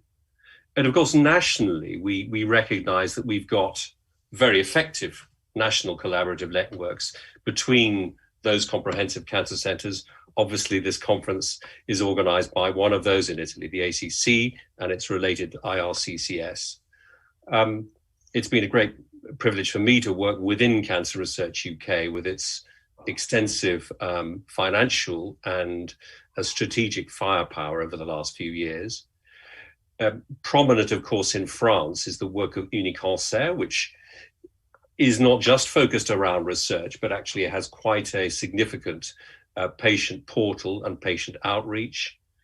Our colleagues within Germany, the National Cancer Tumor Center, based in Heidelberg, but also expanding now into 5 other centers within Germany. And I might also mention the Danish Comprehensive Cancer Center too, with which OECI has also got links.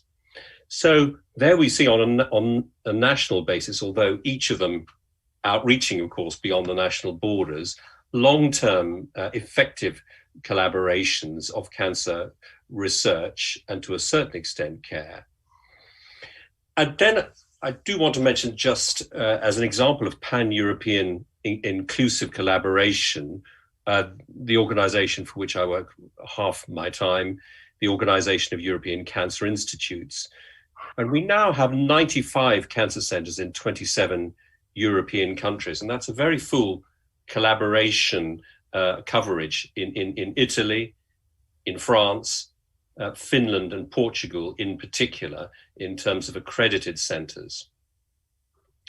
And I'll say a bit more about how that might fit into the future context later. But on top of that, of course, we have, in addition to the grand challenges that Nick has just been describing, other focused collaborations, which are often for particular purposes. And I see them as really pioneers in the field. We have, of course, the establishment of Cancer Core Europe with its 7 very large comprehensive cancer centers in seven different European nations. And I know from the Cambridge angle that the particular focus there is looking on is looking really at the basket trials, as seeing the crossover in terms of mutations between different cancers, and establishing also an effective data platform which is consistent between those 7 centers in order to implement the clinical trials in a very effective and consistent way. One might also mention on the data side initiatives like DigiCore as well, which OECI is also involved in. Again, going back to the previous session, which has just ended, creating a data platform really with the intervention of IQVIA for consistent data platforms, extracting data, not only genomic and other omic data from patient samples, but also the clinical data for electronic patient records. So in the light of that landscape, so we might ask really, well, why have a more structured approach to collaborations in Europe in research and care? I was expecting to be able to oh, well, there we go. If I do that, maybe I could do that. So I come to a particular recommendation, a key one, recommendation 10 of the EU Cancer Mission interim report, which is a proposal to set up a network of comprehensive cancer infrastructures within and across EU member states to improve the quality of research and care. And I think keeping those two together, research and care, is absolutely axiomatic, really, to this proposal. Why would one want to do that? Why would we aspire for complete European coverage? I think there are 4 reasons that I suggest, and be happy to take these points in discussion later. Firstly, I think because Central and Eastern Europe are largely excluded from some of the prominent collaborations we already see in Europe. And also some of the Southern European nations are often excluded from those collaborations. Secondly, because it's vital both to the Beating Cancer Plan and to the EU Cancer Mission to establish greater equality and equity of access of patients to clinical research and to high quality accredited care. And thirdly, I would mention, I think, reverse translation, and people who are more clever than me can speak to this more clearly. But my understanding is that getting completeness of data from many different centers, many different countries and environments is important to the reverse translation process, not least in the area of prevention and public health. And I suppose lastly, to reflect that research collaborations are pretty well served in cancer around Europe, subject to financing, but actually care collaborations are less well served generally, and certainly cross borders, apart from the European networks, the ERNs for cancer. So looking at slightly more detail at the proposal of the EU Cancer Mission, it is one to establish a strong network of comprehensive cancer infrastructures, including centers, of course, within and across EU member states, and that EU citizens and cancer patients should have access to an accredited CCI, might be a clinical cancer center or a very large cancer center in every country, and that there should be at least one infrastructure in every member state. And that those networks will contribute to harmonizing standards of care and research implementation in the member states and across Europe. So that's what was actually stated in the interim report. And finally, I just want to reflect sort of how we could go about implementing this. And I suggest just 4 steps to implementation. First of all, we need to plan it. There are 10 member states of the EU who have no accredited or recognized comprehensive cancer centers or networks at all. And that is clearly a gap which needs to be mapped and which needs to be filled. Secondly, on implementation, it's my strong feeling, and in fact, having talked to the directors of many Central and Eastern European cancer centers who are part of the OECI community, that they will undoubtedly need financial and advisory help in building their cancer centers and comprehensive cancer infrastructures. They need both the advice and they need funding. One initiative, which of course has already started, is the concept of twinning between certain centers, certain larger centers in perhaps Northern and Western Europe and other centers within Central and Eastern Europe. But those ad hoc collaborations are of course very valuable. But I think it's the feeling of the mission, and it's certainly the feeling within OECI, that there needs to be a more, can I say, comprehensive approach or planned approach. And it requires expertise from those who've been working in the field for the time, for instance, that OECI has, the last 15 years of building this network. And it may well be that existing EU funds, such as structural or cohesion funds, could be leveraged to help bring up the standards and collaborations of certain Central and Eastern European cancer centers. Thirdly, the third step really is to agree standards for them. We've recently published in Lancet Oncology in August a robustly consensus agreed set of 100 core standards for cancer centers to follow in Europe. They are mainly focused on cancer care and treatment and diagnosis, and also survivorship, of course. But they're also focused on research infrastructure and clinical trials that are required to be integrated within those cancer centers. OECI doesn't accredit the quality of research in the way that a funding organization like Cancer Research UK does, or the European Academy of Cancer Science. But we do look at research infrastructure and clinical trials infrastructure. And finally, a process of accreditation so that patients can be sure that when they come to centers or to a particular network, they can really guarantee the quality of their care and their access to clinical research.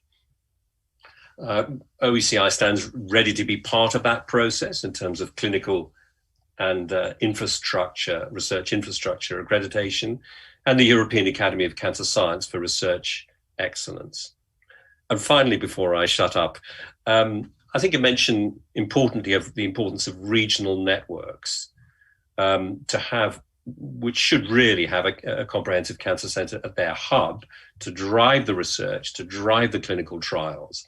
That's the final key, because without local and regional networks of care and research, we won't achieve the aim of all cancer patients being included in a research-driven network, having access to clinical trials, and being able to provide real-world data, as I say, for reverse translation to the research-active hubs of comprehensive centers. So maybe there are some interesting things to discuss within that.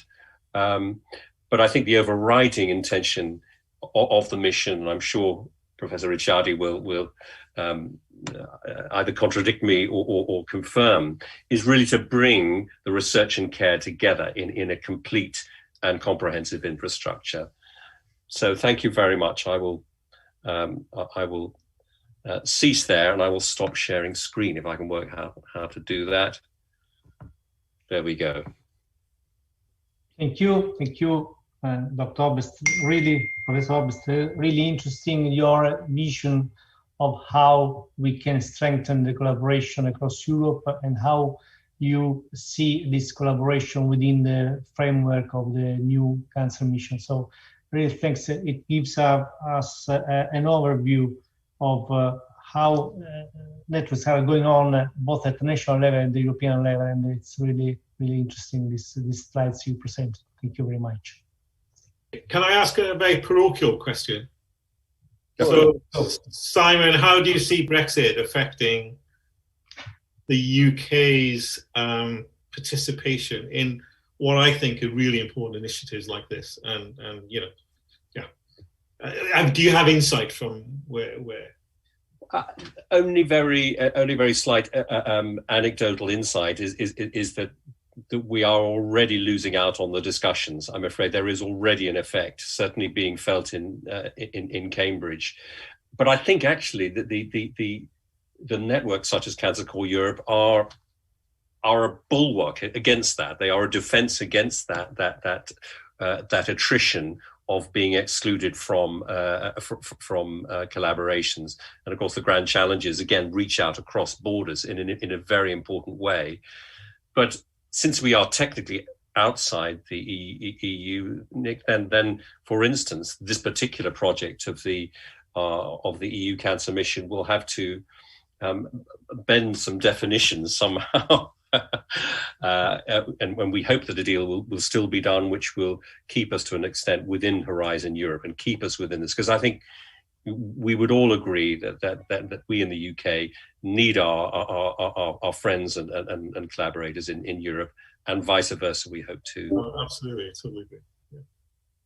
Absolutely.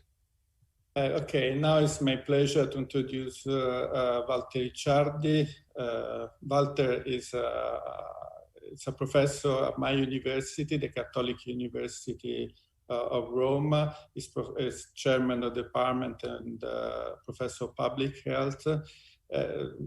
Walter has a privileged position because he's the president of the committee for the Mission Board of Cancer, is also the coordinator of the Scientific Advisory Board of Human Technopole, and is also scientific director of the Fondazione Maggeri, which is one of the members of Alliance Against Cancer. So I think Walter can provide us a view of the research in Europe, of cancer research in Europe, and particularly Mission Board for Cancer. Thank you, Walter.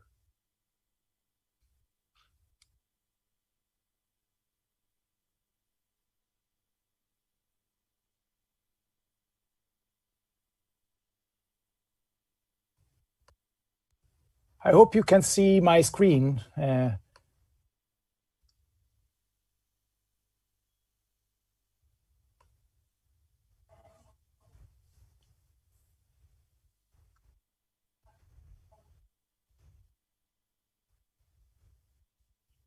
Okay, I couldn't agree more with Professor Hoberst on both about the fact of the importance of networking, of the importance of including the work that has been done during the past years, and also about the concern on Brexit. But I will go to that. We are talking about networking. What is the mission-oriented research and innovation approach is about the different and more inclusive kind of networking. So it's a kind of networking that is not only related to the already successful ingredients of Horizon Europe, of Horizon 2020, which is, of course, networking of professional researchers, but in particular of networking of other stakeholders, namely the citizens, the patients, the politicians, and industry that sometimes have been put apart of the decision-making. So missions, the 5 missions provide a solution and opportunity and an approach to address the numerous challenges that people face in their daily lives, and tries to put them in a way that give direction to the European research and innovation in solving these problems, solving the society's pressing challenges, and produce tangible results. I mean, it may be useful to remind that the concept is inspired by the famous speech by JFK in the early 60s on the mission to go to the moon. And after 7 years, actually, the US went to the moon. And this is exactly the time span that the missions are working on. And this is exactly the involvement of citizens and stakeholders, as JFK did, that can be put in setting the research priorities, but not only, essentially to lead to equal access for everyone in Europe to the best of European innovation, research, resources, and global know-how. You know, the choice on cancer was because certainly cancer is one of the 5 major societal challenges, together with climate change and sustainability, together with food and agriculture, together with water fisheries, together with smart connections of cities, and in particular in Europe, because with 10% of the world population, we have already 25% of the burden of disease. And in case that we don't act for a better and more equitable prevention and diagnosis, treatment and care, survival rates and post-cancer quality of life, in 2035, we are going to have 50% of the global burden of disease in cancer, which of course is not acceptable. That's why the Mission Board for Cancer was started. So with a group of high-level independent experts from research, academia, medicine, but not only from this environment, also patient associations and NGO, also industry and innovation, and also international agencies. We're very privileged to have the Director General of the IARC to provide the epidemiological basis for our decision, but also the inclusions of assembly members to give us a sounding board, to give us advice, to give additional ideas, to broaden our know-how, to engage more the citizens and organizations and stakeholders.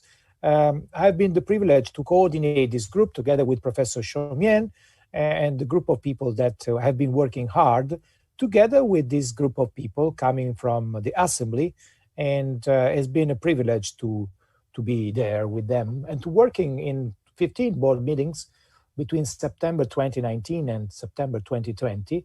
And networking, as I said, was a matter of fact what we did with members of the European Parliament, for instance. I mean, outstanding results in this domain, because on a bipartisan level, the European Parliament created not only 3 different parliamentarians group, but an inter-parliamentarian group, which is a decisional body with full legislatively power to do that. So to speed up the decision-making process. And this is just and entirely dedicated to cancer.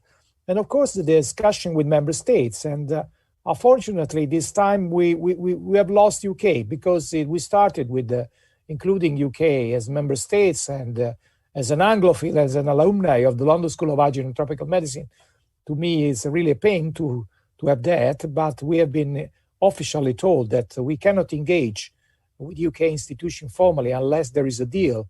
And this is really a problem because we are going to lose an immense know-how, an immense collaboration, an immense friendship. We hope not to do that, but we rely on politicians to be wise to find an agreement, which I think, I hope that it will be found. So at the end of the day, we handed over our final report to the Commission on September 22nd. And the good news is that just the day before yesterday, the Commissions endorsed fully the reports of the 5 mission boards and decided to go on even with the budget cut that have the budget of the European Union has had.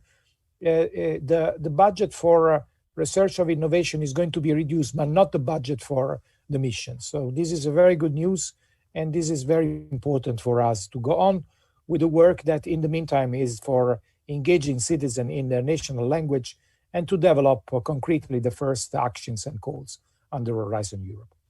You may have heard that these are the 5 intervention areas. So I am going to focus on the one that are more important for the current webinar, the current workshop. So understanding, research, research in as a funding research as a basic and fundamental research, but also clinical research, translational research, health services and health system research, implementation research, but also funding research in prevention, in diagnosis and treatment, in improving quality of life. And these are the recommended actions. I will focus on the ones that are more related to research and networking. First, the launching of the uncan.eu, the European initiative to understand cancer.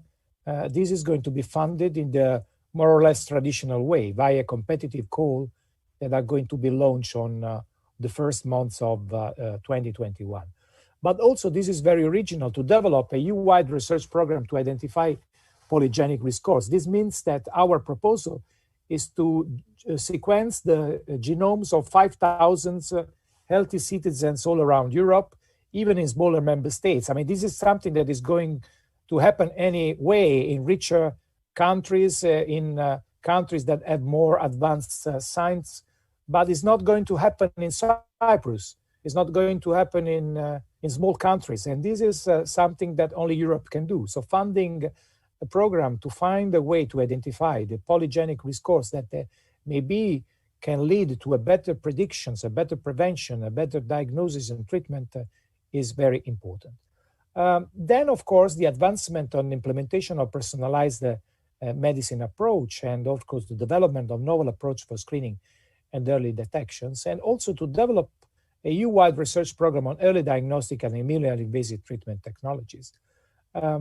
Development of programs concerning the improvement of quality of life of cancer patients and survivors, family members and carers, and also the funding. This is a very new of a European Cancer Patient Digital Center. In other words, we give for granted that the digital transformational care will be the basis on which we are going to build the system of the future with data still owned by the patients, but they can deposit and share the data for personalized care, allowing them to have the best possible treatment, even if they live in remote rural villages in Europe, if they live in poorer countries, which at the moment are lagging behind on quality and access to care. And as Professor Robert said, we don't want to reinvent the wheel. So setting a network of comprehensive cancer infrastructures, if there are already network institutions that do this job, will be our willingness to support, to fund them, and to encourage the work that has done in the past to be developed further and to develop also creative way. I mean, we propose the twinning at international level, but also at national level, and politically correct. We said we use the word infrastructures because I know that there has been a debate between Comprehensive Cancer Center, Cancer Center. I mean, I don't want to engage in this conversation, but the concept is clear. We want that within and across all EU member states, there is an increasement and improvement in quality of research and care. And the cross-cutting actions related to children, relating to an improvement of public-private collaboration with the creation of oncology-focused living labs, and also the transformation of cancer culture, communication, and capacity building. We already engage in this exercise because what we did is to use a methodology which has been traditionally used in the commercial world, so focus group. When you have to launch a new product, industry uses to engage a sample of citizens to have their reactions in their own national language with their own national culture. We did that starting exactly from the countries that are lagging behind, the eastern countries of Europe, and the result was astonishingly positive. So they reacted, they participated, they gave us suggestions. In other words, they co-created and co-planned with us the program, which I think is very important. So I hope that I have given you some insight into this. Of course, next step will be to transform this 13 recommendation into concrete actions, measurable, fundable, with key performance indicator. We already have started to do that, but we have been waiting the official approval, which is going to be communicated early in the first week of November. But I anticipate that this has been positive, so can be started this work. Thank you very much for your attention. Thank you, Walter. Thank you very much. It's very informative. May I ask a question, because I know that you have to go. Do you have any advice for networks like Alliance Against Cancer or Unicancer to be prepared to apply to the fundings that will be available with the Mission Board for Cancer? I don't have a practical, suggestion, advice, but I have a theoretic, because now the Commission, as I said, the decision has been really, really fresh. It's just 2 days ago. Now the different directorates of the Commission, and this came from the Commission, so from the whole Commission. So the commissioners decided that. Now I know that, for us, for instance, it's very important that the Commissioner Gabriel and Commissioner Kyriakides and their staffs start to this kind of preparation. But for other missions, there are other commissioners to be involved, for instance, for agriculture, for economy, and so on. So they are now starting to this kind of interdirectorate meeting to prepare the practicalities for this. What I can tell you is that networks like yours are incredibly important for providing the missions with the possibility to be enforced.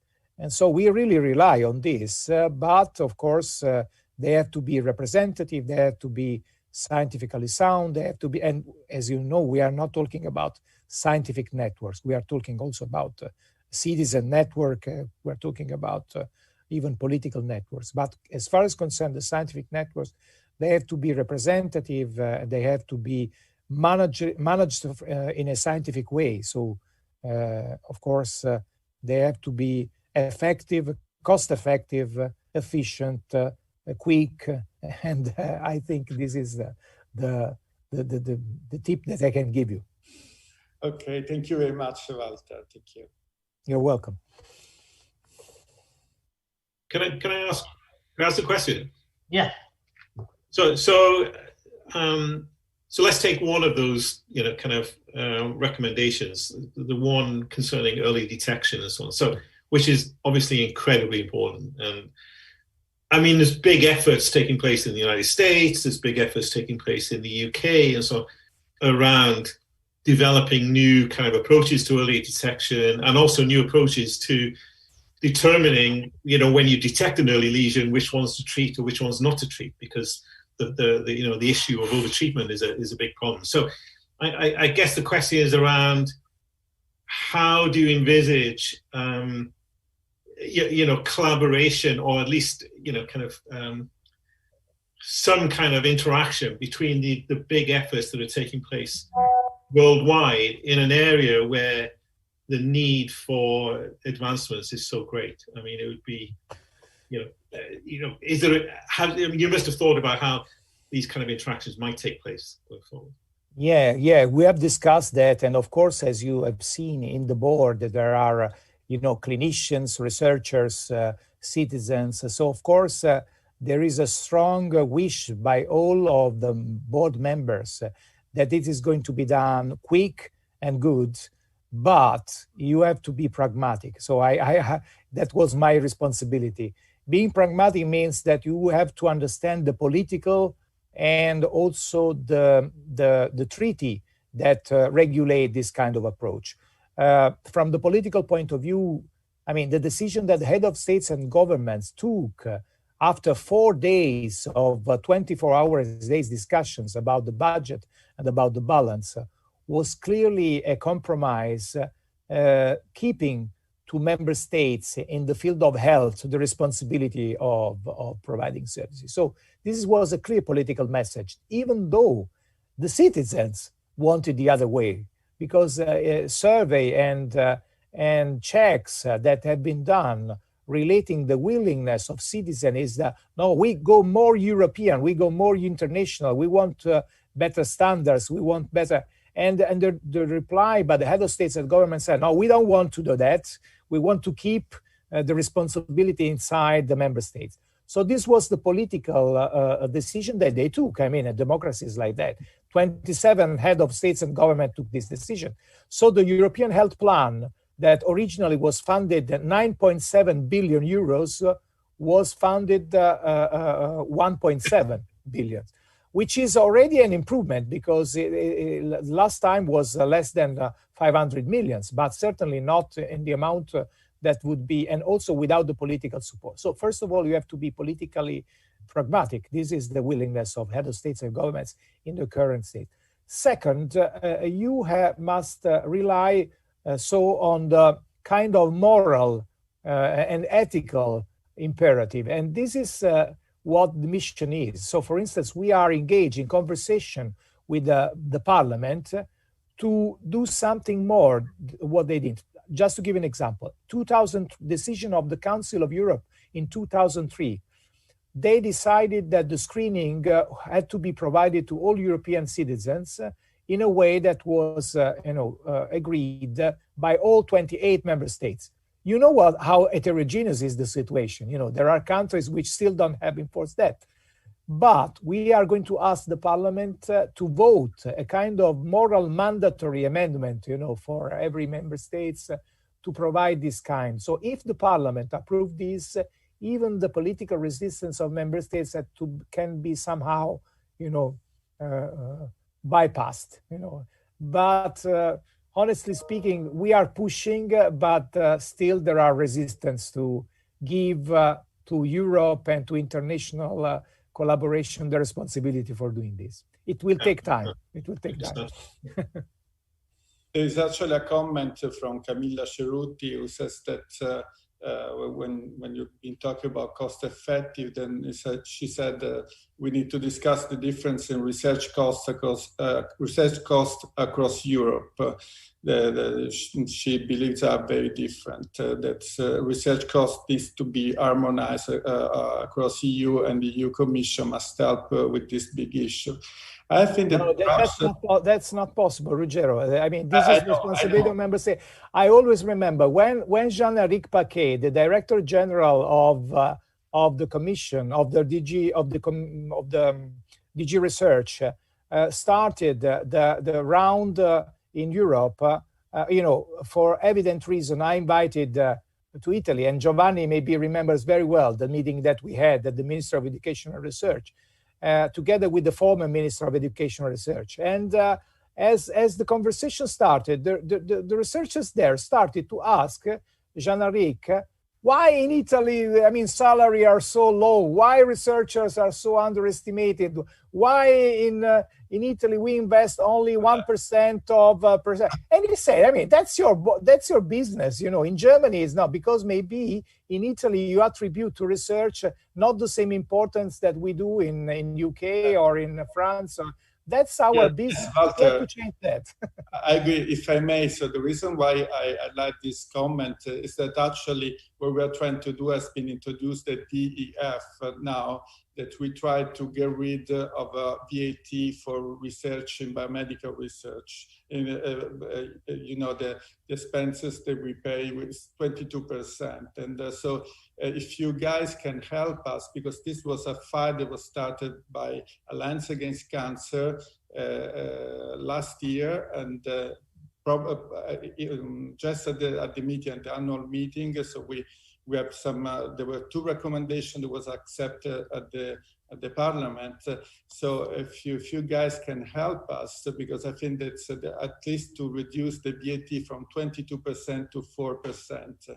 Because this is something we can do. We can work with. Very good relationship with the Minister of Economy at the moment. Thank you. Thank you. Great. Thank you again.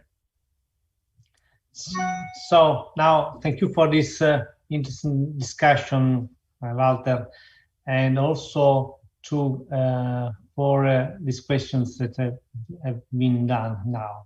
And now we give the floor to Giulio Draetta, who is Senior Vice President and Chief Scientific Officer at the MD Anderson Cancer Center. And we have a close relationship with MD Anderson, as you all know, since ACC is a sister institution of MD. And so we are really pleased that you are here with us. And we will ask, but what we would like to ask you is about another role you have. You are leading the Moonshot program in the US. And we would like to ask you, because this says maybe something, a reference for what we're doing in Europe with the Cancer Mission. I would like to ask you, what's the difference between top-down and bottom-up research in a cancer network? How do you see these two ways of doing research, of having top priorities in prioritizing research? Thanks very much, and it's such a great pleasure to be with you today. I would have been a little more upbeat had it not been for news this morning that we lost yet another fantastic scientist, Angelika Ammon. She is originally from Vienna. She trained at the IMP Vienna as a dear colleague. She lost that battle against ovarian cancer 2.5 years after getting into this. So if there is any question of why we do this, and we're still failing, even for cancers that are so, in a sense, banal as ovarian cancer, we're failing. And all of us who work in cancer centers and hospital environments should get used to this, but it's very, very hard. Interestingly, Angelika came to our institution last week. She won the Burton Award. This is a prestigious award that we have every year, and she gave a beautiful lecture, and no one could guess that she was so sick that she would have died 5 days after. There is a need fundamentally for a cultural change. And so to me, a lot of, I'm glad you asked me about bottom up versus top down, because, generally we grow as medical trainees or scientists in training with the idea that individual contribution of what counts. And so how do you drive a cultural change that brings two people working together? How do you create incentives for collaboration? And how do you actually keep everybody honest about it? So our mandate, our fundamentals are about stewardship, are about fairness and transparency of operation. MD Anderson is a large city. It's 22,000 employees. We see more than 100,000 patients every year. We see about 1,000 new patients every day. Even now, after the major shutdown that we had in Houston. Since June, now we have recovered, and we see about 800 patients every week. And when I think about execution, I think about my training in industry, where, you know, I wish we send everybody for a year in an industry environment to understand the power of working together, or that we send everybody to work with nurses, you know, in the context of a hospital. We have been able to keep our hospital secure by creating a moat, a trench around the hospital, and we have seen a minimum number of patients. Actually, we've seen no transmission within the hospital, and the COVID cancer patients that have come to us have been kept isolated and protected. And that's what's allowed us to recover so well on the hospital side, because people know that they can come to MD Anderson and be taken care of. Yet when you come to research, you know, there is an assumption that being disheveled, it's part of the process, that the crazy scientist, the one who's going to win the Nobel Prize. And absolutely, God bless the Nobel Prize winners. We have, you know, many that we all know about, and they've really done transformative work. And I believe, as you see in this diagram, that disruptive science is absolutely needed, but it can't be the only component of what we do.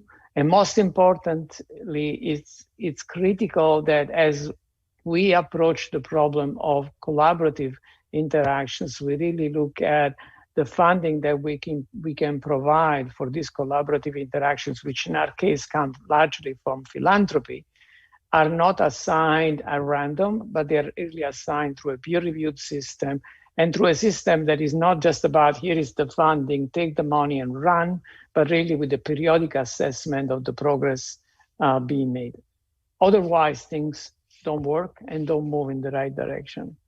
I'm very proud of what we have achieved with our Moonshot program, because fundamentally it was about bringing people that were relatively unknown in the field to work together to drive a major impact. You know, you see here Jennifer Wargo, she's a surgeon by training. What did she know about the microbiome? And yet, through her, you know, partnering with preclinical scientists and the effort that she could do by providing clinical samples, by enabling clinical trials that enable an assessment of stool samples and so on and so on. She's made some very significant and impactful discoveries. Here you see John Haymack. He's been work in, you know, he's a lung cancer doctor.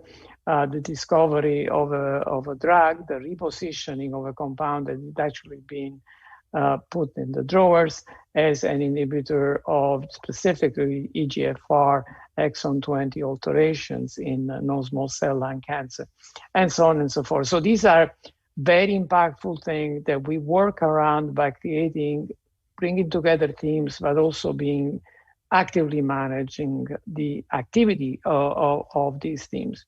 And so what has occurred as a result of this example that is now it's a 6th year of implementation, that we can think about additional dimensions. The actual leader of the program is Andy Futrio, whom all of you may know. Andy was in the UK for many years. He's a genomic scientist. He's really expanding this initiative in the context of really a broader explosion of the omics initiative and its linkage to clinical information at MD Anderson.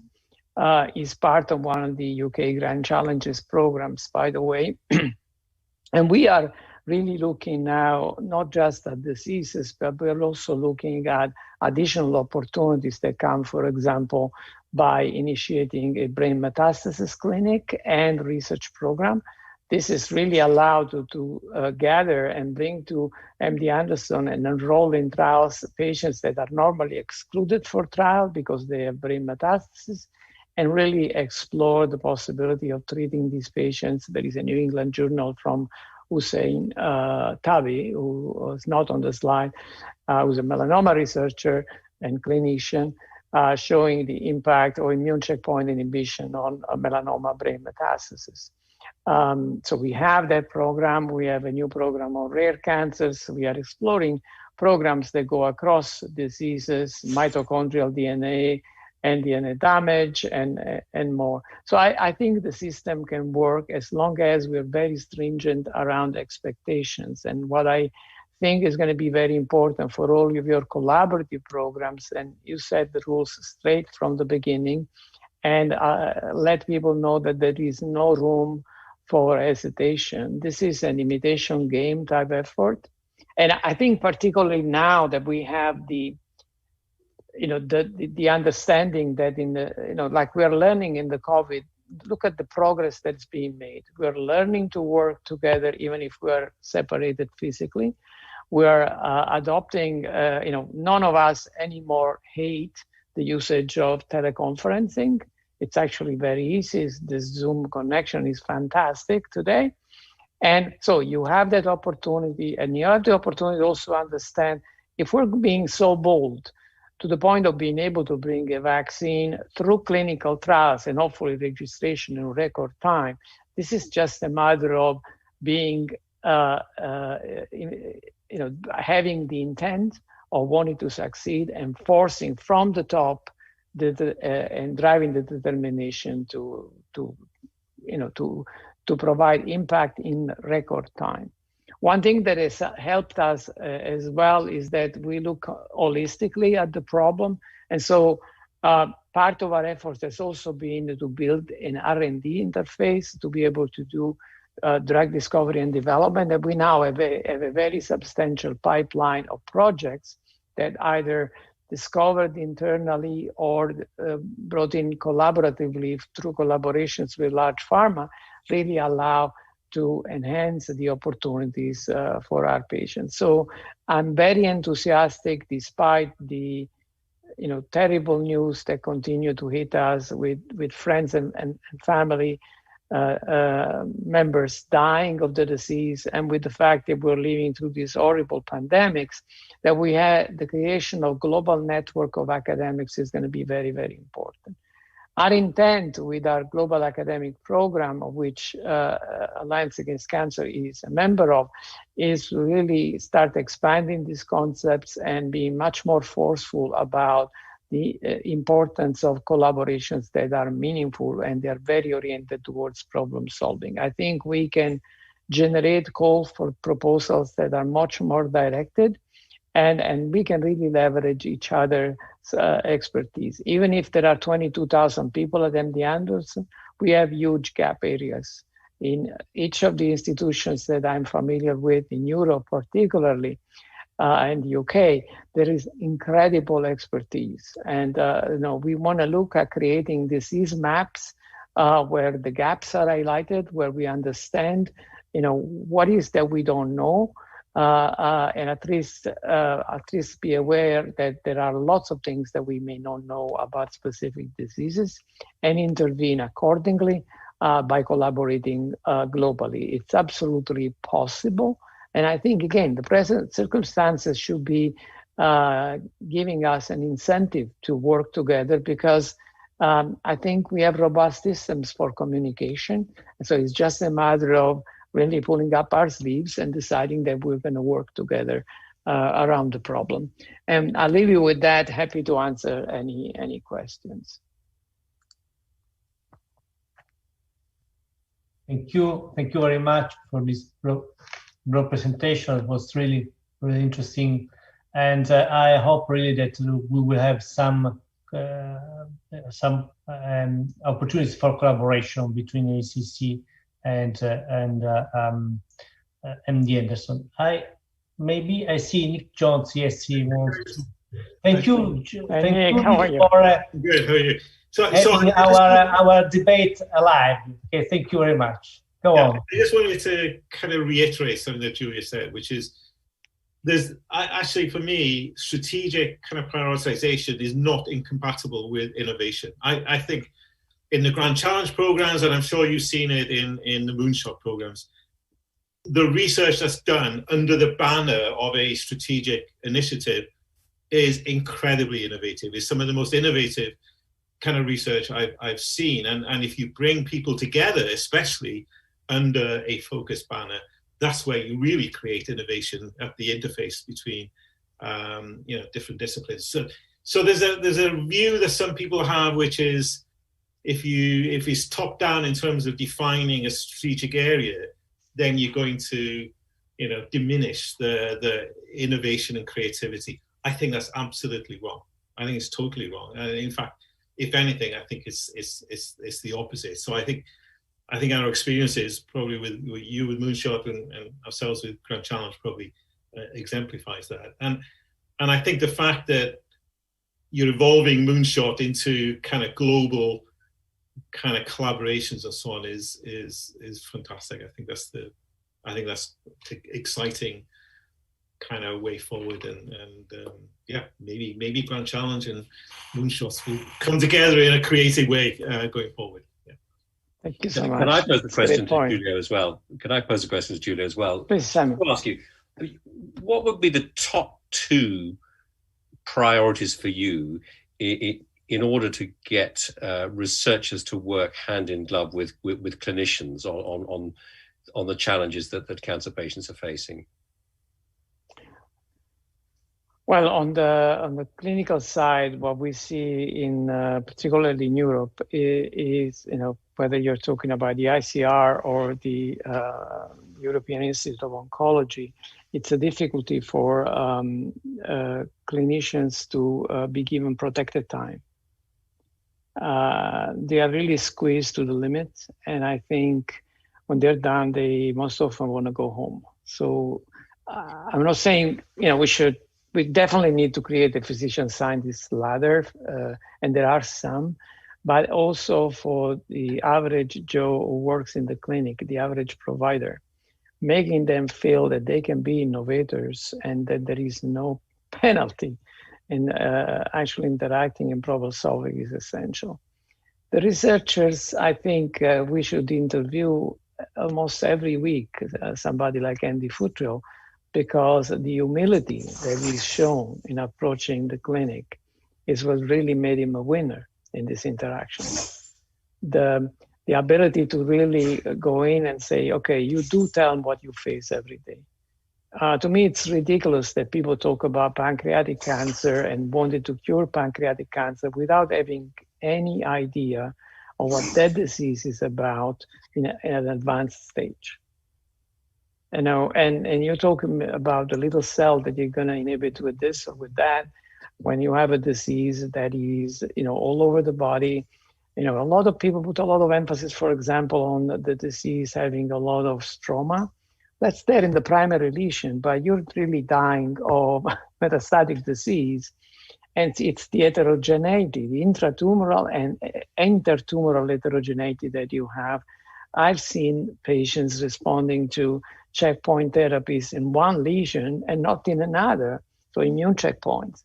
So, this is the awareness that we need to have. And so we need to push people in the clinic for them to be able to appreciate, can't just be about the mechanism you're interested in. Definitely that's absolutely important.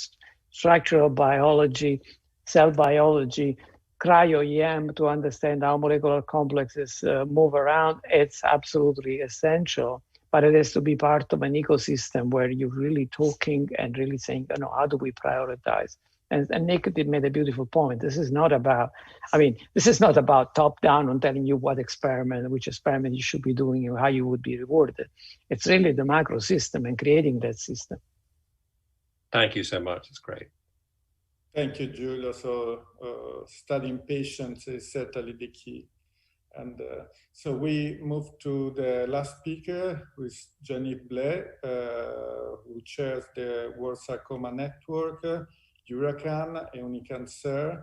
So I think that it's certainly very appropriate to hear from him. Could it be that it's in the outside? Can you hear me? Yes, we can. Okay, yes. Perfect. Thank you. Well, first, thank you very much for the invitation and for sharing this this topic, which is very much crucial. I will try to share my slides. Here we are.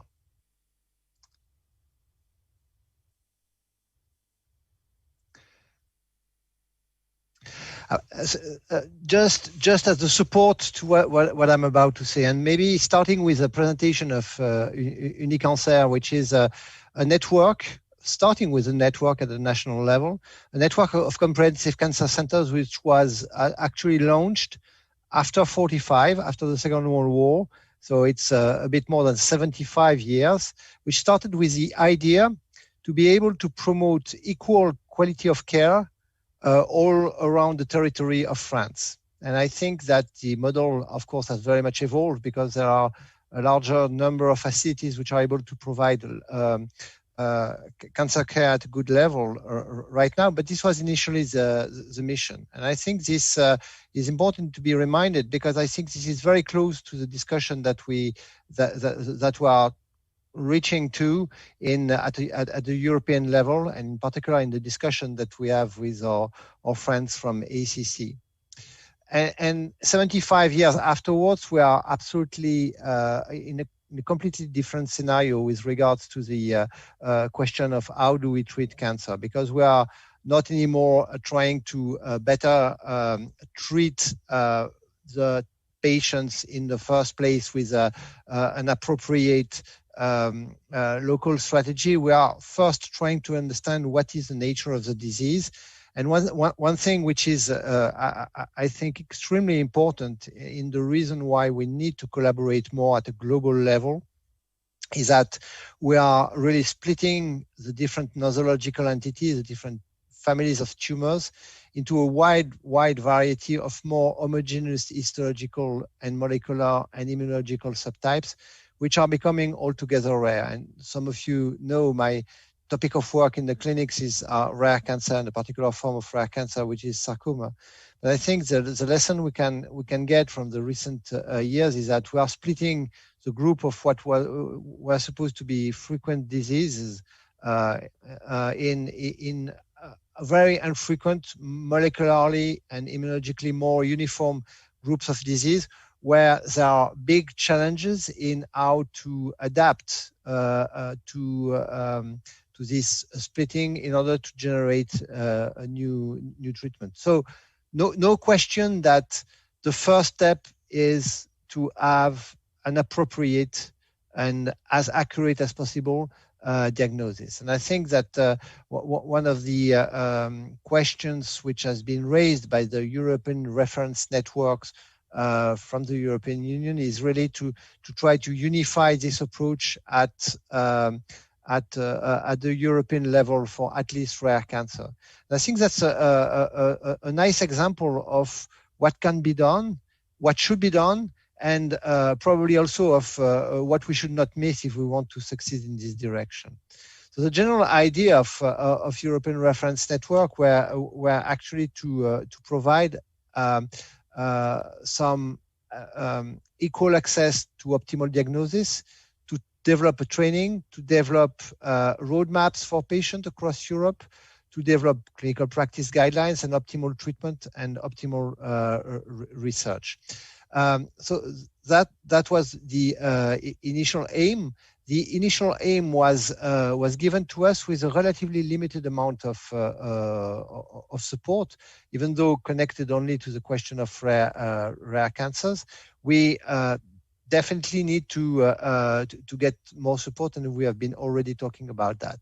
But what is interesting in this model, and I think that's something which is really food for thought, is that even though we did not have extremely important support, this enabled people who were working in the same topic but not necessarily knowing each other to start together to be able to generate common clinical practice guidelines. The process was already started, all right, but also common research program and integrated research program. So speaking on the question of research, it's quite clear that the capacity of such a large network at the global level of the European Union is now becoming absolutely mandatory if we want to cope with this question of fragmentation of neoplastic disease into specific entities which require specific treatment.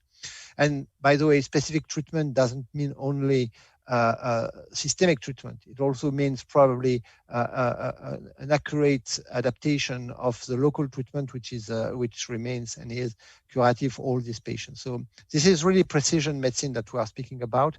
And to develop this precision medicine, we need to be together and to gather these different centers. And single country is not enough. That's the point. In Europe altogether, probably also we are not enough for some questions, including for some questions in rare cancers. So it's quite nice to see that for this ERN dedicated to rare adult solid tumors, we are as we still speak 66 centers in 17 countries. Probably by the end of the year, depending on COVID and a lot of things, we may raise up to 100 centers in 25 countries. We will definitely be looking for our friends from UK to keep a link with us, because this is absolutely the way forward. And the political question, I do not underestimate the political questions, but at least for this aspect of rare cancer, we need to be all together in order to be able to reach these objectives. And when we look at the structure of this European reference network for rare adult solid tumors, it's interesting to observe that there are scientific societies, there are patient advocacy groups which have a big role in that, but they are probably not enough what is the already existing structures in each nation. And speaking of cancer, which is a network of comprehensive cancer centers, which we treat a variety of different diseases. We treat actually all disease. But within this network, we have been able to build sub-networks which are involved in the care of specific tumor types, which gather researchers from university, hospital, and all together. So these networks which are existing in place cannot stay isolated if they want to progress in the direction where we want to go, which is precision medicine, and also, as I will come back in a few minutes, real-world evidence. Networks of networks. This is the absolute solution. We need to integrate the national specificities, because this is the way Europe is built. But we also need to gather the existing and working and efficient solid structures in each of the nations to be able to accomplish the promises of the of precision medicine for the future. And this is probably not enough for the coming years. And with this final example in which I'm involved, which is called the World Sarcoma Network, there are several interesting lessons which I wanted to share with you. The first one was this is an absolute think tank with absolutely no money. The idea was to bring together people who have their networks in each countries, who were working together, who were working in their own countries to develop clinical research. And some 10 years ago, two smart people, one from Europe and one from the US, one of them is retired, the one from Europe, right now, proposed to have regular meetings for people simply to gather, to identify the question, and to split the work altogether or to lump together to be able to address important questions. No money, think tank, meeting twice a year at very early hours in the at the CTOS and at the ASCO or at the ESMO. And at after several years, that was the last physical meeting that we had. By the way, we had representatives from about all over the world. Not everybody can come, and we were able to generate a series of clinical studies, which were for some of them done in few groups, for several studies done in specific Pacific continent, for other studies, merging all the data from all over the world because it was efficient and it was so rare for this specific condition that we needed the data all over the world. I do not have the exact number of publications which were issued from this work without any money, but what to start with, but it's largely above 30 for rare histological subtypes for which we could not deliver research. This is actually exactly the model that we should imagine for the development of network collaboration at the level of Europe and at a much larger level. That's the way we need to construct our research program, to have shared research program which are sometimes specific for one group, sometimes built around these shared networks. And I think the example that we are trying to build together with the ACC for the question of real-world evidence and real-world data is going to be extremely informative in this perspective. We have a lot of hurdles and bottlenecks to solve, but I think this is the way forward and probably the only way to progress if we want to fulfill the promises of precision medicine of cancer in the future. So that was what I wanted to say, and happy to take questions. Thank you, Jean-Yves. Very nice presentation, and it's nice to see how the sarcoma, the people working on sarcoma were able to work together. You know, as in Italy as well, we have the Italian sarcoma group. They're doing a great clinical trials, and so it's probably the rarity of disease that push the people to collaborate and to work together. And this is the best way to get the best outcomes. And so just I don't want to be the only one. If of course there are questions for the audience, if Nick wants to ask something, it's a wonderful would be a wonderful chairman. Please, Nick. no question. It was really interesting, and so yeah, great. I have no specific questions, so thank you. Any other? So maybe the last question, because it's late, we're already late. What kind of programs you have at UniCancer concerning the top-down and bottom-up? What do you do? What do you think? Actually, this is very much a topic work in progress, and I didn't want to expand too much, but we have been having research program which came both from the centers and from strategic decision at the level of UniCancer. Basically, the way the work has been split, is that large programs involving a large number of patients and groups which are not present within UniCancer, university hospitals, for instance, were usually monitored and sponsored by UniCancer. And this worked quite well for tumors like breast cancer, digestive tract cancer. Not so well for a lot of other tumor types where a bottom-up approach was found to be much more efficient in the sense of the centers proposing, sometimes taking the sponsorship and opening to centers of UniCancer, and also the opposite. So right now, what we're trying to figure out is how to take this situation, which is as we are right now. UniCancer is putting some 6,000 patients per year into clinical trials. So it's quite a nice success. We are happy about that. What we are not completely happy about is that we will need some more structural effort while still maintaining the capacity of the young sprouts in research to be able to generate and to grow within the context of UniCancer. So that will probably be a bottom-up and top-down approach. Top-down meaning being connected with other national networks and international networks, typically the one we are discussing together. and also the capacity of centers to associate themselves and to be able to build a very nice proof of concept study with a lot of science integrated with that, because there is the appropriate facility and translational research work. One final word about translational research is that one of the goals that we have in Unicancer is to protect time. We were discussing a few minutes ago about protecting time for the physician in order for them to be able to go to the lab and to really interact with the researcher.